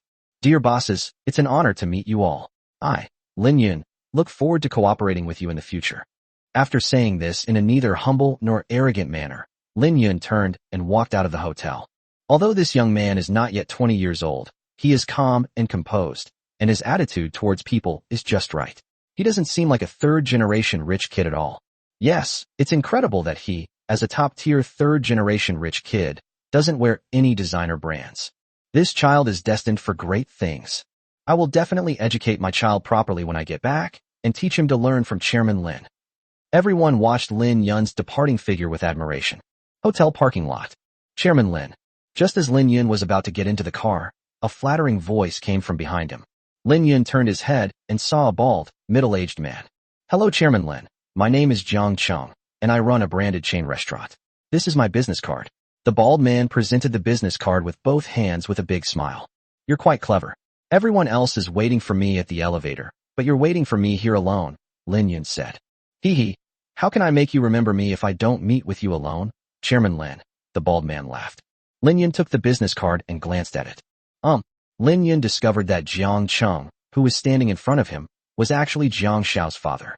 Chairman Lin, if you need anything from me in the future, please feel free to contact me. The number on my business card is my personal phone number, available 24/7, the bald man said with a smile. Chapter 71 Xiang Jinxiang's Conspiracy. I see. Lin Yun nodded, then got into the car, which slowly drove away from the hotel. Inside the Lu family manor in the provincial capital, Lu Zhizhong sat on the sofa, holding a tablet computer in his hand. The tablet was playing a video of the auction that had just taken place in Qingyang City. By this time, Mr. Lu Zhizhong had finished watching the entire video. This little guy actually made Xiang Jinxiang faint from anger, haha. Lu Zhizhong couldn't help but laugh. The secretary also smiled and said, Mr. Lu, the young master's ability to adapt to changing circumstances is truly remarkable. Yes, I originally told him to use money to kill Xiang Jinxiang, but he was able to adapt to the situation and instead swindled Xiang Jinxiang out of 1.5 billion. The kid is quite clever. Lu Zhizhong's face was full of satisfaction. Lin Yun's performance once again exceeded Lu Zhizhong's expectations, and he found that Lin Yun was giving him more and more surprises. At this moment, the secretary changed the subject. However, given Xiang Jinxiang's personality, after suffering such a great loss today, he will definitely find a way to take revenge. In the coming period, there will probably be many things that will give the young master a headache. With Lone Wolf protecting him, there's no need to worry about his safety. But in other aspects, he may encounter some trouble. We'll see how he handles it. As I said before, this is both a test and a training opportunity for him, said old Lu. Inside Xiang Jinxiang's villa on the hillside. Bang, bang, bang, bang, bang, bang.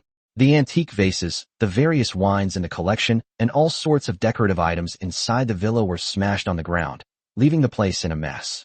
Asshole! Asshole! Asshole! I am Xiang Jinxiang. How dare you cheat me like this on my turf? How dare you oppose me like this? He angrily smashed the object at Jinxiang while cursing loudly.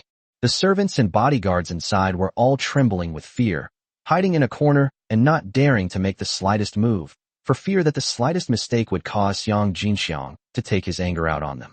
Even the strategist stood far away, not daring to offer any advice. The atmosphere inside the villa was unusually heavy. Xiang Jinxiang smashed things for a full hour, until he was too tired to smash anymore, before finally sitting heavily back down on the sofa. Strategist, come here. With a gloomy expression, he shouted at Jinxiang. The strategist hurriedly ran to Xiang Jinxiang. Strategist, I must kill that kid named Lin Yun. Xiang Jinxiang said through gritted teeth. Master Xiang, he is Lu Zhizhong's grandson. If we want to kill him, we must do it discreetly and cleanly, not openly, the strategist said. After a pause, the strategist continued. And the men we sent out to kill this kid last time all died mysteriously, and their bodies haven't been found yet. Strategist, what are your brilliant ideas? Xiang Jinxiang looked up at the strategist. Master Xiang, I've actually come up with a brilliant idea. The strategist revealed a sinister smile. Immediately afterwards, the strategist leaned close to Xiang Jinxiang's ear and whispered the plan to him. Haha, brilliant. Your idea is absolutely brilliant. How could I have forgotten about this method before? After hearing the plan, Xiang Jinxiang couldn't help but clap his hands in praise. The strategist also laughed and said, Master Xiang, with this method, I think Lin Yun will definitely die without a burial place, and at the same time, he can sever all ties with us. All right, strategist, I'm entrusting this matter to you. This time, you must kill Lin Yun. Xiang Jinxiang said with anticipation. Put Master Xiang down. No matter how lucky this kid is, he's definitely not going to escape this time. I'll go and make the arrangements right away, the strategist said with a smile. After the strategist finished speaking, he quickly left the villa. Xiang Jinxiang stood up. Lin Yun, you dare to betray me. You dare to oppose me. Even if you are Lu Zhizhong's grandson, you only have one way out. Death. Die. Ha ha. Xiang Jinxiang let out a piercing laugh, confident that his strategist's plan would surely kill Lin Yun. Meanwhile, at Su Yan's home, Su Yan was sitting on the sofa watching TV when her father, President Su, walked in from outside. Dad, you're back. How did the auction go? Su Yan asked while munching on sunflower seeds, though her eyes were fixed on the television. Not bad. If you go, I think you'll be pleasantly surprised, President Su said with a smile. As they were talking, President Su walked directly to Su Yan and sat down. Surprise? What surprise could I possibly have? Is there something I like at the auction? Then just bid for it for me, Su Yan said. It's not a thing, it's a person, President Su said with a smile. All right, it's just Ping Ji, isn't it? You just want to set me up with him? What kind of surprise is this? I'm not interested in him at all, Su Yan said dismissively. I'm not talking about young Master Ping. I'm talking about. What President Su wanted to say was, of course, Lin Yun. However, he stopped midway through his sentence because Lin Yun had told him not to reveal Lin Yun's identity to Su Yan. Who is it? Su Yan asked President Su. Never mind. Let me tell you something else, said President Su. After a pause, President Su continued. Your boyfriend's name is Lin Yun, right?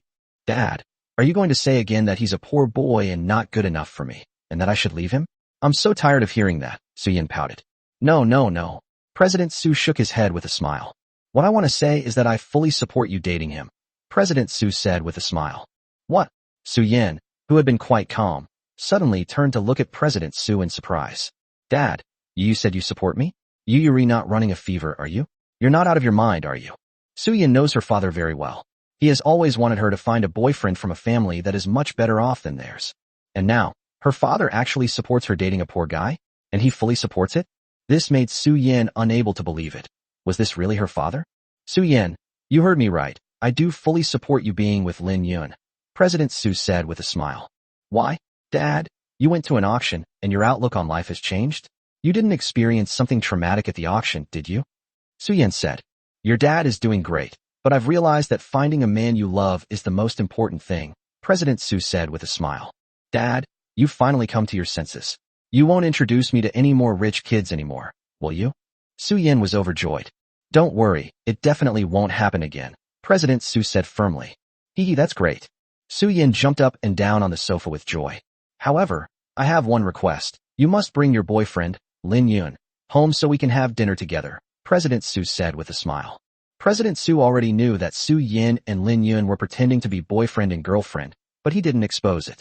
He wanted to use this as an excuse to properly match Lin Yun and Su Yin together. Well, okay. Su Yin had no choice but to agree so that her father wouldn't set her up on blind dates anymore. 4:30 p.m. Lin Yun was driving his Lamborghini Aventador towards the school.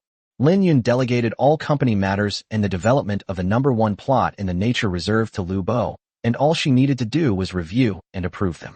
Just as Lin Yun was about to arrive at school, his phone rang. Lin Yun took out his phone and saw that it was a call from Fatty. Hey, Fatty, Lin Yun answered the phone. Brother Yun, where are you now?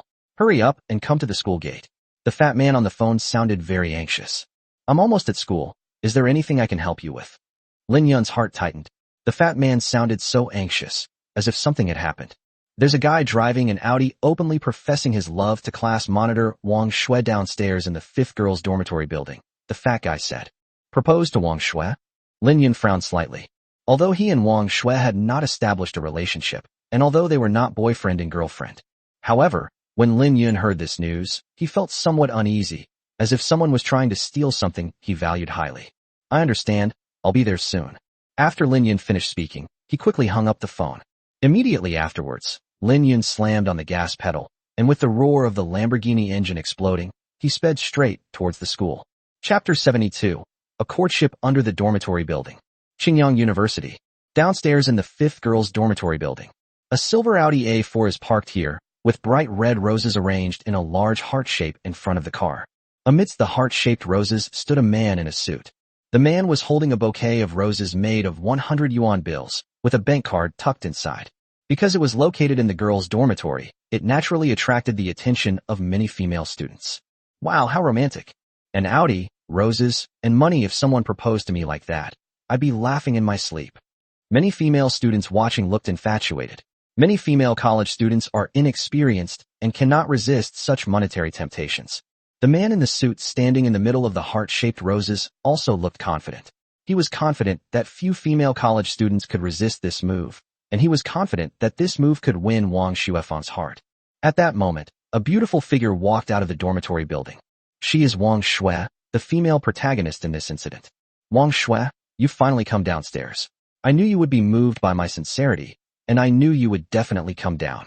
Upon seeing Wang Shui, the man in the suit quickly stepped out of the heart-shaped rose with a smile and walked towards her. The man in the suit was the son of a small business owner named Xiao Wenfei. Wang Shui had met him when she was working in the external relations department of the student union and went to solicit sponsorships. After that, Xiao Wenfei, the man in the suit, would occasionally ask Wang Shui out to dinner. Because Xiao Wenfei had sponsored the school, Wang Shui politely agreed to have dinner with her twice. During their second meal, Xiao Wenfei suddenly pulled out a bank card and said he wanted to take Wang Shui as his mistress. Wang Shui was startled and immediately rejected Xiao Wenfei before leaving. Wang Shui thought this was the end.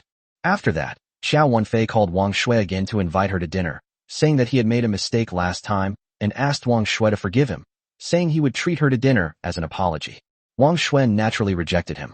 To Wang Shui's surprise, Xiao Wenfei suddenly came to her school and proposed to her. Wang Shui initially didn't want to pay attention, but Xiao Wenfei had been shouting downstairs for an hour and showed no sign of leaving. Under these circumstances, Wang Shui had no choice but to come down and directly refused Xiao Wenfei's request. Wang Shui, this is for you.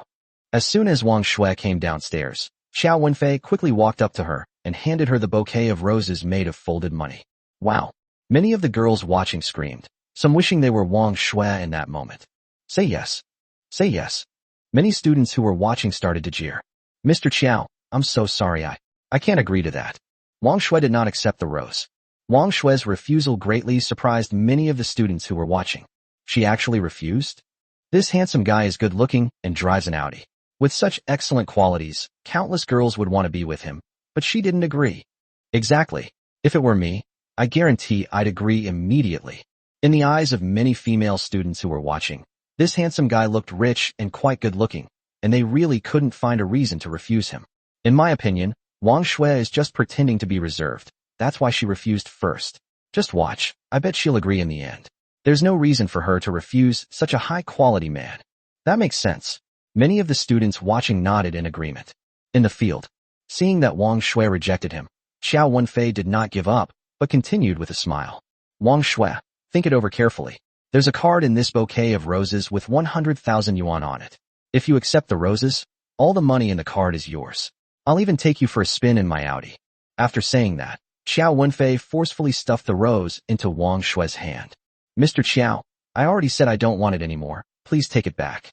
When Wang Shui saw Xiao Wenfei stuff a rose made of folded money into her hand, she frowned and handed the rose back.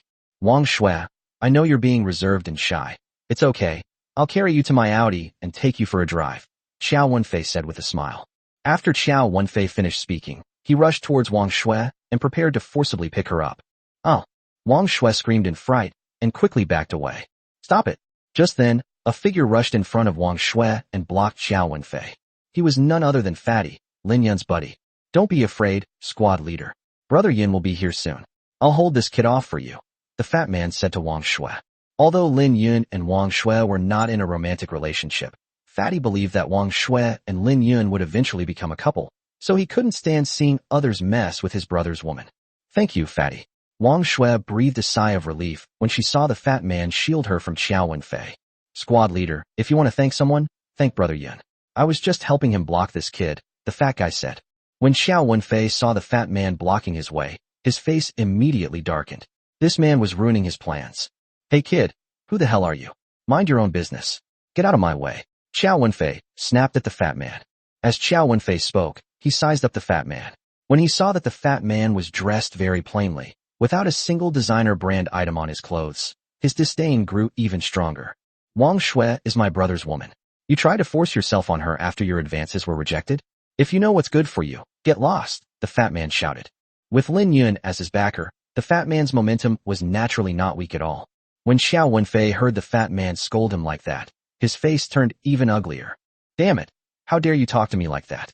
I'll say it again, get out of my way, or I'll pay someone to break your legs. Xiao Wenfei said viciously. The students watching nearby began to discuss the scene.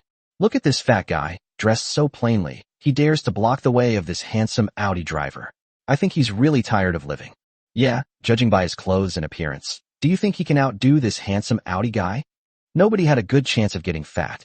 After hearing Xiao Wenfei's words, the fat man sneered. Hired someone to break my legs? Do you know who my brother is? You really think you're so rich? Your beat-up Audi is nothing compared to my brother's car, which is miles ahead of yours. Fine, then call your brothers out. I want to see who dares to steal the woman I've set my sights on. Xiao Wenfei sneered disdainfully. In Xiao Wenfei's opinion, the fat man was dressed plainly, so the brother he was talking about couldn't possibly be anyone important. Boom. As soon as Xiao Wenfei finished speaking, the roar of a supercar engine reached everyone's ears.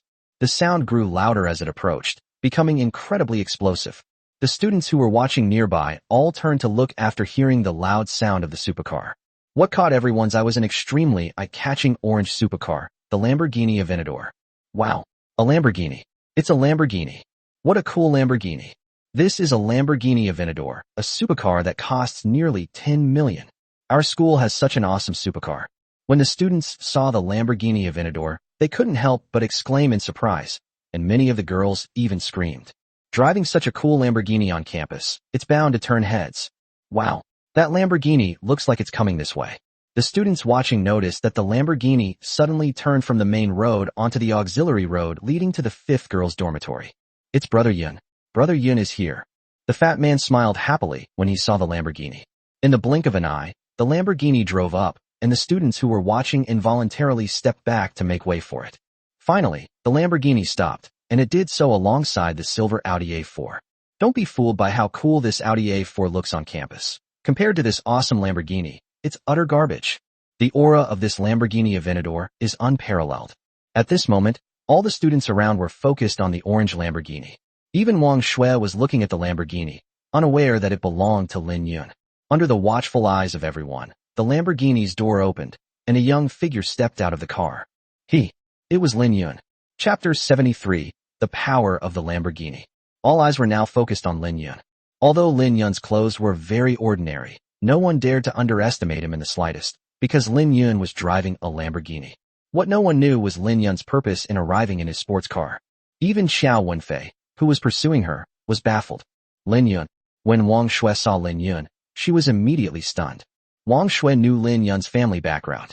Although Lin Yun had told her before that he had won hundreds of thousands in the lottery, it was impossible for him to afford such a nice sports car. Although Wang Shui didn't know much about sports cars, she knew that this one was definitely worth a fortune. Brother Yun, you're finally here. Upon seeing Lin Yun, the fat man immediately went to greet him with excitement. Fatty, who's proposing to Wang Shui? Lin Yun asked. Brother Yun, that's the kid. The fat man pointed at Xiao Wenfei and continued. Brother Yun, this kid is really arrogant. Wang Shui just rejected him, but he still forced the paper roses onto her and even tried to hug her forcibly. Is that so? Lin Yun narrowed his eyes as he looked at Xiao Wenfei. Xiao Wenfei's expression changed immediately after he felt Lin Yun's gaze. Xiao Wenfei wasn't stupid. He had already figured it out. Lin Yun was the brother the fat man had mentioned before. At this moment, the fat man stepped forward and said arrogantly, Kid, I told you before that my brother's car is way better than yours, and you mocked me for bragging. Now you're going to keep mocking me. Xiao Wenfei's face immediately turned bright red. At this moment, the surrounding area erupted in chaos.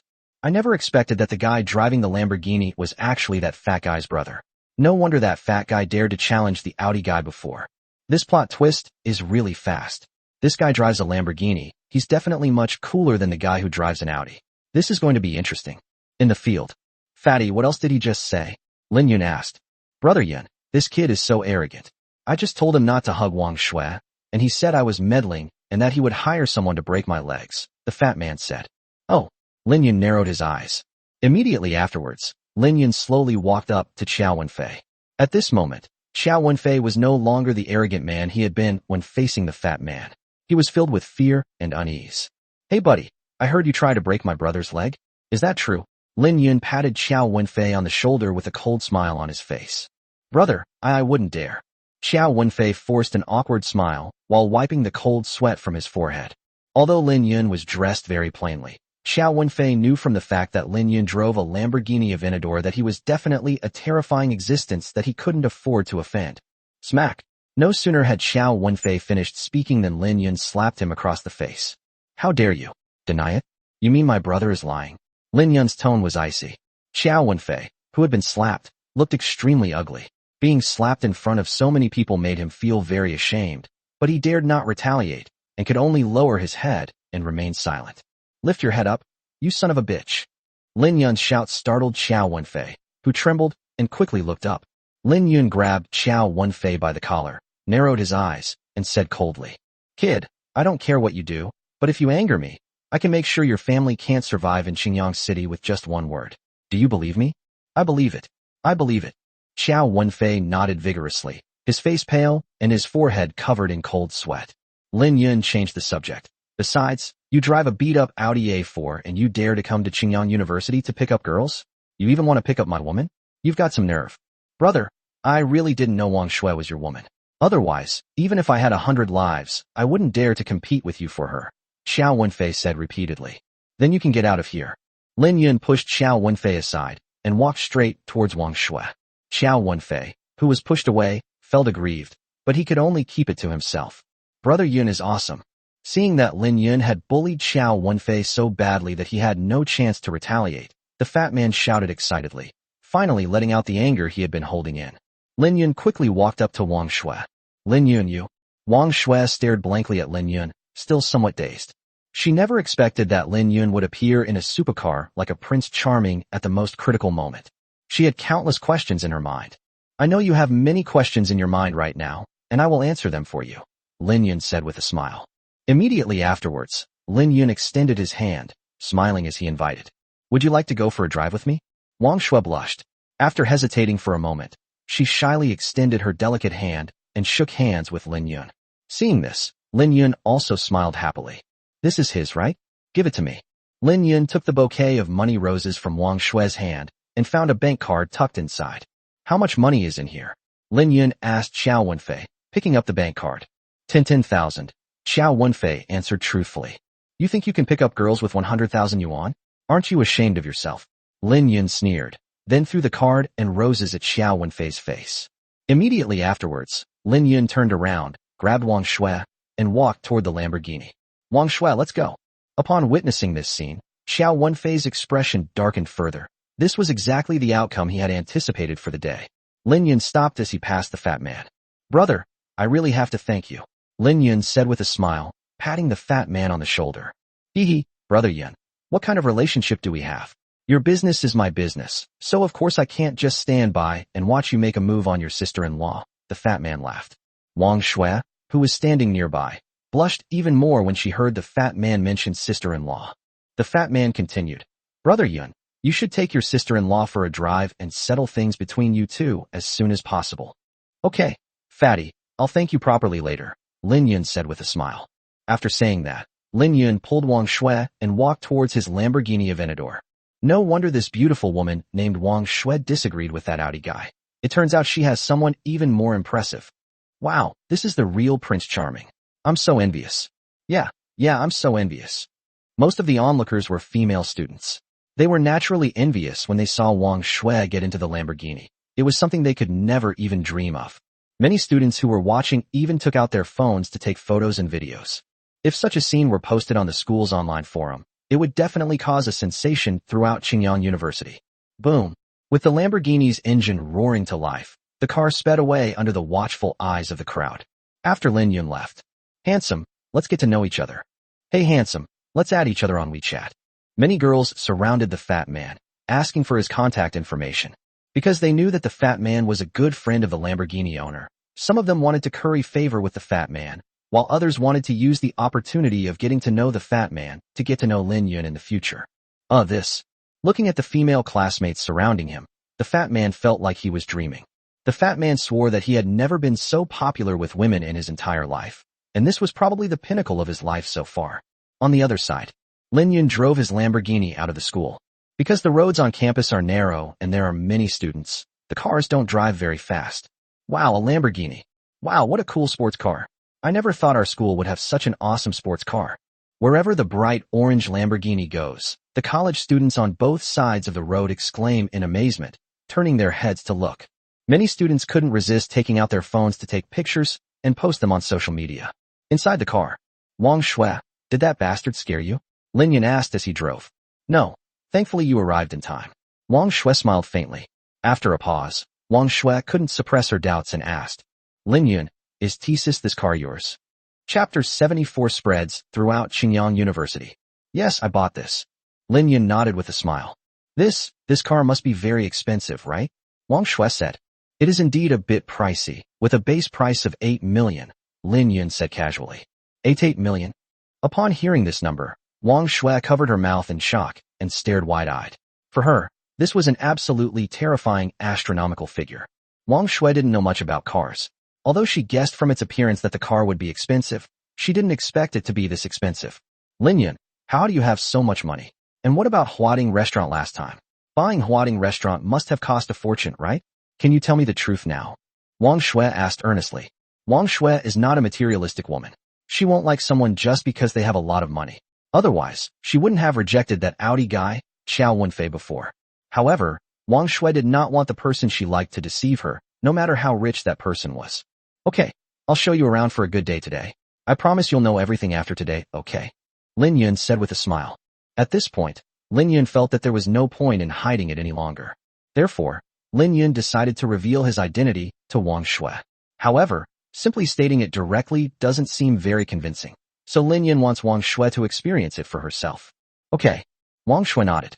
Although Wang Shui didn't know Lin Yun's thoughts or where he was going to take her, she chose to trust him. After Lin Yun left the school, little did he know that the school's online forum had completely exploded. A Lamborghini has appeared at our school. Come and see for yourself. There are pictures to prove it. Lamborghini super rich man crushes his love rival. Super exciting. Video included. Attention, female students. We've heard that this super rich guy who drives a Lamborghini is a student at our school. A super rich second-generation heir has appeared at Qingyang University. In an instant, the entire forum was flooded with posts. Many of these posts included photos or videos they had taken. Clicking on any post will show a large number of replies, For example, it's confirmed. This mysterious rich kid is indeed a student at our school. I never imagined our school had such an awesome rich kid. That's a supercar worth nearly 10 million. I just heard that the mysterious tycoon who anonymously donated 10 million to the school last time might be him. Wow, I really want to marry a rich guy like that. I'd be set for life. Could you please tell me this super rich second generation's class and contact information? I really want to get to know him. There were even girls who openly expressed their love for Lin Yun on online forums. In short, the entire Tieba forum was in an uproar. After such explosive news caused a stir online, it naturally spread like wildfire offline as well. Hey, did you hear? A rich kid driving a Lamborghini showed up at our school today. Within just a few hours of the incident, the news spread like wildfire throughout Qingyang University. In Lin Yun's class, the whole class erupted in chaos. Fizz, isn't this Brother Yun? Brother Pang is here too. It really is Lin Yun. It really is Brother Yun. Lin Yun's classmates recognized him directly from the pictures and videos posted on the forum. My God, I never expected that Brother Yun would drive a supercar worth nearly 10 million. Brother Yun was hiding his wealth so well. I never imagined he was so rich. I have no idea just how amazing he is. The students in the class were all shocked.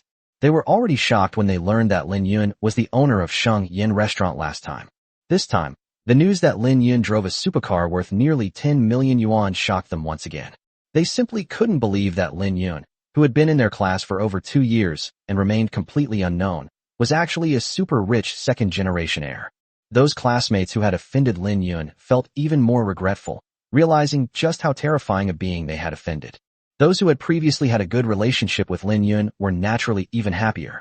Most of the students secretly resolved to find more opportunities to curry favor with Lin Yun in the future, because if they could succeed, they would be set for life. Inside a classroom at Qingyang University, Jiang Xiao looked very unhappy at this moment. He was furious when he thought about the auction that morning. I really don't know what my second uncle was thinking. He actually kicked me out of the hotel for some poor kid, and he was all bowing and scraping to that kid. He's really sick in the head, Jiang Xiao said viciously. Jiang Xiao still can't understand why his second uncle kicked him out. Second uncle must have made a mistake. He must have misunderstood his identity and thought he was some powerful figure. That must be it, young Master Jiang insisted. Jiang Xiao still believes that Lin Yun is a poor boy from a poor family. The reason is simple. He had seen Lin Yun's school file, which contained a clear record of Lin Yun's family background and historical experiences. Young Master Jiang, look. It's this kid. A lackey eagerly handed the phone to Jiang Xiao. Who is it? Jiang Xiao asked impatiently, clearly in a bad mood. As he spoke, Jiang Xiao glanced at the screen. It's him. When Jiang Xiao saw Lin Yun, he was immediately startled and his whole body perked up. Immediately afterwards, Jiang Xiao clicked on the video in the forum and started watching it. Where did he get that Lamborghini Aventador?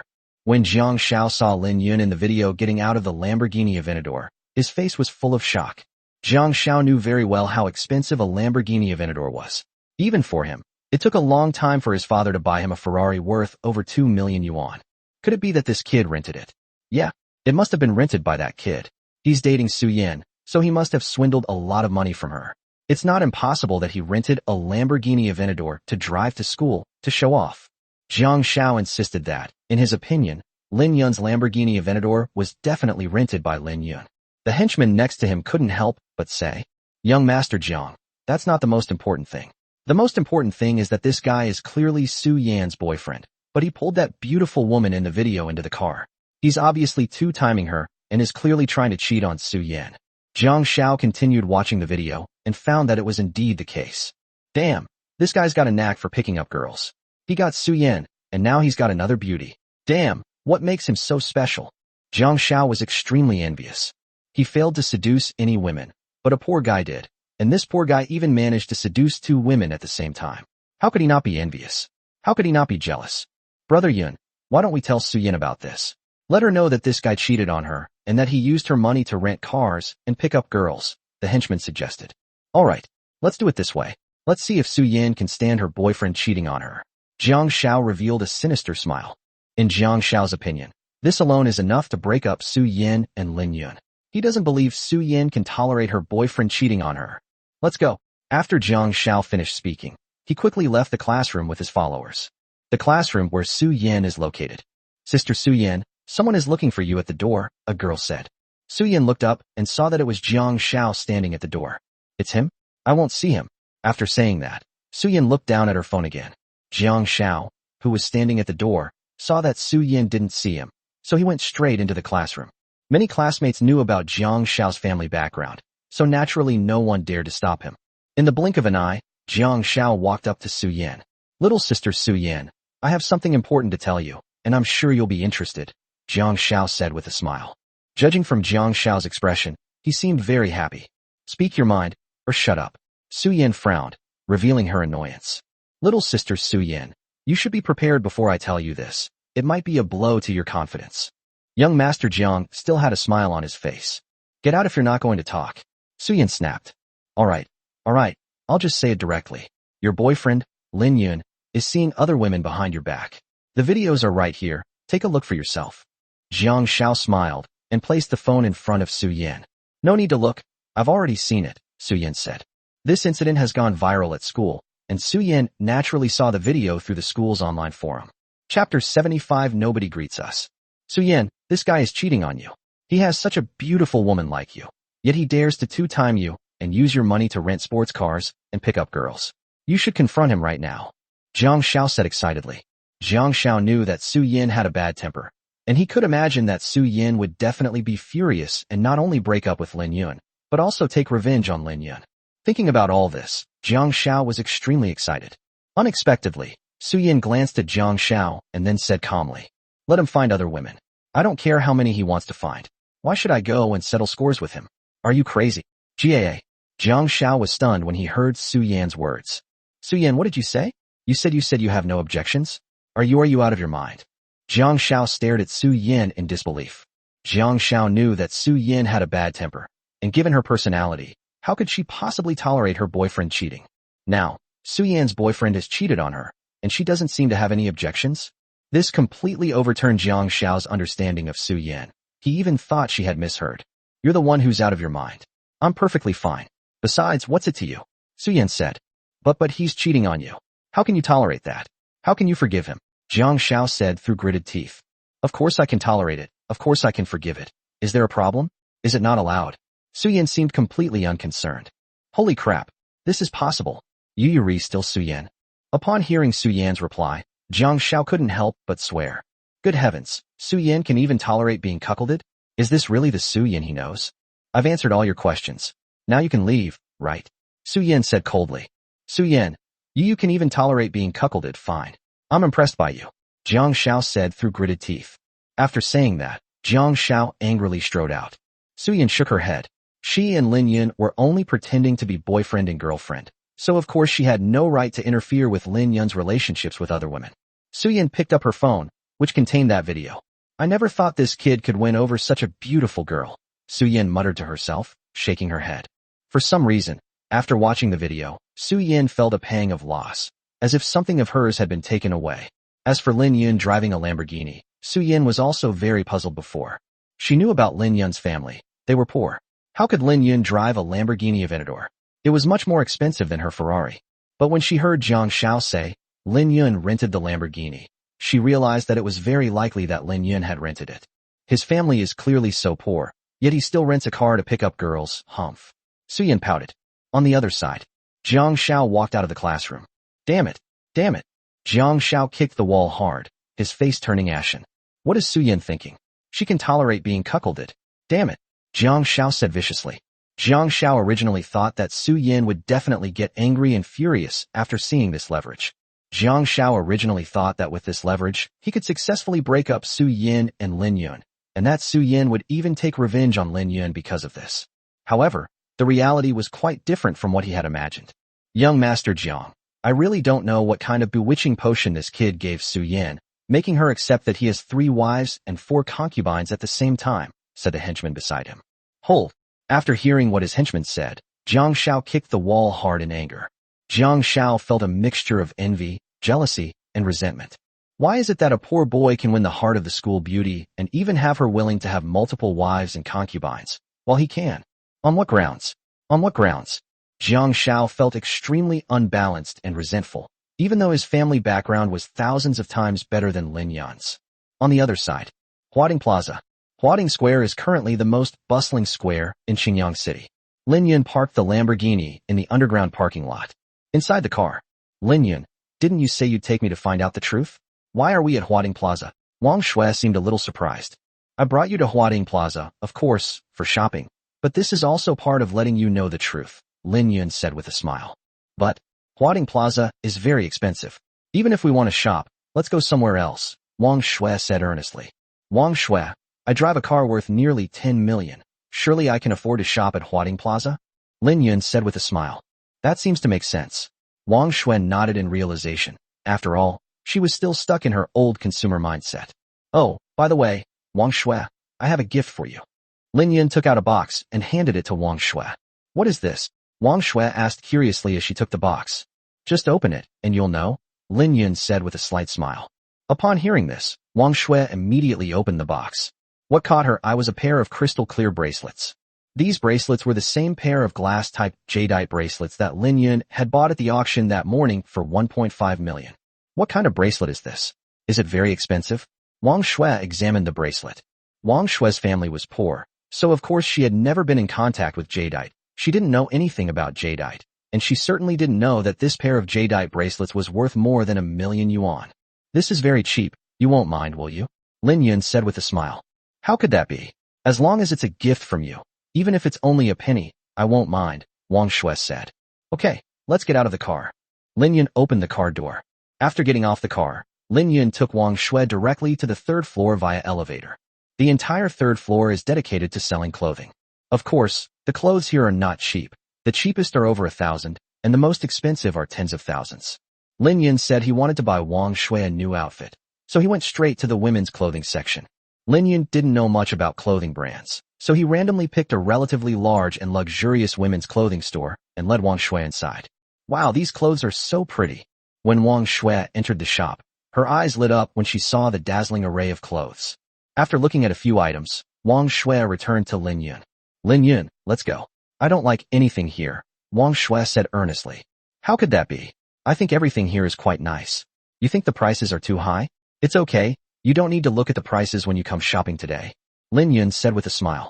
Lin Yun saw that Wang Shui's expression changed after she looked at the price tags on the clothes, and then she came back to tell him that she didn't like the clothes here.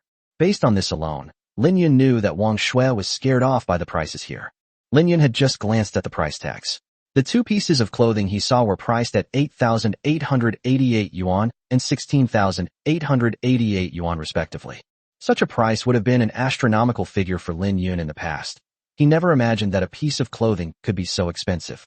However, for Lin Yun now, this amount of money is just a drop in the ocean. Hey, where are they? Where's the salesperson? Where's the assistant? Lin Yun called out. From the moment Lin Yun entered, he noticed that no sales staff came to greet him. However, Lin Yun glanced around and saw that the other customers in the store were all being warmly greeted by sales staff. Lin Yun could understand if the sales staff were all busy, but there were clearly a few others chatting idly nearby. After Lin Yun shouted, he thought that the sales staff who were chatting would come over. As a result, the sales staff who were chatting idly only glanced over here, and then continued their chatter, ignoring Lin Yun and showing no intention of greeting Lin Yun and his companion. Lin Yun frowned immediately, because he saw disdain and contempt in their glances at him. Forget it, Lin Yun, let's go to another place, Wang Shui said. Lin Yun nodded, and then left the store with Wang Shui. Let's go with this one next door. Lin Yun thought the women's clothing store next door looked nice, so he went into that store with Wang Shui. Upon entering the store, Lin Yun still found that none of the sales staff came to greet him, but they were entertaining other guests. Lin Yun, why are they ignoring us? Wang Shui pouted. That's simple. They look down on us and discriminate against us because we're dressed too plainly, Lin Yun said, squinting his eyes. How could they do this? Wang Shui stomped her foot angrily. Wang Shui, that's how society is. If you don't have money, people will look down on you, Lin Yun said. Well then, let's go somewhere else to buy clothes, Wang Shui said. No need, it's right here. Today I'll teach these arrogant bastards a lesson. Lin Yun narrowed his eyes. After saying that, Lin Yun led Wang Shui to continue browsing in the store. After walking for 2 minutes, Lin Yun stopped in front of a lace off-shoulder dress. The dress was very beautiful, and it was displayed alone on a platform. Wang Shui, I think this one is nice, Lin Yun said, reaching out to take it off. Get your hands off me, you're all dirty. If you get them dirty, you won't be able to afford to pay with your lives. Just as Lin Yun grabbed the clothes, a harsh voice rang out. Immediately afterward, a heavily made-up woman with a gloomy expression strode over. Chapter 76, A Lowly Life. Immediately afterward, a heavily made-up woman with a gloomy expression walked over quickly. Those words just now came from the mouth of this heavily made-up woman. Upon hearing these words, Lin Yun's expression and eyes grew even colder. We can't even afford to pay for this with our lives. Then how much does this dress cost? Lin Yun stared at the heavily made-up woman and sneered. All the other clothes in the store had tags with prices on them, but Lin Yun didn't see a tag on this lace-off shoulder dress that was on display separately. Want to know how much it costs? You'll be shocked when I tell you. This long dress is 188,800, the heavily made-up woman said proudly. So, you think our lives aren't even worth 180,000? Lin Yun sneered. Of course, they're just two worthless lives, yet they expect them to be worth 180,000. The heavily made-up woman sneered disdainfully. What are you saying? Wang Shui stomped her foot angrily. Even Wang Shui, who has a good temper, couldn't stand such disrespectful words. I'm talking about you. Humph, you should take a good look at yourselves before running around buying clothes here. Do you even know how much you can afford? You're really overestimating yourselves. The heavily made-up woman sneered disdainfully. You. Wang Shui's face turned red with anger. Everyone has dignity, and Wang Shui was naturally angry to be ridiculed and looked down upon like this. Wang Shui, let me do it. Lin Yun pulled Wang Shui behind her and then looked at the heavily made-up woman. I'll give you one chance. Apologize to her, then obediently take this dress down and let her try it on, and I might consider forgiving you, Lin Yun said, squinting his eyes. Haha, I apologize? You poor kid, you're really funny. With your pathetic appearance, you think you can save face for your girlfriend? Do you even have the ability? The heavily made-up woman laughed. Then, the heavily made-up woman changed the subject, saying arrogantly, Hey kid, let me tell you, get out of here right now with your poor girlfriend. You poor bastards don't deserve to spend money here. If you don't get out, I'll have to call people to kick you out. It seems you didn't cherish the opportunity one gave you. Call your manager out, Lin Yun said, squinting his eyes. I'm so sorry, but I'm the manager of this store, the heavily made-up woman said smugly, arms crossed. Then call your boss over, Lin Yun said coldly. You think I'll just call you that because you tell me to? Tell me, what makes you think you're qualified?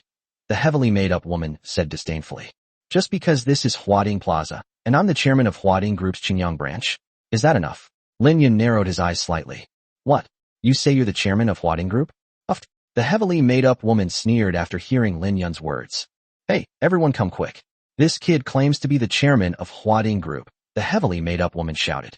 As soon as the heavily made-up woman said this, the salespeople who had been chatting all rushed over. Sister Liang, who said she's the chairman of Huading? The four female saleswomen who ran over asked questions out of curiosity. Look, this is the kid. The heavily made-up woman sneered and pointed at Lin Yun. After glancing at Lin Yun, the four female saleswomen covered their mouths and sneered. This is hilarious. Someone like him dares to impersonate the chairman of Huading Group. Puffed, kid, before you start impersonating someone, why don't you take a look in the mirror and see what you really are? The female saleswomen started making sarcastic remarks, their eyes filled with disdain for Lin Yun. Even a few customers who were looking at clothes not far away were watching and laughing, whispering and mocking each other. Of course, these customers were clearly from well-off families. Upon hearing these harsh words, a flash of anger suddenly appeared in Lin Yun's eyes. Very good. Congratulations, you have successfully angered me. I guarantee the consequences will be severe. I guarantee you will pay a heavy price. Lin Yun's voice was icy cold. The consequences are serious? You? I'll see what price you, a poor bastard, can make me pay. The heavily made-up woman said arrogantly. In the eyes of the heavily made-up woman, these were just two poor guys. What trouble could they possibly cause? Lin Yun, how about we go to another store? Wang Shui tugged at Lin Yun's sleeve. Although Wang Shui was also angry, given her personality, she certainly didn't want Lin Yun to get into any trouble because of her. No need to change, this is fine. Today I will definitely make her kneel down and apologize, begging for mercy. Lin Yun squinted his eyes. After saying that, Lin Yun took out his phone and dialed the number. After the call is connected. Lu Bo, my XX women's clothing store in Zone C on the 3rd floor of Huading Plaza. Have all the senior executives of Huading Plaza get here to me within 3 minutes and tell them that I am very angry. If they don't arrive in time, they will bear the consequences. Lin Yun's tone was icy. After saying that, Lin Yun hung up the phone. Oh, you're really putting on a good act. You think you can scare us just by mentioning General Manager Lu Bo's name? You think you can make us apologize to you? Dream on. The heavily made-up woman sneered disdainfully. Exactly. There are tons of people who know General Manager Lu Bo's name. Do you think you can scare us like that? How naive. All 4 salespeople crossed their arms and chimed in. Lin Yun, with an icy expression, ignored them. He didn't want to waste his breath arguing with them. Once the senior executives from Huading Plaza arrived, the matter would be settled. At that moment, a middle-aged man walked over. He was one of the customers shopping in the store. You guys have gone too far, the middle-aged man shouted at the salespeople as he walked over. Sir, why are you sticking up for a poor kid?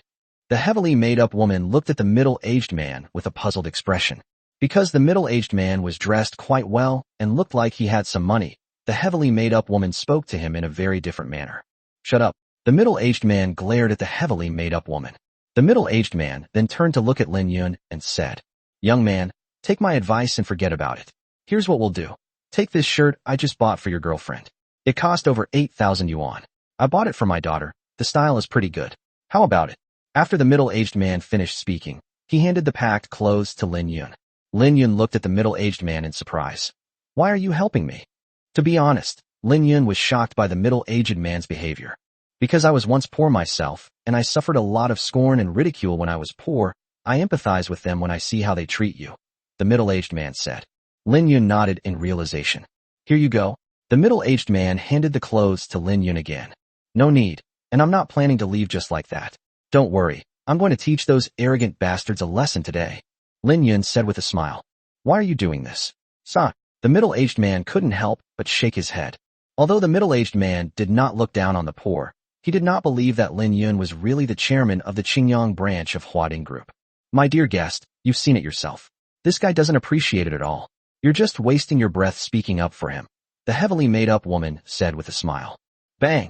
Just then, the shop's glass door was suddenly and forcefully pushed open. Immediately afterwards, a middle-aged man in a blue suit led a dozen or so security guards in. Isn't this Manager Lu? What brings you here? Upon seeing the man in the blue suit, the heavily made-up woman quickly greeted him with a smile. The man in the blue suit was the security manager in charge of the security and safety of Huading Plaza, and the woman with heavy makeup certainly recognized him. For women who wear heavy makeup, the security manager is definitely a grandfather figure, someone they absolutely cannot afford to offend. The man in the blue suit ignored the heavily made-up woman, pushed her aside, and walked up to Lin Yun. Chairman Lin, I am Lu Yong, the company's security manager. The man in the blue suit immediately bowed to Lin Yun, his voice loud and clear, his attitude extremely respectful. Hello, Chairman Lin. The dozen or so security guards behind them also bowed in unison, their voices echoing throughout the store. What? The heavily made-up woman and the 4 female sales staff were all shocked when they saw this scene, their eyes widening and their faces turning ashen. The middle-aged man next to him also looked extremely surprised. Even Wang Shui covered her mouth, looking surprised. Why were they calling Chairman Lin Yun? Chapter 77, True Identity. Just then, the door was pushed open again. 2 middle-aged men in black suits rushed in. Supervisor Zhang, Manager Liang. The heavily made-up woman immediately recognized the 2 men. They were both senior executives at Huading Plaza. Chairman Lin. Chairman Lin. After the 2 entered, they ignored the heavily made-up woman and quickly walked up to Lin Yun, bowing respectfully, as if they were elementary school students meeting their teacher. This. The heavily made-up woman and the 4 salespeople were completely stunned, as if struck by lightning. Good heavens, what on earth is going on? Just then, the door was pushed open again. A man in a dark blue suit, accompanied by 6 or 7 other men in suits, strode in. General Manager Jiang. When the heavily made-up woman saw the man in the dark blue suit leading the group, her eyes twitched suddenly, and the 4 salespeople were also shocked and widened their eyes. Because they knew that this General Manager Jiang, who was in charge, was the person in charge of Huading Plaza. It is the most prestigious and influential building in Huading Plaza. The 6 or 7 men in suits following behind General Manager Jiang were all senior executives of Huading Plaza. To their horror, all the senior executives of Huading Plaza had arrived here at this very moment. You should know that anyone from this group could easily make a heavily made-up woman act like her grandson. And as for General Manager Jiang, he's practically an ancestor to her. This made them increasingly uneasy. Under the watchful eyes of the heavily made-up woman and others, General Manager Jiang and his entourage approached Lin Yun. Chairman Lin, I am Manager Jiang, the general manager in charge of Huading Plaza. General Manager Jiang bowed. Hello, Chairman Lin. The executives behind General Manager Jiang also bowed in unison. Upon seeing this scene, the heavily made-up woman felt as if she had been struck by lightning, or as if she had been doused with a bucket of cold water from head to toe, leaving her completely numb. My goodness, even General Manager Jiang bowed to him? All of this made the heavily made-up woman feel dizzy. Who exactly was this person?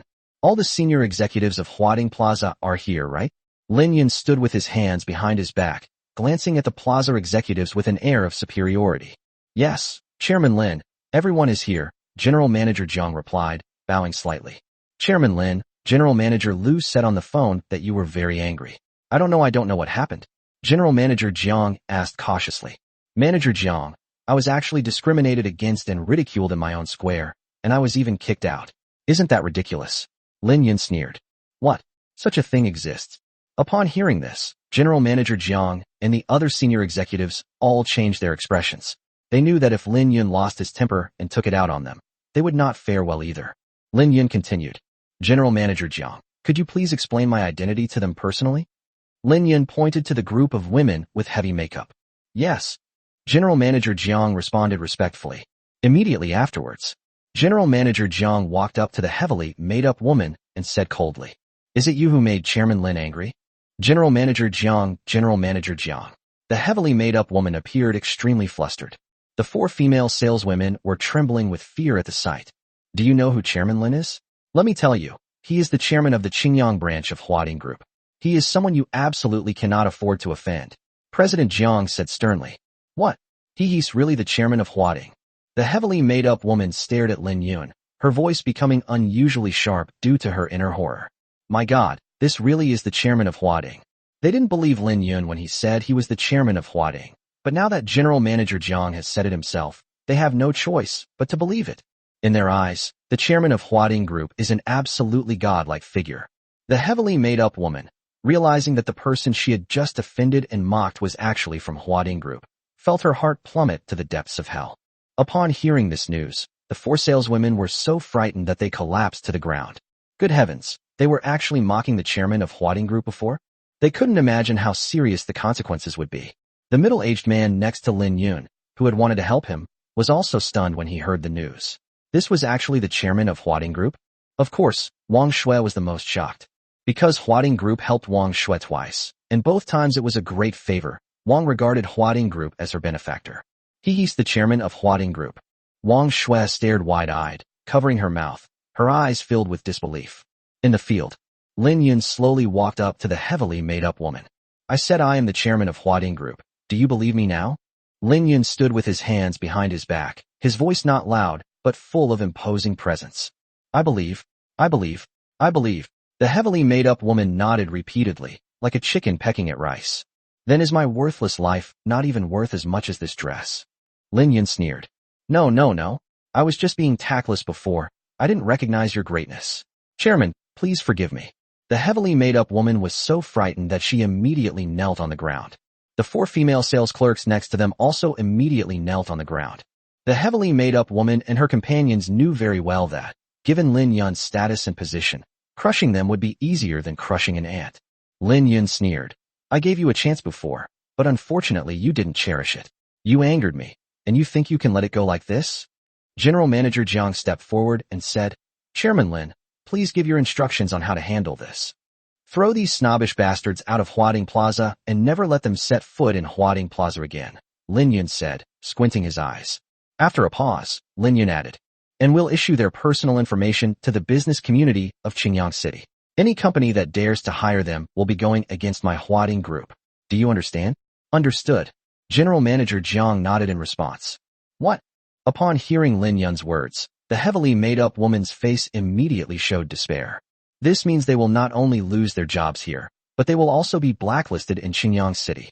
You lot, throw them out. At General Manager Jiang's command, the security guards rushed forward, grabbed the heavily made-up woman and the 4 salespeople, and dragged them out. After the security guards dragged the person out, Lin Yun glanced back at the customers in the store. Those customers who had previously secretly mocked Lin Yun immediately lowered their heads, filled with fear, and dared not meet Lin Yun's gaze. They never dreamed that the insignificant young man they had been mocking was actually the chairman of Huading Group. These customers may have some money, but compared to someone as powerful as Chairman Huading, they are nothing but ants. After scanning the room, Lin Yun finally fixed his gaze on the middle-aged man next to him. This middle-aged man was the same one who had spoken up for Lin Yun, wanted to help Lin Yun, and even offered to give Lin Yun the clothes he had bought. The middle-aged man appeared somewhat flustered and apprehensive. This was the chairman of Huading Group. Hello, let me formally introduce myself to you. My name is Lin Yun, and I am the chairman of the Qingyang branch of Huading Group. Lin Yun walked up to the middle-aged man, smiled, and extended his hand, appearing very humble. Chairman Lin, can I really shake your hand? The middle-aged man said timidly. Why not? My hand is getting sore if you don't shake my hand soon, Lin Yun said with a smile. Haha, then I'll gladly accept your offer. The middle-aged man laughed, and then reached out to shake hands with Lin Yun. Chairman Lin, my name is Kong Liangkai, and I work as a human resources manager at a small company. The middle-aged man introduced himself. After a pause, Kong Liang said somewhat awkwardly. Chairman Lin, I'm so sorry about before. You're such a capable person, I was thinking of helping you out of that predicament. It's nothing. You were just trying to help me, so I should be thanking you, Lin Yun said with a smile. But I really didn't expect you to be the chairman of Huading Group. I didn't expect the chairman of Huading to be dressed so plainly, Kong Liangkai said. Because I come from a poor background like you, I don't like wearing designer brands to show off, and I also hate people who look down on others, Lin Yun said with a smile.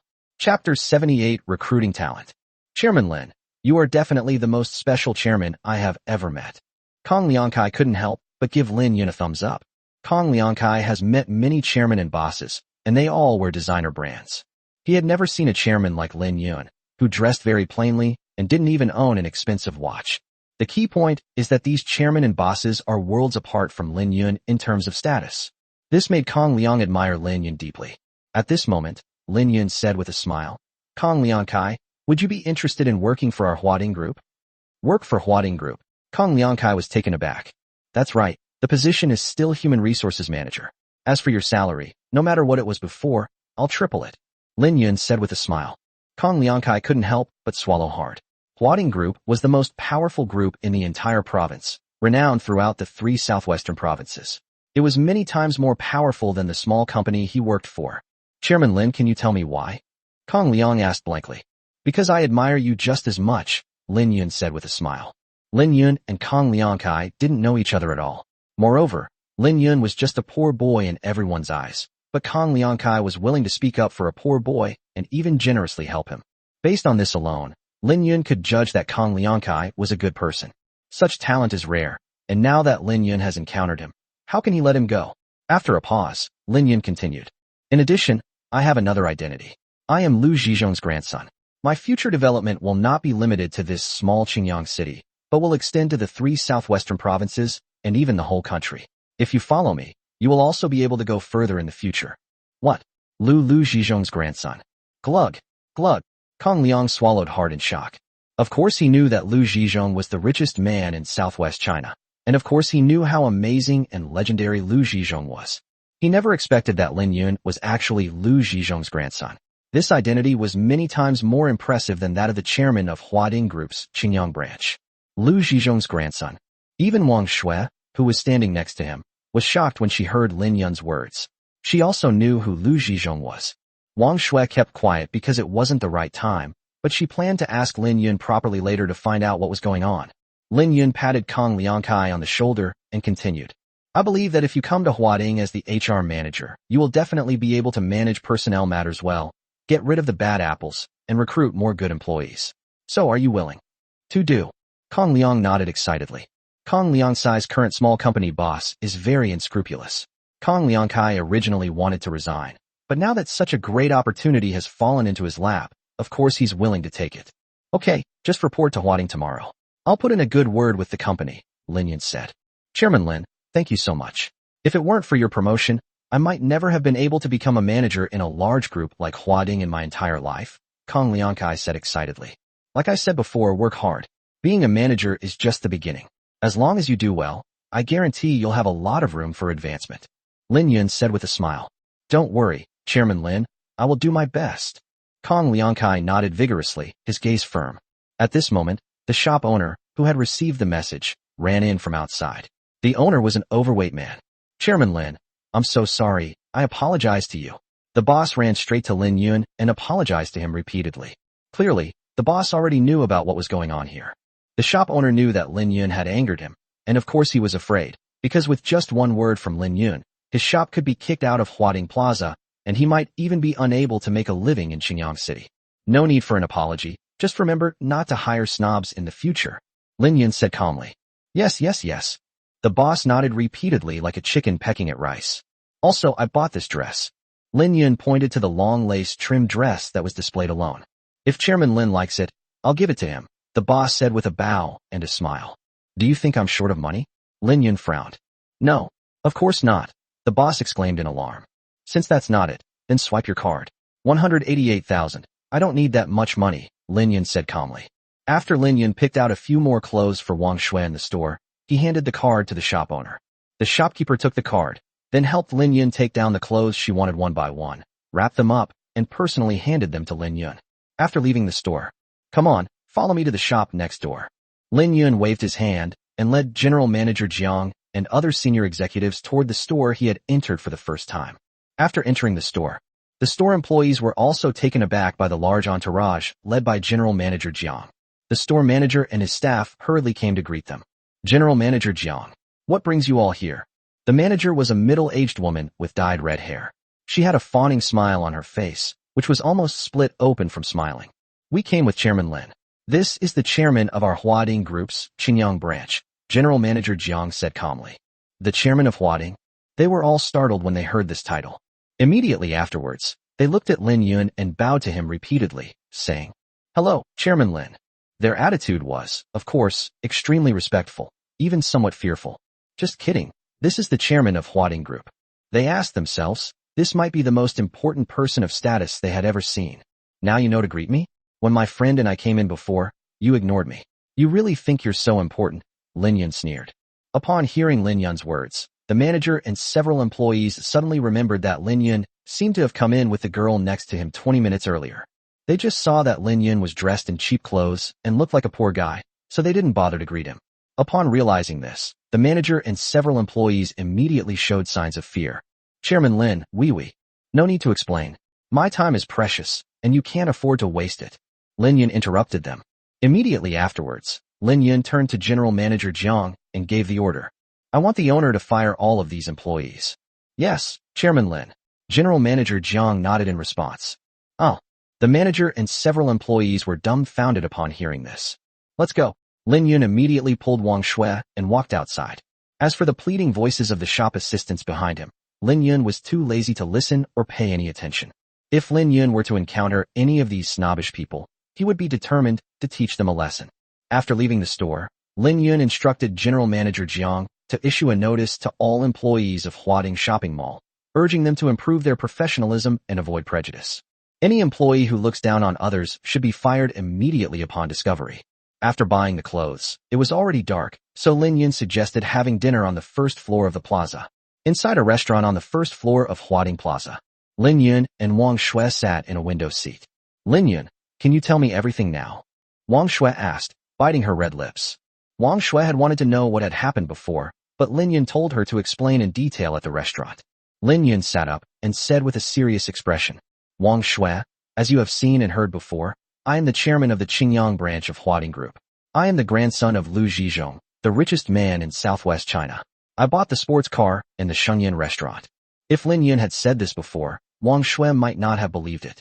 However, today in the mall, she personally witnessed the senior executives of Huading Plaza respectfully addressing Lin Yun as Chairman Lin. This left Wang Shui with no choice but to believe it. After learning that Lin Yun was the chairman of Huading, she finally understood why Lin Yun was able to easily buy Shenyang restaurant and why he could afford a supercar worth nearly 10 million. Then what about the sponsorship thing you did with Huading Group and the charity event where Huading Group helped my mother get medical treatment and sponsor my education? Did that have anything to do with you? Wang Shui looked at Lin Yun with a serious expression. Chapter 79, The Sudden Car Accident. Before this, Wang Shui always thought that she was lucky to have received help from Huading Group so many times. She used to think that she was very lucky, and she also thought that after graduation, she must work for Huading to repay Huading Group. However, now that she knows Lin Yun is the chairman of Huading, she can't help but think that all of this is related to Lin Yun. That's right, I arranged all of this. I just didn't want you to feel pressured being with me, so I deliberately kept it a secret. You won't blame me, will you? Lin Yun smiled. It really is you. Wang Shui's gaze was complicated. I really didn't expect that it was you who was helping me all this time. I was wondering how I could be so lucky to have Huading Group help me so many times, Wang Shui said. Thinking that Lin Yun was the one who helped her with all of this, Wang Shui felt a strange sense of gratitude. There was actually a man who was willing to help her silently like this. Lin Yun, I really don't know how to thank you for helping me like this. Wang Shui bit her lip. Wang Shui knew exactly how important Lin Yun's help was to her. From this moment on, she knew that the person who helped her was not Huading Group, but Lin Yun. It's okay, we're friends, Lin Yun said with a smile. Friends, are we just friends? Wang Shui bit her red lips, looking somewhat disappointed. Immediately afterwards, Wang Shui looked up at Lin Yun and said, You are the chairman of Huading Group and the son of the richest man. I'm just a poor kid. I won't even dare to be your friend in the future. Do I look like a chairman to you? Have I ever put on airs for you? We'll still be friends, Lin Yun said with a smile. I kept it from Wang Shui before, because I was afraid it would put her under psychological pressure. Wang Shui nodded. She found that Lin Yun was indeed very easygoing and had no airs at all. If she hadn't been told the truth that Lin Yun was the chairman of Huading, she would never have guessed it. At the same time, Wang Shui secretly made up her mind that she would repay Lin Yun's kindness in the future. Just then, Lin Yun's phone rang. He took it out and saw that it was Su Yin calling. She actually called me on her own initiative? Lin Yun looked at his phone with some confusion. After thinking for a moment, Lin Yun pressed the call button. Hey Lin Yun, you're something else. You actually rented a Lamborghini and picked up a beautiful girl. The video of it has gone viral at Qingyang University. Su Yan's voice came from the phone. Su Yan, the school beauty, you're still so concerned about my love life? You even called me specifically to tell me. Lin Yun said speechlessly. Who cares about your love life? I'm calling you because I need to talk to you. Are you free tonight? Su Yan said. What? You want to ask me out? Lin Yun replied. You're overthinking it. How could I possibly ask you out? I just want you to pretend to be my boyfriend for a bit longer, Su Yan said. Pretending again? Are you kidding me? I don't owe you anything. Lin Yun was speechless. Okay, I'm hanging up now, I'm busy, Lin Yun said, about to hang up the phone. Hey, don't hang up. Su Yan on the other end of the phone was so anxious that she kept stamping her feet. How could you do this? Any other boy in school would dream of me calling him, and you actually tried to hang up on me. Su Yan's angry voice came from the phone. Others are others, and I am me, Lin Yun said calmly. Please don't hang up, okay? Let me finish speaking, please. Su Yan's speechless voice came from the phone. Well, since you begged me, I'll give you a chance. Go ahead and say it, Lin Yun said casually. My dad insisted that I bring you home, and said that as long as I bring you home for dinner, she would not introduce me to any other rich kids. So, please pretend to be my boyfriend just this once more. I'm begging you. Just name your price. Su Yan pleaded. Lin Yun thought for a moment, then said, I'll waive the payment, but let me make this clear. This is the last time. Okay, I promise this is the last time. 9 o'clock tonight, at my house, you have to be there on time. Su Yan smiled happily when Lin Yun agreed. After hanging up the phone, Lin Yun, is it Su Yan, the school beauty again? Wang Shui asked. Lin Yun nodded. What's your relationship with her? Wang Shui asked. Her head bowed, looking somewhat dejected. Lin Yun quickly explained. Wang Shui, don't misunderstand. There's nothing between us. She just asked me to pretend to be her boyfriend a few times to fool those who were pursuing her. She just called, asking you to pretend to be her boyfriend again? Wang Shuyu asked, fidgeting with the hem of her clothes. That's right. This time I'm being asked to fool his father. I didn't want to agree at first, as you heard. Lin Yun gave a wry smile. Lin Yun, you don't need to explain to me. I'm not your girlfriend. Wang Shui forced a smile. After a pause, Wang Shui continued. Moreover, you are the chairman of Huading Group, and Su Yan is the school beauty of our school. Her family is also very rich. You two are a match made in heaven. In Wang Shui's eyes, Su Yan was Snow White, and she was just Cinderella. She didn't think she could compare to Miss Su Yan at all, which made her feel inferior. Wang Shui doesn't know I'm the chairman of Huading Group. With her standards, she naturally looks down on me. I'm not interested in her either, Lin Yun said, shrugging. Then who are you interested in? Wang Shui mustered up a great deal of courage to ask this question. For example, you, standing in front of me, Lin Yun said with a smile. As soon as Lin Yun said those words, he regretted it, because he realized that the atmosphere had become even more awkward. Wang Shui quickly lowered her head, but she bit her lip and smiled secretly, feeling as sweet as if she had eaten honey. Meanwhile, inside Su Yan's villa on the hillside. What a despicable guy. After hanging up the phone, Su Yan pouted angrily. Su Yan asked herself. She was the center of attention wherever she went, and whoever she asked for help would be overjoyed. But Lin Yun was the one who gave her a real headache. Even so, she thought, surely money could make this man listen to her? After all, the man's family was poor, but she found that even money didn't work. Just then, footsteps entered the room. Su-Yin turned her head and saw that it was her father, President Su. Daughter, how did it go? Did your boyfriend agree to come? President Su asked. Of course, how could my boyfriend disagree? Su-Yin said, feigning seriousness. Haha, that's good. President Su nodded happily. Dad, you're so strange. You know his family is very poor, yet you're so happy. You're like a completely different person. Su-Yin couldn't understand her father. She even felt that her father had become a different person. In the past, her father had strictly ordered her to find a family that was much better off than theirs. Now that her father knows Lin Yun's family is very poor, why is he still so enthusiastic and happy? Haha, that was then. President Su laughed heartily. He knew very well that Lin Yun was no poor wretch at all. He was clearly the chairman of Huading Group and the grandson of Lu Zhizhong, the richest man in southwest China. By the way, daughter, have you slept with him? President Su asked with a smile. Su-Yin was speechless upon hearing this question. Dad, how can you be so shameless as to ask your daughter such a question? Is your daughter such a casual person? Su-Yin stamped her foot and said, if not, then you'd better step up your efforts and try to make things official as soon as possible. No, try to make things official with him tonight so that we can settle this matter. President Su said with a smile. Dad, you get out. Even Su-Yin blushed upon hearing this. Okay, I'll go prepare dinner now. President Su smiled and turned to leave the room. On the other side, after finishing his meal, Lin Yun drove Wang Shui home in his Lamborghini. On the road, Lin Yun, you've helped me so much, I don't know how to repay you, Wang Shui said, biting her lip. Don't talk about repaying me. Besides, the money I spent helping you is just a drop in the ocean for me, Lin Yun said with a smile. Bang! No sooner had Lin Yun finished speaking than a large truck suddenly veered out from the right and crashed directly into Lin Yun's Lamborghini. Chapter 80, Life or Death. With Wang Shui's terrified scream, the Lamborghini was slammed onto the side of the road, all the airbags deployed, and the Lamborghini was completely deformed from the impact. Hold! Lin Yun shook his head vigorously, struggling to recover from the dizziness of the violent impact, and then quickly looked at Wang Shui. Because the side that was hit by the truck was the side where Wang Shui was. Wang Shui appeared to have fainted, and there was some blood on her forehead. Wang Shui, Lin Yun called out several times, while struggling to pull out his phone to call 120. Boom. Just then, Lin Yun noticed that after the truck reversed a short distance, it stepped on the gas and suddenly charged towards Lin Yun's Lamborghini again, trying to hit him. The truck's blinding headlights made it almost impossible for Lin Yun to open his eyes. Holy crap, it was intentional. Lin Yun had just thought it was a traffic accident.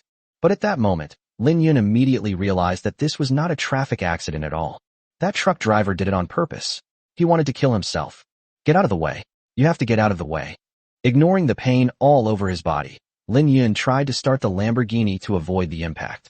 If that truck hits me again, even if I'm incredibly lucky, I'll probably be worse off than dead.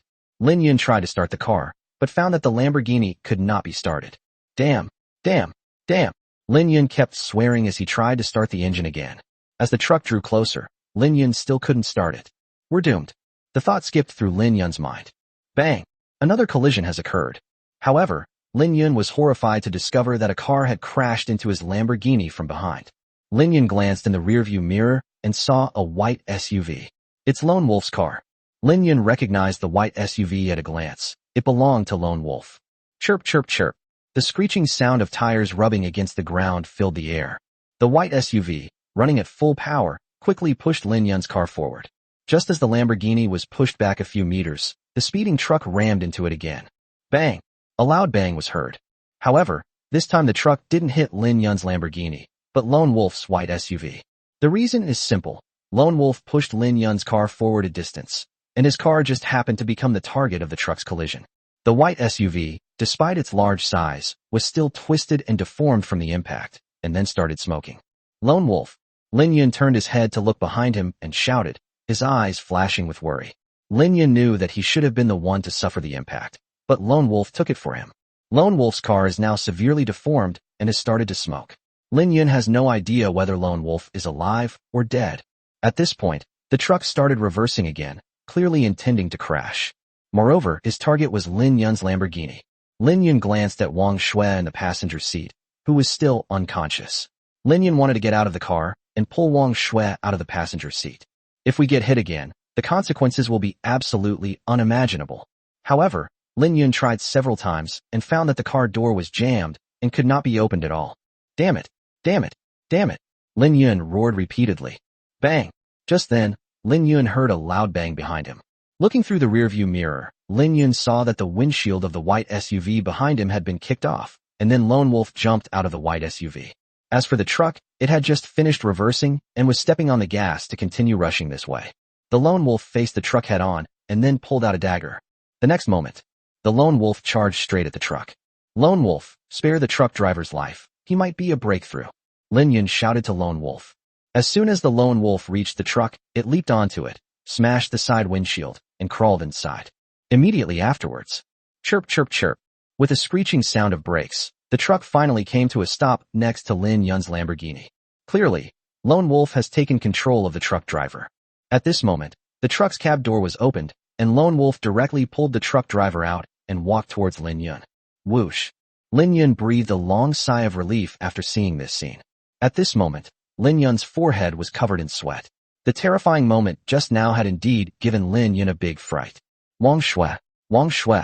Lin Yun called out to her a few times, and at the same time checked Wang Shui's breathing. She was still breathing. Without hesitation, Lin Yun quickly dialed the emergency number and the police. Bang! After Lone Wolf arrived in front of Lin Yun's car, he reached out and forcefully pulled on the driver's side door of the Lamborghini, causing the deformed door to fall to the ground. Young master, are you alright? Lone Wolf looked down at Lin Yun in the car. I'm fine. Lin Yun wiped the sweat from his forehead and then climbed out of the car. As for Lin Yun's aches and pains, he had no time to worry about them right now. There was also some blood on Lone Wolf's forehead, which must have been from when the truck hit his car. Lone Wolf, how badly are you hurt? Lin Yun quickly asked. Lin Yun knew that Lone Wolf's injuries were taken for him. If Lone Wolf hadn't pushed his car away, and if the truck had crashed into Lin Yun's car again, Lin Yun would probably have been seriously injured, if not killed. Young master, there's no need to worry. This little injury is nothing to me, the Lone Wolf said calmly.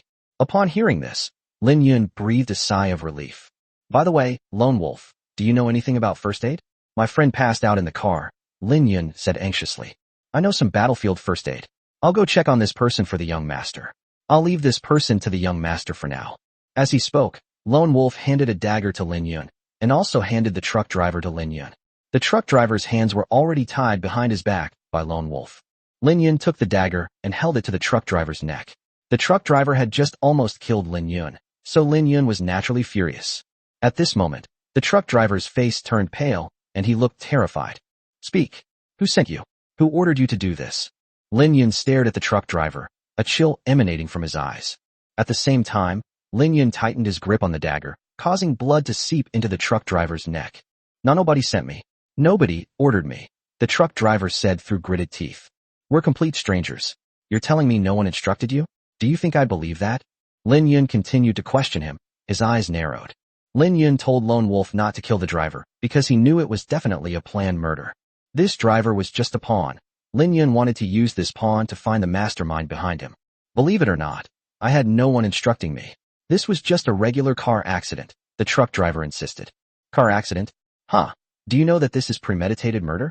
You could be sentenced to death, Lin Yun said, squinting his eyes. Kill me or torture me. Do whatever you want. I just have no one to tell me what to do. The truck driver revealed a ferocious smile, completely defiant. Asshole. Enraged, Lin Yun punched the truck driver hard in the face. Lin Yun knew that the truck driver's attitude was likely due to receiving sufficient hush money, and it would be virtually impossible to get him to reveal the mastermind behind it all. Because the truck driver's hands were tied behind his back, Lin Yun's punch caused the truck driver to lose his balance and fall to the ground. Fuck your mother. Enraged, Lin Yun rushed forward, cursing, and kicked the truck driver hard. At this moment, the Lone Wolf walked over. Young master, your friend has only fainted temporarily. Although he has some superficial injuries, his life is not in danger, Lone Wolf said. Lin Yun breathed a sigh of relief when he heard Lone Wolf say that. The truck driver was clearly targeting him, and Wang Shui was obviously implicated. If anything happened to Wang Shui because of this, Lin Yun would feel guilty for the rest of his life. Lone Wolf, who do you think is the mastermind behind this? Lin Yun turned to look at Lone Wolf. You'll have to ask your master. Whoever you've offended recently, that's the one, Lone Wolf said calmly. Chapter 81 The Lone Wolf. Xiang Jinxiang? Maybe it's him. but not necessarily, Lin Yun muttered to himself. Lin Yun's first suspect was, of course, Xiang Jinxiang. However, upon closer reflection, Lin Yun realized that he had also made some other enemies recently, such as Jiang Xiao, who had long wanted to deal with him, and the Audi guy he had dealt with at school today, and so on. Therefore, Lin Yun was not sure who the mastermind was. At this moment, the ambulance arrived, and after simple first aid at the scene, Wang Shui regained consciousness. Wang Shui. Seeing Wang Shui wake up, Lin Yun finally felt completely relieved. Lin Yun, what exactly happened? Wang Shui, lying on the stretcher, looked puzzled. Her innocent and naive appearance was heartbreaking. There was a car accident just now, but you're not seriously injured, just some minor external injuries. You'll need to go to the hospital to get them treated. Lin Yun smiled slightly at Wang Shui. Lin Yun did not want to tell Wang Shui about the murder, lest he frighten her or make her worry.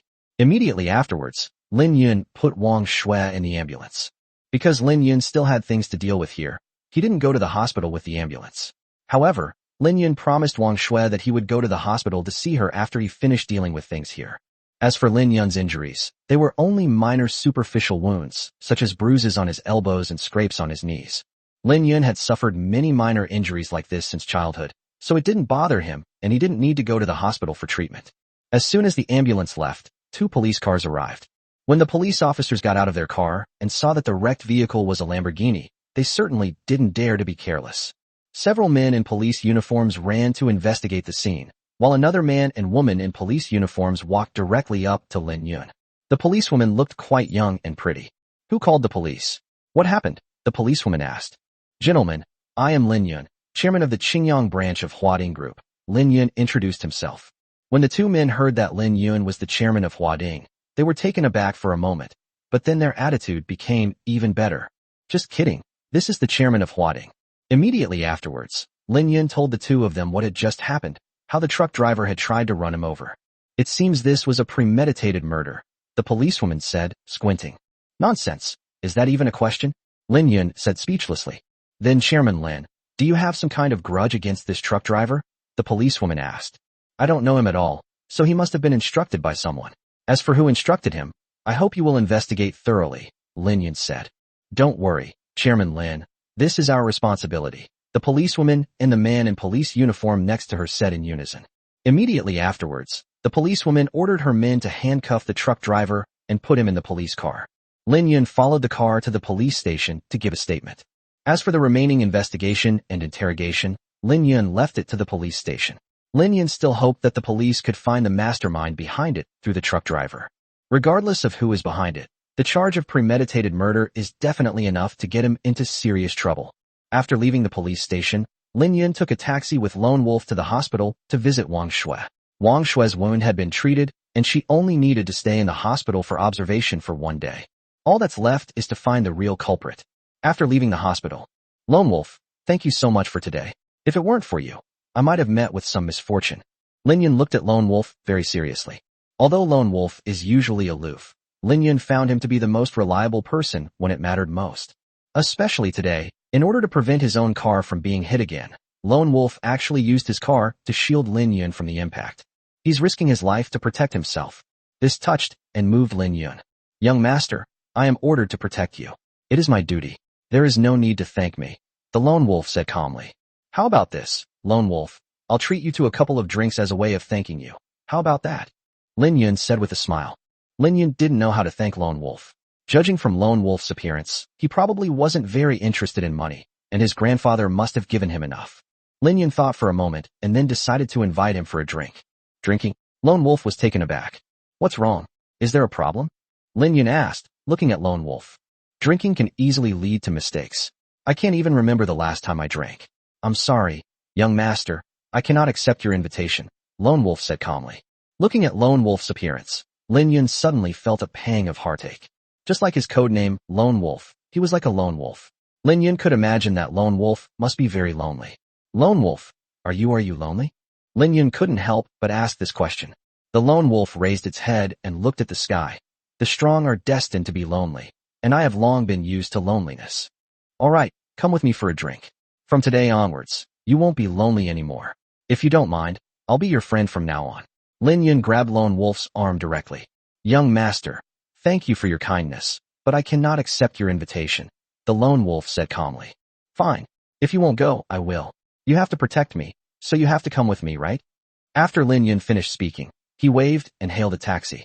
Lone Wolf didn't want to go drinking with him, but Lin Yun had plenty of ways to get him to go. After opening the taxi door, get in the car. Our cars are all wrecked. If you don't get in, there'll be no car to follow me. If there's any more danger, you might not be able to get there in time, Lin Yun said with a smile. After thinking for a moment, Lone Wolf got into the car. On the other side, inside Xiang Jinxiang's villa, Xiang Jinxiang specially opened a bottle of his treasured wine, and while sipping the fine wine, he also had a beautiful woman in his arms. He seemed to be in a very good mood. Because tonight is the night he and his strategist will put their plan into action. Lin Yun, I'll see if you don't die tonight. Huh? Xiang Jinxiang laughed loudly, then downed the wine in his glass in one gulp.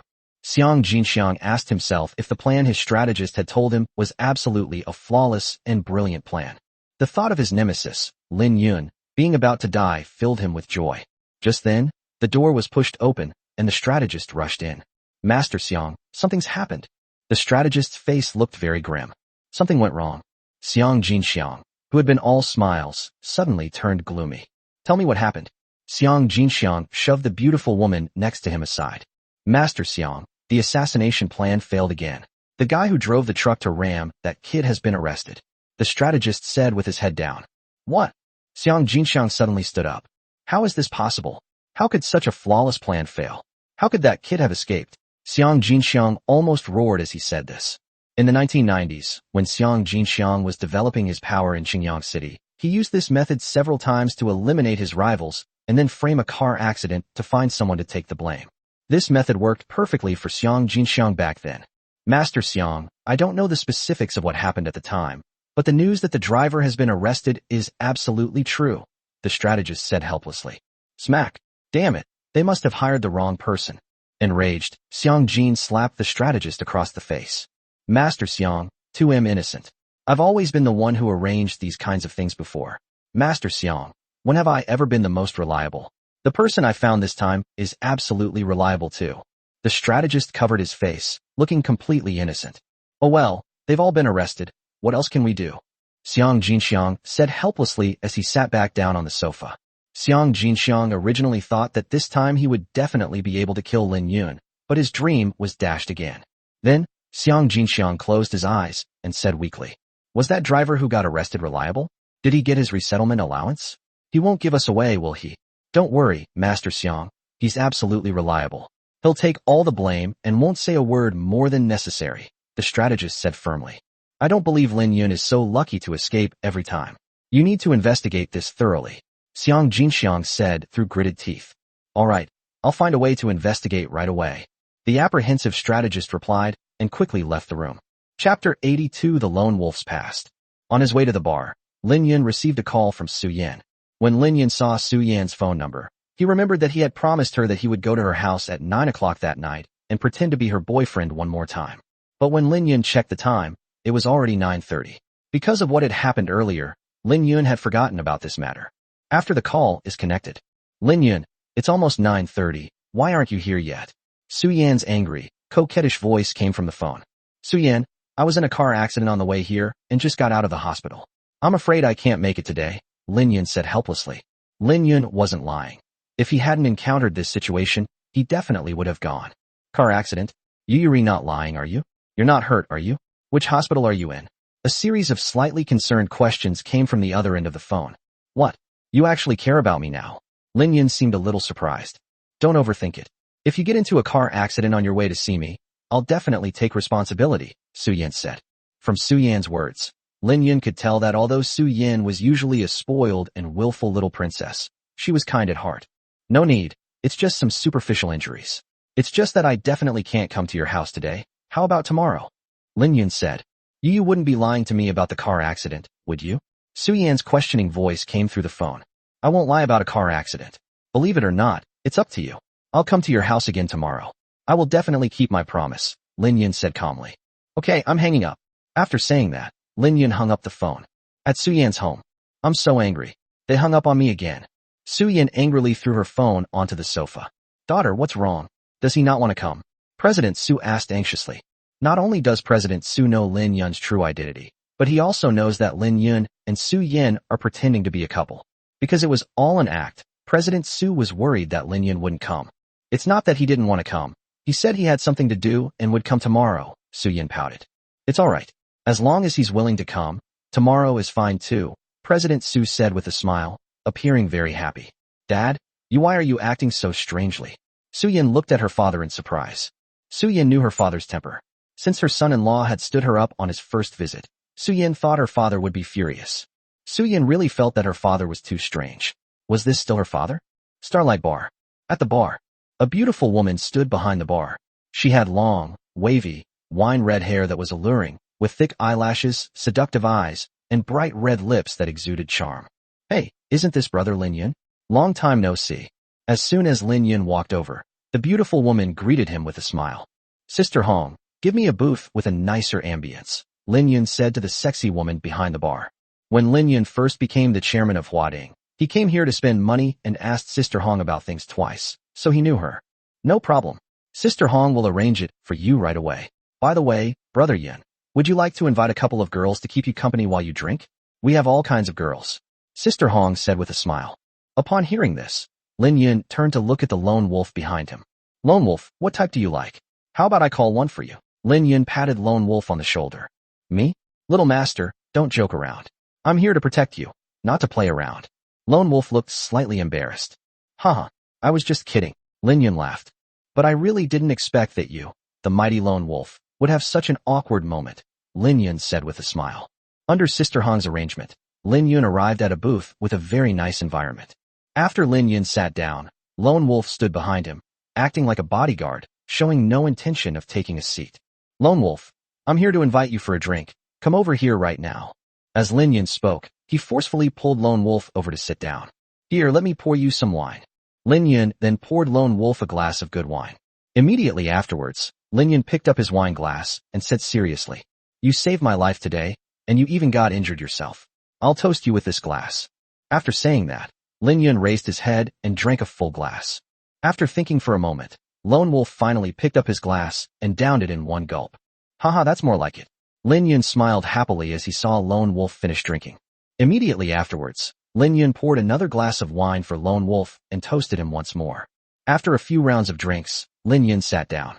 It's 10 p.m. now, the time when bars are packed, and the metal music inside is deafening. Lone Wolf glanced around and then said, To be honest, young master, I personally am not used to this kind of place, nor do I like it. Lin Yin was taken aback, then laughed and said, Really? I'm the same as you. As he spoke, Lin Yin glanced around and saw that there were many scantily clad young men and women dancing on the bar's dance floor, some of whom were engaging in outrageous behavior. After withdrawing his gaze, Lin Yin looked at Lone Wolf and smiled. Lone Wolf, can I ask you a rather personal question? Please speak, young master, the Lone Wolf said earnestly. Are you still a virgin?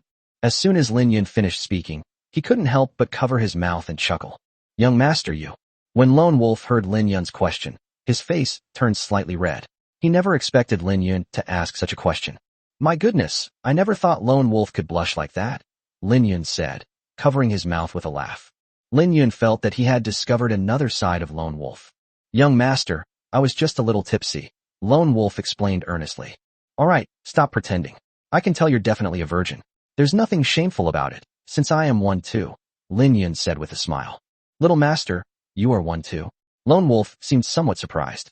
TSK, Lone Wolf, it seems you're admitting it, Lin Yin said with a smile. Young master, please stop making fun of me. Lone Wolf smiled. Lin Yin was stunned when he saw Lone Wolf smile. Lin Yin swore that this was the first time he had ever seen Lone Wolf laugh, and that even his maternal grandfather might never have seen him. Lin Yin smiled and continued. Lone Wolf, how about I order one for you to help you lose your virginity? It's on me. Master, too really am not very interested. Could you please stop talking about this? Lone Wolf said awkwardly, spreading his hands. All right, I won't say anything more, let's drink. Lin Yinduan raised his wine glass. Lone Wolf also raised his glass and clinked it with Lin Yan's. Lin Yin talked to Lone Wolf about these things in order to get closer to him. After one cup, Lone Wolf, my grandfather mentioned last time that you served in the special forces and later fought in underground boxing. Can you tell me about your experiences? Lin Yin asked curiously. Lin Yin's impression of Lone Wolf was that he was strong and mysterious. Therefore, Lin Yun was very interested in Lone Wolf's experiences. Of course, given Lone Wolf's personality, Lin Yun wasn't sure whether he would tell him. The Lone Wolf was silent for a moment, then looked up and said, I was an orphan when I was young and grew up in an orphanage. Because I was quiet and reserved, I had no friends and my grades were not good. Only the director of the orphanage was kind to me. My only wish when I was a child was to join the army. An orphan? Lin Yun was taken aback. Lin Yun was surprised not only that Lone Wolf was an orphan, but also that Lone Wolf was willing to tell him these things. Lone Wolf continued. Later, with the help of the dean, I successfully enlisted in the army. I showed exceptional talent in military service. Before long, I was recommended to join the strongest special forces and became an elite member of the special forces, completing numerous combat missions. Your future was so bright. Why did you end up fighting in underground boxing? Lin Yun asked, puzzled. After serving 3 years, I went back to the orphanage to see the director during a vacation. It turned out that the orphanage had been forcibly demolished. I heard that the director was beaten and injured while trying to stop the demolition and could not be saved. I did not even get to see her one last time. When Lone Wolf got to this point, his fists were clenched so tightly they were cracking, and anger flashed in his eyes. An angry Lone Wolf gave off a terrifying feeling. And then what? You killed someone. Lin Yun could roughly imagine that the enraged Lone Wolf was very likely to kill someone, because the orphanage director was Lone Wolf's only family. Chapter 83 Old Friends. That's right. I killed the heartless boss who carried out the forced demolition, as well as everyone who attacked the dean. After killing them, I used the experience I gained in the military to successfully escape the country, Lone Wolf said, squinting his eyes. After saying this, Lone Wolf took the initiative to pick up his wine glass and drink it. And then what? Lin Yun continued to ask. Later, I fled to Europe and joined a mercenary organization. However, some of the mercenary organization's missions were too inhumane. In some missions, they would kill innocent civilians, even babies. I quit after a short time and eventually ended up fighting in underground boxing by chance, Lone Wolf said. After a pause, Lone Wolf continued. I fought in underground boxing for 4 years. Those 4 years improved my skills a lot, but they also made me cold-blooded. During those 4 years, I only had countless enemies and not a single friend. Then how did you end up working for my grandfather? Lin Yun asked, sounding puzzled. I've long been tired of underground boxing and want to quit, but it's easy to get into this industry, but hard to get out. I already have a considerable reputation in the circle. I'm the boss's cash cow, so of course he doesn't want to let me go, Lone Wolf said. After a pause, Lone Wolf continued. After several strikes, the boss finally agreed to let me quit, but he wanted me to play one last game. It turned out that the match was a trap. The boss wanted to sabotage me. He drugged my water before the match, so that I would lose all my strength when I went on the field. He wanted the other side to kill me and use my reputation to climb the ladder. What? Lin Yun was shocked. This boss was such a scoundrel. Lone Wolf continued. After the competition started, I lost my power and could only be beaten. I was beaten so badly that I was seriously injured. Your grandfather, Old Man Liu, happened to be there. He saw through the situation and spent $200 million to save my life. He also created a new identity for me and brought me back to China to work as a bodyguard. I see. After hearing about Lone Wolf's experiences, Lin Yun felt as if he were in a dream. It must be admitted that Lone Wolf's experience is incredibly legendary. If Lin Yun felt that his childhood was tough, the thought of Lone Wolf made him realize that it was nothing. Moreover, the fact that Lone Wolf was willing to share his experiences with him shows that he no longer considered Lin Yun an outsider. Lone Wolf, I know you have no friends. Come on, drink this cup. From today onwards, you have a friend, and that friend is me. Lin Yun picked up her wine glass, her face serious. Young master, this. Lone Wolf still seemed somewhat hesitant. Stop thinking about it. Cheers. After you finish this drink, don't call me little master anymore. Call me Lin Yun. After Lin Yun finished speaking, he downed the glass of wine in one gulp. Okay, I'll drink this one. Without further hesitation, Lone Wolf picked up his wine glass and drank it down in one gulp. Haha. After putting down their wine glasses, Lin Yun and Lone Wolf looked at each other and smiled. The fact that Lone Wolf was willing to share this drink with him was enough to show that Lone Wolf already considered Lin Yun a friend. Ah. Just then, a scream came from the side. Lin Yun turned his head and saw that not far away, more than a dozen burly men wearing black t-shirts were surrounding a young man and a girl with a pure and innocent appearance. Isn't that Chin Su? And her sister too? Lin Yun recognized the young man who was surrounded. He was a friend from junior high school. Although they hadn't seen each other for many years, Lin Yun recognized him at a glance. Lin Yun never expected to run into his junior high school friend Chin Su here. Lone Wolf, let's go take a look. After Lin Yun finished speaking, he walked over directly. On the other side. Damn it. You dare to meddle in my business? I think you, Chen Su, are tired of living. A man with tattoos covering his entire arm pointed his finger at Chen Su's nose, acting extremely arrogantly. The dozen or so burly men in black vests surrounding Chen Su also stood tall and proud, their faces arrogant. Brother Hua, no matter what, we all work for Brother Long. Just give me some face and don't try anything with my sister, Chen Su said with a forced smile. The tattooed man walked up to Chen Su, slapped Chen Su's face, and arrogantly said, Who do you think you are?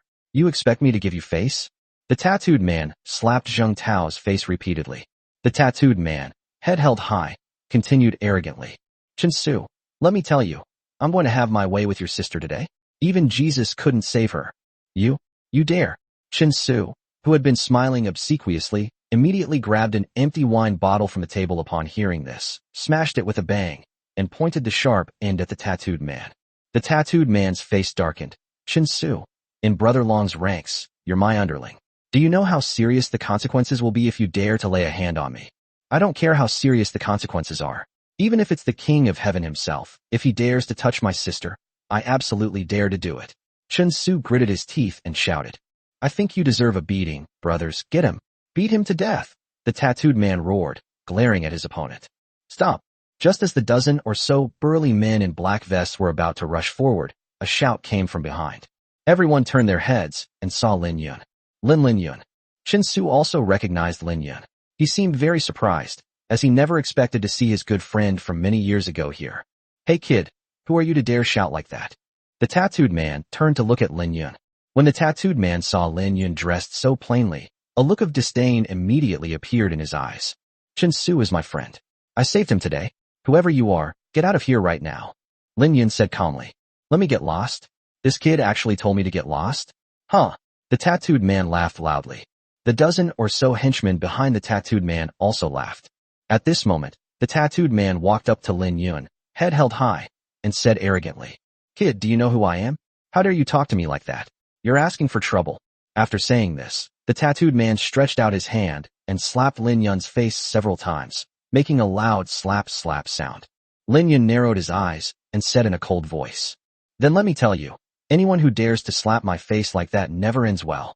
I guarantee you'll be in big trouble. Haha, let's see who can't survive. The tattooed man laughed.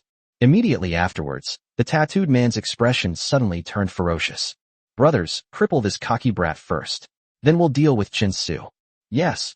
More than a dozen henchmen immediately surrounded them. Seeing this, Chen Su rushed forward and stood in front of Lin Yun, then turned to Lin Yun and said, Lin Yun, you'd better leave right now. This is my business, you can't afford to mess with them. Chen Su was naturally grateful and moved by Lin Yun's sudden appearance and his willingness to stand up for him. However, Chen Su did not want to implicate Lin Yun because of himself. Brother Lin Yun, you should leave now. Chen Su's younger sister, Chen Xiaoming, said anxiously. Chen Su, Xiaoming, don't worry, I'll protect you today. Leave everything to me, Lin Yun said calmly. Lin Yun, this is no child's play. They are people you can't afford to offend, people you can't handle. You should leave now. Chen Su said urgently. As far as Chen Su knew, Lin Yun was still in university, and he didn't think a student could solve this big problem. No need for nonsense, because none of you are getting away today. Brothers, let's go. First, cripple this meddlesome brat. The tattooed man gave the order. Superior. After receiving their orders, the dozen or so henchmen charged directly at Lin Yun. Lone Wolf, make your move and take them all down, Lin Yun said, squinting his eyes. Leave it to me. The lone wolf twisted its head left and right, making a cracking sound. At this moment, the first henchman who rushed up had already reached Lin Yun. Lone Wolf threw a punch, which landed heavily on the henchman's chest. Bang! The henchman was punched so hard he flew backward, crashing into several other henchmen who were rushing towards him, knocking them all to the ground. As for the henchman who was punched, he fell to the ground and spat out a mouthful of blood, clearly indicating that Lone Wolf's punch had caused him considerable damage. Holy crap, this is too intense. The tattooed man was startled. The remaining henchmen were so frightened by the punch that they dared not charge forward for a moment. Brothers, get your weapons ready. No matter how good he is, he's still just one person, the tattooed man shouted. Chapter 84 Anyone who dares to slap my face never ends well. Upon hearing this, the henchmen all pulled out batons from their weapons, swung them around, and charged towards Lone Wolf. Bang bang bang. The battle erupted instantly. Although the opposing side had more than 10 people, the battle was completely one-sided. Even when the gangster's batons hit Lone Wolf, he didn't even react. For years of underground boxing experience had made him extremely resistant to blows. But Lone Wolf can easily make them cough up blood with a single punch, so how can they fight? 1 minute later, more than a dozen henchmen collapsed to the ground, groaning in pain. Lone Wolf glanced at these people, then shook his head and sneered. A bunch of trash. For Lone Wolf, these dozen or so underlings weren't even enough to fill a gap between his teeth. Because the bar was crowded, Lone Wolf didn't want to cause Lin Yun any unnecessary trouble, so he didn't go for the kill. Otherwise, these people would probably be dead already. Glug, glug. Upon witnessing this scene, Chen Su and Chen Xiaoming couldn't help but swallow hard, their eyes filled with shock. My god, this guy is too strong. He can take on more than a dozen people at once? The tattooed man's eyes widened, his face turning pale with fright. For the tattooed man, the reason he dared to be so arrogant, besides his own status and position, was mainly because he had more than a dozen underlings. Now that all his underlings have been taken down, he has at least lost his support. Lone Wolf, bring him to me, Lin Yun said casually. Lone Wolf nodded, then walked directly toward the tattooed man. Don't fucking come any closer. Watch out, my knife doesn't have eyes. The tattooed man pulled out a machete, the tip pointing at Lone Wolf. The Lone Wolf showed no fear and continued walking towards him. I told you not to come any closer. Don't force me. The tattooed man continued to shout, his voice trembling with fear. But Lone Wolf didn't stop, and had already walked up to the tattooed man. Fuck your mother, go to hell. Seeing that Lone Wolf had already reached him, the tattooed man had nowhere to retreat and could only slash fiercely at Lone Wolf with his knife. Lone Wolf reacted incredibly quickly. He grabbed the wrist of the tattooed man holding the knife and twisted it forcefully. A whoa! A piercing scream rang out, accompanied by a crisp cracking sound of bones breaking. The tattooed man's face contorted in pain, and the machete in his hand clattered to the ground. His wrist was twisted 180 degrees by Lone Wolf. Lone Wolf carried the tattooed man directly to Lin Yun. The tattooed man was pale. It was unclear whether it was from pain or fear. Lin Yun slapped the tattooed man's face hard, and said coldly at the same time, I've said it before, anyone who dares to slap my face like that will definitely come to a bad end. I mean what I say. Immediately afterwards, Lin Yun turned to look at Lone Wolf. Lone Wolf, break his leg as a lesson. No. My older brother is Brother Long. If you dare break my leg, I guarantee you'll suffer the consequences, the tattooed man shouted in terror. For the tattooed man, the only thing he can rely on now is to invoke his elder brother's reputation to intimidate Lin Yun. Alright, then break both his legs, Lin Yun said to Lone Wolf with a smile. No problem. After Lone Wolf nodded, he kicked the tattooed man's leg hard. Bang! Bang! A whoa! As another piercing scream rang out, the tattooed man collapsed to his knees, his leg bones broken by Lone Wolf's kick. The tattooed man hissed in pain, his eyes wide with shock. He hadn't expected that even mentioning Brother Long's name wouldn't work. Lin Yun glanced at the tattooed men below, then uttered a single word. Roll! The dozen or so henchmen who had been knocked down all got up from the ground despite the pain. Some of the less seriously injured ones ran over and helped the tattooed man up. Kid, you've got guts, daring to hit me. Brother Long will definitely not let you get away with this. You'd better wait here if you dare, the tattooed man said through gritted teeth. Fine, I'll wait here and see what you can do, Lin Yun sneered. Walk. At the command of the tattooed man, he was helped away by his two henchmen. After the tattooed man left, Brother Lin Yun, I never thought I'd see you again. Chen Xiaoming rushed up to Lin Yun, looking very happy. Xiaoming, when I first saw you, you were just a little girl. I never imagined you'd grow up so much. Lin Yun smiled and patted Xiaoming's head. When Lin Yun was in junior high school, he didn't have many friends in his class, except for Chen Su, who was his best friend. Lin Yun often visited Chen Su's house, so he naturally had a lot of contact with Chen Xiaoming. At that time, Chen Xiaoming was well-behaved and cute, and she always liked to follow behind Lin Yun, calling him Brother Lin Yun repeatedly. Brother Lin Yun, thank you so much. Your friend is amazing. He chased those bad guys away in no time. Chen Xiaoming smiled sweetly. Chen Su stepped forward and said, Yes, Lin Yun, thank you so much just now. I don't know what would have happened today if it weren't for you. I never expected to meet you here. Chen Su knew that if Lin Yun hadn't repelled this group, the consequences for him and his sister today would have been unimaginable. Immediately afterwards, Chen Su looked at Lone Wolf, clasped his hands in thanks, and said, My friend, thank you for your help just now. Your skills are truly amazing. The power that Lone Wolf had just displayed was truly astounding to Chen Su. He had never seen anyone with such skill. I was just helping Brother Yun. You should thank him. Lone Wolf resumed his usual cold demeanor. Chen Su then looked at Lin Yun. Lin Yun, I really don't know how to thank you. Chen Su, no need for thanks. We used to be good buddies. Since I've stumbled upon you in trouble, of course I won't stand idly by, Lin Yun said. After a pause, Lin Yun continued. By the way, what are you doing here? How did you, Xiaoming, end up working here? What's going on? After graduating from junior high school, Chen Su moved away. Back then, there were no cell phones, so neither of them was able to exchange contact information. So since then, Lin Yun has never seen Chen Su again, nor has he received any news of Chen Su. Lin Yun, this isn't the place to talk. You hit the tattooed man. He could come back with his men at any time. Let's leave and talk somewhere else, Chen Su said. No need. I'll wait for him to come back here. If he doesn't completely resolve this matter for you, even if we leave now, they will find you and seek revenge, Lin Yun said as he sat down. Well, Lin Yun, I know your friend is skilled and can take on 10 at once, but he can't take on 100 at once, can he? As for me, I can just take my sister and leave Qingyang City, Chen Su said. No need, I can handle it, Lin Yun said with a smile. At this moment, Sister Hong also came over. It was clear that she had witnessed everything that had just happened. Brother Lin Yun, listen to Sister Hong's advice. You should leave with your friends right away. This tattooed man is one of Brother Long's men.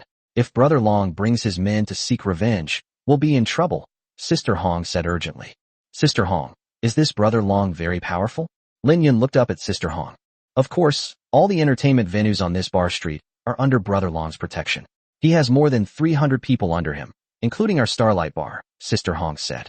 Sister Hong, thank you for the reminder, but I won't leave. As for that Brother Long, I don't take him seriously at all. If he dares to come, I'll take care of him too. As Lin Yun spoke, he picked up the wine on the table, took a sip, and appeared very relaxed, showing no fear whatsoever. Young man, you're too arrogant. Tell me, what are you going to do to deal with him? Are you just going to rely on the four of you? Sister Hong shook her head.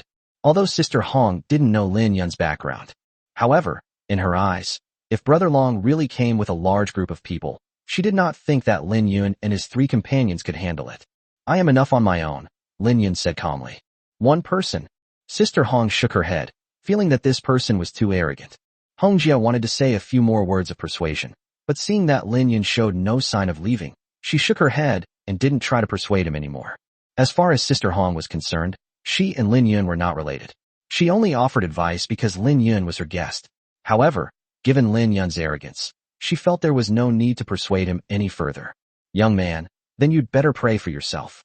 After saying that, Sister Hong turned and left. After Sister Hong left, Lin Yun, let's hurry up and leave, or it will be too late. I work for Brother Long, and I know very well how capable he is, Chen Su said anxiously. Chen Su also didn't understand why Lin Yun was unwilling to leave. He was happy that Lin Yun was willing to help him, but he also thought that Lin Yun might put himself in danger in order to help him. Bang! As soon as Chen Su finished speaking, the bar door was pushed open forcefully. A bald, middle-aged man led a large group of burly men in black vests into the bar, their imposing presence terrifying. Fat Hat's Brother Long. We're doomed, Brother Long is here. Chen Su's face immediately showed despair when he saw the bald man. Chapter 85 Identity. Lin Yun looked closely and saw that there were at least 70 or 80 people who had arrived. The tattooed man who had been beaten earlier was also being pushed in by someone in a wheelchair. It's over. Now we don't even have a chance to leave. Chen Su slumped onto the sofa, his face filled with despair. I'm not afraid of death, but I don't want my sister to be defiled by these bastards, Chen Su said in despair. Chen Su knew very well how serious the consequences would be if his sister fell into this person's hands. On the other end, the bald, burly man, Brother Long, led his group of 70 or 80 people to the bar with an imposing air. Sister Hong, turn off the music. Turn on the headlights. With a gloomy expression, Brother Long gave Sister Hong an order. Of course, Sister Hong dared not disobey. She immediately ordered the music in the bar to be turned off and the lights to be turned on. The originally dimly lit bar was suddenly brightly lit. At the same time, Sister Hong thought to herself, you wouldn't listen when I told you to leave before, but now that Brother Long is here, let's see what you do. After the music stopped, all the patrons in the bar turned to look at this spot. Many guests, seeing the music suddenly stop, were about to curse, but when they saw the large group of men in black standing there, they all shut up and dared not say a word. Those who recognized Brother Long were even less likely to act recklessly. An eerie silence fell over the entire bar. Clear the bar. All irrelevant people, get out of the bar immediately. Brother Long shouted, his voice echoing throughout the entire bar. These guests dared not disobey and obediently walked out. As for Brother Long, he led his men directly towards the booth where Lin Yun was. What should we do? Chen Xiaoming was pale with fright, clearly intimidated by the sheer size of the enemy's forces. Lin Yun, why don't you take my sister and leave? I'll hold them off here, Chen Su said through gritted teeth. You're going to hold them off? Chen Su, can you really hold off so many people by yourself? Lin Yun said. Of course we can't stop it, but there's no other way now. Chen Su stood up. Sit down. Didn't I say I'd handle this? Lin Yun pulled Chen Su back. Chen Su could only sigh, because he really couldn't understand how Lin Yun could deal with Brother Long's 70 or 80 men. At this moment, Brother Long had already led his men over. Surround them. None of them will escape today, Brother Long ordered. These 70 or 80 burly men in black immediately surrounded Lin Yun and his companions. Chen Su and Chen Xiaoming were both pale, while Lin Yun and Lone Wolf remained calm. Brother Long, this is the kid who ordered my legs to be broken. The tattooed man pointed at Lin Yun. At the same time, the tattooed man grinned maliciously and said to Lin Yun, Kid, I just said, if you dare to hit me, you're dead for sure. Now it's your death day. Hee hee. Whose death is it really? That's hard to say, Lin Yun said with a cold smile.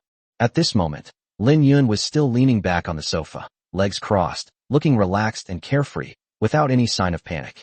Kid, you're pretty arrogant. You can still be so calm when you see so many of us. I wonder where you're from. Brother Long looked down at Lin Yun. You must be Brother Long, right? Let me introduce myself. My name is Lin Yun, and I'm the chairman of the Qingyang branch of Huading Group, Lin Yun said casually. Lin Yun immediately revealed his identity. What? You said you're the chairman of Huading Group? Brother Long was taken aback. Chen Su and Chen Xiaoming were also surprised when they heard this. Brother Long, how could this kid possibly be the chairman of Huading Group? I'd believe it if you told me he was just a security guard at Huading Group, the tattooed man sneered. Exactly. If he's the chairman of Huading, then I'm still the king of heaven. It's ridiculous. This kid doesn't even know what he looks like, yet he dares to impersonate the chairman of Huading Group. The underlings behind Brother Long also burst into laughter. Could his method be to impersonate the chairman of Huading Group? Chen Su couldn't help but shake his head. He had been Lin Yun's junior high school friend and knew some of Lin Yun's background. How could he believe that Lin Yun was the chairman of Huading Group? Brother Long laughed and said, Kid, do you think I'm stupid? Do you think I believe that? Clearly, even Brother Long's followers didn't believe it. Lin Yun said casually, It's actually quite simple to prove. Doesn't Sister Hong have an intelligence system? I think her intelligence system must contain information about the chairman of Huading Group's Qingyang branch. You just need to ask her to bring out a document for comparison, and everything will be clear. It's that easy. The tattooed man said urgently. Brother Long, there's no need for that. With his appearance, he could never be the chairman of Huading Group. Brother Long, just kill him right now. Shut up. Do I need you to tell me how to do things? Brother Long turned his head and glared at the tattooed man. Seeing this, the tattooed man naturally had no choice but to shut his mouth. Go call Sister Hong over. Brother Long ordered one of his underlings. Looking at Lin Yun's clothes and appearance, Brother Long realized that he didn't look like a rich person at all, much less like the chairman of Huading Group. However, he found Lin Yun to be too calm. To remain so calm in the face of such a large group is something most people can't do. To be absolutely sure, he decided to ask Sister Hong for some information to confirm, since it wouldn't take more than a few minutes and wouldn't be a hassle. Soon, Sister Hong was called over by her younger brother. Brother Long, what can I do for you? Sister Hong asked with a smile. Sister Hong, could you get me a copy of the information on the chairman of Huading Group's Qingyang branch? Brother Long said. Okay, Brother Long. I'll go right away. Hong Jie was a sensible person. Although she didn't know what Brother Long wanted this for, she didn't ask, and just did it. After returning to the bar, Sister Hong logged on to a mysterious intelligence website on the computer there and searched for information about the chairman of Huading Group's Qingyang branch. Information about such a person was obviously not a secret, so Sister Hong found it very quickly. After clicking in, it sits him. When Sister Hong saw the photo, she covered her mouth in shock, her eyes widened, and her face was full of disbelief. Because the photo on the computer is of Lin Yun. He's actually the chairman of Huading Group. Hongjie's heart was already in turmoil. When Lin Yun said he didn't take Brother Long seriously, Sister Hong couldn't understand him. She thought Lin Yun was too arrogant. Now I finally understand why Lin Yun is so confident. because Lin Yun is the chairman of Huading Group's Qingyang branch. Sister Hong knew very well that Huading Group's Qingyang branch was definitely one of the top 3 companies in Qingyang City. Huading Group is an extremely powerful conglomerate in the 3 southwestern provinces. As Sister Hong continued reading and came across Lin Yun's introduction, she couldn't help but gasp. Hiss. He's actually Grandpa Lu Zhizhong's grandson. When Sister Hong thought of this, she felt dizzy. She never dreamed that Lin Yun was actually the grandson of Grandpa Lu Zhizhong. What an amazing person he was. For Sister Hong, this was a big shot she could only see in intelligence reports. She realized that she had seriously underestimated Lin Yun. On the other side, Lin Yun, this probably won't fool them. Even if it buys us a few minutes, it will still be exposed once the intelligence arrives. Chen Su seemed very anxious. In Chen Su's view, Lin Yun's claim that he was the chairman of Huading Group and his request for Brother Long to investigate were merely a way to buy time. Chen Su, don't rush. Come on, let's have a drink first. Lin Yun smiled and raised his glass. Lin Yun, we're facing a major disaster. I don't have the mind to drink at all. Chen Su gave a bitter smile. Just then, Sister Hong walked over quickly. When Sister Hong arrived, she glanced at Lin Yun, but her eyes held a hint of awe. Immediately afterwards, Sister Hong handed the documents to Brother Long. Brother Long, here's the information you requested. Sister Hong, why are your hands shaking? And why does your complexion look a little off? Brother Long glanced at Sister Hong. Brother Long, you'll see after you watch it. I'm afraid your hands will tremble even more than mine, and your face will look even worse than mine. Sister Hong forced a smile. Sounds like a mystery. As he spoke, Brother Long took the documents and began to look at them. Sure enough, Brother Long, who had been looking normal, suddenly turned purplish blue after only glancing at the documents, and his eyes flashed with intense shock. The further he looked down, the more shocked he became. Chapter 86 Frightened to Death. After he finished reading it, clatter! Brother Long's hand trembled involuntarily, and the documents in his hand fell to the ground. When Brother Long looked up at Lin Yun again, his eyes were filled with awe. Brother Long, what would happen to you? The tattooed man in the wheelchair looked puzzled. The document happened to fall right in front of the tattooed man, who quickly bent down to pick it up, wanting to see what Brother Long had seen that would cause such a strong reaction. This. When the tattooed man saw the information, he was also shocked, his eyes widening and his face turning pale. My God, Lu Zhizhong's grandson. When the tattooed man saw this, he couldn't help but gasp, his voice becoming unusually sharp with shock. The next moment, the tattooed man, who was severely agitated, suddenly fell backward into his wheelchair and began to convulse violently, foaming at the mouth. He was so scared he was about to die from fright. Brother Hua. The henchman behind the tattooed man quickly stepped forward, pinching his philtrum and shaking him. What exactly is going on? Seeing the intense reactions of Sister Hua, Brother Long, and the tattooed man, Chen Su was very puzzled. He couldn't imagine what the 3 of them had seen. Even Chen Xiaoming couldn't help but say, what terrifying thing did they see? That bad guy was so scared he vomited white foam. Lin Yun smiled, and then looked at Brother Long. Brother Long, do you believe me now? Of course I believe you. Young Master Lin, you can just call me Xiao Long. Calling me Brother Long is too much of an honor for me. Brother Long said with a dry laugh, his attitude becoming unusually respectful. Just kidding. This isn't just the chairman of Huading Group's Qingyang branch. What Brother Long feared most was that Lu Zhizhong was the grandson of the old man. This is the grandson of the richest man in southwest China. Not just in Qingyang City, but throughout the 3 southwestern provinces, he is an extremely powerful and top-tier 3rd-generation rich kid. And what about Brother Long? He's just a local gang leader in Qingyang City. The difference in their status and level is absolutely enormous. For a billionaire, crushing a small-town thug like Brother Long would be an easy task. And what about him? Would he dare to touch Lin Yun? Absolutely not. Even if he had the ability to kill Lin Yun now, could he withstand old Master Lu's revenge? Absolutely not. Since he couldn't afford to offend them, he had no choice but to back down. This. When Chen Su saw Brother Long bowing to Lin Yun, and even calling Lin Yun, young Master Long, a storm raged within him. A horrifying thought arose in Chen Su's mind. Could it be that Lin Yun really is the chairman of Huading Group? Young Master Lin, today's matter was entirely a misunderstanding. I apologize for disturbing young Master Lin Yun's enjoyment. I will leave with my men right away, Brother Long said repeatedly. Lin Yun picked up the wine on the table, took a small sip, and then said casually, Misunderstanding? This is no misunderstanding. If I hadn't been there, my brother would have been killed by your men today. Before you leave, you should at least give me an explanation. This I don't know how young Master Lin wants me to explain this. Brother Long wiped the cold sweat from his forehead, looking somewhat nervous. At this moment, the tattooed man who had almost died from fright had been woken up by his henchman and was panting heavily, though his face was pale. For example, take his life and give me an explanation. Lin Yun pointed at the tattooed man. What?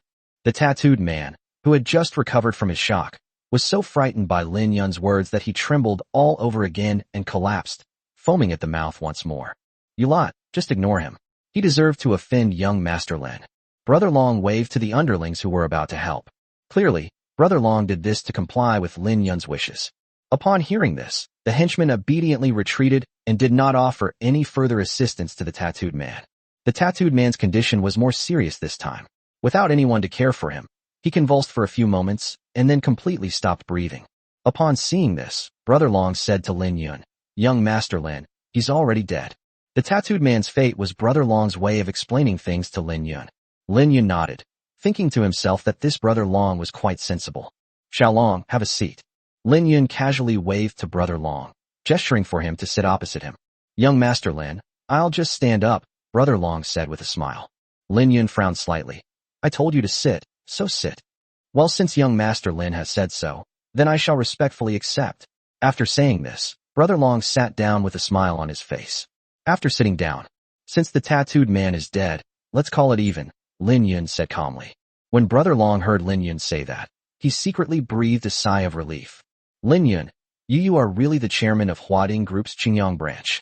Chen Su, standing beside him, couldn't help but ask in shock. Before Lin Yun could speak, Brother Long said, he is not only the chairman of Huading Group's Qingyang branch, but also the grandson of old man Lu Zhizhong. Chen Su, you are really lucky to have such an awesome friend. Well, what? Lu, old master Lu's own grandson. Chen Su was stunned by this news. Although Chen Su couldn't believe it, he knew that the information Hong Jie had was absolutely correct. Now, Chen Su finally understood why Lin Yun had been so confident in saying that he could handle everything and that he shouldn't worry. At the time, Chen Su couldn't understand why Lin Yun was so confident, but now he finally understands. Chen Su finally understood why Sister Hong, Brother Long, and the tattooed man were so frightened. Even Chen Xiaoming was so shocked by what Brother Long said that she covered her mouth and looked completely astonished. Although Chen Xiaoming was rather naive, she had heard of Lu Zhizhong and knew that he was the richest man in southwest China. Chen Su, I know you must be shocked right now. I'll talk to you about this later, Lin Yun said. Chen Su nodded. Lin Yun turned to look at Brother Long again. Xiao Long, I heard you're in charge of these streets, right? Lin Yun asked. That's right. But compared to Huading's business, my little business is just child's play, Brother Long said with a dry laugh. So, do you want to expand? Lin Yun asked. Of course I want to, but the various parts of Qingyang City have already been divided up. It's already very difficult for me to conquer this area. To expand it is as difficult as climbing to the sky, Brother Long said. What if I, Huading, were to help? Lin Yun said with a smile. Huading's help. Brother Long was taken aback. Young Master Lin, I don't know what you mean. Brother Long was confused. The meaning is simple. From now on, you'll work for me. You're one of my people, and of course I'll help you grow bigger, Lin Yun said calmly. After a pause, Lin Yun continued. This isn't really possible. Brother Long seemed very surprised. Brother Long was well aware that without external help, with his current abilities, he could only make a living in these few streets at most, and would never amount to much. If Huading is willing to support him behind the scenes, then he will have the capital to grow bigger. Do you think I'm joking? Lin Yun said, shrugging. When he fought with Lin Yun and Xiang Jinxiang, Lin Yun had the idea of building an underground force, but he just hadn't found the opportunity. Now, Lin Yun felt the time was right. Okay, I'm willing. I'm willing to follow young Master Lin. Brother Long agreed immediately. Based on the fact that Lin Yun is Lu Zhizhong's grandson, Brother Long felt that there was nothing shameful about him associating with Lin Yun, and that it was even an honor. You know, without today's opportunity, a small-time gangster like Brother Long might never have had the chance to be associated with such a big shot as Lu Zhizhong's grandson. All right, then Xiao Long. You're mine now, Lin Yun's man, Lin Yun said. Yes. I'll offer a toast to young Master Lin right away. Brother Long quickly picked up his wine glass and then drank it all in one gulp. After putting down the cup, Lin Yun continued. My Huading Group and Jinxiang Group are mortal enemies. My goal is simple, to crush Jinxiang and unify the underground forces in Qingyang City. Chapter 87, A Woman's Charm. After hearing Lin Yun's words, Brother Long looked very hopeful. He had never dared to dream of such a grand plan before, but with Lin Yun as his powerful backer, He knew that it was not impossible. Lin Yun then looked at Chen Su. By the way, Chen Su, you work for Xiaolong? How did you end up on this path? Lin Yun, well, it's a long story. Chen Su shook his head. Brother, whatever you've been through before, it's all over from today onwards. Stop being a hoodlum and come work for my Huading group. I'll arrange a job for you. Lin Yun patted Chen Su on the shoulder. Chen Su was Lin Yun's best friend for 3 years in junior high school. Even though they hadn't seen each other for many years, their friendship remained. Moreover, now that Lin Yun has become successful, he is naturally willing to lend a helping hand to his good friend within his means. Lin Yun, I have a low level of education and no special skills, so I'm not suited to work for a company. Besides, I want to avenge my girlfriend, Chen Su said, his head bowed. Avenge your girlfriend? Chen Su, what's going on? Lin Yun seemed very puzzled. At this moment, Chen Xiaoming, who was standing nearby, quickly spoke up. Brother Lin Yun, my brother's girlfriend used to work in real estate sales at Jinxiang Group, but she was ruined by that beast Xiang Jinxiang. My sister-in-law was too ashamed to live, and in the end she jumped off a building and committed suicide. Upon hearing this, Lin Yun's expression also turned gloomy. Xiang Jinxiang is a bastard. He's not even human. Chen Su nodded. My sister is right.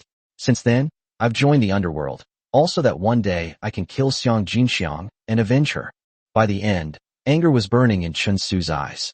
So, Brother Lin, I don't want to work a stable job. I want to keep messing around. Chen Su looked up at Lin Yun. Chen Su, to tell you the truth, I also have a deep grudge against Xiang Jinxiang, so I respect your choice. Lin Yun said. Immediately afterwards, Lin Yun looked at Chen Su and Brother Long. If we want to grow big, we need a legitimate facade. So let's start by establishing Huading Security Company. I'll be the general manager, and Xiaolong and Chen Su, you two will be the deputy general managers. Is that all right? No problem. Brother Long and Chen Su replied in unison. Don't worry about funding. I'll transfer 100 million yuan to your account after the company is established. Lin Yun said. One 100 million?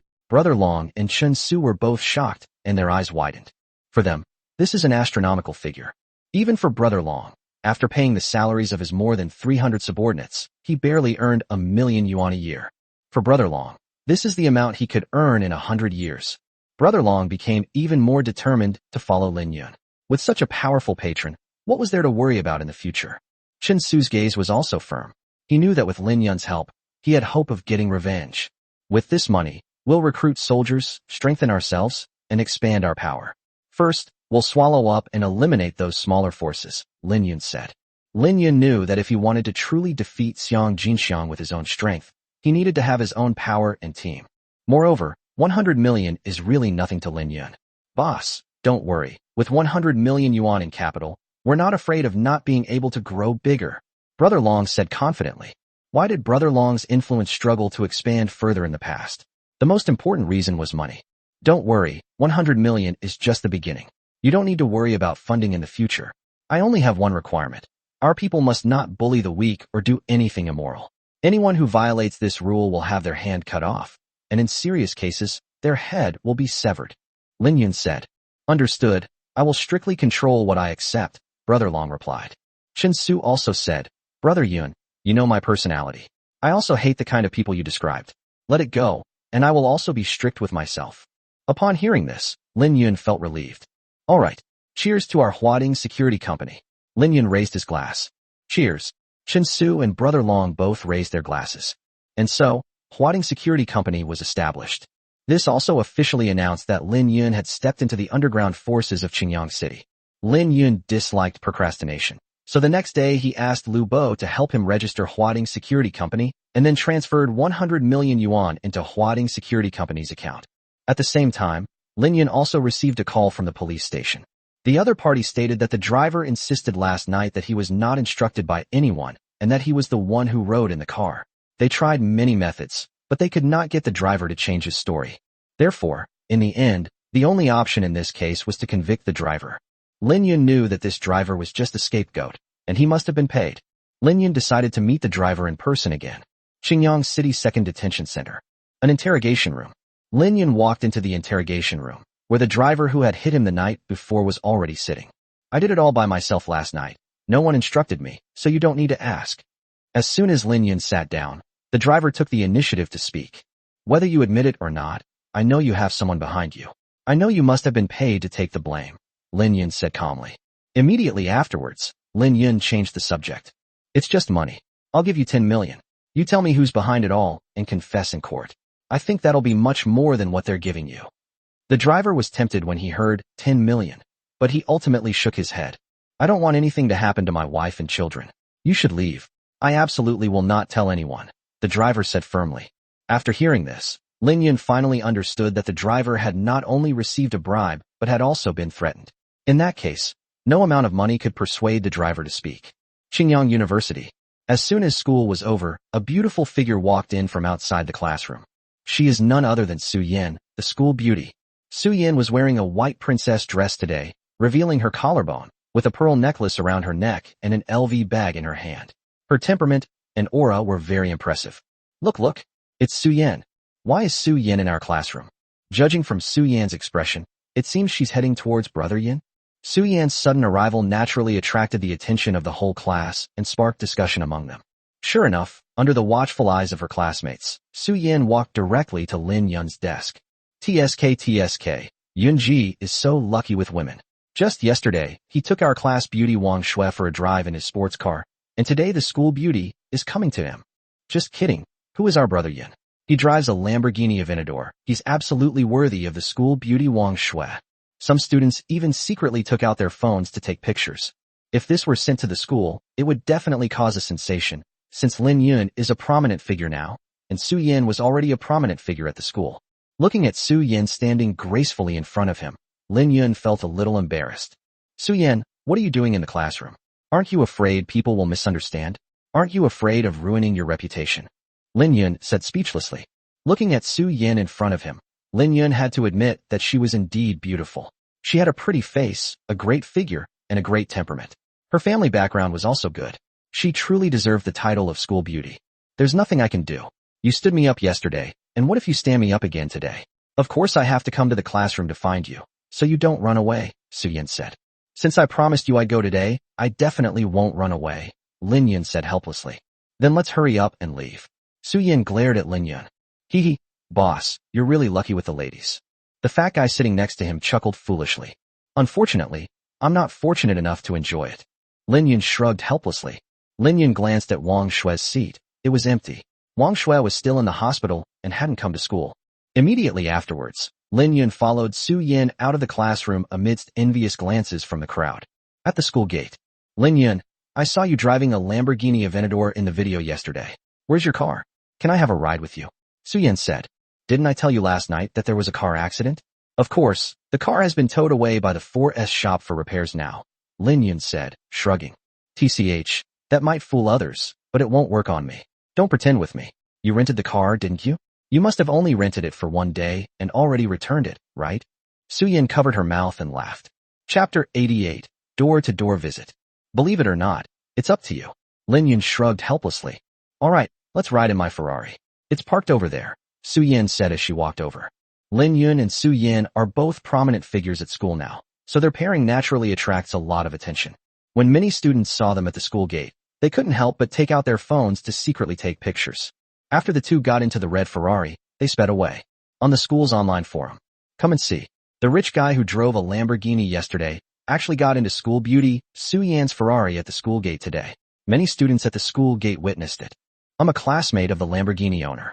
Breaking news. School beauty Su Yin came to our classroom to find him. Pictures and proof included. After these two posts appeared, they immediately became trending topics, and the number of replies surged. The appearance of these two posts caused another uproar on the entire forum. Oh my god, Su Yin, the school beauty, actually went to his classroom to find him. Is this still the same aloof Su Yin? This news is explosive. Let's get this going. Let's get this going. This guy is amazing.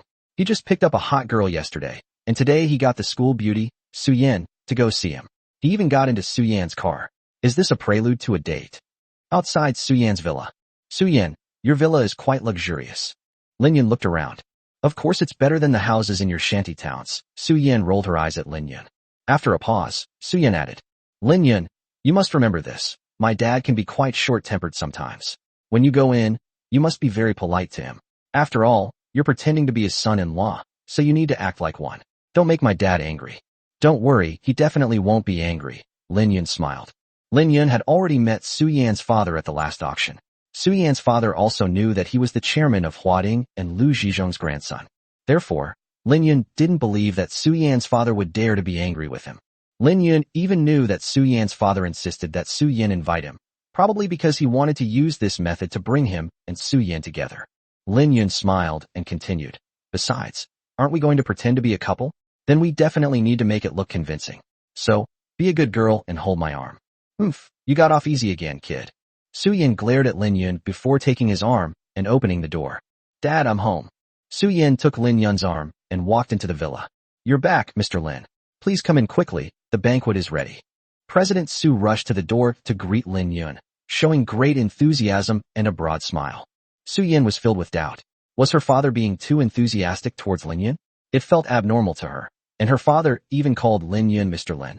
She was just worried that her father wouldn't be friendly to Lin Yun, since Lin Yun's family was poor, and her father had always been very concerned about that. Led by President Su, Lin Yun and Su Yan entered the restaurant together. After they were seated, Mr. Su instructed the housekeeper to serve the dishes. Mr. Su, on the other hand, took out a bottle of 1982 Lafite. "Dad, you even brought out the 1982 Lafite." Su Yan was very surprised to see her father bring out such good wine. She knew that her father would only bring out such good wine when entertaining distinguished guests. "Daughter, to entertain our future son-in-law, of course we should bring the best wine," President Su said with a smile. Immediately afterwards, President Su poured wine for Lin Yun and Su Yan. After pouring the wine, President Su said with a smile, "Mr. Lin, my daughter is a school beauty. Her looks are undeniable, and my family background is also passable. I think my daughter, Su Yan, is barely a good match for you. What do you think?" Su Yan was completely bewildered after hearing her father's words. Her father actually told Lin Yun that their family was barely making ends meet, and that she was barely good enough for Lin Yun? Judging from what they said, it sounds like Lin Yun is incredibly powerful and they are trying to curry favor with him. That's so weird. Su Yan felt that their attitude lately was just too strange. "President Su, I'm just a poor guy. I'm probably not good enough for Su Yan," Lin Yun said with a smile. "Mr. Lin, you're too modest. Come, let me toast you both, wishing you two will soon consummate your relationship." President Su smiled and raised his glass. President Su is well aware of Lin Yun's status and position. "Dad, what are you saying?" Su Yan glared at President Su. Lin Yun was speechless. Wishing himself and Su Yan would soon consummate their relationship? What kind of talk was that? All right. Anyway, I wish you both the best. Come on, let's do it," President Su said with a smile. Lin Yun and Su Yan both raised their wine glasses. Since President Su had said he would do it, Lin Yun didn't refuse him and simply raised his head to drink a full glass. Su Yan also picked up her wine glass and drank it down in a big gulp. Just as Mr. Su was about to drink, he saw this, and the corner of his mouth slightly raised. Then he quickly poured the wine in his glass from behind his back and pretended that he had finished drinking it. Soon, Su Yan and Lin Yun had finished their drinks. President Su immediately stood up again, filled Su Yan and Lin Yun's glasses once more, and then toasted Lin Yun and Su Yan with a glass. This time, President Su did the same thing again. While Lin Yun and Su Yan were drinking, he suddenly poured out the red wine in his glass. After finishing both glasses, "Dad, too feel a little dizzy." Su Yan lowered her head and shook her head. "Yin Yin, it seems your alcohol tolerance has declined. You're drunk after just 2 drinks, said President Su. Immediately afterwards, President Su looked at Lin Yun and said with a smile, "Mr. Lin, you are my daughter's boyfriend. Since my daughter is drunk, why don't you help her to her room and let her rest?" "Where is Su Yan's room?" Lin Yun asked. "Go up to the 2nd floor, to the innermost room," said President Su. "All right." Lin Yun nodded, then got up to help Su Yan. "I didn't expect you to have such a low alcohol tolerance, even worse than me," Lin Yun said as he helped Su Yan up. At this moment, Su Yan seemed to be very drunk. When Lin Yun helped her up, she slumped against him. The faint fragrance emanating from Su Yan immediately entered Lin Yun's mind. Su Yan uses very expensive perfume, so it smells wonderful. Lin Yun could clearly feel the softness of Su Yan's body as she lay sprawled on him. Lin Yun pulled himself out of his reverie and helped Su Yan upstairs. Seeing Su Yan and Lin Yun going upstairs, President Su smiled happily.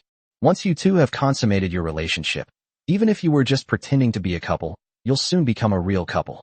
Daughter, don't blame your father. I'm doing this for your own good," President Su murmured with a smile. Mr. Su had added an aphrodisiac to the wine beforehand, which is why he poured out his glass earlier. In Su Yan's boudoir. Lin Yun helped her to the room and placed her on the bed. I feel so dizzy.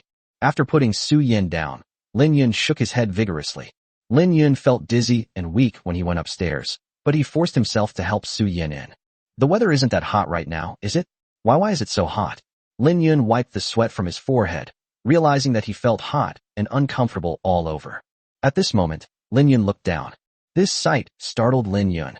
Because Su Yan's face was flushed, her forehead was sweaty, and her eyes were glazed over, making people's imaginations run wild. Lin Yun finally understood what a feast for the eyes meant at this moment. Lin Yun, 2M so hot. As Su Yan spoke, she removed the shoulder straps from her princess dress. No way. Glug. Glug. Upon witnessing this scene, Lin Yun couldn't help but swallow hard, experiencing a physiological reaction. Holy crap, could it be that the drink was spiked? Lin Yun slapped his forehead and suddenly understood. Based on Su Yan's reaction and his own, Lin Yun could almost conclude that the wine had definitely been drugged by President Lin. Damn, that's ruthless. This is his daughter. Lin Yun couldn't help but say. With the school beauty right in front of him, he could probably be completely at Lin Yun's mercy if he wanted to. No, we have to go. Lin Yun gritted his teeth. He was already reacting to the effects of the drug. If he didn't leave soon, he knew the consequences would be unimaginable. Chapter 89, I don't want you to take responsibility. Don't go. Just as Lin Yun turned to leave, a pair of delicate hands embraced him from behind. Don't go. I feel so bad. Please help me. At this moment, Lin Yun was already under the influence of the drug. Under such circumstances, he had lost his rationality and could no longer control himself. Dry talent, when encountering a raging fire, will naturally ignite instantly. 500 words omitted here. An hour and a half later, the two, having finished their fierce battle, drifted off to sleep. This was Lin Yun's first time experiencing the pleasures of a woman, and he had to admit, it was a wonderful feeling. 3 hours later. Ah! A scream jolted Lin Yun awake. Lin Yun sat bolt upright in bed, the scream naturally coming from Su Yan. At this moment, Su Yan was covering herself with the blanket, staring at Lin Yun with eyes that looked like she wanted to devour him. You bastard! What did you do to me? Su Yan cried out in grievance. Su Yan, you kept calling out when we were doing it earlier. Don't tell me you've forgotten everything that just happened, Lin Yun said helplessly. Although I lost my senses due to the effects of the drug, I still remember what happened. Bastard! Bastard! Bastard! Su Yan raised her fist and kept pounding it on Lin Yun's shoulder. How did I become a jerk? I wanted to leave back then, but you were the one who hugged me and wouldn't let me go, Lin Yun said helplessly. After a pause, Lin Yun continued. Besides, the bottle of wine we drank was clearly drugged, and the person who drugged it was obviously your dad. It's no use blaming me. I'm a victim too. I won't listen. You're a bastard. A bastard. A bastard. Su Yan burst into tears at the end of her story. Lin Yun lifted the blanket and glanced at the bed sheet. There was a red blood stain on the sheet, which was enough to prove that Su Yan was also a virgin. Su Yan, whatever the reason, now that things have come to this, all I can say is that I will definitely take responsibility for you. Lin Yun suddenly looked serious. Although Lin Yun knew that both of them had sex while drugged. But in any case, since it has already happened, Lin Yun can only take responsibility for Su Yan. After Lin Yun finished speaking, he took the initiative to step forward and hug Su Yan. Get out. Who wants you to take responsibility? What responsibility can you possibly take? Su Yan pushed Lin Yun away, refusing to let him hug her. You don't want to take responsibility? Lin Yun looked at Su Yan in surprise. Nonsense. I don't care if you take responsibility. Su Yan shouted, her eyes red-rimmed, looking pitiful. Get dressed. Let's go. Su Yan pointed to the door, speaking in a commanding tone. All right. Lin Yun stood up and quickly put on his clothes, while Su Yan kept her eyes closed and refused to look. I'm dressed. Open your eyes, Lin Yun said bitterly. Lin Yun thought about it. They were just going crazy together, and now they're watching him. Get out. Su Yan opened her eyes, pointed to the door, and said firmly. Su Yan, are you really not letting me take responsibility for you? I feel I can't not take responsibility for you. Lin Yun seemed very serious. Although Lin Yun didn't have much affection for Su Yan before, since they had given each other their first time, Lin Yun wasn't an irresponsible man. You can't take responsibility. Get out. Get out. Get out. Su Yan screamed frantically. Lin Yun wants to take responsibility, but others don't want him to. What can Lin Yun do? Lin Yun glanced back at her before turning and walking out of the room, the sound of Su Yan crying echoing behind him. After Lin Yun went downstairs, President Su was sitting on the sofa. Young Master Lin, you're downstairs? Where's my daughter? When President Su saw Lin Yun come downstairs, he quickly got up with a smile and walked over to Lin Yun. "She's still upstairs," Lin Yun replied casually. Immediately afterwards, Lin Yun looked at President Su, narrowed his eyes, and said coldly, "President Su, you are really ruthless. This is your daughter. You actually betrayed your own daughter. You really can do such a thing." President Su chuckled. For President Su, if it were any other young master from a prominent family, it might not be worth doing this. But this is the grandson of Liu Zhizhong, the richest man in southwest China. Based on this identity, he felt it was worth doing. Mr. Su quickly added, "Young Master Lin, my daughter is a well-behaved child. This is absolutely her first time. You must take responsibility for her." President Su, "I was originally prepared to take responsibility for your daughter, but unfortunately, she won't let me," Lin Yun said, spreading his hands. "Oh." President Su was surprised. Lin Yun pondered for a moment, then said, "President Su, although I had a relationship with Su Yan because you tricked me, I, Lin Yun, am not an irresponsible man. Please persuade your daughter. If she is willing, I will take responsibility for her." Okay, I will definitely persuade her," President Su said repeatedly. When President Su saw that Lin Yun was willing to take responsibility, he breathed a sigh of relief. As long as Lin Yun was willing to take responsibility, things would be much easier. "I'm leaving now." After Lin Yun finished speaking, he walked out of the villa. "I'll see young Master Lin out." President Su quickly followed behind Lin Yun and escorted him out of the villa. About 10 minutes after Lin Yun left, Su Yan came downstairs, but her eyes were red and she looked very uncomfortable. "Daughter, come down here." President Su quickly walked up to her with a smile. Su Yan raised her head and looked at President Su with resentment. "Su Jingmao, you bastard. How could you treat your daughter like this? You a beast." Enraged, Su Yan punched President Su. "Daughter, I'm doing this for your own good. Lin Yun is definitely a good man. You'll make the right choice marrying him. Why don't you let him take responsibility for you? Anyway, you've already slept together," President Su said. "I won't listen. I don't want to see you." Su Yan stomped her foot, then turned and ran upstairs. "Well, never mind. Let her calm down first," President Su murmured. In Ms. Su's view, her daughter should agree after a few days of calming down. On the other side, Lin Yun returned home after 10 p.m. Lin Yun lay in bed, but the images of his fierce battle with Su Yan and the scene of Su Yan crying and begging him to leave kept replaying in his mind. Thinking about this, Lin Yun tossed and turned, feeling a tightness in his chest. Although Su Yan kept saying she didn't want him to take responsibility, Lin Yun's conscience made him feel bad. Regardless, Lin Yun decided to go see Su Yan again tomorrow. And so, Lin Yun spent the night in a daze, lost in heavy thoughts.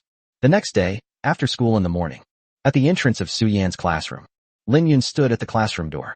The students in the classroom left in groups. "Hey, isn't that the rich guy who drives the Lamborghini? What's he doing in our classroom? Is he here to see Su Yan, the school beauty?" Very likely. It's a pity Su Yan didn't come to class at all today." Many of the students who came out of the classroom recognized Lin Yun at a glance, and they all started whispering among themselves. When Lin Yun heard that Su Yan hadn't come to class, he frowned. "This student." Lin Yun stepped forward and stopped a classmate. "Isis, there's something wrong?" The rich second-generation heir, who was stopped by Lin Yun, seemed a little nervous because he knew that Lin Yun was the one who drove a Lamborghini Aventador. "Excuse me, is Su Yan absent from class today?" Lin Yun was still very polite and approachable. "Yes, I heard she took a week off," the student said. "A week?" Lin Yun frowned. At the same time, Lin Yun had a bad feeling. Could it be that Su Yan missed class because of what happened yesterday? Will she develop psychological problems? She won't do anything foolish, will she? As Lin Yun thought about the end, he became increasingly worried. No matter the reason, Su Yan had given him her first time. If something happened to Su Yan because of this, how could he feel at ease? Lin Yun hurriedly called Su Yan, but she didn't answer after several attempts. Lin Yun then called President Su. President Su said that Su Yan is safe now, but she is still in a bad mood, so he helped her get a week off to reassure Lin Yun. Lin Yun wanted to go and see her, but President Su said to wait until Su Yan's emotions had stabilized for another day or two before going. Lin Yun thought about it and realized that this was the only way. Just after hanging up the phone, the Lamborghini 4S store called Lin Yun again, saying that the car was severely damaged and that the parts needed to be airlifted from abroad, which would take some time and be very expensive. It will take about a few months to repair. Lin Yun immediately said that he would repair that car first and buy another one. He asked the manager to handle the formalities and bring the car over for him. Lin Yun transferred the money directly to the manager. Chapter 90. The Wedding Banquet of First Love. For Lin Yun, the cost of a car was nothing. Besides, Lin Yun couldn't possibly wait for several months without a car, could he? After school in the afternoon, Lin Yun received a call from an unknown number. Hello, who is this? Lin Yun answered the phone. Are you Lin Yun? A woman's voice came from the phone. I am Lin Yun. May I ask who you are? Lin Yun asked. I am Su Man, your junior high school classmate, the other person said. Su Man. Lin Yun was taken aback. Lin Yun could never forget this name, because she was his first love. In the second year of junior high school, Lin Yun began to experience romantic feelings and fell in love with his classmate Su Man. Su Man is good-looking and quite lively. At that time, Lin Yun didn't know where he got the courage to write a love letter to Su Man and then secretly put it in Su Man's desk. To Lin Yun's utter surprise, Su Man actually replied to his letter and agreed to date him. Lin Yun still remembers how happy and excited he was at that time. Unfortunately, the relationship only lasted 3 months before Su Man dumped Lin Yun. The reason was that a more outstanding guy pursued her, and she accepted his advances. Lin Yun had a moment of madness and went to find that boy, only to get beaten up by him instead. Lin Yun still remembers that he was heartbroken for more than a year. Originally, Lin Yun's grades were among the best, but that incident caused his grades to drop significantly. Of course, Lin Yun has long forgotten about it now, treating it as a memory of his youth. Su Man, is there anything I can help you with? Lin Yun asked. Lin Yun never expected that Su Man, whom he hadn't contacted for many years, would suddenly call him. Lin Yun, I'm having my wedding tomorrow at noon at the Tianla Hotel. I'd like to invite you to attend, Su Man said. Invited me? Lin Yun was taken aback. She invited me to her wedding? Lin Yun was very surprised. Yes, after all, you are my first love, so of course I have to invite you, Su Man said. I might not be available, Lin Yun replied. Lin Yun had no interest in attending the wedding. No time? Really? I heard you're still in university, and tomorrow is Saturday. How could you not have time? You can't afford to give a gift, can you? If that's the case, you don't have to give a gift, Su Man said. Su Man's words carried a hint of sarcasm. Can't afford to give a wedding gift? Heh, Lin Yun chuckled.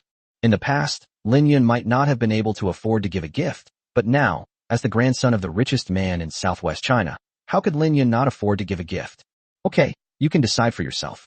I've told you the time and place, Su Man said. After Su Man finished speaking, she hung up the phone immediately. After hanging up the phone, Lin Yun pondered for a moment. I don't have any plans for tomorrow, so let's go. After thinking it over, Lin Yun finally decided to participate, not for any other reason than to put an end to his damned youth. The next morning, the manager drove a brand new Lamborghini Aventador to Lin Yun's house. This Lamborghini Aventador is green. According to the manager, it was transferred overnight from the Lamborghini 4S store in the provincial capital. Lin Yun drove the green Lamborghini Aventador directly to Su Man's wedding. Tianla Hotel is a 4-star hotel. For ordinary people, being able to hold a wedding in a 4-star hotel is already very impressive. Lin Yun drove his flashy green Lamborghini slowly into the Tianla Hotel. Wow, what a cool Lamborghini. I wonder which rich young master is in the car. The appearance of the Lamborghini was certainly eye-catching, even causing some girls to scream. Handsome guy, can I add you on WeChat? As soon as Lin Yun got out of the car, 2 scantily clad, heavily made-up women approached him, asking for his WeChat ID. Sorry, no. Lin Yun waved his hand dismissively, then walked straight into the hotel. Lin Yun was quite disgusted by these materialistic, gold-digging women, so how could he possibly give them his WeChat? After saying that, Lin Yun walked directly into the hotel. Gift hanging area at the hotel entrance. Is this Su Man's wedding? Lin Yun asked. Yes, sir. Are you sending a gift? How much? What's the name on it? The man writing the gift asked. 500 yuan. My name is Lin Yun. Lin Yun casually tossed out 500 yuan. Although Lin Yun is very rich now, he doesn't need to give Su Man too much money as a wedding gift. Oh, Lin Yun. A voice came from behind. Lin Yun turned around and saw a young man with curly hair, wearing a light blue suit, who looked quite fashionable. Who are you? Lin Yun looked him up and down. I am Hu Ping, the one who snatched Su Man from you back then. Don't you remember? The man said with a smile. Hu Ping. Lin Yun frowned slightly, and then remembered. Lin Yun had been dating Su Man for 3 months when Hu Ping stole her away. Lin Yun was furious and went to confront Hu Ping, but was beaten up by Hu Ping and his friends. Hu Ping glanced at the 500 yuan on the table, then smiled and said, Lin Yun, you're not just giving a 500 yuan gift, are you? That's way too stingy. Why bother with all that? I have absolutely no relationship with her, Lin Yun said, shrugging. Hu Ping looked Lin Yun up and down, then shook his head and laughed. Just say you don't have money. Why make up so many excuses? Immediately afterwards, Hu Ping went to the place where the letter was written. Hu Ping, 3,000 yuan. Hu Ping placed a wad of cash on the table, head held high, looking quite pleased with himself. After the gift giving is completed, Lin Yun, we're old classmates. Let's go in together, Hu Ping said arrogantly, looking at Lin Yun as if he were superior to everyone else. No need, Lin Yun replied, then walked directly towards the wedding venue. Hu Ping looked at Lin Yun's retreating figure and sneered. He was a good-for-nothing before, and he's still a good-for-nothing now. Dressed so shabbily, how dare he even attend a wedding? It's ridiculous. After saying that, Hu Ping also walked inside. On the other side, after Lin Yun entered the wedding venue, the bride and groom stood at the door, welcoming each of the wedding guests. Lin Yun spotted Su Man at a glance. Lin Yun remembered that when she saw Su Man in junior high school, she thought she was very beautiful. However, Lin Yun has seen many beautiful women now, and when he looks at Su Man now, he thinks she is just so-so. Compared to the school beauties Su Yin and Wang Shui, she is far inferior in terms of both looks and temperament. As for the groom, he was even more shocking to Lin Yun. He was a fat, ugly, balding middle-aged man. Lin Yun never expected that Su Man would choose such a man as her husband. Oh, Lin Yun, you're here? I thought you weren't coming. Su Man looked at Lin Yun in surprise. I'm here to commemorate my youth, Lin Yun said with a smile. When Lin Yun uttered the word memorial service, the groom next to him immediately frowned, looking displeased. Su Man, who is this? You didn't even introduce her to me, the groom said, frowning. This is my first love from junior high school. Her name is Lin Yun, Su Man introduced. First love? Su Man, you didn't have very good taste back then, choosing such an unattractive person, the groom said with a laugh. Lin Yun also laughed and said, Su Man, your taste has gotten even worse now. You've chosen someone who looks like a pig as your husband. The groom was being rude to him, so Lin Yun certainly didn't need to tolerate him. Who are you calling a pig? The groom was furious when he heard Lin Yun's words. Who am I talking about? Don't you have any self-awareness? Lin Yun sneered. Damn it. Are you looking for death? The groom said angrily. Darling, calm down. Today is our wedding day. It would be so embarrassing if we started making a scene. Su Man pulled the groom back. After hearing this, the groom. Immediately afterwards, the groom looked at Lin Yun and said coldly, if it weren't for the fact that today is my wedding day, if you dared to talk to me like that, I guarantee you'd be in big trouble. Su Man also spoke up. Lin Yun, my husband owns a factory and has assets worth tens of millions. You can't afford to offend him. You should apologize to him right away. Considering you were my first love, I'll make him forgive you. Apologize to him? Heh, I'm afraid he's not qualified. Lin Yun said with a smile and a shake of his head. After saying that, Lin Yun walked directly into the banquet area. Chapter 91, Successful People? The groom watched Lin Yun's retreating figure and gritted his teeth as he said, how dare a poor wretch dressed so shabbily speak to me like that at my wedding? I will never forgive him. The groom refrained from punishing Lin Yun because it was the wedding day. Normally, he would have called a few people to beat Lin Yun up. I'll deal with you after the wedding.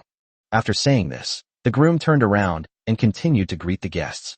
As for Su Man, she didn't say anything more. She thought to herself, this Lin Yun, after all these years, is still doing so poorly. It's one thing to be doing poorly, but he also has no sense of propriety at all, daring to talk about my husband like that. After Lin Yun entered the banquet area, he was surprised to see a table labeled ex-boyfriend table, where two people were sitting and talking. Lin Yun glanced at them. Both of them were dressed in suits and watches, looking smart and stylish. One was rather thin, and the other was rather plump, with dyed blonde hair. Lin Yun, on the other hand, was dressed very casually, in his usual everyday clothes. Lin Yun thought for a moment, then walked directly to the table and sat down. After sitting down, oh, another one. Hey bro, you're Su Man's ex-boyfriend too? When did you start dating her? As soon as Lin Yun sat down, the two young men began to ask him questions one after the other. She was in the second year of junior high, and that was her first love, Lin Yun said calmly. There was no point in hiding it, so Lin Yun just told him directly. Wow, your first love? How did he dump you back then? The skinny guy asked with obvious interest. The blonde fat man also looked at Lin Yun, wanting to know the answer. Because I snatched Su Man away from him. Before Lin Yun could answer, a voice came from behind. Immediately afterwards, a figure walked to the table and sat down. Lin Yun looked closely and saw Hu Ping, whom he had just met while hanging the gifts. Wow, is this also Su Man's ex-boyfriend? The skinny guy and the blonde fat guy at the table both looked at Hu Ping. That's right, I should be Su Man's second boyfriend. I snatched Su Man from this guy, Hu Ping said as he sat down, glancing at Lin Yun at the same time. Wow, is that exciting? Then aren't you two enemies? The skinny guy and the blonde fat guy at the table both seemed very excited. The skinny man looked at Lin Yun and asked, "Brother, he stole your first love from you. Are you just going to stand by and watch him take her away?" Before Lin Yun could speak, Hu Ping said with a smile, "What does he want? What else can he do? I do remember that he came to settle scores with me in private, and I beat him up." Awesome. Both the skinny guy and the blonde guy gave Hu Ping a thumbs up. Lin Yun frowned. "By the way, how did you and Su Man break up later?" the skinny man asked. "I was just playing around with her. I'll dump her when I'm tired of her," Hu Ping said casually. "Damn, that's impressive. We were both dumped, but you dumped her on your own initiative," both the skinny guy and the blonde fat guy said. "Haha, you flatter me, you flatter me." Hu Ping smiled smugly. "By the way, what do you all do for a living?" Hu Ping asked. "I work as a sales manager at a small company, and I earn about 20,000 a month, the skinny man said.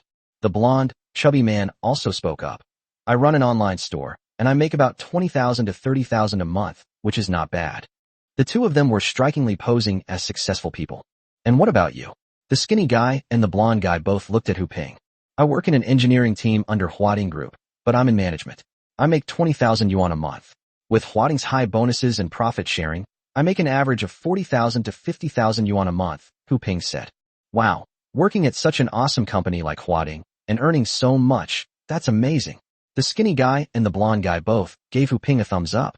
Hu Ping, on the other hand, showed a smug and pleased expression.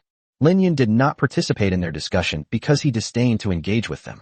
When Lin Yun heard that Hu Ping worked in an engineering team under Huading Group, he was slightly surprised. He didn't expect that his former love rival would work for his company. At this moment, Hu Ping suddenly looked at Lin Yun and asked with a smile, "Hey kid, what kind of job are you doing now?" Hu Ping's tone was mocking, probably intending to ridicule Lin Yun and elevate himself in the process. "Me? I study at Qingyang University," Lin Yun said calmly. "Qingyang University? A second-rate undergraduate university. You won't amount to much after graduating," Hu Ping said dismissively. "Yes, Qingyang University is indeed quite ordinary." The skinny man and the blonde man both nodded. In their eyes, of the four people at the table, Lin Yun was the most useless and dressed in shabby clothes. Lin Yun sneered. "No ambition? Hu Ping, to be honest, in my eyes you are not even worth a fart. It is your great fortune that you can sit at the same table with me." "What? You're saying I'm not even worth a fart?" "Huh." Hu Ping laughed heartily. Hu Ping laughed and said, "Look at yourself, how shabby you are. You're just a poor college student. How dare you say I'm nothing? What makes you think you can say that? Want to know why? I'm afraid you'll be scared to death if I tell you." Lin Yun sneered. "What? You scare me to death?" "Huh." Hu Ping burst into laughter, as if he had heard the biggest joke in the world. The skinny man and the blonde man at the table also covered their mouths and sneered. "Hu Ping, I guarantee that you will suffer greatly if you offend me," Lin Yun said calmly. The feud between Lin Yun and Hu Ping can be traced back to junior high school. Back in junior high, Lin Yun hated Hu Ping to the core because Hu Ping not only stole Su Man, but also ganged up with others to beat up Lin Yun. But after so many years, Lin Yun originally didn't want to lower himself to Hu Ping's level anymore. But Hu Ping specifically targeted Lin Yun to mock him, and even tried to bully Lin Yun like a pushover. Well, sorry, Lin Yun would never tolerate that. Since that's the case, Lin Yun has already made up his mind to settle the score with him today, including the grudge from junior high school. "What? Offending you will have no good end? Haha, you're hilarious. Looking at your poor, pathetic state, you can probably only vent your frustrations with words," Hu Ping said with a laugh. "Brother Hu Ping, don't waste time with this kid. There are at least a dozen or 20 bosses here today, as well as quite a few successful upper-class people. This is a great opportunity to build connections. Let's go take a walk around," the skinny man said. The blonde man also said, "That's right. How can we miss such a good opportunity?" They attended the wedding to take the opportunity to expand their network. "That's true." Hu Ping nodded, and then followed the two men for a stroll. Of course, they didn't ask Lin Yun, because they didn't take Lin Yun seriously at all. Unfortunately, they didn't know that Lin Yun was the most important person present today. Lin Yun glanced around and saw that most of the people present were dressed smartly, and some of them looked like bosses. After all, the groom today is a boss worth tens of millions, so some of the people attending the wedding are also bosses. Most of the business owners present were multi-millionaires. However, Lin Yun didn't recognize most of the business owners present. The reason is simple. The bosses that Lin Yun recognizes all have assets of at least 100 million yuan, while the bosses present are mostly in the tens of millions. Even a business owner with tens of millions in assets isn't qualified to get to know Lin Yun. Even at the last auction, These business owners with assets worth tens of millions didn't even qualify to attend. Therefore, even if these bosses saw Lin Yun, they probably wouldn't recognize him. Lin Yun only saw one slightly familiar figure inside. This person's surname was Zheng. Lin Yun remembered that after the last auction, this Mr. Zheng handed Lin Yun his business card. This Mr. Zheng is worth over 100 million. If this boss Zheng were to meet Lin Yun, he would certainly be very surprised, and might even come to pay his respects to Lin Yun. Unfortunately, Mr. Zheng was surrounded by many small business owners who wanted to get to know him and make friends. He was too busy to notice Lin Yun sitting in an inconspicuous seat. Chapter 92, Intimidation. About 20 minutes later, Hu Ping, the skinny man, and the blonde man returned to the table and sat down again. I never expected that the groom would invite Mr. Zheng. Mr. Zheng has assets of nearly 200 million. His attendance at this wedding is definitely impressive, Hu Ping said. The skinny man nodded and said, yes, this groom is quite capable. He actually managed to get Boss Zheng to come. TSK. Boss Zheng is definitely the person with the highest status and position in the whole room today. Unfortunately, we're not qualified to get to know someone of Mr. Zheng's caliber, the blonde man said. Please be quiet, everyone. The wedding is about to begin. Let's give a warm round of applause to welcome the bride and groom as they walk up to the stage hand in hand, the MC said into the microphone, his voice carrying throughout the venue through the speakers. Hu Ping, who had originally intended to continue mocking Lin Yun, stopped after hearing this. At this moment, the groom and Su Man slowly walked onto the stage, and the wedding began. Weddings are all the same, so Lin Yun wasn't particularly interested. Hu Ping and the other two at the table were whispering among themselves. Su Man can't be described as a beauty, but she's not bad looking. I never expected that she would end up marrying an old man who is also so ugly. Of course it's because of money. The fact that she was able to marry a boss is quite an achievement. Just say this behind her back, and whatever you do, don't let Su Man and her husband hear it. After several ceremonies. Distinguished guests, today our groom has invited a very important guest, Mr. Zheng. As you all know, Mr. Zheng is here as a special guest to give a congratulatory speech to the bride and groom. Please welcome him with applause. The MC's tone was enthusiastic. Wow. The audience burst into enthusiastic applause. After all, this was Boss Zheng, and who would dare to disrespect him? At this moment, a middle-aged man with a large belly walked onto the stage and took the microphone with a smile. Distinguished guests, today is the wedding day of Su Man and Mr. Wu Daqiang. First of all, I would like to congratulate them on their wedding. As Mr. Zheng spoke, he glanced at the audience. When he said the word joy, he suddenly stammered, and the smile on his face vanished, replaced by a look of shock. What happened? Yes, what exactly happened? Everyone present looked at Boss Zheng with great confusion. Even the bride and groom, Su Man, looked at Boss Zheng with suspicion. The next moment, under the watchful eyes of everyone present, Boss Zheng suddenly dropped the microphone and ran quickly off the stage. What on earth happened? Why did Boss Zheng even stop giving his speech? Everyone was staring intently at Mr. Zheng, eager to know what could have caused him to drop the microphone and run off the stage while he was giving a speech. The groom and his wife, Su Man, both looked extremely embarrassed, but they dared not say anything. They could only stare at Boss Zheng, wondering what he was going to do. On the table where Lin Yun was. What exactly happened to Boss Zheng? Hu Ping, the blonde man, and the skinny man all stared at Boss Zheng with suspicion.